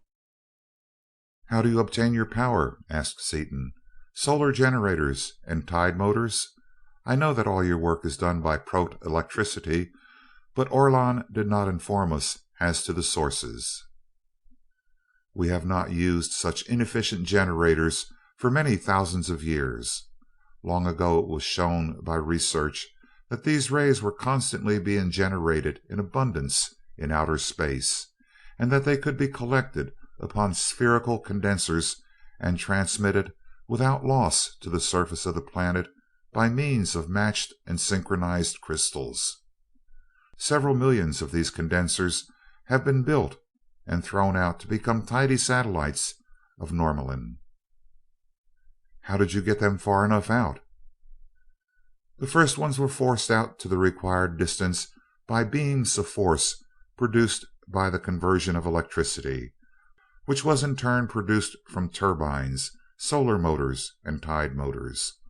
With a few of them out, however, it was easy to obtain sufficient power to send out more, and now, whenever one of us requires more power than he has at his disposal, he merely sends out such additional collectors as he needs." "Now about those fifth order rays, which will penetrate a zone of force. I am told that they are not ether waves after all."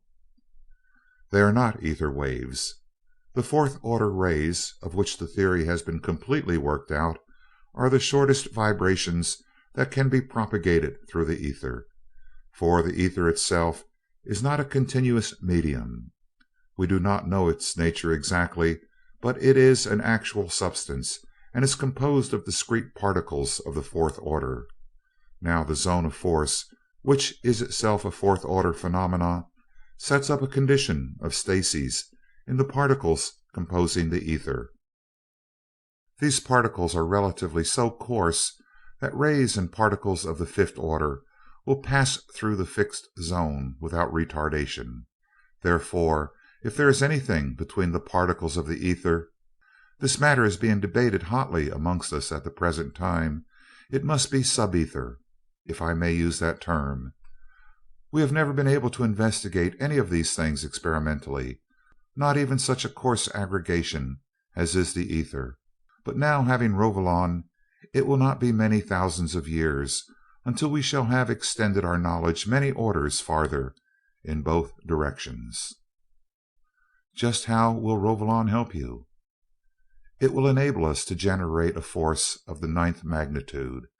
That much power is necessary to set up what you have so aptly named a zone of force, and will give us a source of fourth, fifth, and probably higher orders of rays which, if they are generated in space at all, are beyond our present reach.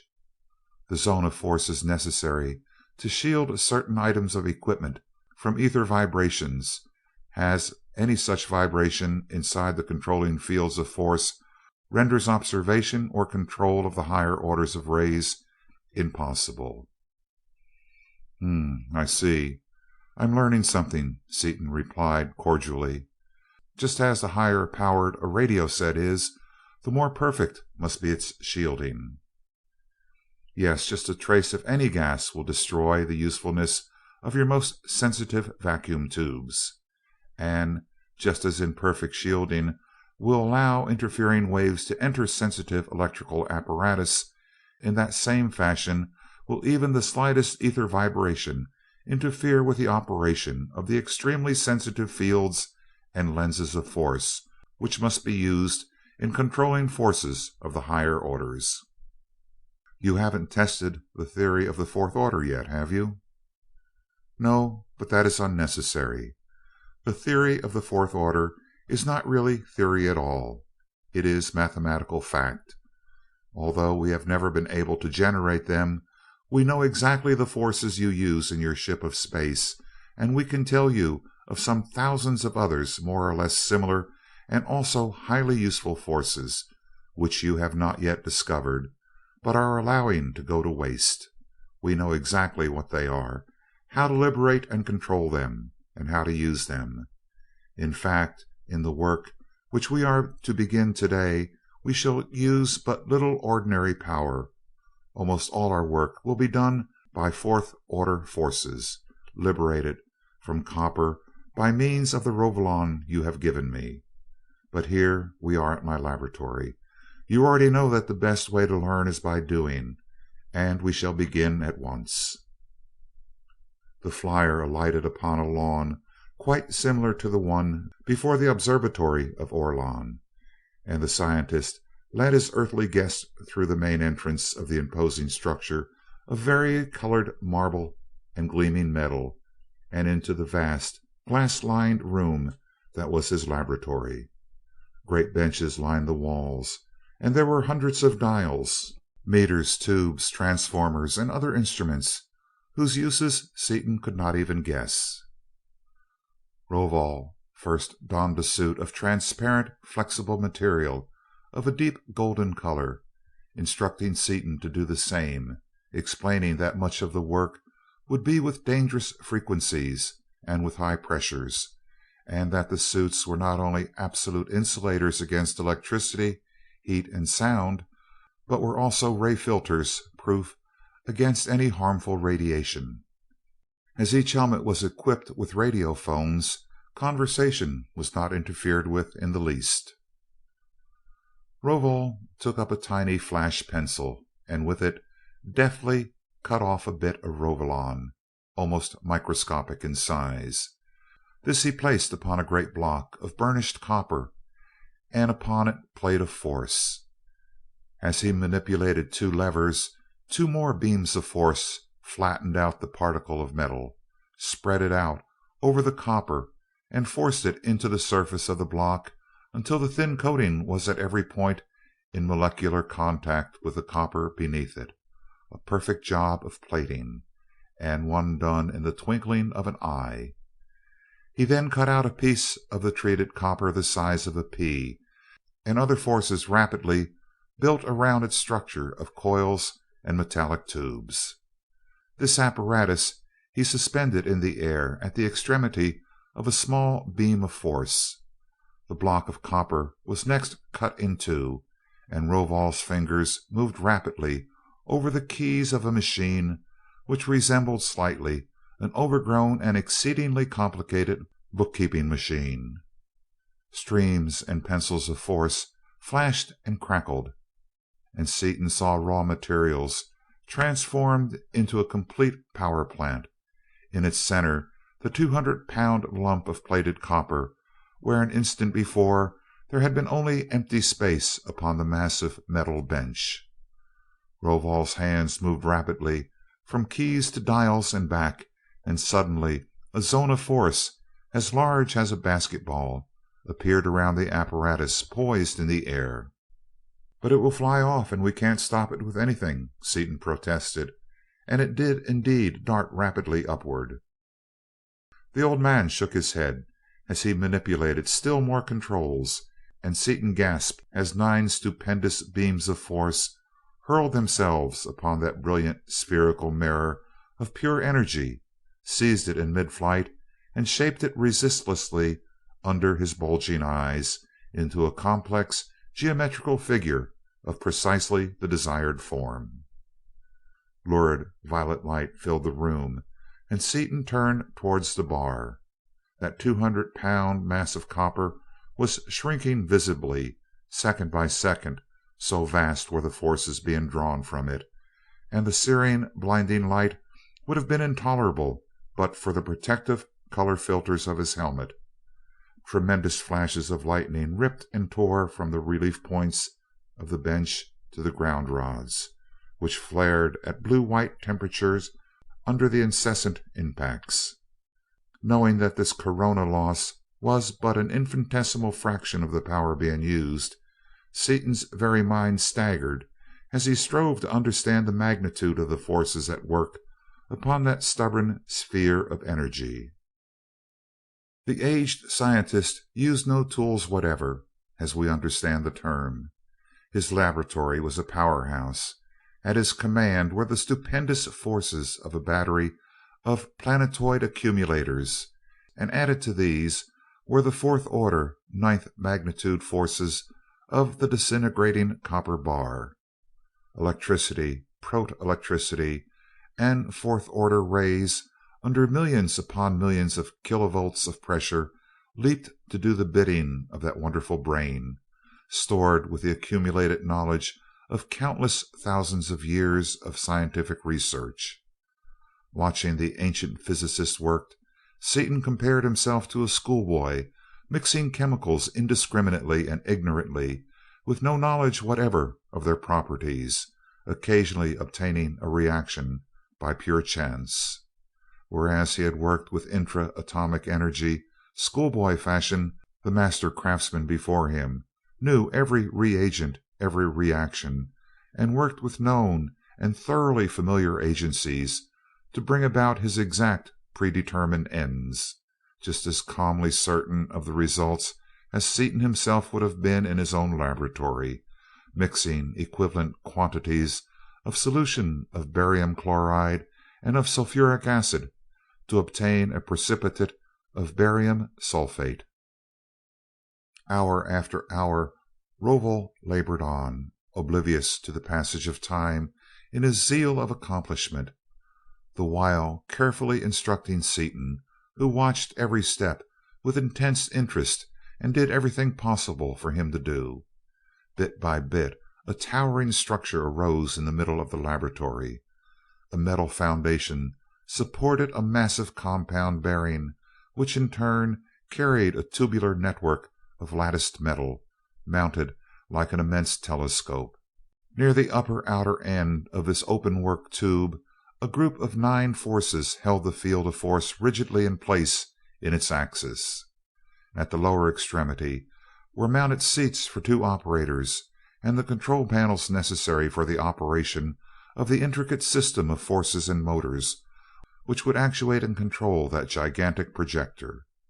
Immense hour and declination circles could be read by optical systems from the operators' seats, circles fully 40 feet in diameter, graduated with incredible delicacy and accuracy into decimal fractions of seconds of arc, and each driven by variable speed motors through gear trains and connections having no backlash whatever.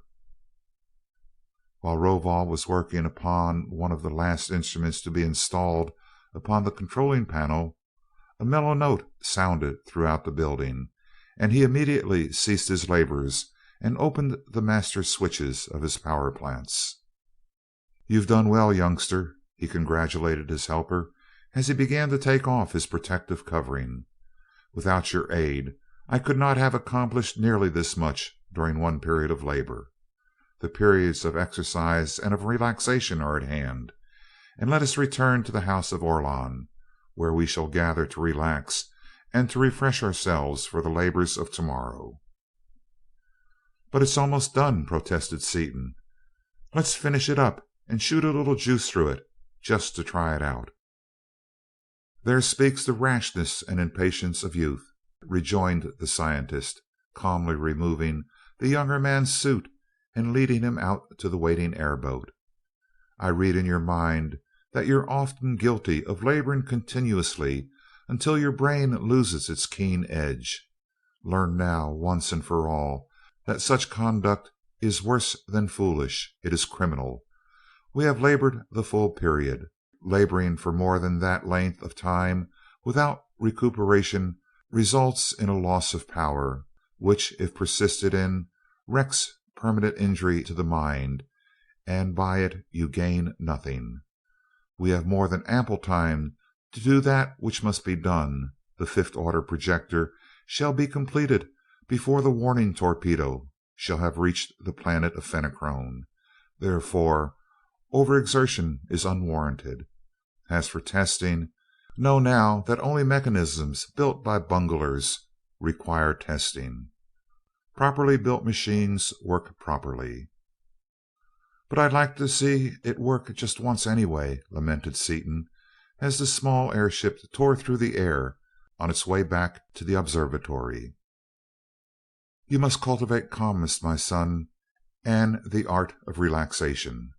With those qualities, your race can easily double its present span of useful life. Physical exercise to maintain the bodily tissues at their best, and mental relaxation following mental toil, these things are the secrets of a long and productive life. Why attempt to do more than can be accomplished efficiently? There is always tomorrow. I am more interested in that which we are now building than you can possibly be, since many generations of the Rovol have anticipated its construction. Yet I realize that in the interest of our welfare and the progress of civilization, today's labors must not be prolonged beyond today's period of work. Furthermore, you yourself realize that there is no optimum point at which any task may be interrupted. Short of final completion of any project, one point is the same as any other. Had we continued, we would have wished to continue still farther, and so on without end." "You're probably right at that," the impetuous chemist conceded, as their craft came to earth before the observatory. Crane and Orlon were already in the common room, as were the scientists Seaton already knew, as well as a group of women and children still strangers to the terrestrials. In a few minutes Orlon's companion, a dignified white-haired woman, entered, accompanied by Dorothy, Margaret, and a laughing, boisterous group of men and women from the country of youth. Introductions over, Seaton turned to Crane. "How's every little thing, Mart?" "Very well indeed. We are building an observatory in space, or rather Orlon is building it, and I am doing what little I can to help him. In a few days we shall be able to locate the system of the Fenachrone. How is your work progressing?" "Smoother than a kitten's ear. Got the fourth order projector about done. We're going to project a fourth order force out to grab us some dense material, a pretty close approach to pure neutronium. There's nothing dense enough around here, even in the core of the central sun, so we're going out to a white dwarf star, one a good deal like the companion star to Sirius in Canis Major. Get some material of the proper density from its core, and convert our sender into a fifth order machine. Then we can really get busy, go places, and do things." "Neutronium? Pure mass?" queried Crane. "I have been under the impression that it does not exist. Of what use can such a substance be to you?" "Can't get pure neutronium, of course. Couldn't use it if we could. What we need and are going to get is a material of about 2.5 million specific gravity. Got to have it for lenses and controls for the fifth order forces. Those rays go right through anything less dense without measurable refraction. But I see Rovol's giving me a nasty look. He's my boss on this job, and I imagine this kind of talk's barred during the period of relaxation as being work. That so, Chief?" "You know that it is barred, you incorrigible young cub," answered Rovol with a smile. "All right, boss. One more little infraction and I'll shut up like a clam. I'd like to know what the girls have been doing." "We've been having a wonderful time," Dorothy declared. "We've been designing fabrics and ornaments and jewels and things. Wait till you see 'em." "Fine. All right. Orlon, it's your party. What to do?" This is the time of exercise. We have many forms, most of which are unfamiliar to you. You all swim, however, and as that is one of the best exercises, I suggest we all swim." "Lead us to it," Seaton exclaimed. Then his voice changed abruptly. "Wait a minute. I don't know about our swimming in copper sulfate solution." "We swim in fresh water as often as in salt, and the pool is now filled with distilled water." The terrestrials quickly donned their bathing suits, and all went through the observatory and down a winding path, bordered with that peculiarly beautiful scarlet and green shrubbery, to the pool, an artificial lake covering 100 acres, its polished metal bottom and sides strikingly decorated with jewels and glittering tiles, in tasteful yet contrasting inlaid designs. Any desired depth of water was available and plainly marked. From the fenced off shallows where the smallest children splashed to the 40 feet of liquid crystal which received the diver who cared to try his skill from one of the many springboards, flying rings, and catapults which rose high into the air a short distance away from the entrance. Orlon and the others of the older generation plunged into the water without ado and struck out for the other shore, using a fast double overarm stroke. Swimming in a wide circle, they came out upon the apparatus and went through a series of methodical dives and gymnastic performances. It was evident that they swam, as Orlon had intimated, for exercise. To them, exercise was a necessary form of labor, labor which they performed thoroughly and well, but nothing to call forth the whole-souled enthusiasm they displayed in their chosen fields of mental effort. The visitors from the country of youth, however, locked arms and sprang to surround the four terrestrials, crying, "Let's do a group dive." "I don't believe I can swim well enough to enjoy what's coming," whispered Margaret to Crane, and they slipped into the pool and turned around to watch. Seaton and Dorothy, both strong swimmers, locked arms and laughed as they were encircled by the green phalanx and swept out to the end of a dock-like structure and upon a catapult. "Hold tight, everybody," someone yelled, and interlaced straining arms and legs held the green and white bodies in one motionless group as a gigantic force hurled them 50 feet into the air and out over the deepest part of the pool. There was a mighty splash and a miniature tidal wave as that mass of humanity struck the water. Many feet they went down before the cordon was broken and the individual units came to the surface. Then pandemonium reigned. Vigorous informal games, having to do with floating and sinking balls and effigies, pushball, in which the players never seemed to know or to care upon which side they were playing, water fights and dunking contests. A green mermaid, having felt the incredible power of Seaton's arms as he tossed her lightly away from a goal he was temporarily defending, put both her small hands around his biceps wonderingly, amazed at a strength unknown and impossible upon her world, then playfully tried to push him under. Failing, she called for help. "He's needed a good ducking for ages," Dorothy cried, and she and several other girls threw themselves upon him. Over and around him the lithe forms flashed, while the rest of the young people splashed water impartially over all the combatants and cheered them on. In the midst of the battle the signal sounded to end the period of exercise. "Saved by the bell," Seaton laughed. Thoroughly ducked and almost half drowned, he was allowed to swim ashore. When all had returned to the common room of the observatory and had seated themselves, Orlon took out his miniature ray projector, no larger than a fountain pen, and flashed it briefly upon one of the hundreds of button-like lenses upon the wall. Instantly each chair converted itself into a form-fitting divan, inviting complete repose. "I believe that you of Earth would perhaps enjoy some of our music during this, the period of relaxation and repose. It is so different from your own," Orlon remarked, as he again manipulated his tiny force tube. Every light was extinguished, and there was felt a profoundly deep vibration, a note so low as to be palpable rather than audible, and simultaneously the utter darkness was relieved by a tinge of red so dark as to be barely perceptible, while a peculiar somber fragrance pervaded the atmosphere.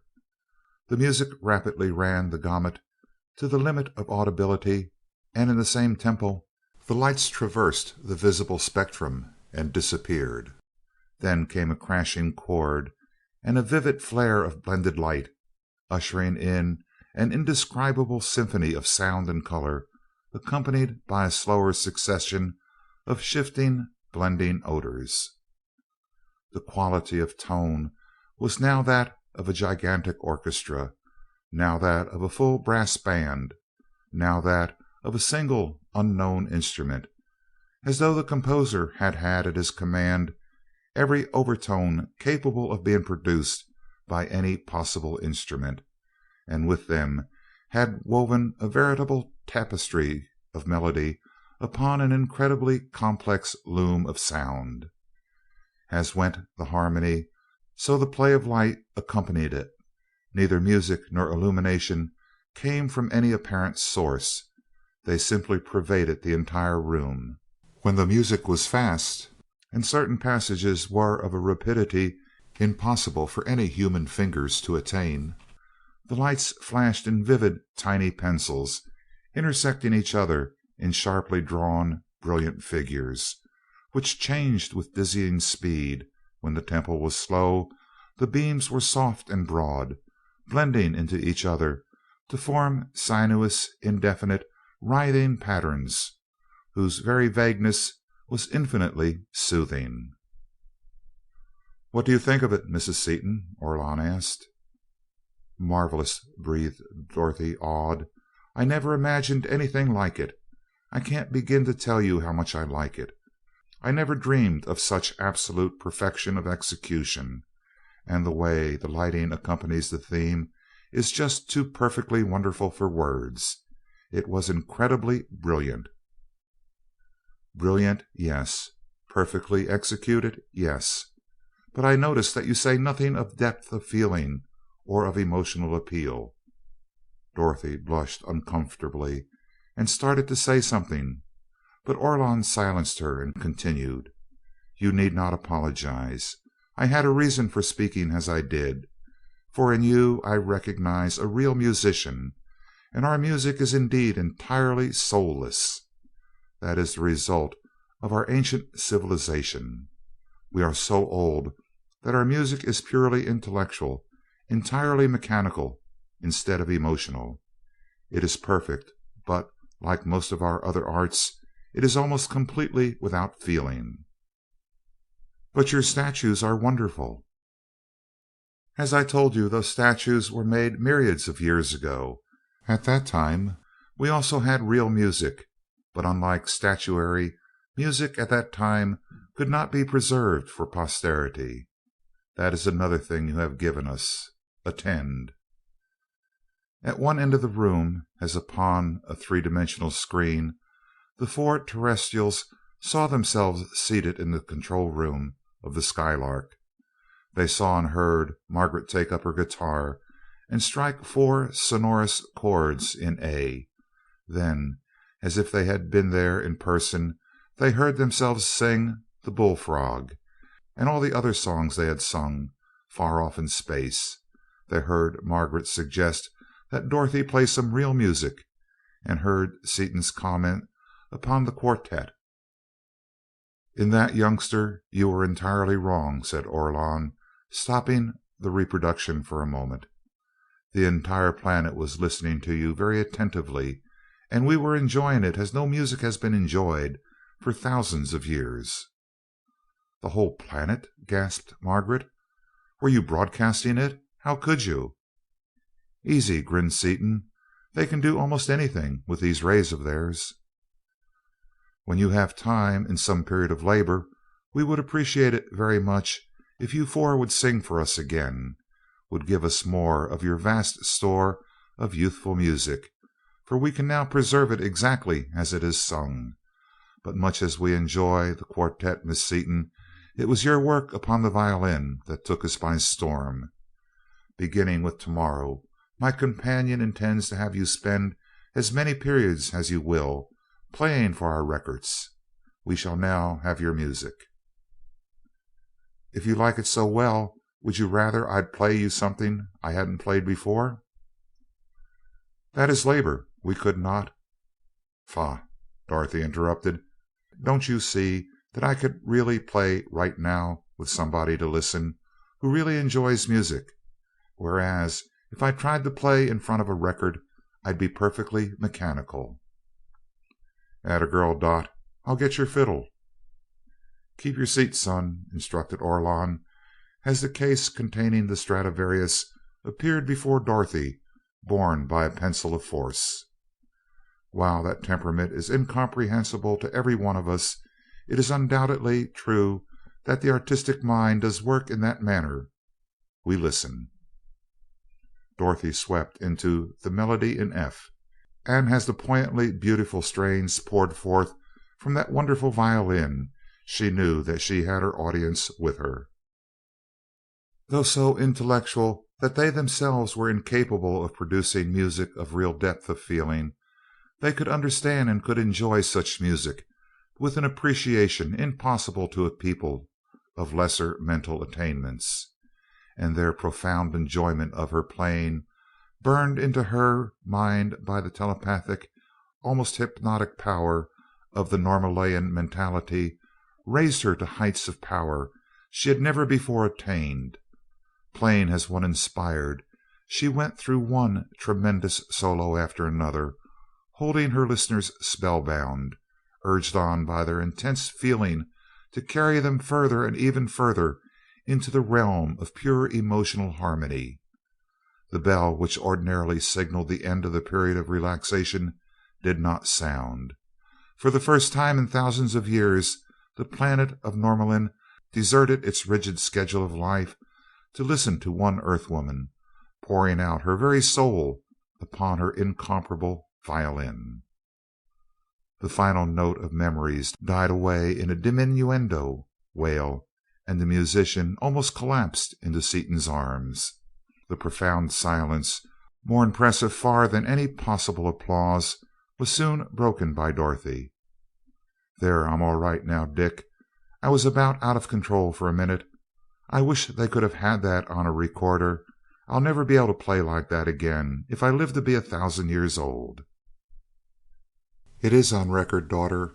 Every note and every inflection is preserved precisely as you played it," Orlon assured her. "That is our only excuse for allowing you to continue as you did, almost to the point of exhaustion. While we cannot really understand an artistic mind of the peculiar type to which yours belongs, we realize that each time you play you are doing something that no one, not even yourself, can ever do again in precisely the same subtle fashion.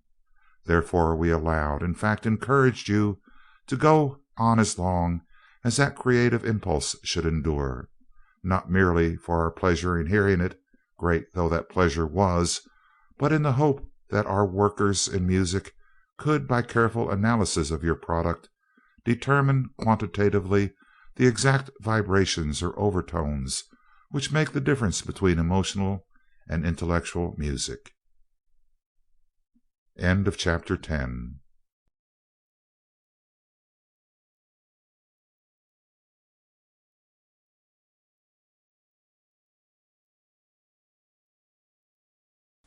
Chapter 11 of Skylark Three by E. Doc Smith. Into a Sun. As Rovol and Seaton approached the physics laboratory at the beginning of the period of labor, another small airboat, occupied by one man, drew up beside them and followed them to the ground.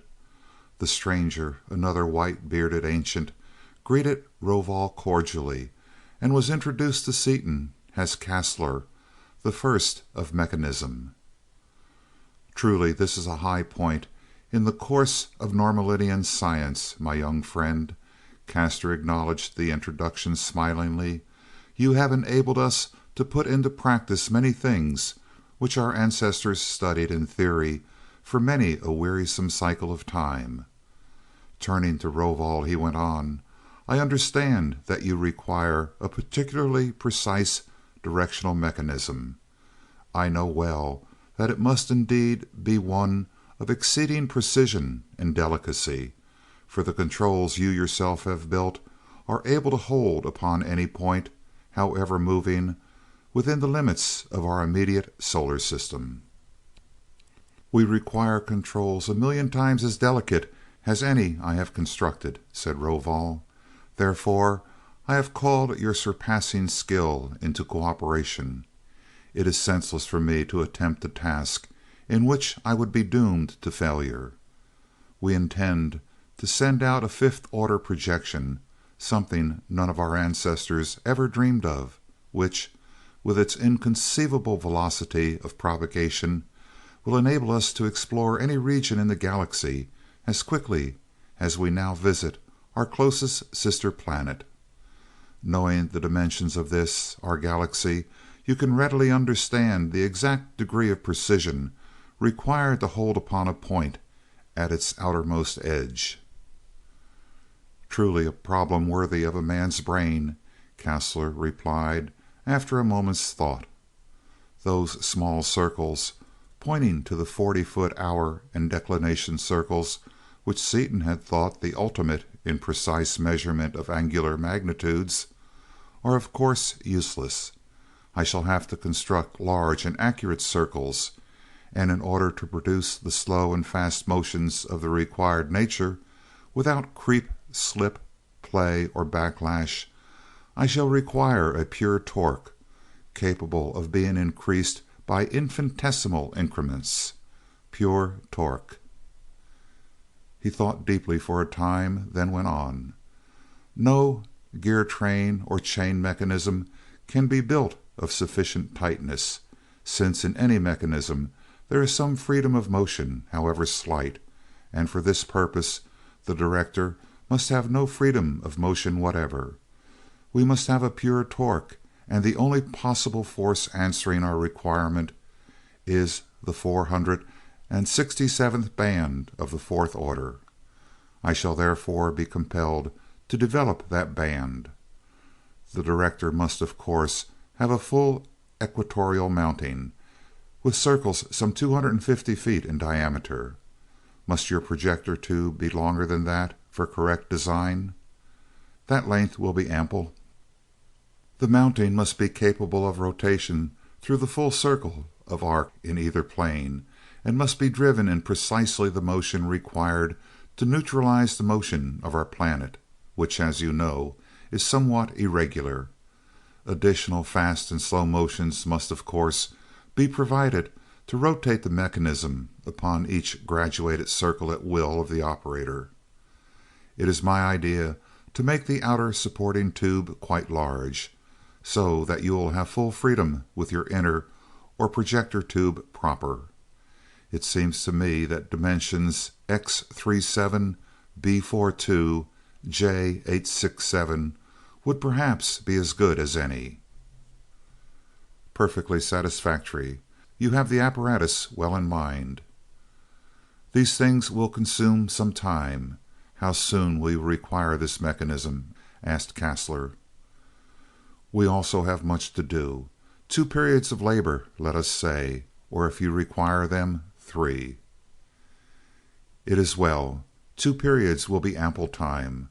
I was afraid that you might need it today, and the work cannot be accomplished in 1 period of labor. The mounting will, of course, be prepared in the area of experiment. Farewell. You aren't going to build the final projector here, then? Seaton asked, as Kastler's flyer disappeared. We shall build it here, then transport it to the area, where its dirigible housing will be ready to receive it. All mechanisms of that type are set up there. Not only is the location convenient to all interested, but there are to be found all necessary tools, equipment, and material. Also, and not least important, for such long-range work as we contemplate, the entire area of experiment is anchored immovably to the solid crust of the planet, so that there can be not even the slightest vibration to affect the direction of our beams of force, which must of course be very long. He closed the master switches of his power plants, and the two resumed work where they had left off. The control panel was soon finished. Rovol then plated an immense cylinder of copper and placed it in the power plant.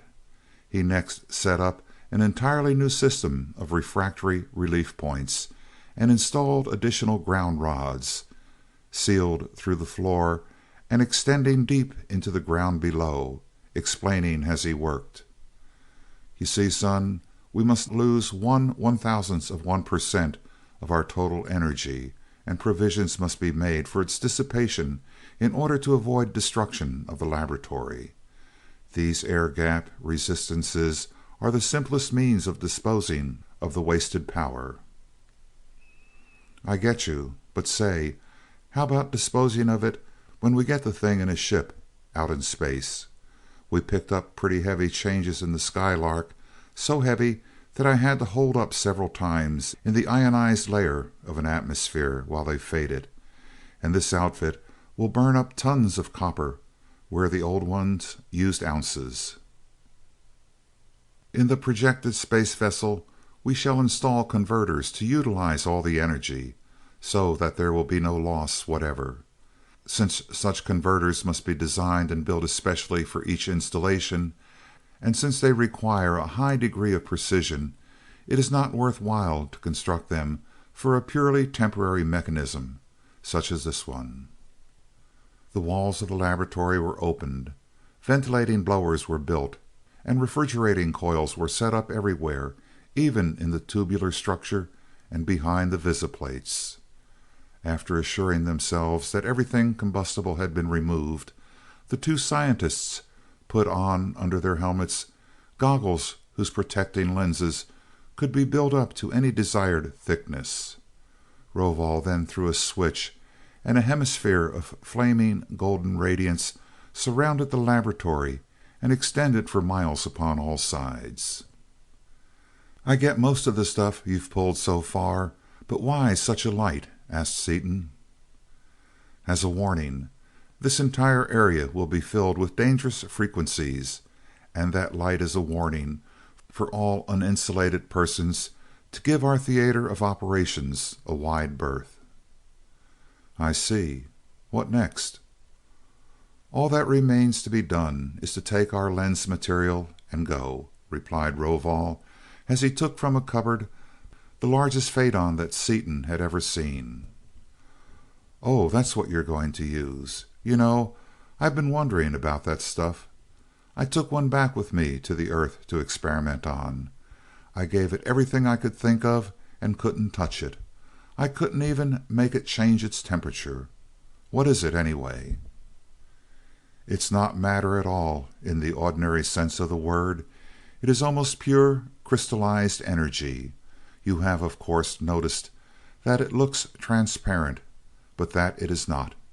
You cannot see into the substance a millionth of a micron, the illusion of transparency being purely a surface phenomena and peculiar to this one form of substance. I have told you that the ether is a fourth-order substance. This also is a fourth-order substance, but it is crystalline, whereas the ether is probably fluid and amorphous. You might call this phaeton crystallized ether without being far wrong. But it should weigh tons, and it is hardly heavier than air. Or no, wait a minute. Gravitation is also a fourth-order phenomenon, so it might not weigh anything at all, but it would have terrific mass, or would it, not having protons? Crystallized ether would displace fluid ether, so it might. I give up, it's too deep for me," said Seaton. "Its theory is abstruse, and I cannot explain it to you, any more fully than I have, until after we have given you a knowledge of the fourth and fifth orders. Pure fourth order material would be without weight and without mass, but these crystals, as they are found, are not absolutely pure. In crystallizing from the magma, they entrapped sufficient numbers of particles of the higher orders to give them characteristics which you have observed. The impurities, however, are not sufficient in quantity to offer a point of attack to any ordinary reagent. But how could such material possibly be formed? It could be formed only in some gigantic cosmic body, as this, our green system, formed incalculable ages ago, when all the mass comprising it existed as one colossal sun. Picture for yourself the condition in the center of that sun. It has attained the theoretical maximum temperature of 70 million of your centigrade degrees.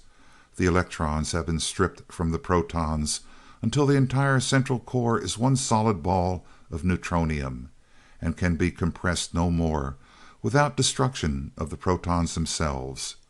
Still the pressure increases.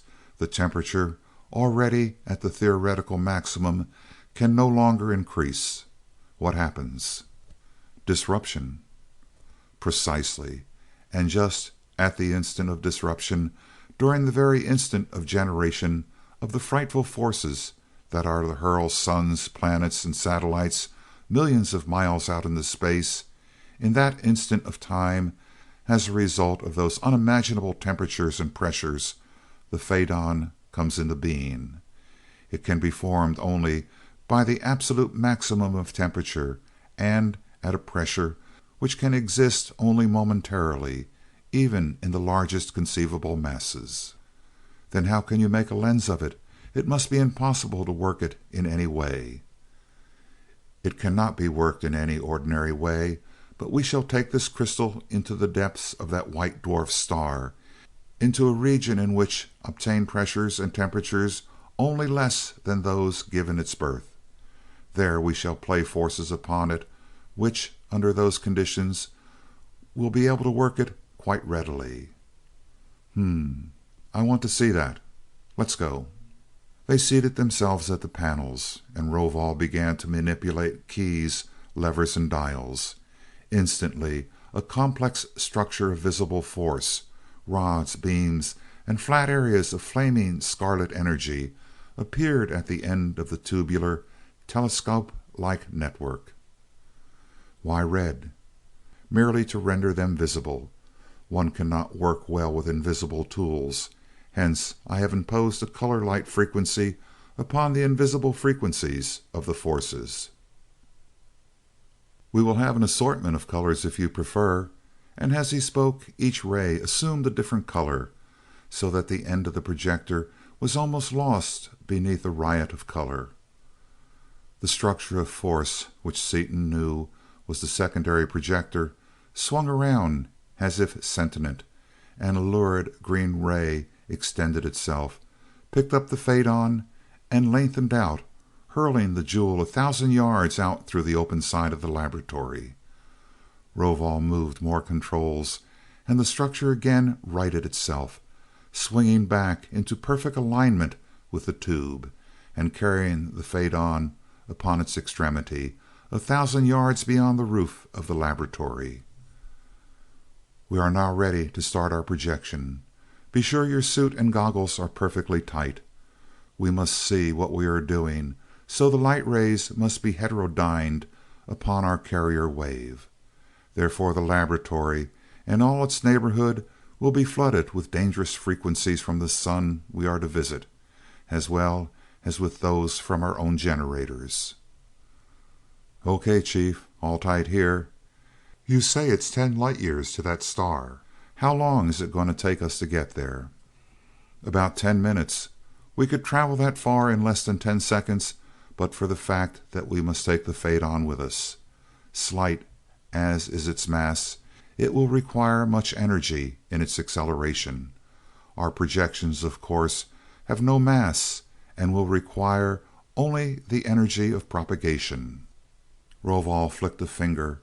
A massive pair of plunger switches shot into their sockets, and Seaton, seated at his board and staring into his visiplate, was astounded to find that he apparently possessed a dual personality. He knew that he was seated motionless in the operator's chair in the base of the rigidly anchored primary projector, and by taking his eyes away from the visiplate before him, he could see that nothing in the laboratory had changed, except that the pyrotechnic display from the power bar was of unusual intensity. Yet looking into the visiplate, he was out in space, in person, hurling through space at a pace beside which the best effort of the Skylark seemed the veriest crawl. Swinging his controls to look backward, he gasped as he saw, so stupendous was their velocity, that the green system was only barely discernible as a faint green star. Again looking forward, it seemed as though a fierce white star had separated from the immovable firmament, and was now so close to the structure of force in which he was riding that it was already showing a disk perceptible to the unaided eye. A few moments more, and the violet-white splendor became so intense that the watchers had to build up, layer by layer, the protective goggles before their eyes.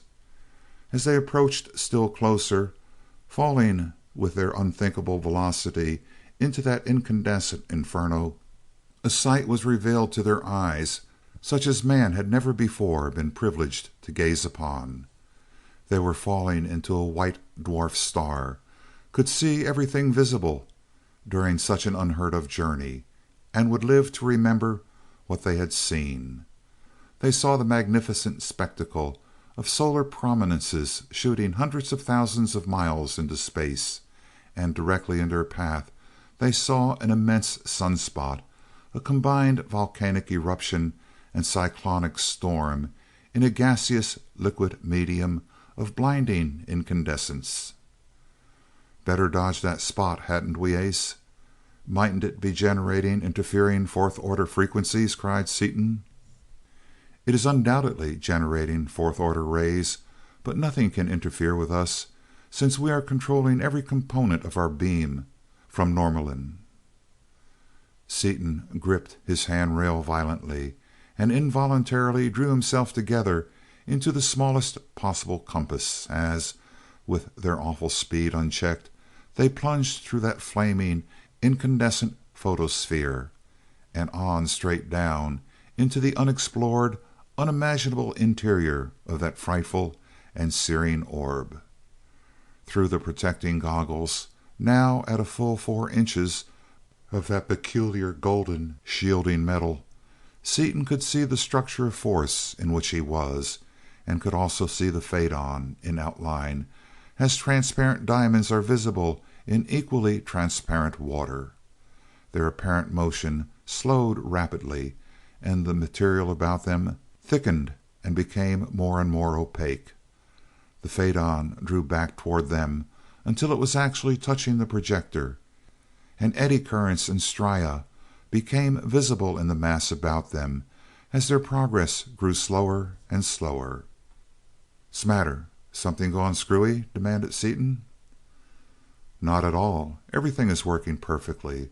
The substance is now so dense that it is becoming opaque to rays of the fourth order, so that we are now partially displacing the medium instead of moving through it without friction.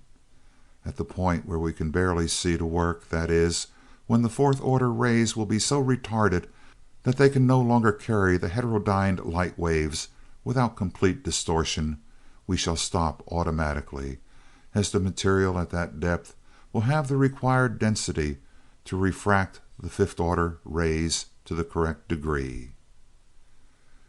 "How can our foundations stand it?" asked Seaton.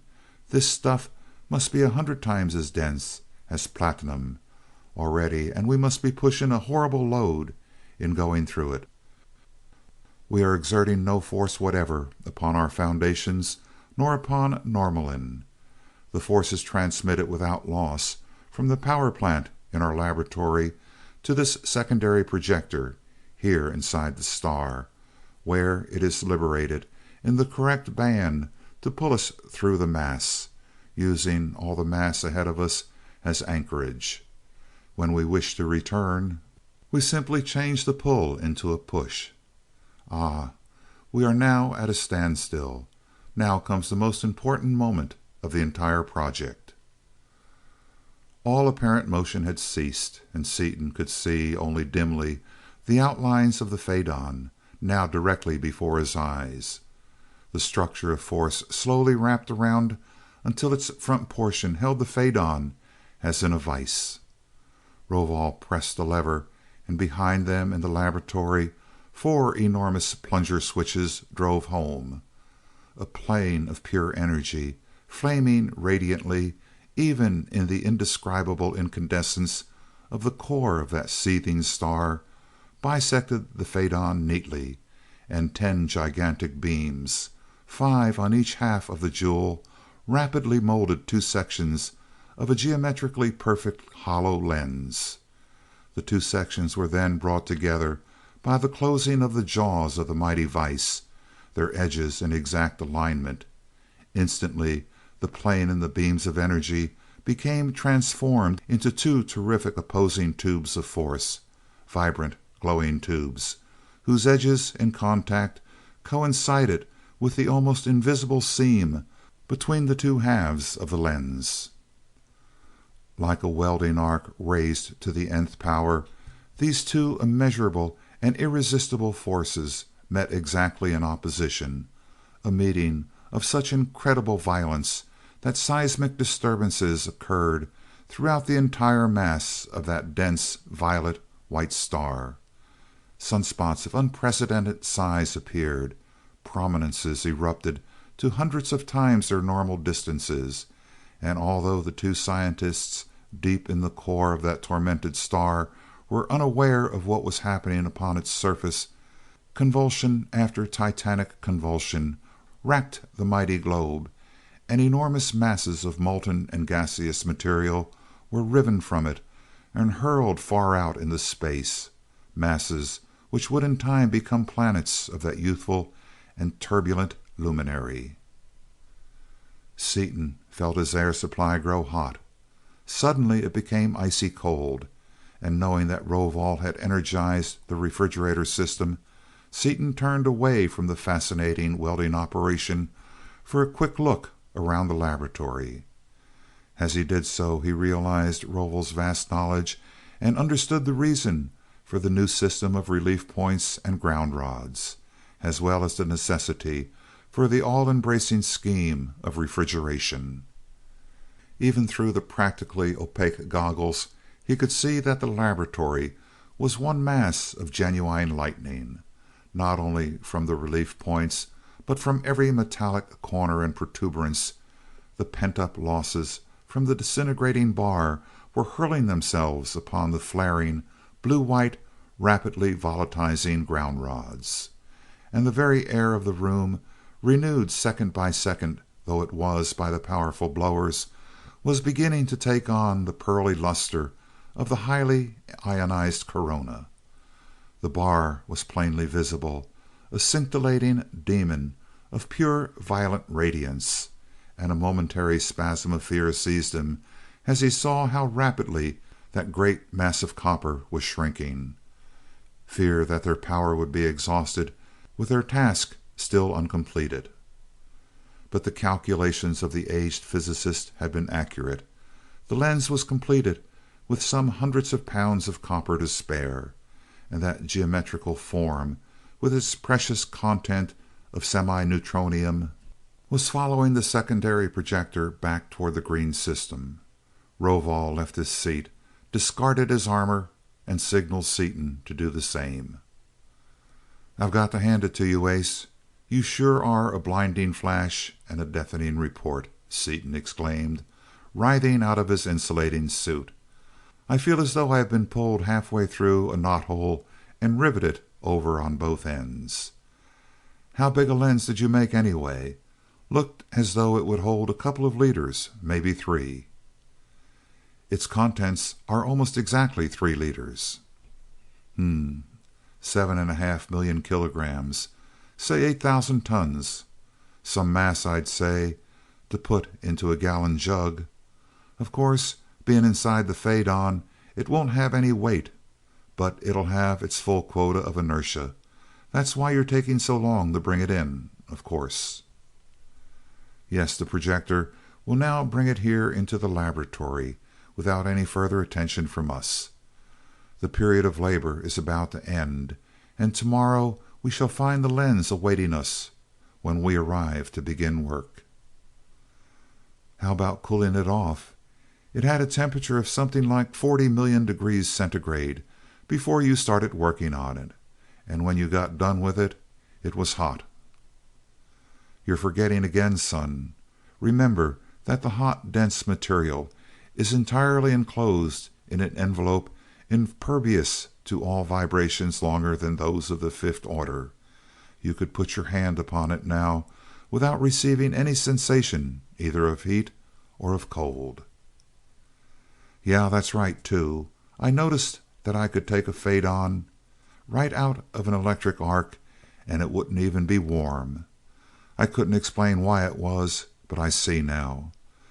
So that stuff inside the lens will always stay as hot as it is right now. Zowie. Here's hoping she never explodes. Well, there's the bell. For once in my life, I'm all ready to quit when the whistle blows. And arm in arm, the young terrestrial chemist and the aged Norlaminian physicist strolled out to their waiting airboat. End of chapter 11.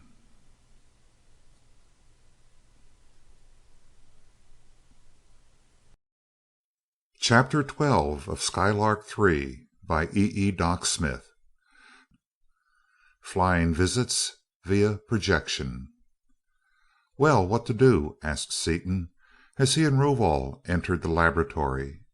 Tear down this 4th order projector and tackle the big job? I see the lens is here on schedule, so we can hop right into it. We shall have further use of this mechanism. We shall need at least one more lens of this dense material, and other scientists may have need of 1 or 2. Then, too, the new projector must be so large that it cannot be erected in this room. As he spoke, Rovol seated himself at his control desk and ran his fingers lightly over the keys. The entire wall of the laboratory disappeared. Hundreds of beams of force darted here and there, seizing and working raw materials, and in the portal there grew up, to Seaton's amazement, a keyboard and panel installation such as the Earthman, in his wildest moments, had never imagined.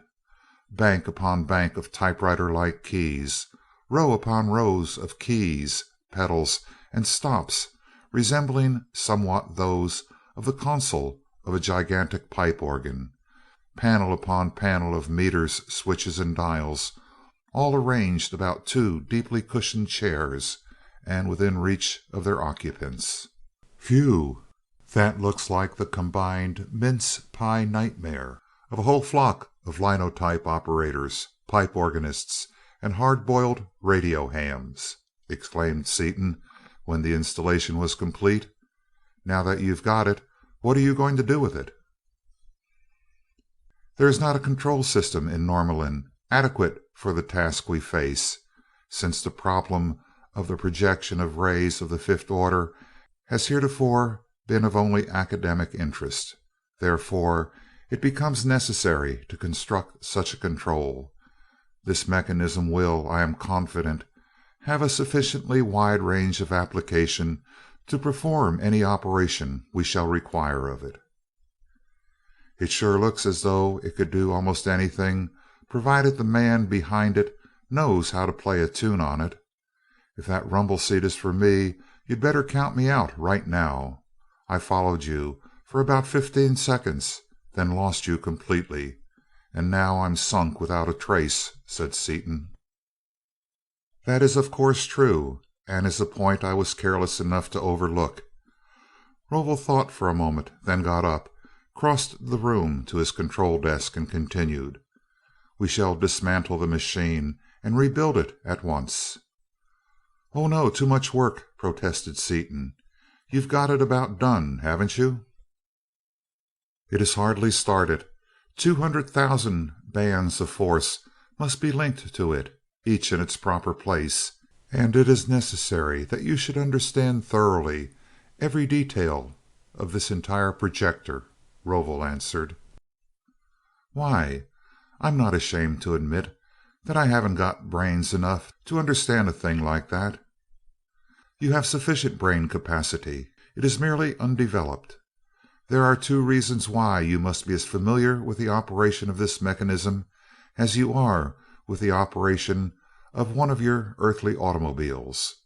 The first is that a similar control is to be installed in your new space vessel, since by its use you can attain a perfection of handling impossible by any other system. The second and more important reason is that neither I nor any other man of Norlamin could compel himself, by any force of will, to direct a ray that would take away the life of any fellow man." While Rovol was speaking, he reversed his rays, and soon the component parts of the new control had been disassembled and piled in orderly array about the room. Never thought of that. It's right, too," mused Seaton. "How are you going to get it into my thick skull? With an educator?" "Exactly." And Rovol sent a beam of force after his highly developed educational mechanism. Dials and electrodes were adjusted, connections were established, and the beams and pencils of force began to reconstruct the great central controlling device. But this time, instead of being merely a bewildered spectator, Seaton was an active participant in the work. As each key and meter was wrought and mounted, there were indelibly impressed upon his brain the exact reason for and function of the part, and later, when the control itself was finished and the seemingly interminable task of connecting it up to the outboard force bands of the transformers had begun, he had a complete understanding of everything with which he was working, and understood all the means by which the ends he had so long desired were to be attained. For to the ancient scientist the tasks he was then performing were the merest routine, to be performed in reflex fashion, and he devoted most of his attention to transferring from his own brain to that of his young assistant as much of his stupendous knowledge as the smaller brain of the terrestrial was capable of absorbing. More and more rapidly as the work progressed, the mighty flood of knowledge poured into Seaton's mind. After an hour or so, when enough connections had been made so that the automatic forces could be so directed as to finish the job, Rovol and Seaton left the laboratory and went into the living room. As they walked, the educator accompanied them, borne upon its beam of force. "Your brain is behaving very nicely indeed," said Rovol. "Much better than I would have thought possible from its size. In fact, it may be possible for me to transfer to you all the knowledge I have, which might be of use to you. That is why I took you away from the laboratory. What do you think of the idea?" "Our psychologists have always maintained that none of us ever used more than a minute fraction of the actual capacity of his brain," Seaton replied after a moment's thought. "If you think you can give me even a percentage of your knowledge without killing me, go to it. I'm for it, strong." "Knowing that you would be, I have already requested Drasnik, the first of psychology, to come here, and he has just arrived," answered Rovol, and as he spoke that personage entered the room. When the facts had been set before him, the psychologist nodded his head. "That is quite possible," he said with enthusiasm, "and I will be only too glad to assist in such an operation." "But listen," protested Seaton. "You'll probably change my whole personality. Rovol's brain is 3 times the size of mine." "Tut, tut, nothing of the kind," Drasnik reproved him. "As you have said, you are using only a minute portion of the active mass of your brain. The same thing is true with us. Many millions of cycles would have to pass before we would be able to fill the brains we now have." "Then why are your brains so large?"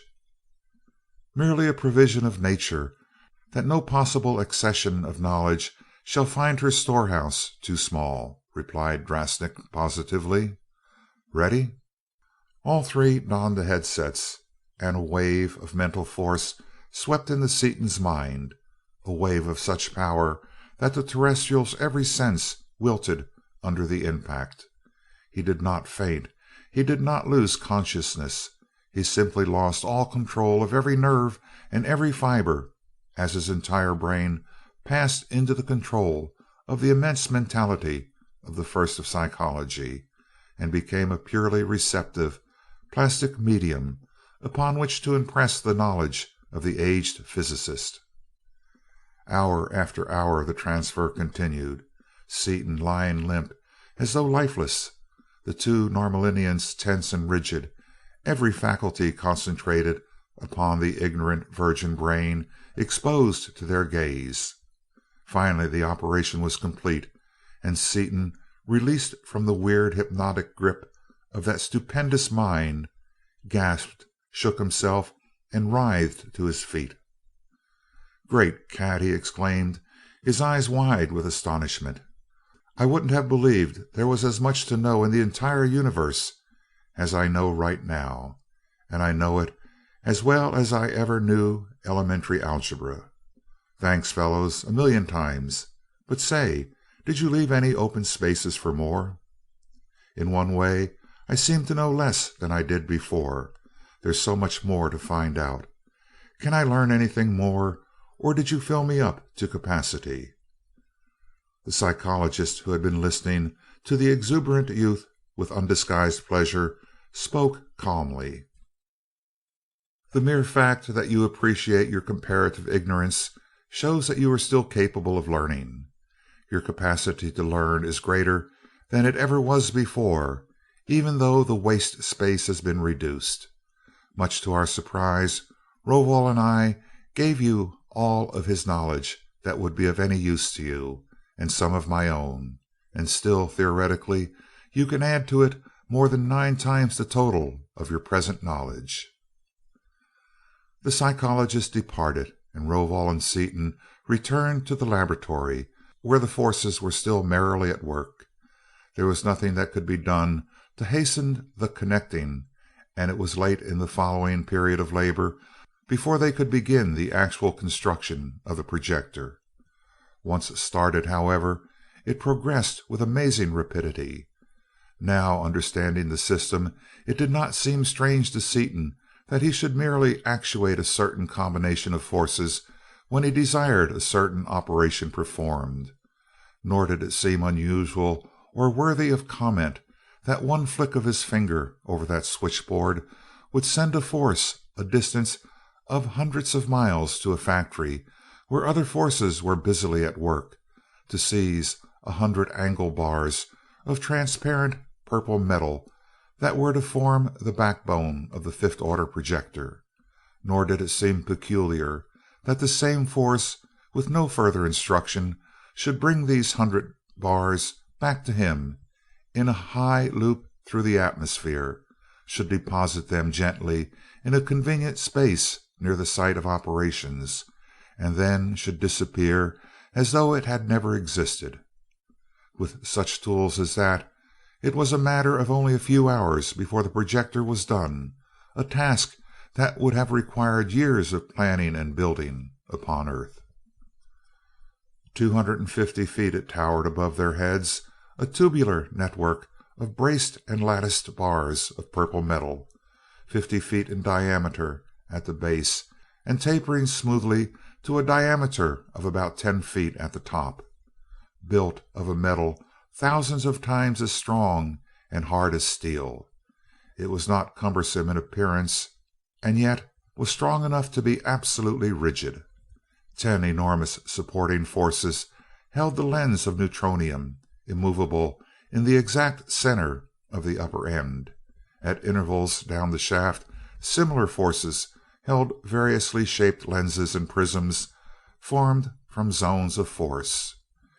In the center of the bottom or floor of the towering structure was the double controlling system, with a universal visiplate facing each operator.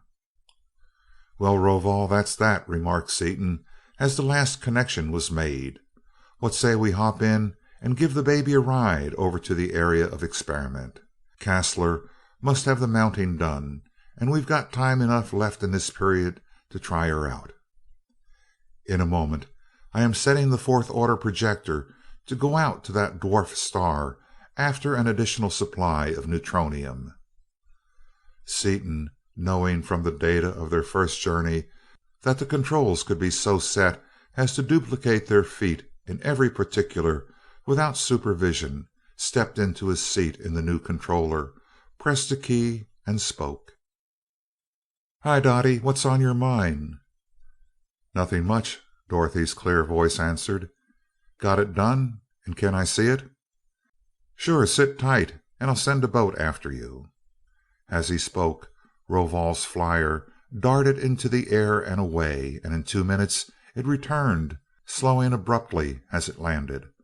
Dorothy stepped out radiant and returned Seaton's enthusiastic caresses with equal fervor before she spoke. "Lover, I'm afraid you violated all known speed laws getting me over here. Aren't you afraid of getting pinched?" "Nope, not here. Besides, I didn't want to keep Rovol waiting. We're all ready to go. Hop in here with me. This left-hand control's mine." Rovol entered the tube, took his place, and waved his hand. Seaton's hands swept over the keys, and the whole gigantic structure wafted into the air. Still upright, it was borne upon immense rods of force toward the area of experiment, which was soon reached. Covered as the area was with fantastic equipment, there was no doubt as to their destination, for in plain sight, dominating all the lesser instruments, there rose a stupendous telescopic mounting, with an enormous hollow tube of metallic lattice work which could be intended for nothing else than their projector. Approaching it carefully, Seaton deftly guided the projector lengthwise into that hollow receptacle and anchored it in the exact optical axis.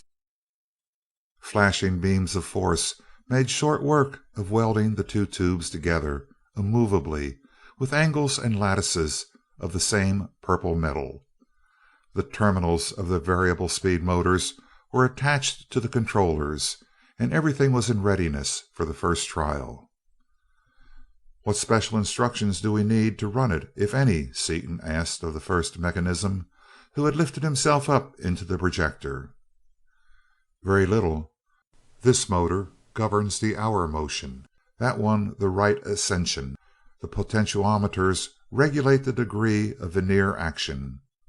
Any ratio is possible, from direct drive up to more than 100,000,000 complete revolutions of that graduated dial to give you 1 second of arc. Plenty fine, I'd say. Thanks a lot, Ace. Whither away, Rovol? Any choice?" "Anywhere you please, son, since this is merely a tryout." "Okay, we'll hop over and tell Dunark hello." The tube swung around into line with that distant planet, and Seaton stepped down hard upon a pedal.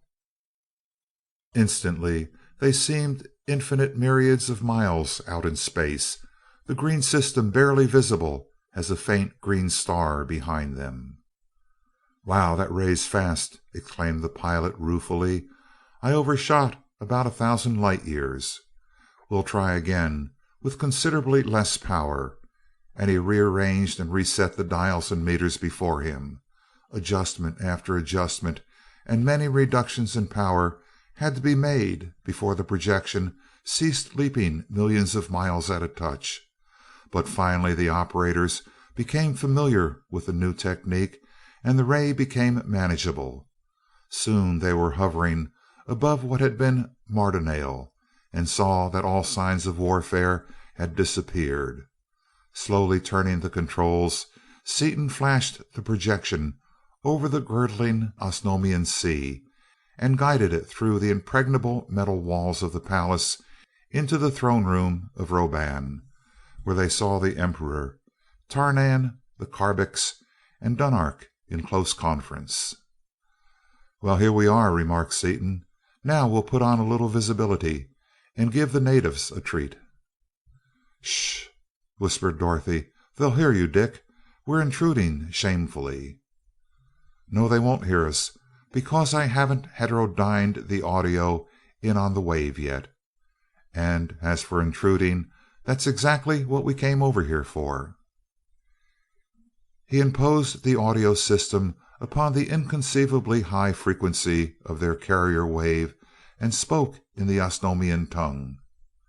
"Greetings, Roban, Dunark, and Tarnan, from Seaton."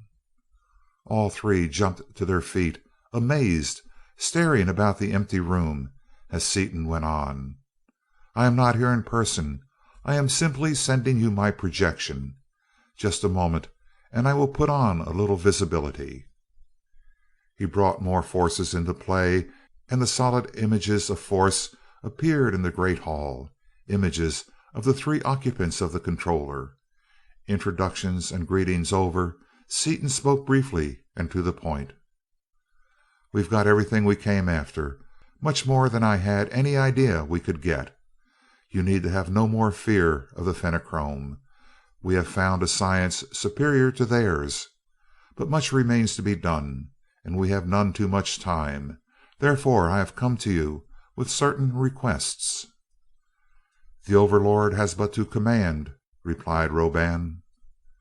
"Not command, since we are all working together for a common cause. In the name of that cause, Dunark, I ask you to come to me at once, accompanied by Tarnan and any others you may select. You will be piloted by a ray which we shall set upon your controls. Upon your way here, you will visit the first city of Dasor, another planet, where you will pick up Saknir Karfan, who will be awaiting you there." "As you direct, so it shall be," and Seaton flashed the projector to the neighboring planet of Urvania. There he found that the gigantic space cruiser he had ordered had been completed, and requested Urvan and his commander-in-chief to tow it to Norlamin, piloted by a ray. He then jumped to Dasor, there interviewing Karfan and being assured of the full cooperation of the Porpoise-Men. "Well, that's that, folks," said Seaton as he shut off the power. "We can't do much more for a few days, until the gang gets here for the council of war. How'd it be, Rovol, for me to practice with this outfit while you are finishing up the odds and ends you want to clean up? You might suggest to Orlon, too, that it be a good deed for him to pilot those folks over here." As Rovol wafted himself to the ground from their lofty station, Crane and Margaret appeared and were lifted up to the place formerly occupied by the physicist. "How's tricks, Mart? I hear you're quite an astronomer," said Seaton. "Yes, thanks to Orlon and the first of psychology. He seemed quite interested in increasing our earthly knowledge. I certainly know much more than I had ever hoped to know of anything." "Yeah, you can pilot us to the Fenachrone system now without any trouble. You also absorbed some ethnology and kindred sciences.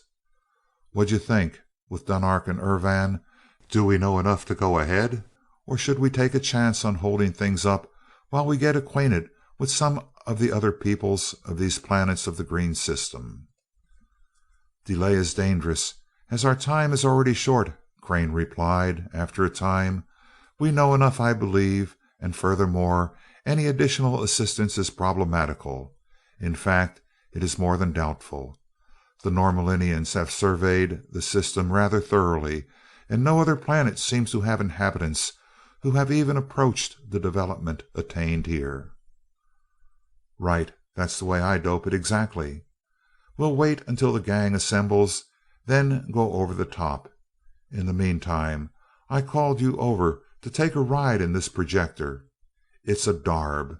I'd like to shoot for the Fenachrone system first, but I don't quite dare to." "Don't dare to? You?" scoffed Margaret. "How come?" "Cancel the dare. Change it to prefer not to. Why, because while they can't work through a zone of force, some of their real scientists, and they have lots of them, not like the bull-headed soldier we captured, may well be able to detect the fifth order ray, even if they can't work with them intelligently, and if they detected our ray, it'd put them on guard."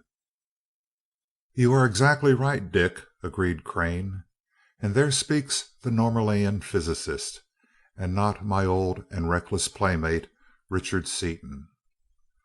"Oh, I don't know. I told you I was getting timid as a mouse. But let's not sit here twiddling our thumbs. Let's go places and do things. Whither away? I want a destination a good ways off, not something in our own backyard." "Go back home, of course, Stoop," put in Dorothy. "Do you have to be told every little thing?" "Sure, never thought of that," and Seaton, after a moment's rapid mental arithmetic, swung the great tube around, rapidly adjusted a few dials, and stepped down upon a pedal. There was a fleeting instant of unthinkable velocity, then they found themselves poised somewhere in space. "Well, wonder how far I missed it on my first shot." Seaton's crisp voice broke the stunned silence. "Guess that's our sun over to the left, ain't it, Mart?" "Yes, you were about right for distance, and within a few tenths of a light year laterally. That is fairly close, I should have said." "Rotten for these controls, except for the effect of relative proper motions, which I can't calculate yet for lack of data. I should be able to hit a gnat right in the left eye at this range, and the difference in proper motions couldn't have thrown me off more than a few hundred feet. No, I was too anxious, hurried too much on the settings of the slow verniers. I'll snap back and try it again." He adjusted the verniers very carefully, and again threw on the power. Again there was the sensation of the barest perceptible moment of unimaginable speed, and they were in the air some 50 feet above the ground of Crane Field, almost above the testing shed. Seaton rapidly adjusted the variable speed motors until they were perfectly stationary relative to the surface of the earth. "You are improving," commended Crane. "Yes, that's more like it. Guess maybe I can learn in time to shoot this gun. Well, let's go down." They dropped through the roof into the laboratory, where Maxwell, now in charge of the place, was watching a reaction and occasionally taking notes. "Hi, Max," Seaton speaking on a television. "Got your range?" "Exactly, Chief. Apparently I can hear you perfectly, but can't see anything." Maxwell stared about the empty laboratory. "You will in a minute. I knew I had you, but didn't want to scare you out of a year's growth," and Seaton thickened the image until they were plainly visible. "Please call Mr. Vaneman on the phone and tell him you're in touch with us," directed Seaton, as soon as greetings had been exchanged. "Better yet, after you've broken it to them gently, Dot can talk to them. Then we'll go over and see 'em." The connection established, Dorothy's image floated up to the telephone and apparently spoke. "Mother, this is the weirdest thing you ever imagined. We're not really here at all, you know. We're actually here in Norlamin. No, I mean Dick's just sending a kind of talking picture of us to see you on Earth here. Oh no, I don't know anything about it. It's like a talkie sent by radio, only worse, because I'm saying this myself right now without any rehearsal or anything. We didn't want to burst in on you without warning, because you'd be sure to think you were seeing actual ghosts, and we're not dead the least bit. We're having the most perfectly gorgeous time you ever imagined. Oh, I'm so excited I can't explain anything, even if I knew anything about it to explain. We'll all four of us be over there in about a second and tell you all about it. Bye." Indeed, it was even less than a second. Mrs. Vaneman was still in the act of hanging up the receiver when the image materialized in the living room of Dorothy's girlhood home. "Hello, Mother and Dad." Seaton's voice was cheerful but matter of fact. "I'll thicken this up so you can see us better in a minute. But don't think that we're flesh and blood. You'll see simply three-dimensional talking pictures of ourselves, transmitted by radio." For a long time Mr. and Mrs. Vaneman chatted with the four visitors from so far away in space, while Seaton gloried in the working of that marvelous projector. "Well, our time's about up," Seaton finally ended the visit. "The quitting whistle's going to blow in 5 minutes, and they don't like overtime work here where we are. We'll drop in and see you again, maybe, sometime before we come back." "Do you know yet when you are coming back?" asked Mrs. Vaneman. "Not an idea in the world, Mother, any more than we had when we started. But we're getting along fine, having the time of our lives, and are learning a lot besides. So long." And Seaton clicked off the power. As they descended from the projector and walked toward the waiting airboat, Seaton fell in beside Rovol. "You know they've got our new cruiser built of Dagal, and are bringing it over here. Dagal's good stuff, but it isn't as good as your purple metal, inoson, which is the theoretical ultimate in strength possible for any material possessing molecular structure.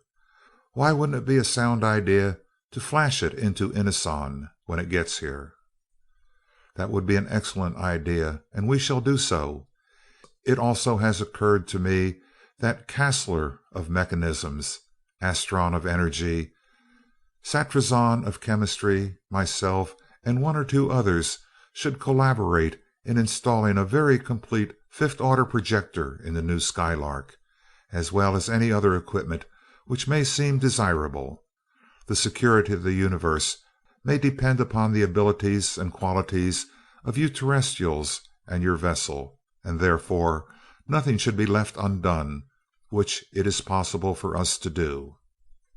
"You chirped something then, old scout, thanks. You might do that, while I attend to such preliminaries as wiping out the Fenachrone fleet." In due time the reinforcements from the other planets arrived, and the mammoth space cruiser attracted attention even before it landed, so enormous was she in comparison with the tiny vessel having her in tow. Resting upon the ground, it seemed absurd that such a structure could possibly move under her own power. For 2 miles that enormous mass of metal extended over the countryside, while it was very narrow for its length. Still its 1,500 feet of diameter dwarfed everything nearby. But Rovol and his aged co-workers smiled happily as they saw it, erected their keyboards, and set to work with a will. Meanwhile a group had gathered about a conference table, a group such as had never before been seen together upon any world. There was Fodan, the ancient chief of the Five of Norlamin, huge-headed, with his leonine mane and flowing beard of white. There were Dunark and Tarnan of Osnome, and Urvan of Urvania, smooth-faced and keen, utterly implacable and ruthless in war. There was Sansar Carfon, 2346, the immense porpoise-like, hairless Dasorian. There were Seaton and Crane, representatives of our own earthly civilization. Seaton opened the meeting by handing each man a headset and running a reel showing the plans of the Fenachrone, not only as he had secured them from the captain of the marauding vessel, but also everything the first of psychology had deduced from his own study of that inhuman brain. He then removed the reel and gave them the tentative plans of battle. Headsets removed, he threw the meeting open for discussion, and discussion there was in plenty. Each man had ideas, which were thrown upon the table and studied, for the most part calmly and dispassionately. The conference continued until only one point was left, upon which argument waxed so hot that everyone seemed shouting at once. "Order!" commanded Seaton, banging his fist upon the table. "Osnome and Urvania wish to strike without warning. Norlamin and Dasor insist upon a formal declaration of war. Earth has the deciding vote. Mart, how do we vote on this?" "I vote for formal warning for two reasons, one of which I believe will convince even Dunark. First, because it is the fair thing to do, which reason is, of course, the one actuating the Norlaminians, but which would not be considered by Osnome, nor even remotely understood by the Fenachrone. Second, I am certain that the Fenachrone will merely be enraged by the warning, and will defy us. Then, what will they do? You have already said that you have been able to locate only a few of their exploring warships. As soon as we declare war upon them, they will almost certainly send out torpedoes to every one of their ships of war. We can then follow the torpedoes with our rays, and thus will be enabled to find and to destroy their vessels." "That settles that," declared the chairman, as a shout of agreement arose. "We shall now adjourn to the projector and send the warning. I have a ray upon the torpedo announcing the destruction by us of their vessel, and that torpedo will arrive at its destination in less than an hour. It seems to me that we should make our announcement immediately after their ruler has received the news of their first defeat." In the projector, where they were joined by Rovol, Orlon, and several others of the various firsts of Norlamin, they flashed out to the flying torpedo, and Seaton grinned at Crane as their fifth order carrier beam went through the far-flung detector screens of the Fenachrone without setting up the slightest reaction. In the wake of that speeding messenger they flew through a warm, foggy, dense atmosphere, through a receiving trap in the wall of a gigantic conical structure, and on into the telegraph room.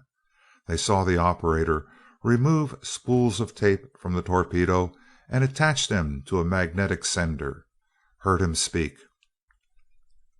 "Pardon, Your Majesty, we have just received a first-degree emergency torpedo from flagship Y427W of Fleet 42, in readiness." "Put it on, here in the council chamber," a deep voice snapped.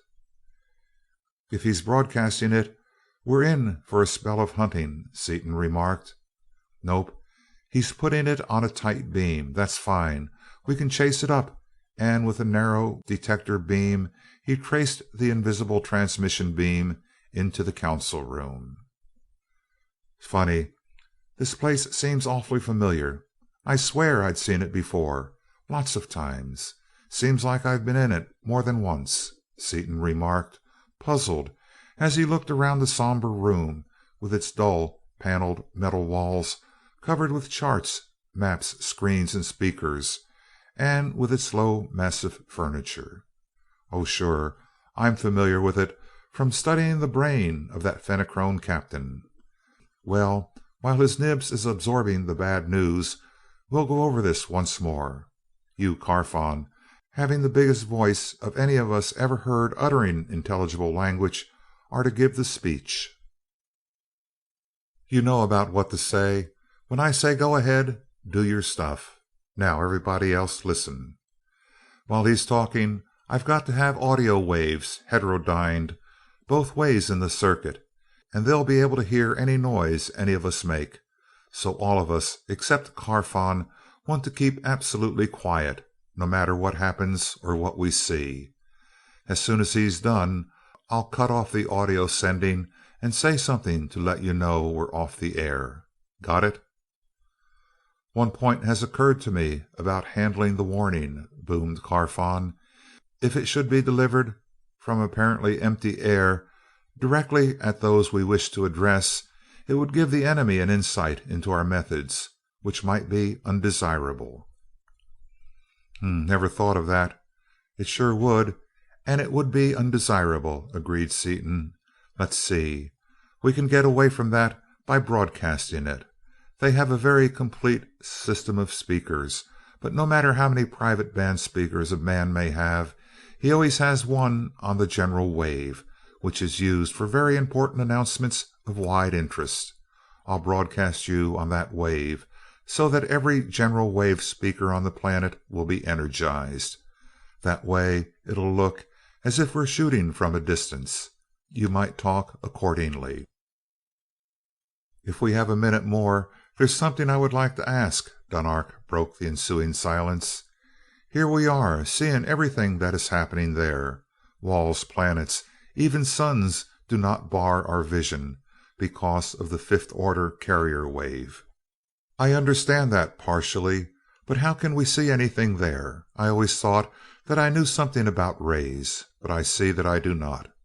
The light rays must be released or deheterodyned close to the object viewed, with nothing opaque to light intervening. They must then be reflected from the object seen, must be gathered together, again heterodyned upon the fifth order carrier, and retransmitted back to us. And there is neither receiver nor transmitter at the other end. How can you do all that from our end?" "We don't," Seaton assured him. "At the other end there are all the things you mentioned and a lot more besides. Our secondary projector out there is composed of forces, visible or invisible as we please. Part of those forces comprise the receiving, viewing, and sending instruments. They are not material, it is true, but they are nevertheless fully as actual, and far more efficient than any other system of radio, television, or telephone in existence anywhere else. It is force, you know, that makes radio or television work. The actual copper, insulation, and other matter serve only to guide and to control the various forces employed. The Norlaminian scientists have found out how to direct and control pure forces without using cumbersome and hindering material substance." He broke off as the record from the torpedo stopped suddenly and the operator's voice came through a speaker. "General Fenimore, scout ship K3296, patrolling the detector zone, wishes to give you an urgent emergency report. I told them that you were in council with the Emperor, and they instructed me to interrupt it, no matter how important the council may be. They have on board a survivor of the Y427W, and have captured and killed 2 men of the same race as those who destroyed our vessel. They say that you will want their report without an instant's delay." "We do," barked the general at a sign from his ruler. "Put it on here. Run the rest of the torpedo report immediately afterward." In the projector, Seaton stared at Crane a moment, then a light of understanding spread over his features. "DuQuesne, of course. I'll bet a hat that no other terrestrial is this far from home. I can't help feeling sorry for the poor devil. He's a darn good man gone wrong. But we'd have had to kill him ourselves before we got done with him, so it's probably as well they got him. Pin your ears back, everybody, and watch close. We want to get this, all of it." End of chapter 12.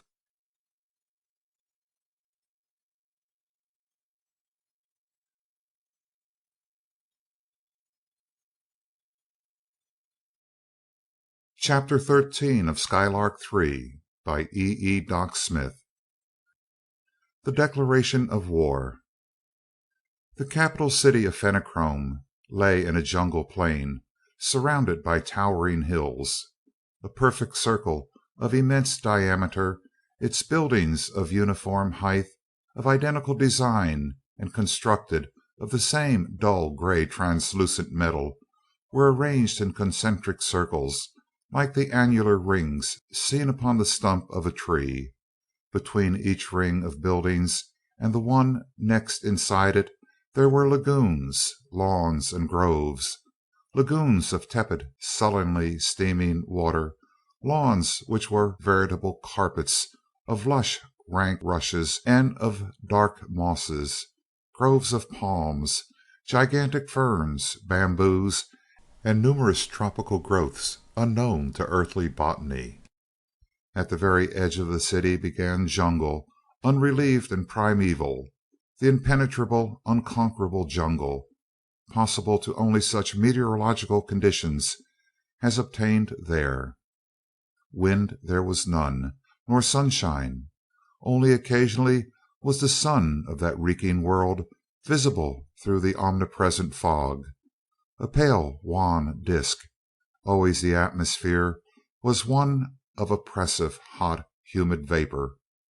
In the exact center of the city rose an immense structure, a terraced cone of buildings, as though immense disks of smaller and smaller diameter had been piled one upon the other. In these apartments dwelt the nobility and the high officials of the Fenachrone. In the highest disk of all, invisible away from the surface of the planet because of the all enshrouding mist, were the apartments of the emperor of that monstrous race.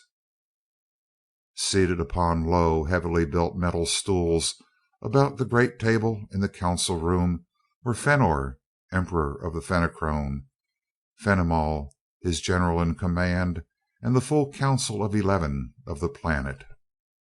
Being projected in the air before them was a three-dimensional moving, talking picture, the report of the sole survivor of the warship that had attacked the Skylark Two. In exact accordance with the facts as the engineer knew them, the details of the battle and complete information concerning the conquerors were shown. As vividly as though the scene were being reenacted before their eyes, they saw the captive revive in the Violet, and heard the conversation between the engineer, DuQuesne, and Loring. In the Violet they sped for days and weeks with ever mounting velocity toward the system of the Fenachrone. Finally, power reversed, they approached it, saw the planet looming large, and passed within the detector screen. DuQuesne tightened the controls of the attractors, which had never been entirely released from their prisoner, thus again pinning the Fenachrone helplessly against the wall. "Just to be sure you don't try to start something," he explained coldly. "You have done well so far, but I'll run things myself from now on, so that you can't steer us into a trap. Now tell me exactly how to go about getting one of your vessels. After we get it, I'll see about letting you go." "Fool, you are too late. You would have been too late even had you killed me out there in space and had fled at your utmost acceleration. Did you but know it, you are as dead even now. Our patrol is upon you." DuQuesne whirled, snarling, and his automatic and that of Loring were leaping out when an awful acceleration threw them flat upon the floor. A magnetic force snatched away their weapons, and a heat ray reduced them to two small piles of gray ash. Immediately thereafter, a beam of force from the patrolling cruiser neutralized the retractors bearing upon the captive, and he was transferred to the rescuing vessel. The emergency report ended, and with a brief torpedo message from flagship Y427W resumed at point of interruption. The report from the ill-fated vessel continued the story of its own destruction, but added little in the already complete knowledge of the disaster. Fenor of the Fenachrone leaped up from the table, his terrible, flame-shot eyes glaring venomously, teetering in berserk rage upon his block-like legs. But he did not for 1 second take his full attention from the report until it had been completed. Then he seized the nearest object, which happened to be his chair, and with all his enormous strength hurled it across the floor, where it lay a tattered, twisted, shapeless mass of metal. Thus we shall treat the entire race of the accursed beings who have done this," he stormed, his heavy voice reverberating throughout the room. "Torture, dismemberment, and annihilation to every—" "Fenor of Fenachrone," a tremendous voice, a full octave lower than Fenor's own terrific bass, and of ear-shattering volume and timbre in that dense atmosphere, boomed from the general wave speaker, its deafening roar drowning out Fenor's raging voice and every other lesser sound. "Fenor of the Fenachrone, I know that you hear, for every general wave speaker upon your reeking planet is voicing my words. Listen well, for this warning shall not be repeated. I am speaking by and with the authority of the Overlord of the Green System, which you know as the central system of this, our galaxy. Upon some of our many planets there are those who wish to destroy you without warning and out of hand, but the Overlord has ruled that you may continue to live provided you heed these, his commands, which he has instructed me to lay upon you. You must forthwith abandon forever your vainglorious and senseless scheme of universal conquest. You must immediately withdraw your every vessel to within the boundaries of your solar system, and you must keep them there henceforth. You are allowed 5 minutes to decide whether or not you will obey these commands.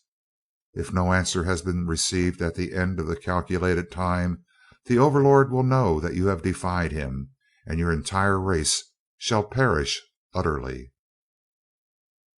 Well he knows that your very existence is an affront to all real civilization, but he holds that even such vileness incarnate as are the Fenachrone may perchance have some obscure place in the great scheme of things, and he will not destroy you if you are content to remain in your proper place upon your own dank and steaming world.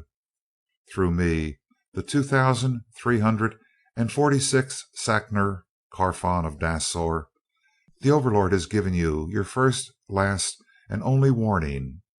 Heed its every word, or consider it the formal declaration of a war of utter and complete extinction. The awful voice ceased, and pandemonium reigned in the council hall. Obeying a common impulse, each Fenachrone leaped to his feet, raised his huge arms aloft, and roared out rage and defiance. Fenor snapped a command, and the others fell silent as he began howling out orders. "Operator, send recall torpedoes instantly to every outlying vessel." He scuttled over to one of the private band speakers. "X 794 PW, radio general call for all vessels above E blank E to concentrate on battle stations. Throw out full power defensive screens and send the full series of detector screens out to the limit. Guards and patrols on invasion plan XB 218. The immediate steps are taken, gentlemen." He turned to the council, his rage unabated. "Never before have we supermen of the Fenachrone been so insulted and so belittled. That upstart Overlord will regret that warning to the instant of his death, which shall be exquisitely postponed. All of you of the council know your duties in such a time as this. You are excused to perform them. General Fenimol, you will stay with me. We shall consider together such other details as require attention." After all the others had left the room, Fenor turned to the general. "Have you any immediate suggestions?" "I would suggest sending at once for Ravindau, the chief of the laboratories of science. He certainly heard the warning, and may be able to cast some light upon how it could have been sent and from what point it came." The Emperor spoke into another sender, and soon the scientist entered, carrying in his hand a small instrument upon which a blue light blazed. "Do not talk here. There is grave danger of being overheard by that self-styled Overlord," he directed tersely, and led the way into a ray-proof compartment of his private laboratory, several floors below. It may interest you to know that you have sealed the doom of our planet and of all the Fenachrone upon it." Ravindau spoke savagely. "Dare you speak thus to me, your sovereign?" roared Fenor.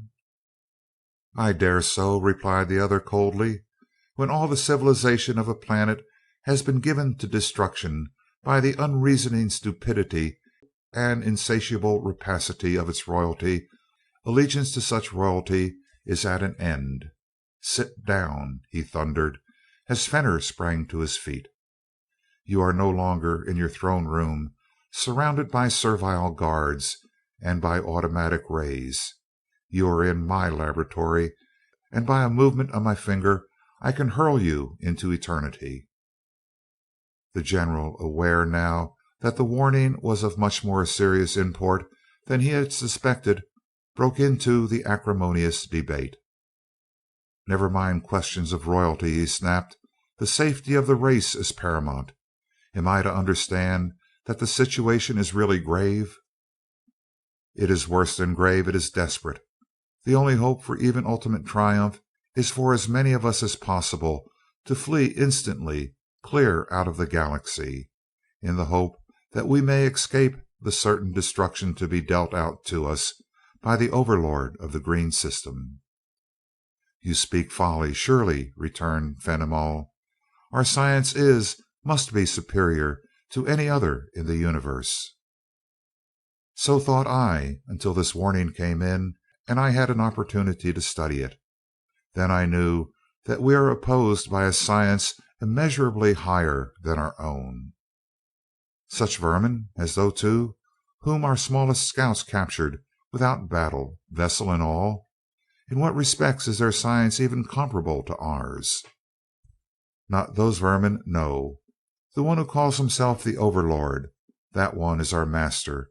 He can penetrate the impenetrable shield of force and can operate mechanisms of pure force behind it. He can heterodyne, transmit, and use infra rays, of whose very existence we were in doubt until recently. While that warning was being delivered, he was in all probability watching you and listening to you face to face. You, in your ignorance, supposed his warning borne by the ether, and thought therefore he must be close to this system. He is very probably at home in the central system, and at this moment preparing the forces he intends to hurl against us." The Emperor fell back into his seat, all his pomposity gone, but the general stiffened eagerly and went straight to the point. "How do you know these things?" "Largely by deduction. We of the school of science have cautioned you repeatedly to postpone the day of conquest until we should have mastered the secrets of sub rays and of infra rays. Unheeding, you of war have gone ahead with your plans, while we of science have continued to study. We know a little of the sub rays, which we use every day, and practically nothing of infra rays. Some time ago I developed a detector for infra rays, which come to us from outer space in small quantities and which are also liberated by our power plants. It has been regarded as a scientific curiosity only, but this day it proved of real value. The instrument in my hand is such a detector. At normal impacts of infra rays its light is blue, as you see it now. Some time before the warning sounded it turned a brilliant red, indicating that an intense source of infra rays was operating in the neighborhood. By plotting lines of force I located the source as being in the air of the council hall, almost directly above the table of state. Therefore the carrier wave must have come through our whole system of screens without so much as giving an alarm. That fact alone proves it to have been an infra ray. Furthermore, it carried through those screens and released in the council room a system of forces of great complexity, as is shown by their ability to broadcast from those pure forces without material aid a modulated wave in the exact frequency required to energize our general speakers. As soon as I perceived these facts, I threw about the council room a screen of force entirely impervious to anything longer than ultra rays. The warning continued, and then I knew that our fears were only too well grounded, that there is in this galaxy somewhere a race vastly superior to ours in science, and that our destruction is a matter of hours, perhaps of minutes. "Are these ultra rays, then, of such a dangerous character?" asked the general. "I had supposed them to be of such infinitely high frequency that they could be of no practical use whatever." "I have been trying for years to learn something of their nature, but beyond working out a method for their detection and a method of possible analysis that may or may not succeed, I can do nothing with them. It is perfectly evident, however, that they lie below the level of the ether, and therefore have a velocity of propagation infinitely greater than that of light. You may see for yourself, then, that to a science able to guide and control them, to make them act as carrier waves for any other desired frequency, to do all of which the Overlord has this day shown himself capable, they should theoretically afford weapons before which our every defense would be precisely as efficacious as so much vacuum. Think a moment. You know that we know nothing fundamental concerning even our servants, the subrays. If we really knew them, we could utilize them in thousands of ways as yet unknown to us. We work with the merest handful of forces, empirically, while it is practically certain that the enemy has at his command the entire spectrum, visible and invisible, embracing untold thousands of bands of unknown but terrific potentiality." But he spoke of a calculated time necessary before our answer could be received. They must, then, be using vibrations in the ether. "Not necessarily, not even probably. Would we ourselves reveal unnecessarily to an enemy the possession of such rays? Do not be childish. Know Fenimol, and you, Fenner of the Fenachrone. Instant and headlong flight is our only hope of present salvation and of ultimate triumph. Flight to a far distant galaxy, since upon no point in this one shall we be safe from the infra beams of that self-styled Overlord. You sniveling coward, you pusillanimous bookworm." Fenner had regained his customary spirit as the scientist explained upon what grounds his fears were based. "Upon such a tenuous fabric of evidence would you have such a people as ours turn tail like beaten hounds? Because, forsooth, you detect a peculiar vibration in the air? Will you have it that we are to be invaded and destroyed forthwith by a race of supernatural ability? Bah! Your calamity howling clan has delayed the day of conquest from year to year. I more than half believe that you yourself, or some other treacherous poltroon of your ignominious breed, prepared and sent that warning, in a weak and rat-brained attempt to frighten us into again postponing the day of conquest. Know now, spineless weakling, that the time is ripe, and that the Fenachrone in their might are about to strike. But you, foul traducer of your emperor, shall die the death of the cur you are."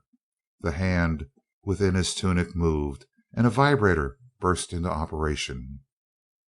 "Coward I may be, and pusillanimous, and other things as well," the scientist replied stonily, "but unlike you I am not a fool.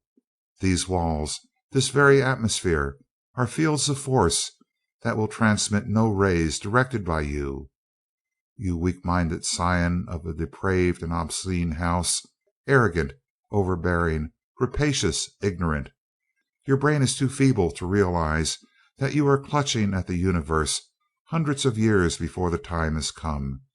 You, by your overweening pride and folly, have doomed our beloved planet, the most perfect planet in the galaxy, in its grateful warmth and wonderful dampness and fogginess, and our entire race to certain destruction.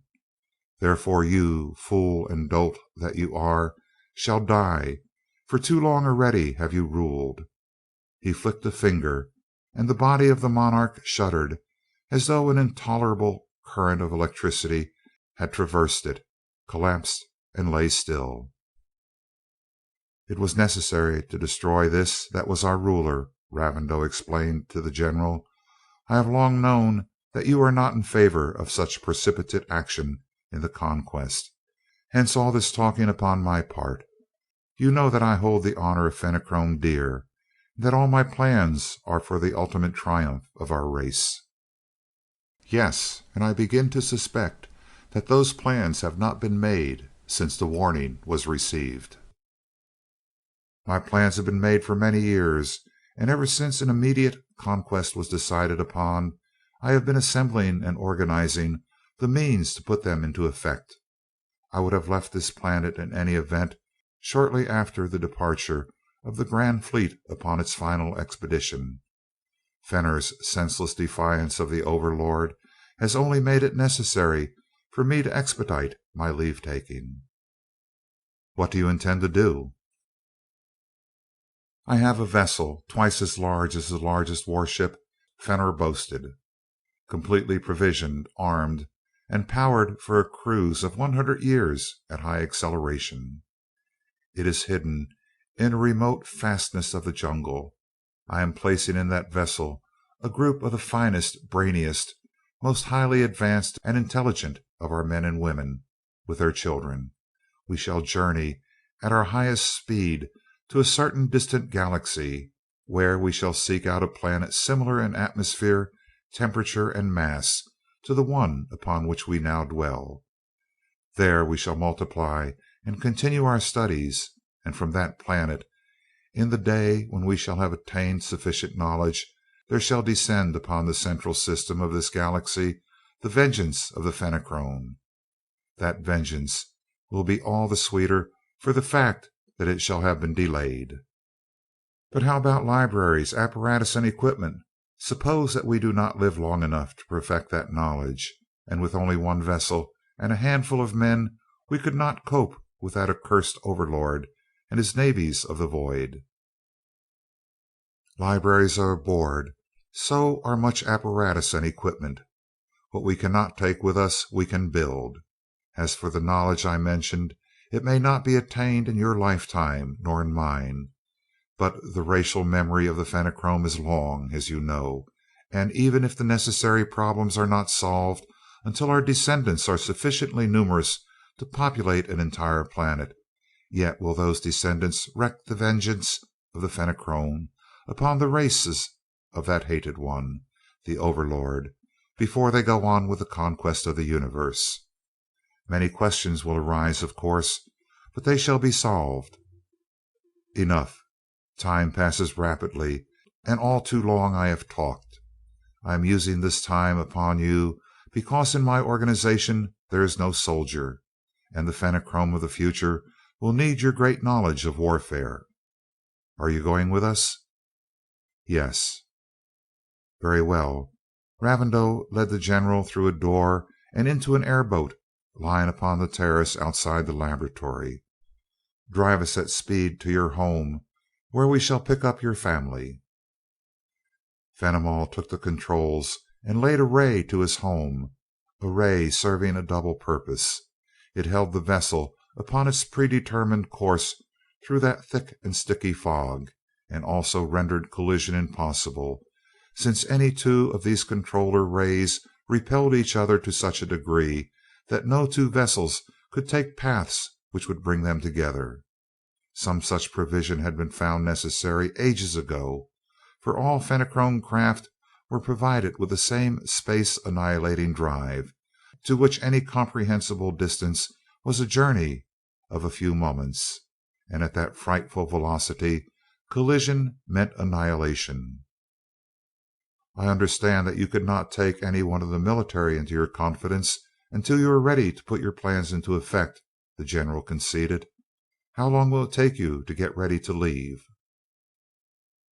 "You have said that haste is imperative, and I therefore assume that you have already warned the other members of the expedition." "I flashed the emergency signal before I joined you and Fenor in the council room. Each man of the organization has received that signal, wherever he may have been, and by this time most of them with their families are on their way to the hidden cruiser. We shall leave this planet in 15 minutes from now at most. I dare not stay an instant longer than is absolutely necessary." The members of the general's family were bundled, amazed, into the airboat, which immediately flew along a ray laid by Ravindau to the secret rendezvous. In a remote and desolate part of the planet, concealed in the depths of the towering jungle growth, a mammoth space cruiser was receiving her complement of passengers. Airboats, flying at their terrific velocity through the heavy steaming fog, as closely spaced as their controller rays would permit, flashed signals along their guiding beams, dove into the apparently impenetrable jungle, and added their passengers to the throng pouring into the great vessel. As the minute of departure drew near, the feeling of tension aboard the cruiser increased, and vigilance was raised to the maximum. None of the passengers had been allowed senders of any description, and now even the hairline beams guiding the airboats were cut off, and received only when the proper code signal was heard. The doors were shut, no one was allowed outside, and everything was held in readiness for instant flight at the least alarm. Finally, a scientist and his family arrived from the opposite side of the planet, the last member of the organization, and 27 minutes after Ravindau had flashed his signal, the prow of that mighty spaceship reared toward the perpendicular, poising its massive length at the predetermined angle. There it halted momentarily, then disappeared utterly, only a vast column of tortured and shattered vegetation torn from the ground and carried for miles upward into the air by the vacuum of its wake remaining to indicate the path taken by the flying projectile. Hour after hour the Fenachrone vessel bored on with its frightful and ever-increasing velocity through the ever-thinning stars, but it was not until the last star had been passed, until everything before them was entirely devoid of light, and until the galaxy behind them began to take on a well-defined lenticular aspect, that Ravindau would consent to leave the controls and to seek his hard-earned rest. Day after day and week after week went by, and the Fenachrone vessel still held the rate of motion with which she had started out. Ravindau and Fenimol sat in the control cabin, staring out through the visiplates, abstracted. There was no need of staring, and they were not really looking, for there was nothing at which to look. Outside the transparent metal hull of the monster of the trackless void, there was nothing visible. The galaxy of which our Earth is an infinitesimal mote, the galaxy which former astronomers considered the universe, was so far behind that its immeasurable diameter was too small to affect the vision of the unaided eye. Other galaxies lay at even greater distances away on either side. The galaxy toward which they were making their stupendous flight was as yet untold millions of light years distant. Nothing was visible. Before their gaze stretched an infinity of emptiness. No stars, no nebula, no meteoric matter, not even the smallest particle of cosmic dust. Absolute empty space, absolute vacuum, and absolute zero, absolute nothingness. A concept intrinsically impossible for the most highly trained human mind to grasp. Consciencelessness and heartless monstrosities though they both were, by heredity and training, the immensity of the appalling lack of anything tangible oppressed them. Ravindau was stern and serious, Fenimol moody. Finally the latter spoke. "It would be endurable if we knew what had happened, or if we ever could know definitely, one way or the other, whether all this was necessary." "We shall know, General, definitely. I am certain in my own mind But after a time, when we have settled upon our new home, and when the Overlord shall have relaxed his vigilance, you shall come back to the solar system of the Fenachrone in this vessel, or a similar one. I know what you shall find, but the trip shall be made, and you shall yourself see what was once our home planet, a seething sun, second only in brilliance to the parent sun, about which she shall still be revolving." "Are we safe even now? What of possible pursuit?" asked Fenimol, and the monstrous flame shot wells of black that were Ravindau's eyes almost emitted tangible fires as he made reply: "We are far from safe, but we grow stronger minute by minute. 50 of the greatest minds our world has ever known have been working from the moment of our departure upon a line of investigation suggested to me by certain things my instruments recorded during the visit of the self-styled Overlord. I cannot say anything yet, even to you, except that the day of conquest may not be so far in the future as we have supposed." End of chapter 13.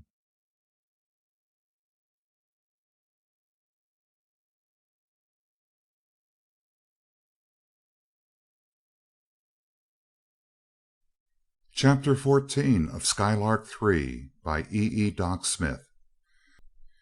Interstellar Extermination. Part 1. "I hate to leave this meeting. It's great stuff," remarked Seaton as he flashed down to the torpedo room at Fenner's command to send recall messages to all outlying vessels. "But this machine isn't designed to let me be in more than 2 places at once. Wish it were. Maybe after this fracas is over we'll be able to incorporate something like that into it." The chief operator touched a lever, and the chair upon which he sat, with all its control panels, slid rapidly across the floor toward an apparently blank wall. As he reached it, a port opened, a metal scroll appeared containing the numbers and last reported positions of all Fenachrone vessels outside the detector zone, and a vast magazine of torpedoes came up through the floor, with an automatic loader to place a torpedo under the operator's hand the instant its predecessor had been launched.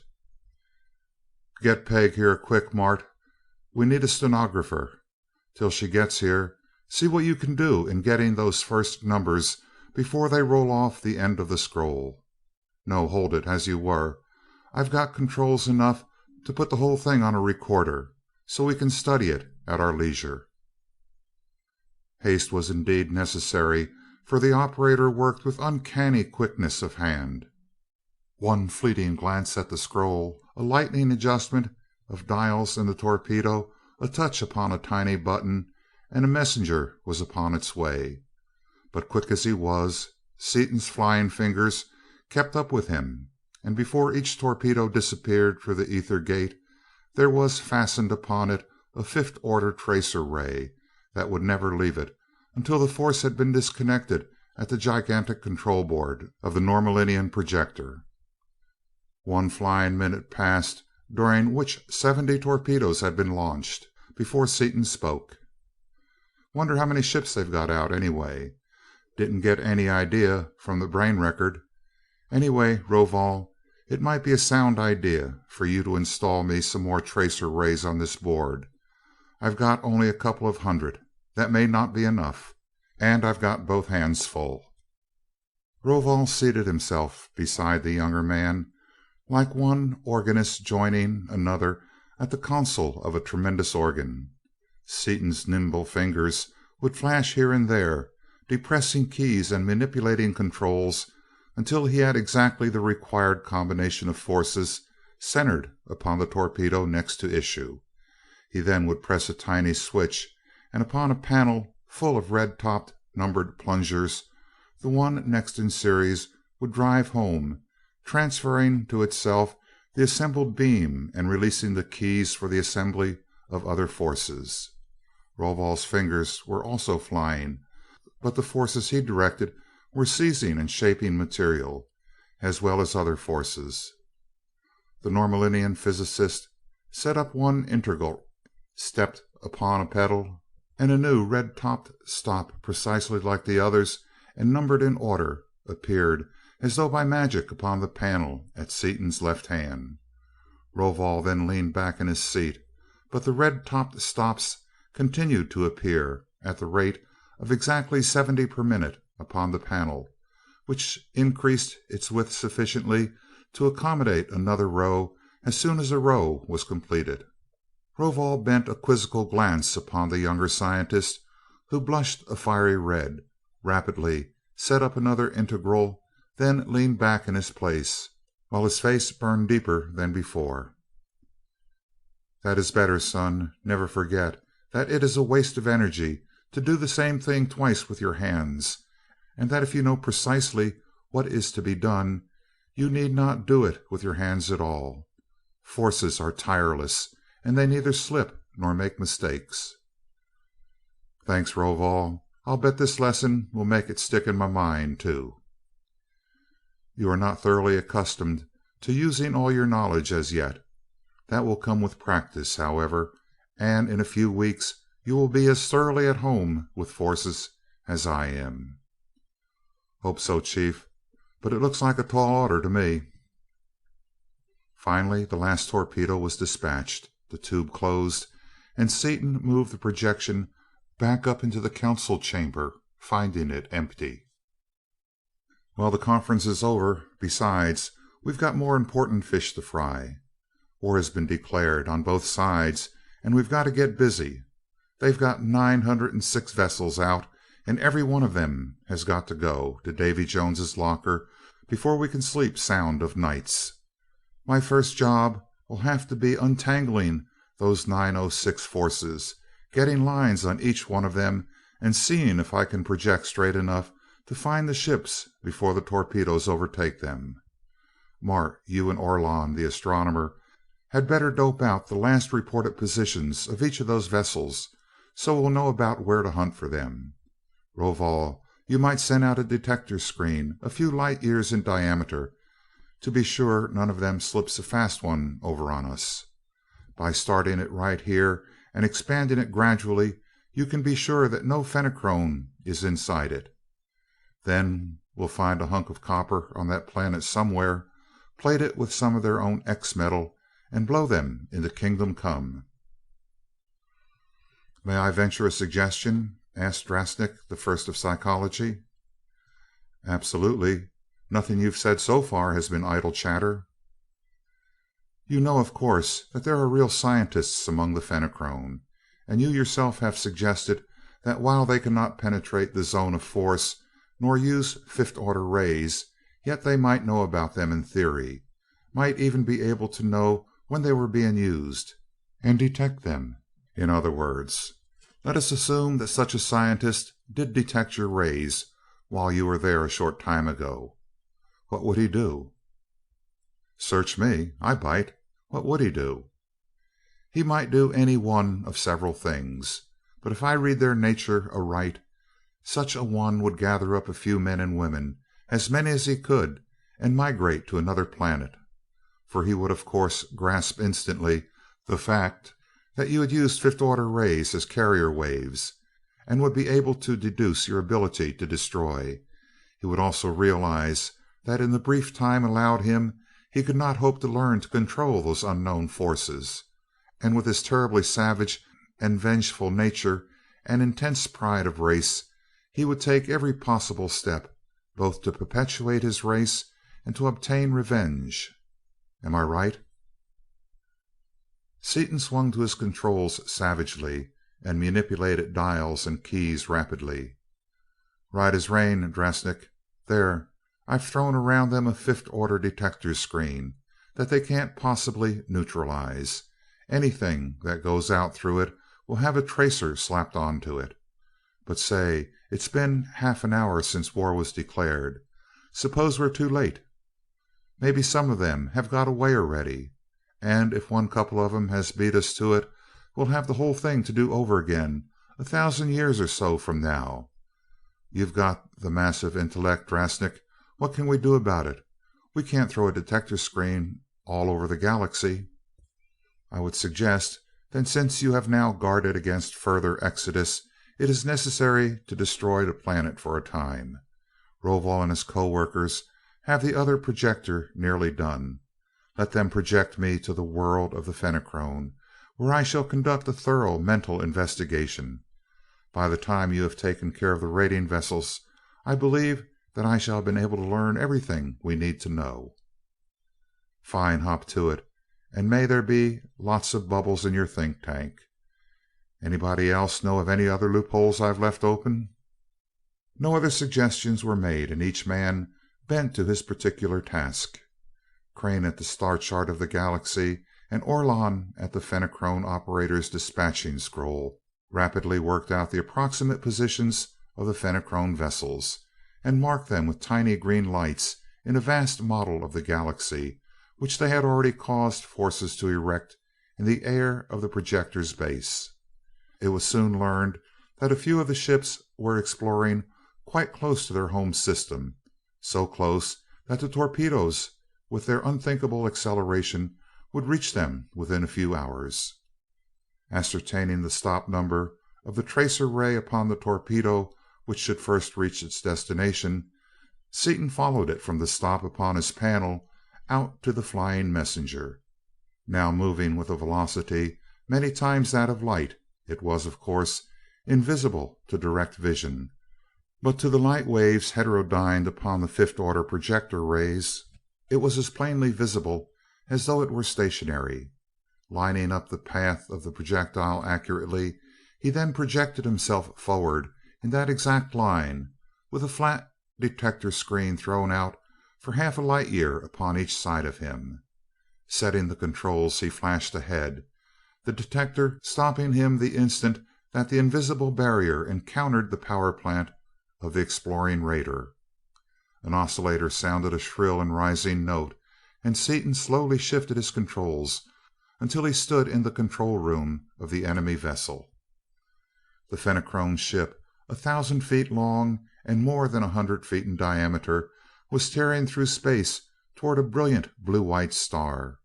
Her crew were at battle stations, her navigating officers peering intently into the operating visiplates, all oblivious to the fact that a stranger stood in their very midst. "Well, here's the first one, gang," said Seaton. "I hate like sin to do this. It's altogether too much like pushing baby chicks into a creek to suit me, but it's a dirty job that's got to be done." As one man, Orlon and the other remaining Norlaminians leaped out of the projector and floated to the ground below. "I expected that," remarked Seaton. "They can't even think of a thing like this without getting the blue willies. I don't blame them much at that. How about you, Carfon? You can be excused if you like." "I want to watch those forces at work. I do not enjoy destruction, but like you, I can make myself endure it." Dunark, the fierce and bloodthirsty Osnomian prince, leaped to his feet, his eyes flashing. "That's one thing I could never get about you, Dick," he exclaimed in English. "How a man with your brains can be so soft, so sloppily sentimental, gets clear past me. You remind me of a bowl of mush. You wade around in slush clear to your ears. Fought. It's their lives or ours.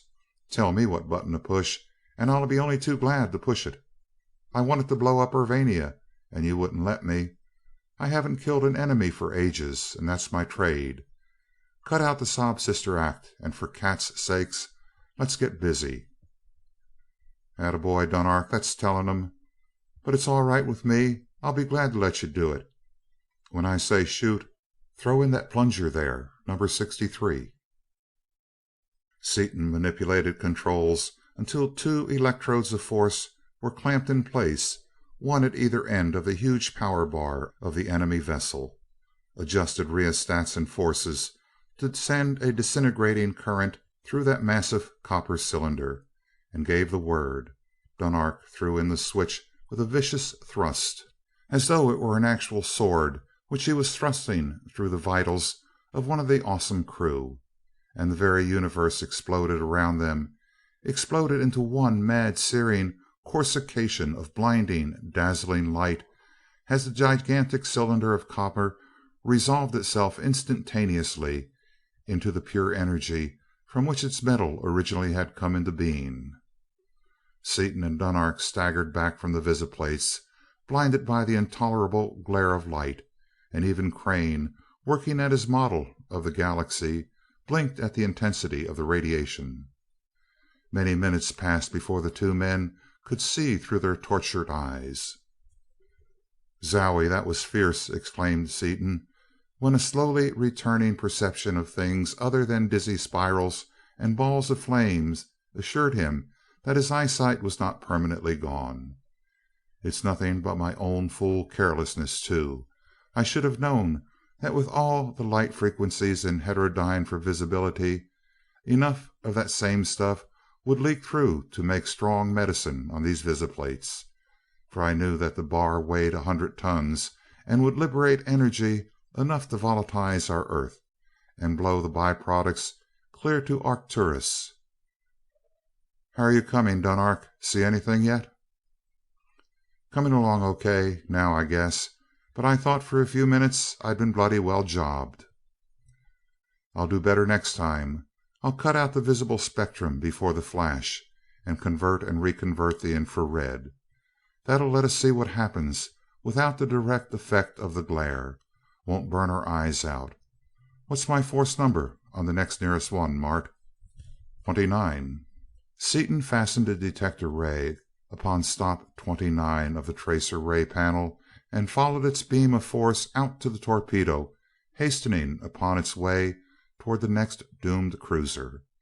Flashing ahead in its line as he had done before, he located the vessel and clamped the electrodes of force upon the prodigious driving bar. Again, as Dunark drove home the detonating switch, there was a frightful explosion and a wild glare of frenzied incandescence far out in that desolate region of interstellar space.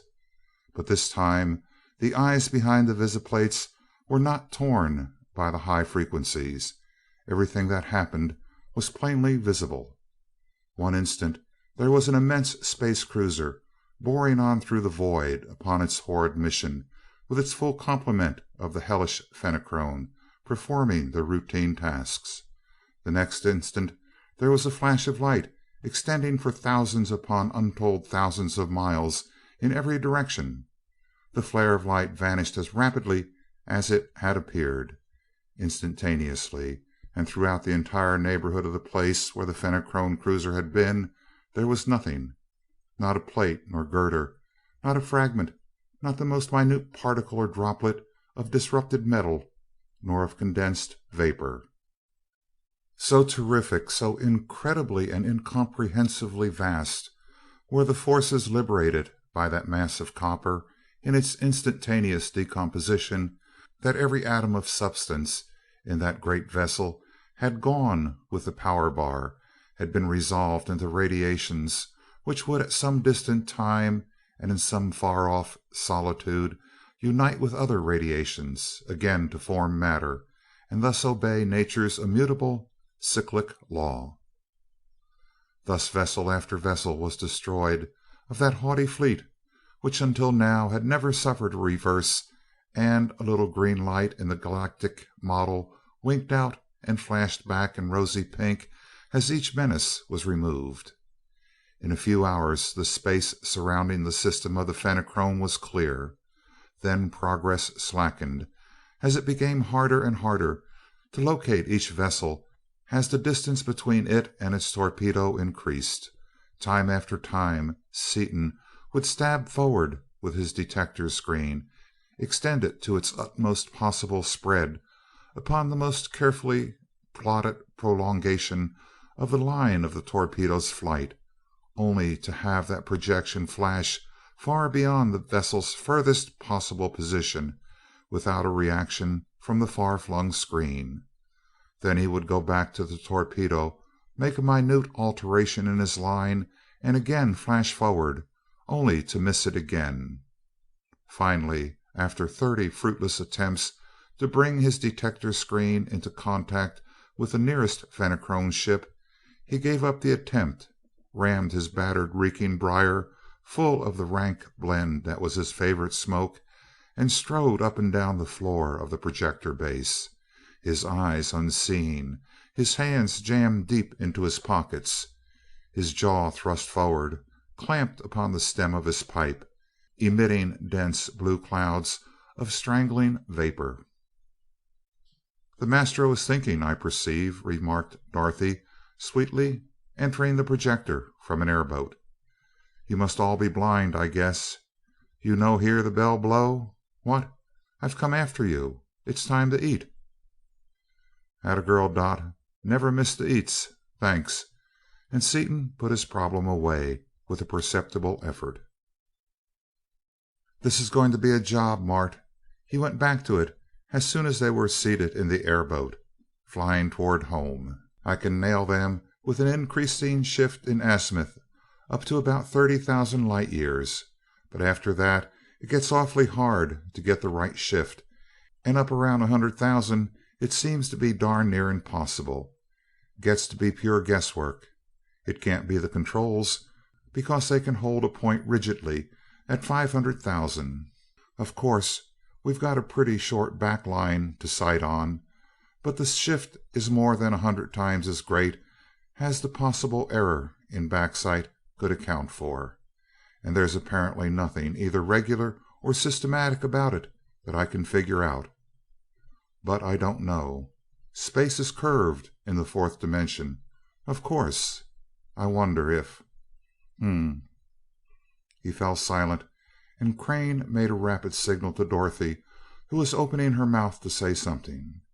She shut it, feeling ridiculous, and nothing was said until they had disembarked at their destination. "Did you solve the puzzle, Dickie?" "Don't think so. Got myself in deeper than ever, I'm afraid," he answered, then went on, thinking aloud rather than addressing anyone in particular. "Space is curved in the fourth dimension, and fifth-order rays, with their velocity, may not follow the same path in that dimension that light does. In fact, they do not. If that path is to be plotted, it requires the solution of 5 simultaneous equations, each complete and general, and each of the 5th degree, and also an exponential series with the unknown in the final exponent, before the fourth dimension concept can be derived. No use. We've struck something that not even Norlaminian theory can handle." "You surprise me," Crane said. "I supposed that they had everything worked out." "Not on fifth order stuff. It's new, you know. It begins to look as though we'd have to stick around until every one of those torpedoes gets somewhere near its mother ship. Hate to do it, too. It'll take 6 months, at least, to reach the vessels clear across the galaxy. I'll put it up to the gang at dinner. Guess they'll let me talk business a couple of minutes overtime, especially after they find out what I've got to say." He explained the phenomenon to an interested group of white-bearded scientists as they ate. Rovol, to Seaton's surprise, was elated and enthusiastic. "Wonderful, my boy," he breathed. "Marvelous. A perfect subject for years after year of deepest study and the most profound thought. Perfect." "But what can we do about it?" asked Seaton, exasperated. "We don't want to hang around here twiddling our thumbs for a year, waiting for those torpedoes to get wherever they're going." "We can do nothing but wait and study. The problem is one of splendid difficulty, as you yourself realize. Its solution may well be a matter of lifetimes instead of years. But what is a year, more or less? You can destroy the Fenachrone eventually, so be content." "But content is just exactly what I am not," declared Seaton emphatically. "I want to do it, and do it now."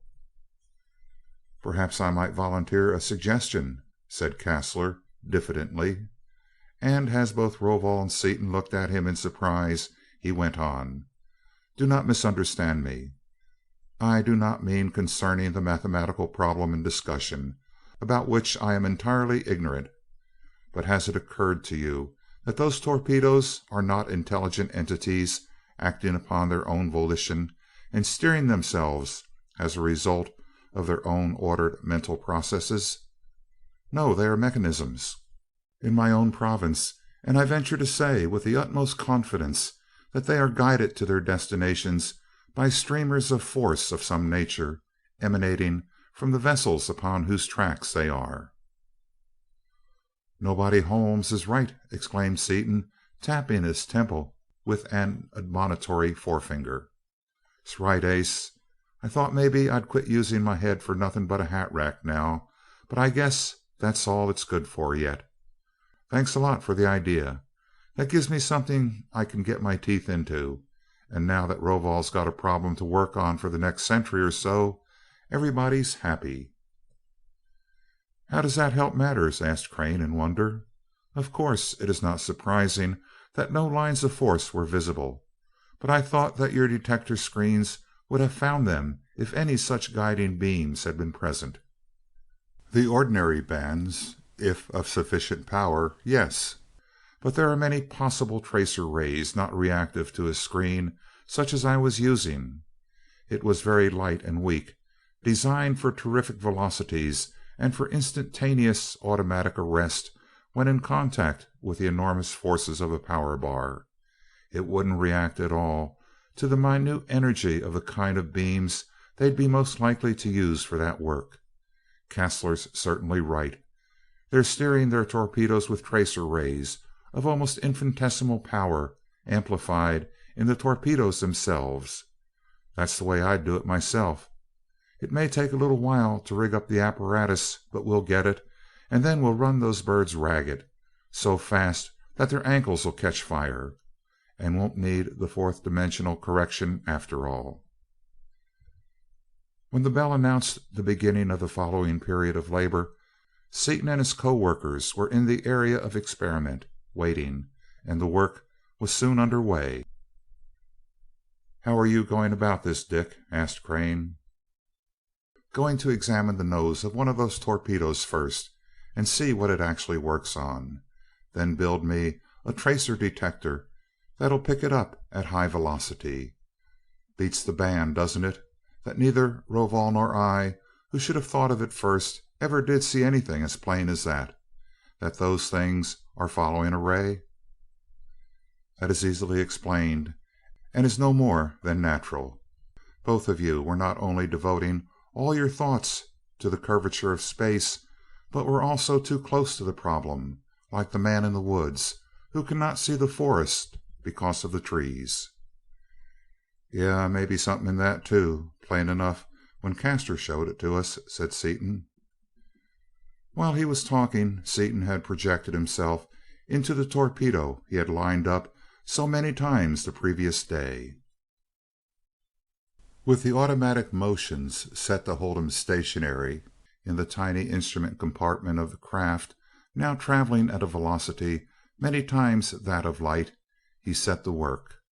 A glance located the detector mechanism, a set of short-wave coils and amplifiers, and a brief study made plain to him the principles underlying the directional loop finders and the controls which guided the flying shell along the path of the tracer ray. He then built a detector structure of pure force immediately in front of the torpedo, and varied the frequency of his own apparatus until a meter upon one of the panels before his eyes informed him that his detector was in perfect resonance with the frequency of the tracer ray. He then moved ahead of the torpedo along the guiding ray.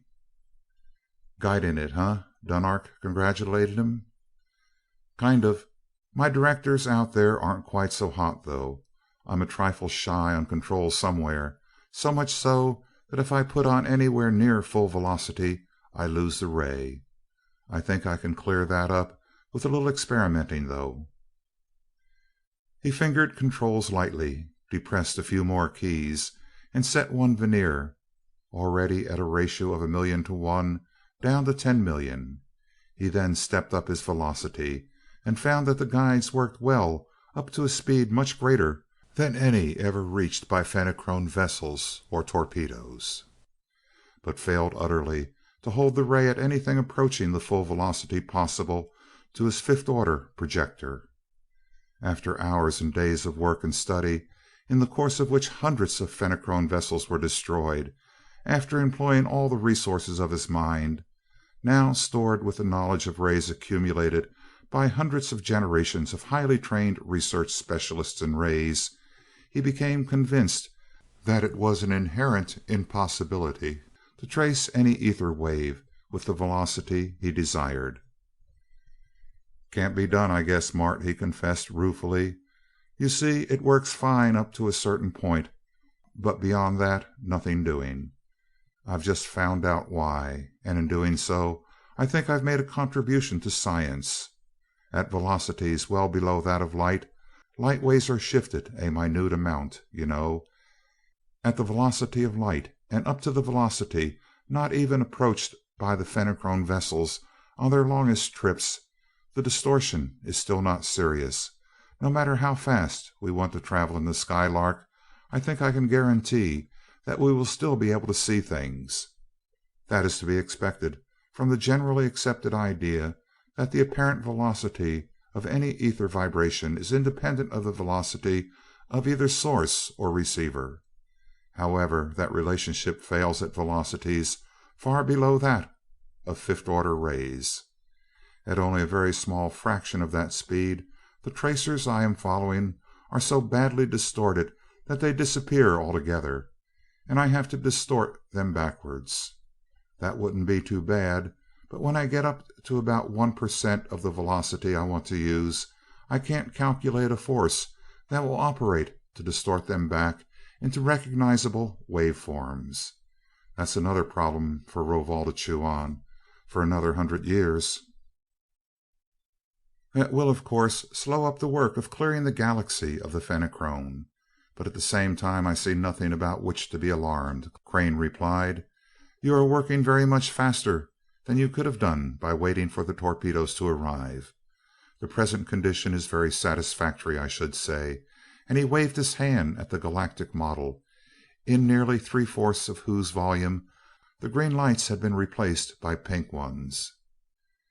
"Yeah, pretty fair as far as that goes. We'll clean up in 10 days or so. But I hate to be licked. Well, I might as well quit sobbing and get busy." End of chapter 14, part 1.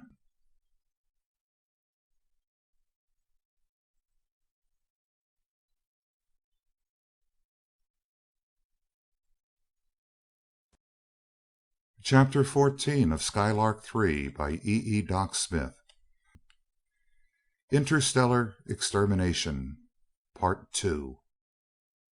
In due time, the 906 Fenachrone vessels were all checked off on the model, and the two terrestrials went in search of Drasnik, whom they found in his study, summing up and analyzing a mass of data, facts, and ideas which were being projected in the air around him. "Well, our first job's done," Seaton stated.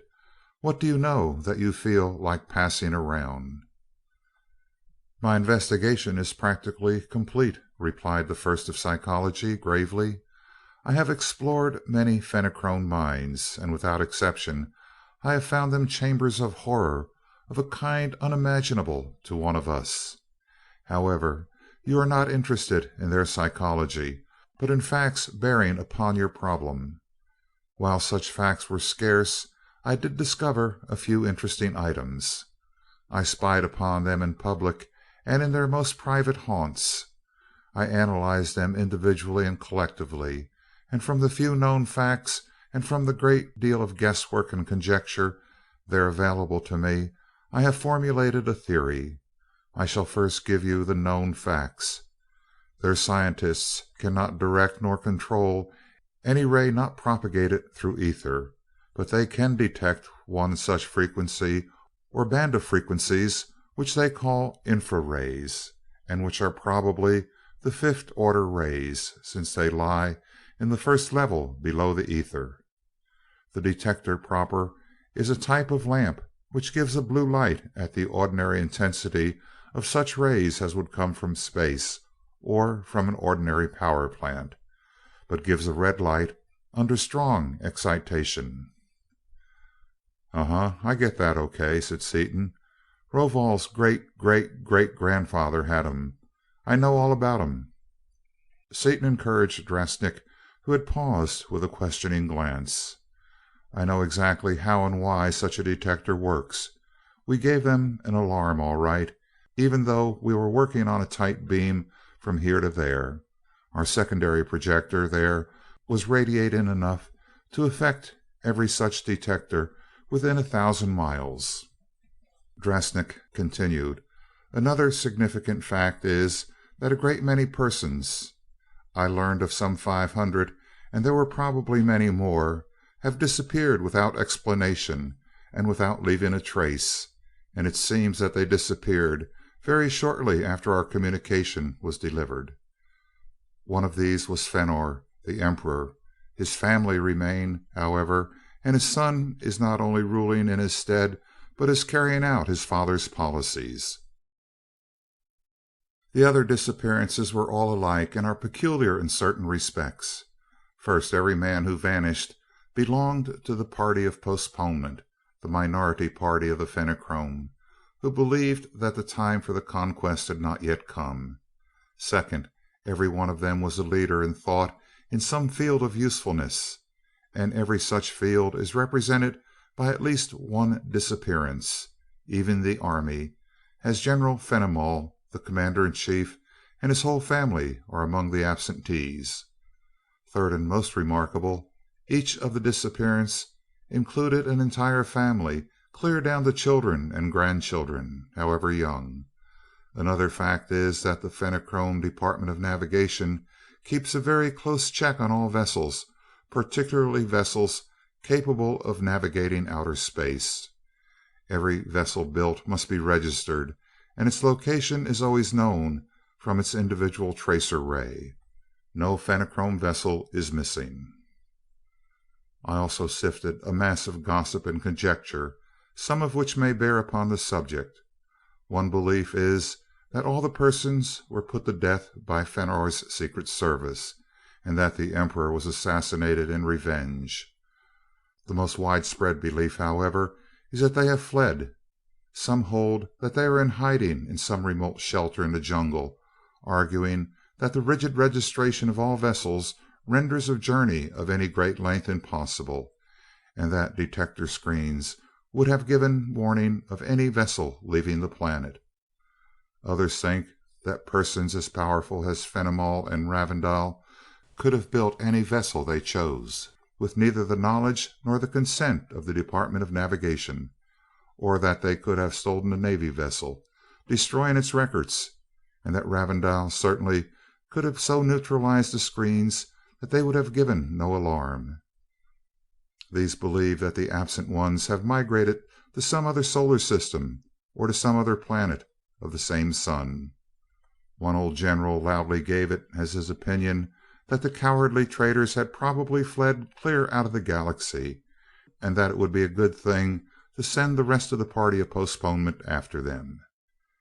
There, in brief, are the salient points of my investigation in so far as it concerns your immediate problem."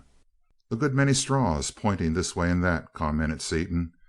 "However, we know that the postponers are just as rabid on the idea of conquering the universe as the others are, only they are a lot more cautious and wouldn't take even a gambler's chance of a defeat.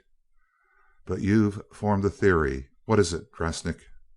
"From my analysis of these facts and conjectures, in conjunction with certain purely psychological indices which we need not take time to go into now, I am certain that they have left their solar system, probably in an immense vessel built a long time ago and held in readiness for just such an emergency. I am not certain of their destination, but it is my opinion that they have left this galaxy and are planning upon starting anew upon some suitable planet in some other galaxy, from which at some future date the conquest of the universe shall proceed as it was originally planned." "Great balls of fire," blurted Seaton. "They couldn't, not in a million years." He thought a moment, then continued more slowly: "But they could, and with their dispositions they probably would. You're 100% right, Drasnik. We've got a real job of hunting on our hands now. So long, and thanks a lot." Back in the projector, Seaton prowled about in brown abstraction, his villainous pipe poisoning the circumambient air, while Crane sat quiet and self-possessed as always, waiting for the nimble brain of his friend to find a way over, around, or through the obstacle confronting them. "Got it, Mart," Seaton yelled, darting to the board and setting up one integral after another. "If they did leave the planet in a ship, we'll be able to watch them go, and we'll see what they did, anyway, no matter what it was." "How? They've been gone almost a month already," protested Crane. "We know within half an hour the exact time of their departure. We'll simply go out the distance light has traveled since that time, gather in the rays given off, amplify them a few billion times, and take a look at whatever went on." "But we have no idea of what region of the planet to study, or whether it was night or day at the point of departure when they left." "We'll get the council room and trace events from there. Day or night makes no difference. We'll have to use infrared anyway, because of the fog, and that's almost as good at night as in daytime. There is no such thing as absolute darkness upon any planet, anyway, and we've got power enough to make anything visible that happens there, night or day.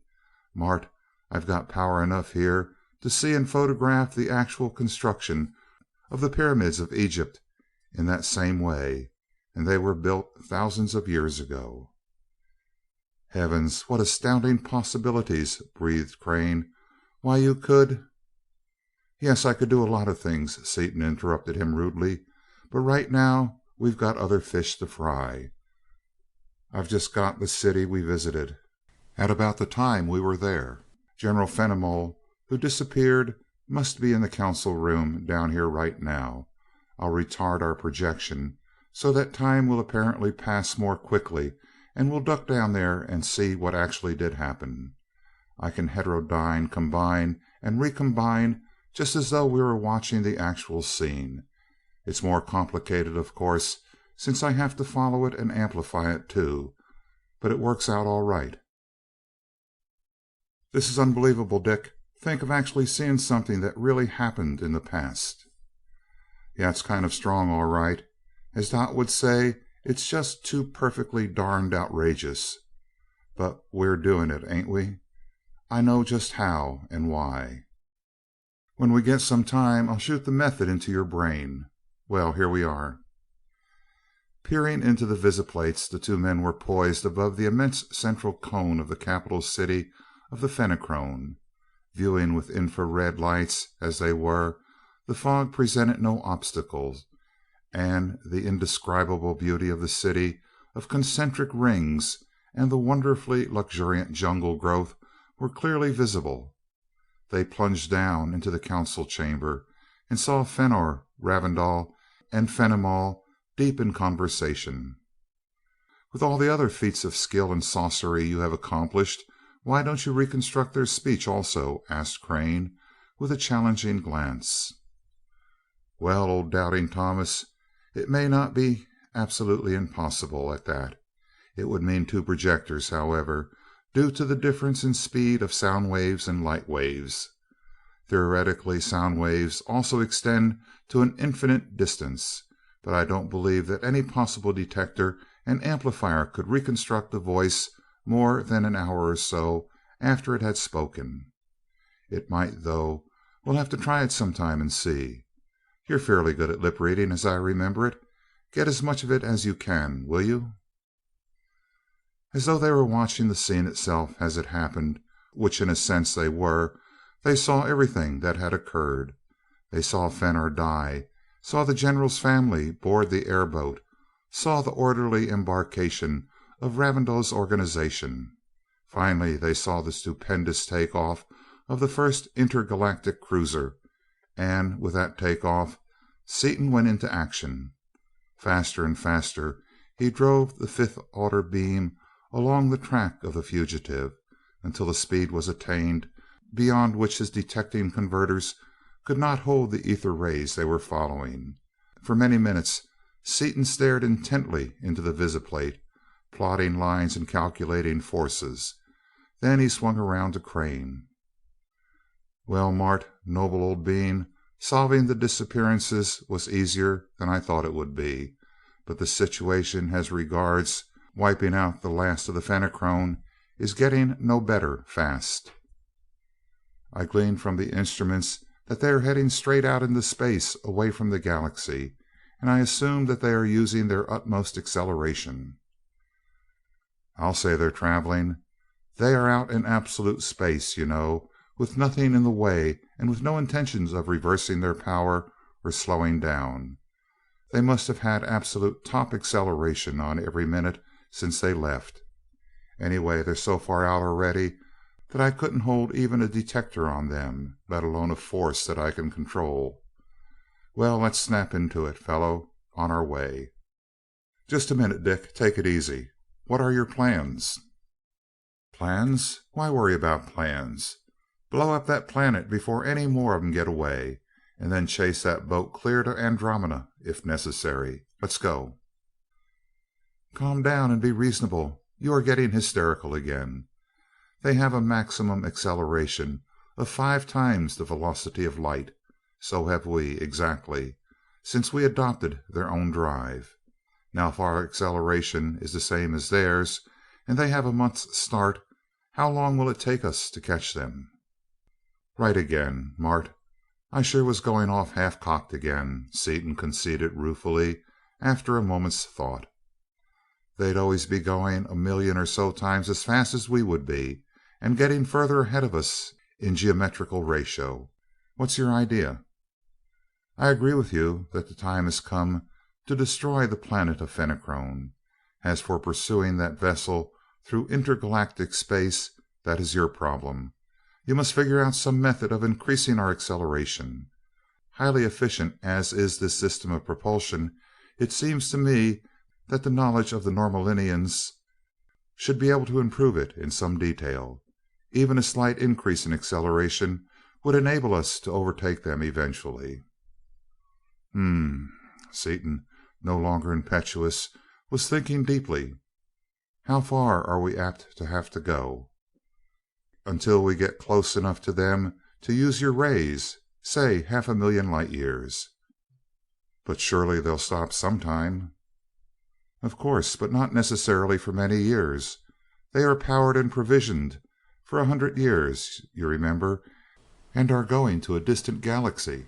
Such a one as Ravindau would not have specified a distant galaxy idly, and the very closest galaxies are so far away that even the Fenachrone astronomers, with their reflecting mirrors 5 miles in diameter, could form only the roughest approximations of the true distances." "Our astronomers are all wet in their guesses, then?" "Their estimates are, without exception, far below the true values. They are not even of the correct order of magnitude." "Well, then, let's mop up on that planet. Then we'll go places and do things."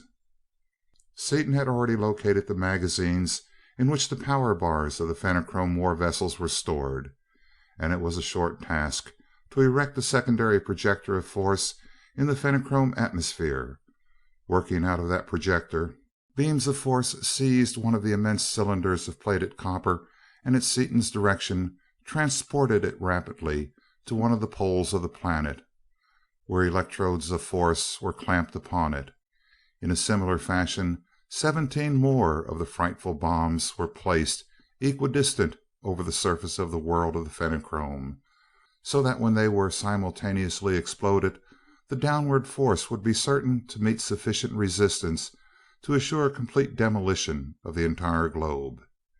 Everything in readiness, Seaton's hand went to the plunger switch and closed upon it.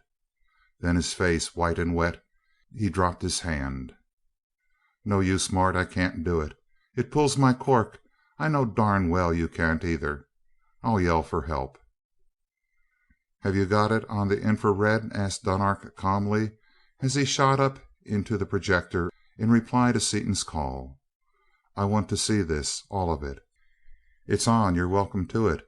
And as the Terrestrials turned away, the whole projector base was illuminated by a flare of intense though subdued light.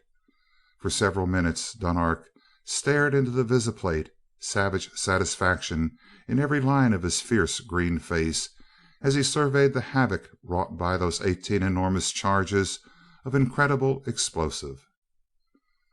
"A nice job of cleanup, Dick," the Osnomian prince reported, turning away from the visiplate. "It made a sun of it. The original sun is now quite a splendid double star. Everything was volatilized clear out, far beyond their outermost screen." "It had to be done, of course. It was either them or else the rest of the universe," Seaton said jerkily.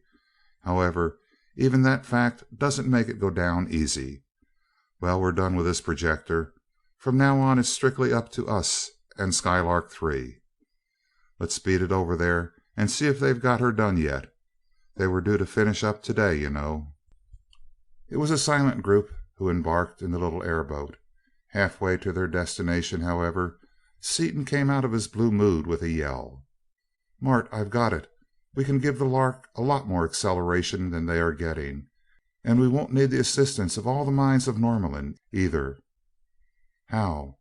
"By using one of the very heavy metals for fuel. The intensity of the power liberated is a function of atomic weight, or atomic number, and density, but the fact of liberation depends upon atomic configuration, a fact which you and I figured out long ago. However, our figuring didn't go far enough. It couldn't. We didn't know anything then. Copper happens to be the most efficient of the few metals which can be decomposed at all under ordinary excitation, that is, by using an ordinary coil, such as we and the Fenachrone both use. But by using special exciters, sending out all the orders of rays necessary to initiate the disruptive processes, we can use any metal we want to. Osnome has unlimited quantities of the heaviest metals, including radium and uranium. Of course, we can't use radium and live, but we can and will use uranium, and that will give us something like 4 times the acceleration possible with copper. Dunark, what say you snap over there and smelt us a cubic mile of uranium? No, hold it. I'll put a flock of forces on the job. They'll do it quicker, and I'll make 'em deliver the goods. They'll deliver 'em fast, too, believe us. We'll see to that with a 10-ton bar. The uranium bars will be ready to load tomorrow, and we'll have enough power to chase those birds all the rest of our lives." Returning to the projector, Seaton actuated the complex system of forces required for the smelting and transportation of the enormous amount of metal necessary, and as the 3 men again boarded their aerial conveyance, the power bar in the projector behind them flared into violet incandescence under the load already put upon it by the new uranium mine in distant Osnome. The Skylark lay stretched out over 2 miles of country, exactly as they had last seen her, but now, instead of being water white, the 10,000-foot cruiser of the void was one jointless, seamless structure of sparkling, transparent purple inoson. Entering one of the open doors, they stepped into an elevator and were whisked upward into the control room, in which a dozen of the aged, white-bearded students of Norlamin were grouped about a banked and tiered mass of keyboards, which Seaton knew must be the operating mechanism of the extraordinarily complete fifth-order projector he had been promised. "Ah, youngsters, you are just in time. Everything is complete, and we are just about to begin loading." "Sorry, Rovol, but we'll have to make a couple of changes. Have to rebuild the exciter, or build another one," and Seaton rapidly related what they had learned and what they had decided to do. "Of course, uranium is a much more efficient source of power," agreed Rovol, "and you are to be congratulated for thinking of it. It perhaps would not have occurred to one of us, since the heavy metals of that highly efficient group are very rare here. Building a new exciter for uranium is a simple task, and the converters for the corona loss will, of course, require no change, since their action depends only upon the frequency of the emitted losses, not upon their magnitude." "Hadn't you suspected that some of the Fenachrone might be going to lead us a lifelong chase?" asked Dunark curiously. "We have not given the matter a thought, my son," the chief of the five made answer. "As your years increase you will learn not to anticipate trouble and worry. Had we thought and worried over the matter before the time had arrived, you will note that it would have been pain wasted, for our young friend Seaton has avoided that difficulty in a truly scholarly fashion."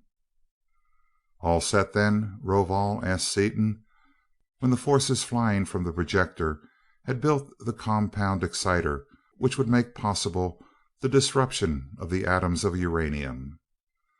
"The metal, enough of it to fill all the spare space in the hull, will be here tomorrow. You might give Crane and me the method of operating this projector, which I see is vastly more complex even than the one in the area of experiment." "It's the most complete thing ever seen upon Norlamin," replied Rovol, with a smile. "Each of us installed everything in it that he could conceive of ever being of the slightest use, and since our combined knowledge covers a large field, the projector is accordingly quite comprehensive." Multiple headsets were donned, and from each of the Norlaminian brains there poured into the minds of the two Terrestrials a complete and minute knowledge of every possible application of the stupendous force control banked in all its mass intricacy before them. "Well, that's some outfit," exulted Seaton in pleased astonishment as the instructions were concluded. "It can do anything but lay an egg, and I'm not a darn bit sure that we couldn't make it do that. Well, let's call the girls and show them around this thing that's going to be their home for quite a while." While they were waiting, Dunark led Seaton aside. "Dick, will you need me on this trip?" he asked. "Of course I knew there was something on your mind when you didn't send me home when you let Urvan, Carfon, and the others go back." "No, we're going it alone, unless you want to come along. I did want you to stick around until I got a good chance to talk to you alone. Now will be a good time as any. You and I have traded brains, and besides, we've been through quite a lot of grief together here and there. I want to apologize to you for not passing along to you all the stuff I've been getting here. In fact, I really wish I didn't have to have it myself. Get me?" "Got you. I'm way ahead of you. Don't want it. Not any part of it. That's why I've stayed away from any chance of learning any of it, and the one reason why I'm going back home instead of going with you. I have just brains enough to realize that neither I nor any other man of my race should have it. By the time we grow up to it naturally, we shall be able to handle it, but not until then." The two brain brothers grasped hands strongly, and Dunark continued in a lighter vein. "It takes all kinds of people to make a world, you know, and all kinds of races except the Fenachrone to make a universe. With Martinale gone, the evolution of Osnome shall progress rapidly, and while we may not reach the ultimate goal, I have learned enough from you already to speed up our progress considerably." "Well, that's that. Had to get it off my chest, although I knew you'd get the idea all right. Here are the girls, Sitar too. We'll show 'em around." Seaton's first thought was for the very brain of the ship, the precious lens of neutronium in its thin envelope of the eternal jewel, without which the beam of fifth order rays could not be directed. He found it a quarter of a mile back from the needle sharp prow, exactly in the longitudinal axis of the hull, protected from any possible damage by bulkhead after massive bulkhead of impregnable inoson. Satisfied upon that point, he went in search of the others, who were exploring their vast new spaceship. Huge as she was, there was no waste space. Her design was as compact as that of a fine radio set. The living quarters were grouped closely about the central compartment, which housed the power plants, the many ray generators and projectors, and the myriads of controls of the marvelous mechanism for the projection and direction of fifth order rays. Several large compartments were devoted to the machinery which automatically serviced the vessel, refrigerators, heaters, generators, and purifiers for water and air, and the numberless other mechanisms which would make the cruiser a comfortable and secure home, as well as an invincible battleship, in the heatless, lightless, airless, matterless waste of illimitable intergalactic space. Many compartments were for the storage of food supplies, and these were even then being filled by forces under the able direction of the First of Chemistry. All the comforts of home, even to the labels, Seaton grinned as he read Dole No. 1 upon cans of pineapple which had never been within thousands of light years of the Hawaiian Islands, and saw quarter after quarter of fresh meat going into the freezer room from a planet upon which no animal other than man had existed for many thousands of years. Nearly all of the remaining millions of cubic feet of space were for the storage of uranium for power, a few rooms already having been filled with ingot inoson for repairs. Between the many bulkheads that divided the ship into numberless airtight sections, and between the many concentric skins of purple metal that rendered the vessel spaceworthy and sound, even though slabs many feet thick were to be shown off in any direction, in every nook and cranny could be stored the metal to keep those voracious generators full fed, no matter how long or how severe the demands for power. Every room was connected through a series of tubular tunnels, along which force-propelled cars or elevators slid smoothly, tubes whose walls fell together into airtight seals at any point in case of a rupture.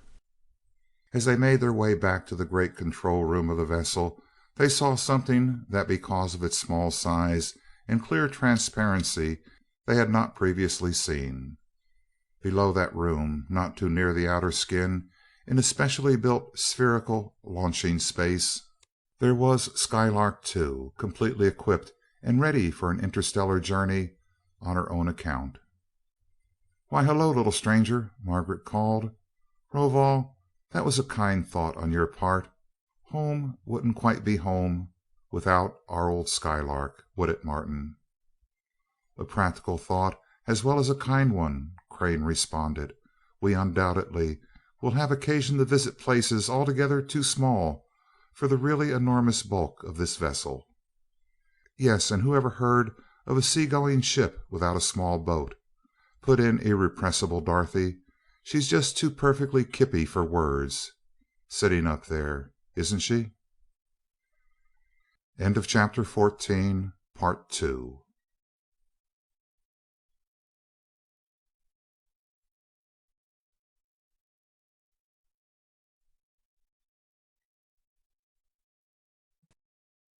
Chapter 15 of Skylark Three by E. Doc Smith. The Extra-Galactic Duel. Loaded until her outer skin almost bulged with tightly packed bars of uranium, and equipped to meet any emergency of which the combined efforts of the mightiest intellects of Norlamin could foresee even the slightest possibility, Skylark Three lay quiescent, but surcharged with power. She seemed to Seaton's tense mind to share his own eagerness to be off, seemed to be motionlessly straining at her neutral controls in a futile endeavor to leave that unnatural and unpleasant environment of atmosphere and of material substance to soar outward into absolute zero of temperature and pressure, into the pure and undefiled ether which was her natural and familiar medium. The 5 human beings were grouped near an open door of their cruiser. Before them were the ancient scientists who for so many days had been laboring with them in their attempt to crush the monstrous race which was threatening the universe. With the elders were the terrestrials' many friends from the country of youth, and surrounding the immense vessel in a throng covering an area to be measured only in square miles were massed myriads of Norlaminians. From their task everywhere had come the mental laborers. The country of youth had been left depopulated. Even those who, their life work done, had betaken themselves to the placid nirvana of the country of age, returned briefly to the country of study to speed upon its way that stupendous ship of peace. The majestic Fodan, the chief of the five, was concluding his address.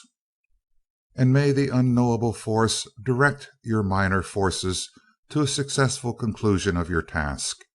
If, upon the other hand, it should by some unforeseen chance be graven upon the sphere that you are to pass in this supreme venture, you may pass in all tranquility, for the massed intellect of our entire race is here supporting me in my solemn affirmation that the Fenachrone shall not be allowed to prevail.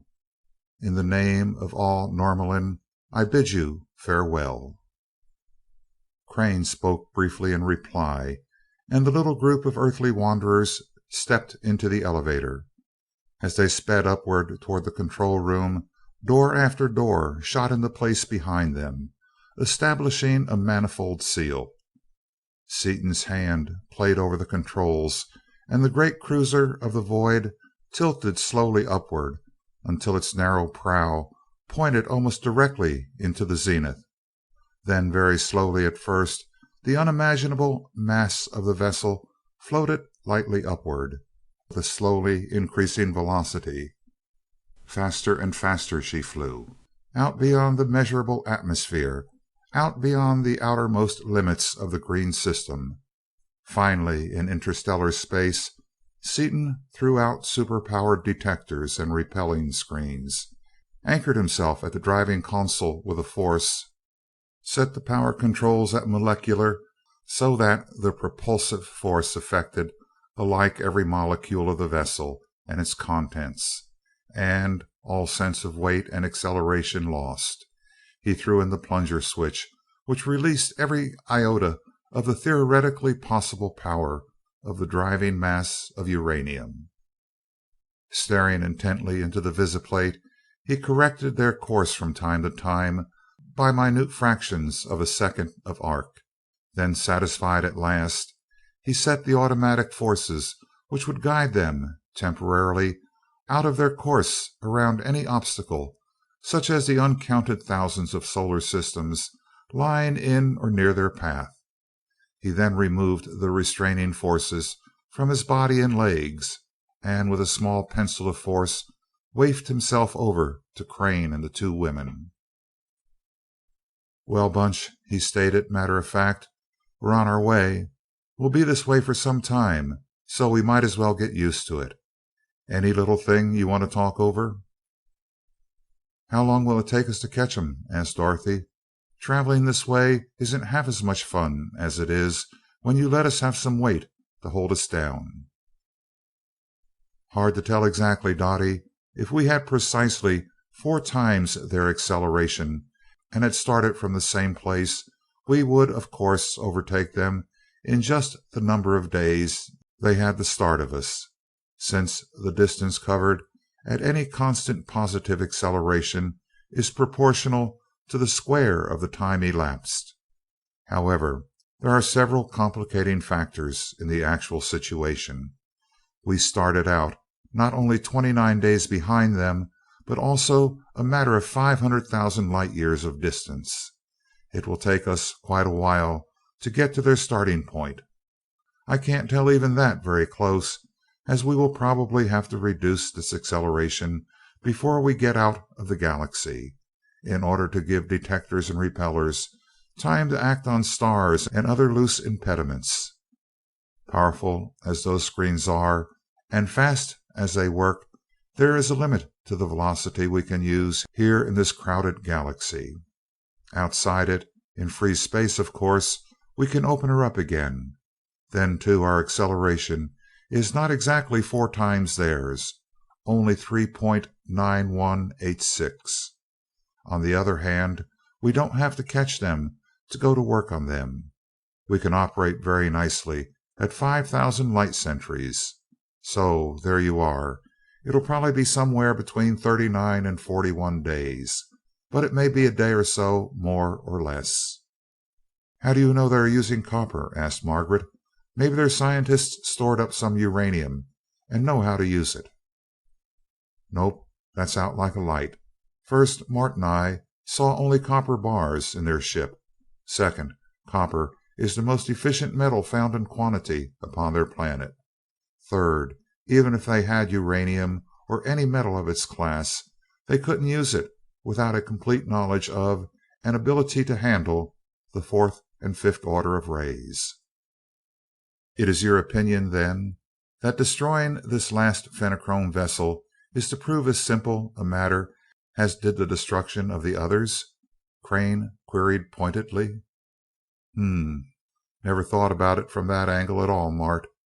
You're still the ground and lofty thinker of the outfit, ain't you? Now that you mention it, though, we may find that the last of the Mohegans ain't entirely toothless, at that. But say, Mart, how come I'm as wild and cockeyed as I ever was? Rovol's a slow and thoughtful old codger, and with his accumulation of knowledge, it looks like I'd be the same way. "Far from it," Crane replied. "Your nature and mine remain unchanged. Temperament is a basic trait of heredity, and is neither affected nor acquired by increase of knowledge. You acquired knowledge from Rovol, Drasnik, and others, as did I, but you are still the flashing genius, and I am still your balance wheel. As for the Fenachrone toothlessness, now that you have considered it, what is your opinion?" "Hard to say. They don't know how to control the fifth order rays, or they wouldn't have run. They've got real brains, though, and they'll have something like 70 days to work on the problem. While it doesn't stand to reason that they could find out much in 70 days, still they may have had a setup of instruments on their detectors that would have enabled them to analyze our fields, and thus compute the structure of the secondary projector we use there. If so, it wouldn't take them long to find out enough to give us plenty of grief. But I don't really believe that they knew enough. I don't quite know what to think. They may be easy and they may not, but easy or hard to get, we're loaded for bear, and I'm pretty sure that we'll pull their corks." "So am I, really, but we must consider every contingency. We know that they had at least a detector of fifth order rays." "And if they did have an analytical detector," Seaton interrupted, "they'll probably slap a ray on us as soon as we stick our noses out of the galaxy." "They may, and even though I do not believe that there is any probability of them actually doing it, it will be well to be armed against the possibility." "Right, old top. We'll do that little thing." Uneventful days passed, and true to Seaton's calculation, the awful acceleration with which they had started out could not be maintained. A few days before the edge of the galaxy was reached, it became necessary to cut off the molecular drive and to proceed with an acceleration equal only to that of gravitation at the surface of the earth. Tired of weightlessness and its attendant discomforts to everyday life, the travelers enjoyed the interlude immensely, but it was all too short. Too soon the stars thinned out ahead of Three's needle prow. As soon as the way ahead of them was clear, Seaton again put on the maximum power of his terrific bars, and, held securely at the console, set up a long and involved integral. Ready to transfer the blended and assembled forces to a plunger, he stayed his hand, thought a moment, and turned to Crane. "Want some advice, Mart? I thought of setting up 3 or 4 courses of 5-ply screen on the board, a detector screen on the outside of each course, next to it a repeller, then a full coverage ether ray screen, then a zone of force, and a full coverage fifth order ray screen as a liner. Then, with all them set up on the board, but not out, throw out a wide detector. The detector would react upon the board at impact with anything hostile and automatically throw out the courses it found necessary. That sounds like ample protection, but I'm not enough of a ray specialist to pass an opinion. Upon what point are you doubtful? About leaving them on the board. The only trouble is that the reaction isn't absolutely instantaneous. Even fifth order rays would require a millionth of a second or so to set the courses. Now, if they were using ether waves, that would be lots of time to block them. But if they should happen to have fifth order stuff, it'd get here the same time our own detector impulse would, and it's just barely conceivable that they might give us a nasty jolt before the defenses went out. Nope, I'm developing a cautious streak myself now when I take time to do it. We've got lots of uranium, and I'm going to put one course out. You cannot put everything out, can you?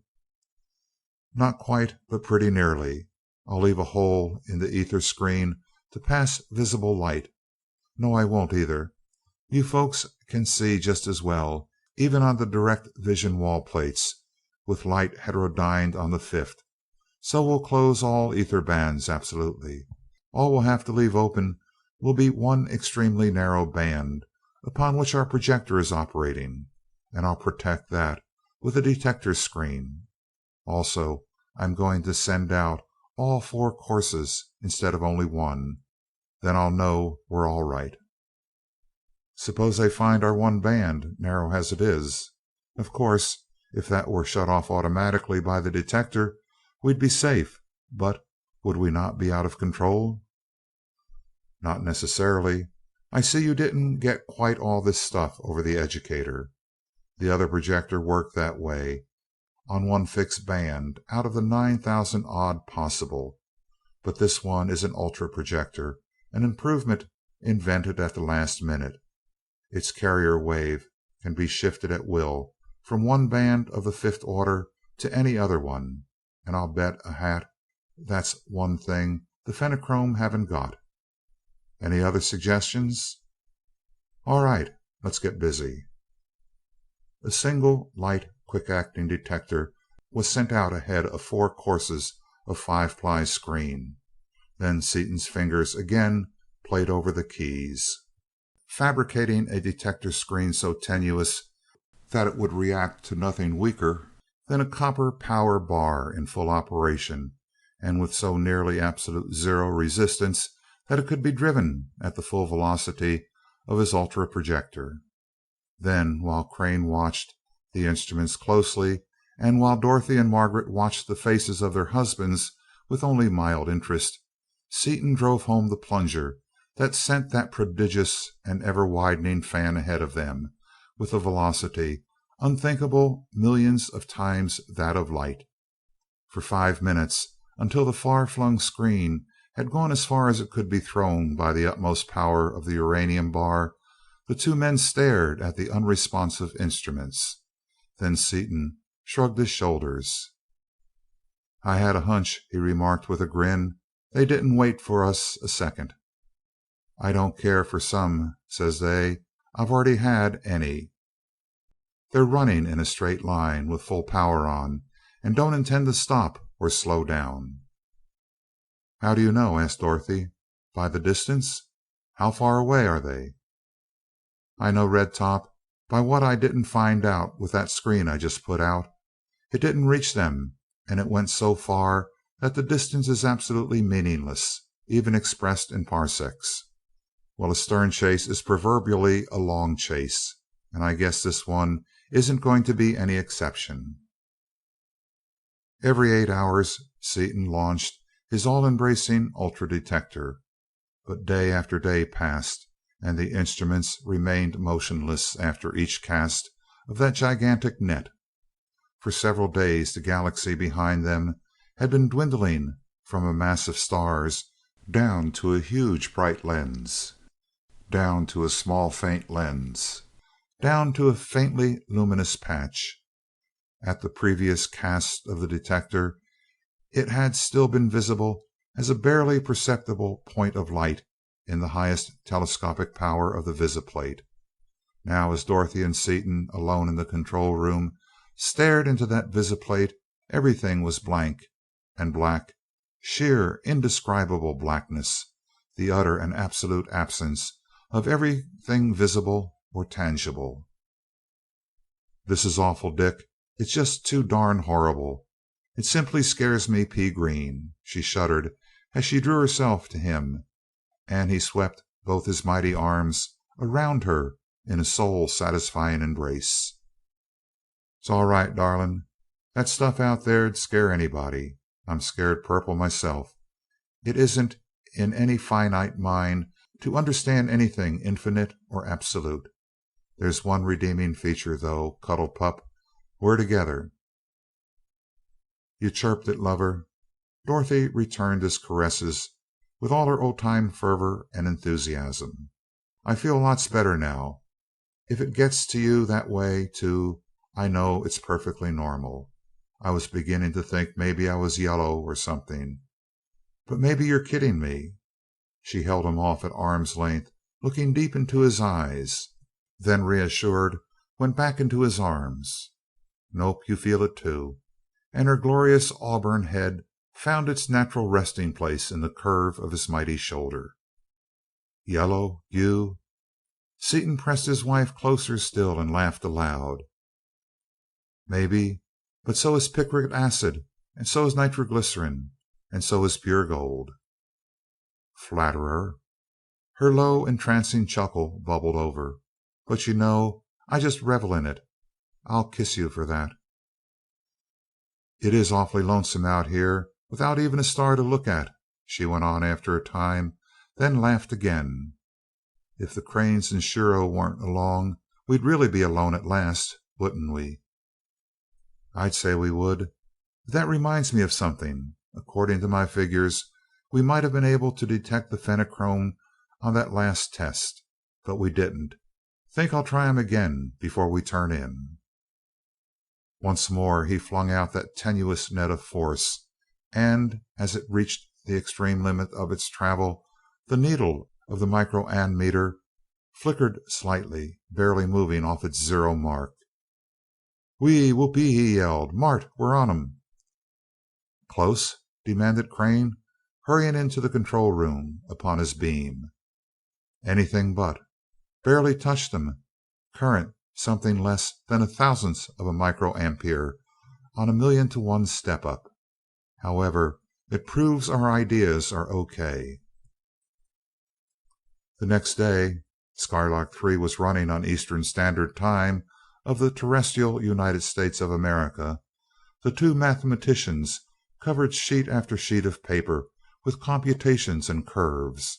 After checking and rechecking the figures, Seaton shut off the power, released the molecular drive, and applied acceleration of 29.602 feet per second, and 5 human beings breathed as one a profound sigh of relief as an almost normal force of gravitation was restored to them. "Why the let up?" asked Dorothy. "They're an awful long ways off yet, aren't they? Why not hurry up and catch them?" "Because we're going infinitely faster than they are now. If we kept up full acceleration, we'd pass them so fast that we couldn't fight them at all. This way, we'll still be going a lot faster than they are when we get close to them, but not enough faster to keep us from maneuvering relatively to their vessel, if things should go that far. Guess I'll take another reading on 'em." "I do not believe that I should," Crane suggested thoughtfully. "After all, they may have perfected their instruments, and yet may not have detected that extremely light touch of our ray last night. If so, why put them on guard?" "They're probably on guard all right, without having to be put there, but it's a sound idea anyway. Along the same line, I'll release the fifth order screens with the fastest possible detector on guard. We're just about within reach of a light copper driven ray right now, but it's a cinch that they can't send anything heavy this far, and if they think we're overconfident, so much the better. There," he continued, after a few minutes at the keyboard, "all set. If they put a detector on us, I've got a force set to make a noise like a New York City fire siren. If pressed, I'll reluctantly admit that in my opinion we're carrying caution to a point 10,000 degrees below the absolute zero of sanity. I'll bet my shirt that we won't hear a yip out of them before we touch 'em off. Furthermore—" The rest of his sentence was lost in a crescendo bellow of sound. Seaton, still at the controls, shut off the noise, studied his meters carefully, and turned around to Crane with a grin. "You win the shirt, Mart.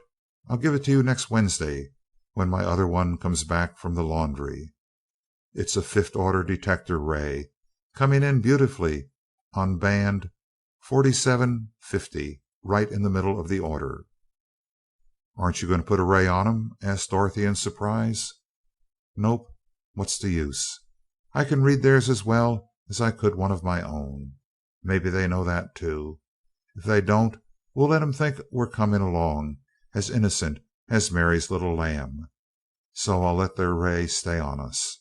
It's too thin to carry anything, and if they thicken it up much, I've got an axe set to chop it off." Seaton whistled a merry lilting refrain as his fingers played over the stops and keys. "Why, Dick, you seem actually pleased about it." Margaret was plainly ill at ease. "Sure I am. I never did like to drown baby kittens, and it kind of goes against the grain to stab a guy in the back when he ain't even looking, even if he is a Fenachrone. If they can fight back some, I'll get mad enough to blow 'em up happy." "But suppose they fight back too hard?" "They can't. The worst that can possibly happen is that we can't lick them. They certainly can't lick us, because we can outrun 'em. If we can't get 'em alone, we'll beat it back to Norlamin and bring up reinforcements." "I'm not so sure." Crane spoke slowly. "There is, I believe, a theoretical possibility that sixth order rays exist. Would an extension of the methods of detection of fifth order rays reveal them?" "Sixth? Sweet spirits of niter, nobody knows anything about them. However, I've had one surprise already, so maybe your suggestion isn't as crazy as it sounds. We've got 3 or 4 days yet before either side can send anything except on the 6th, so I'll find out what I can do." He flew at the task, and for the next 3 days could hardly be torn from it for rest.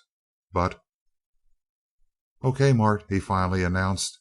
"They exist, all right, and I can detect 'em. Look here," and he pointed to a tiny receiver upon which a small lamp flared in brilliant scarlet light. "Are they sending them?" "No, fortunately. They're coming from our bar. See, it shines blue when I put a grounded shield between it and the bar, and stays blue when I attach it to their detector ray." "Can you direct them?" "Not a chance in the world. That means a lifetime, probably many lifetimes of research, unless somebody uses a fairly complete pattern of them close enough to this detector so that I can analyze it. It's a good deal like calculus in that respect. It took thousands of years to get it in the first place, but it's easy when somebody that already knows it shows you how it goes. The Fenachrone learned to direct fifth order rays so quickly, then, by an analysis of our fifth order projector there?" "Our secondary projector, yes. They must have had some neutronium in stock, too, but it would have been funny if they hadn't, at that. They've had intra atomic power for ages." Silent and grim, he seated himself at the console, and for an hour he wove an intricate pattern of forces upon the inexhaustible supply of keys afforded by the ultra projector before he once touched the plunger. "What are you doing? I followed you for a few hundred steps, but could go no farther." "Merely a little safety first stuff. In case they should send any real pattern of sixth order rays, this setup will analyze it.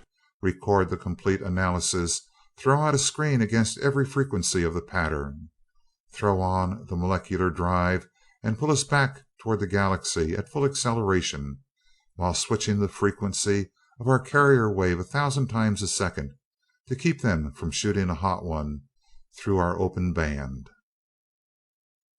It'll do it all in about a millionth of a second, too. I want to get us all back alive if possible. They shut off their ray. They know we've tapped onto it. Well, war's declared now. We'll see what we can see. Transferring the assembled beam to a plunger, he sent out a secondary projector toward the Fenachrone vessel as fast as it could be driven, close behind a widespread detector net. He soon found the enemy cruiser, but so immense was the distance that it was impossible to hold the projection anywhere in its neighborhood. They flashed beyond it and through it and upon all sides of it, but the utmost delicacy of the controls would not permit of holding even upon the immense bulk of the vessel, to say nothing of holding upon such a relatively tiny object as the power bar. As they flashed repeatedly through the warship, they saw piecemeal and sketchily her formidable armament and the hundreds of men of her crew, each man at battle station at the controls of some frightful engine of destruction. Suddenly they were cut off as a screen closed behind them. The Earthmen felt an instant of unreasoning terror as it seemed that one half of their peculiar dual personalities vanished utterly. Seaton laughed. "That was a funny sensation, wasn't it? It just means that they've climbed a tree and pulled the tree up after 'em." "I do not like the odds, Dick." Crane's face was grave. "They have many hundreds of men, all trained, and we are only two. Yes, only one, for I count for nothing at those controls." "All the better, Mart. This board more than makes up the difference. They've got a lot of stuff, of course, but they haven't got anything like this control system. Their captain's got to issue orders, whereas I've got everything right under my hands. Not so uneven as they think." Within battle range at last, Seaton hurled his utmost concentration of direct forces, under the impact of which 3 courses of Fenachrone defensive screens flared through the ultraviolet and went black. There the massed direct attack was stopped. At what cost the enemy alone knew, and the Fenachrone countered instantly and in a manner totally unexpected. Through the narrow slit in the fifth order screen through which Seaton was operating, in the bare 1,000th of a second that it was open, so exactly synchronized and timed that the screens did not even glow as it went through the narrow opening, a gigantic beam of heterodyned force struck full upon the bow of the Skylark, near the sharply pointed prow, and the stubborn metal instantly flared blinding white and exploded outward in puffs of incandescent gas under the awful power of that titanic thrust. Through 4 successive skins of inoson, the theoretical ultimate of possible strength, toughness, and resistance, that frightful beam drove before the automatically reacting detector closed the slit, and the impregnable defensive screens, driven by their mighty uranium bars, flared into incandescent defense. Driven as they were, they held, and the Fenachrone, finding that particular attack useless, shut off their power. "Wow, they sure have got something," Seaton exclaimed in unfeigned admiration. "They sure gave us a solid kick that time. We will now take time out for repairs. Also, I'm going to cut our slit down to a width of 1 kilocycle, if I can possibly figure out a way of working on that narrow a band. And I'm going to step up our shifting speed to 100,000. It's a good thing they built this ship of ours in a lot of layers. If that had gone through the interior, we would have been punctured for fair. You might weld up those holes, Mart, while I see what I can do here." Then Seaton noticed the women, white and trembling, upon a seat. "What's the matter? Cheer up, kids. You ain't seen nothing yet. That was just a couple of little preliminary love taps, like two boxers kind of feeling each other out in the first 10 seconds of the first round. "Preliminary love taps?" repeated Dorothy, looking into Seaton's eyes and being reassured by the serene confidence she read there. "But they hit us and hurt us badly. Why, there's a hole in our Skylark as big as a house, and it goes through 4 or 5 layers." "Yes, but we're not hurt a bit. They're easily fixed, and we've lost nothing but a few tons of inoson and uranium. We've got lots of spare metal. I don't know what I did to him any more than he knows what he did to us, but I'll bet my other shirt that he knows he's been nudged." Repairs completed and the changes made in the methods of projection, Seaton actuated the rapidly shifting slit and peered through it at the enemy vessel. Finding their screens still up, he directed a complete coverage attack upon them with 4 bars, while with the entire mass power of the remaining generators concentrated into one frequency, he shifted that frequency up and down the spectrum, probing, ever probing with that gigantic beam of intolerable energy, feeling for some crack, however slight, into which he could insert that shearing seat of concentrated destruction. Although much of the available power of the Fenachrone was perforce devoted to repelling the continuous attack of the terrestrials, they maintained an equally continuous attack offensive, and in spite of the narrowness of the open slit and the rapidity with which that slit was changing from frequency to frequency, enough of the frightful forces came through to keep the ultra-powered defensive screens radiating far into the violet, and the utmost power of the refrigerating system proving absolutely useless against the concentrated beams being employed.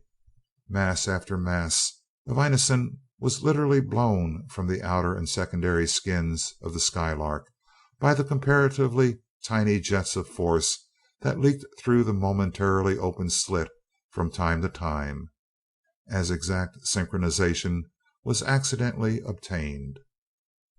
Seaton, grimly watching his instruments, glanced at Crane, who, calm but watchful at his console, was repairing the damage as fast as it was done. "They're sending more stuff, Mart, and it's getting hotter to handle. That means they're building more projectors. We can play that game too. They're using up their fuel reserves fast, but we're bigger than they are, carry more metal, and it's more efficient metal too. Only one way out of it, I guess. What say we put in enough generators to smother them down by brute force, no matter how much power it takes?" "Why don't you use some of those awful copper shells? Or aren't we close enough yet?" Dorothy's low voice came clearly, so utterly silent was that frightful combat. "Close? We're still better than 200,000 light years apart. There may have been longer range battles than this somewhere in the universe, but I doubt it. As for copper, even if we could get it to them, it'd be just like so many candy kisses compared to the stuff we're both using. Dear girl, there are fields of force extending for thousands of miles from each of these vessels, beside which the exact center of the biggest lightning flash you ever saw would be a dead area." He set up a series of integrals, and machine after machine, in a space left vacant by the rapidly vanishing store of uranium, there appeared inside the fourth skin of the Skylark a row of gigantic generators, each one adding its hellish output to the already inconceivable stream of energy being directed at the foe. As that frightful flow increased by leaps and bounds, the intensity of the Fenachrone attack diminished, and finally it ceased altogether, as every iota of the enemy's power became necessary for the maintenance of the defenses. Still greater grew the stream of force from the Skylark, and now that the attack had ceased, Seaton opened the slit wider and stopped its shifting in order to still further increase the efficiency of his terrible weapon. Face set in a fighting mask and eyes hard as gray iron, deeper and deeper he drove his now irresistible forces. His flying fingers were upon the keys of his console. His keen and merciless eyes were in a secondary projector near the now doomed ship of the Fenachrone, directing masterfully his terrible attack. As the output of his generators still increased, Seaton began to compress a searing hollow sphere of seething energy upon the furiously straining defensive screens of the Fenachrone.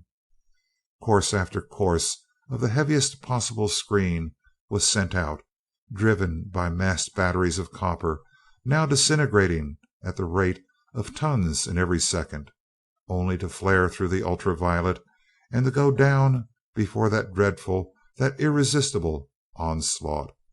Finally, as the inexorable sphere still contracted, the utmost effort of the defenders could not keep their screens away from their own vessel, and simultaneously the prow and the stern of the Fenachrone cruiser was bared to that awful field of force in which no possible substance could endure for even the most infinitesimal instant of time.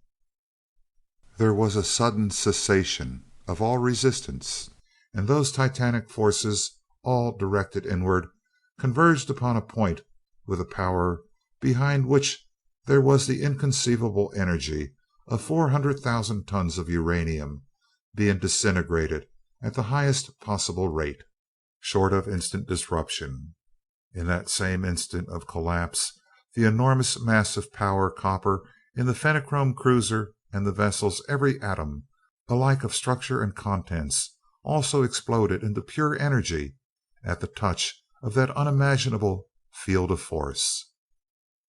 In that awful moment before Seaton could shut off his power, it seemed to him that space itself must be obliterated by the very concentration of the unknowable and incalculable forces there unleashed, must be swallowed up and lost in the utterly indescribable brilliance of the field of radiance, driven to a distance of millions upon incandescent millions of miles from the place where the last representative of the monstrous civilization of the Fenachrone had made their last stand against the forces of universal peace.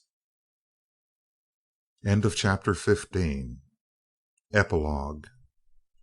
The three-dimensional, moving, talking, almost living picture being shown simultaneously in all the viewing areas throughout the innumerable planets of the galaxy faded out, and the image of an aged, white-bearded Norlamin appeared and spoke in the galactic language. As is customary, the showing of this picture has opened the celebration of our great galactic holiday, Civilization Day. As you all know, it portrays the events leading up to and making possible the formation of the League of Civilization by a mere handful of planets. The League now embraces all of this, the first galaxy, and is spreading rapidly throughout the universe. Varied are the physical forms, and varied are the mentalities of our almost innumerable races of beings, but in civilization we are becoming one, since those backward people who will not cooperate with us are rendered impotent to impede our progress among the more enlightened.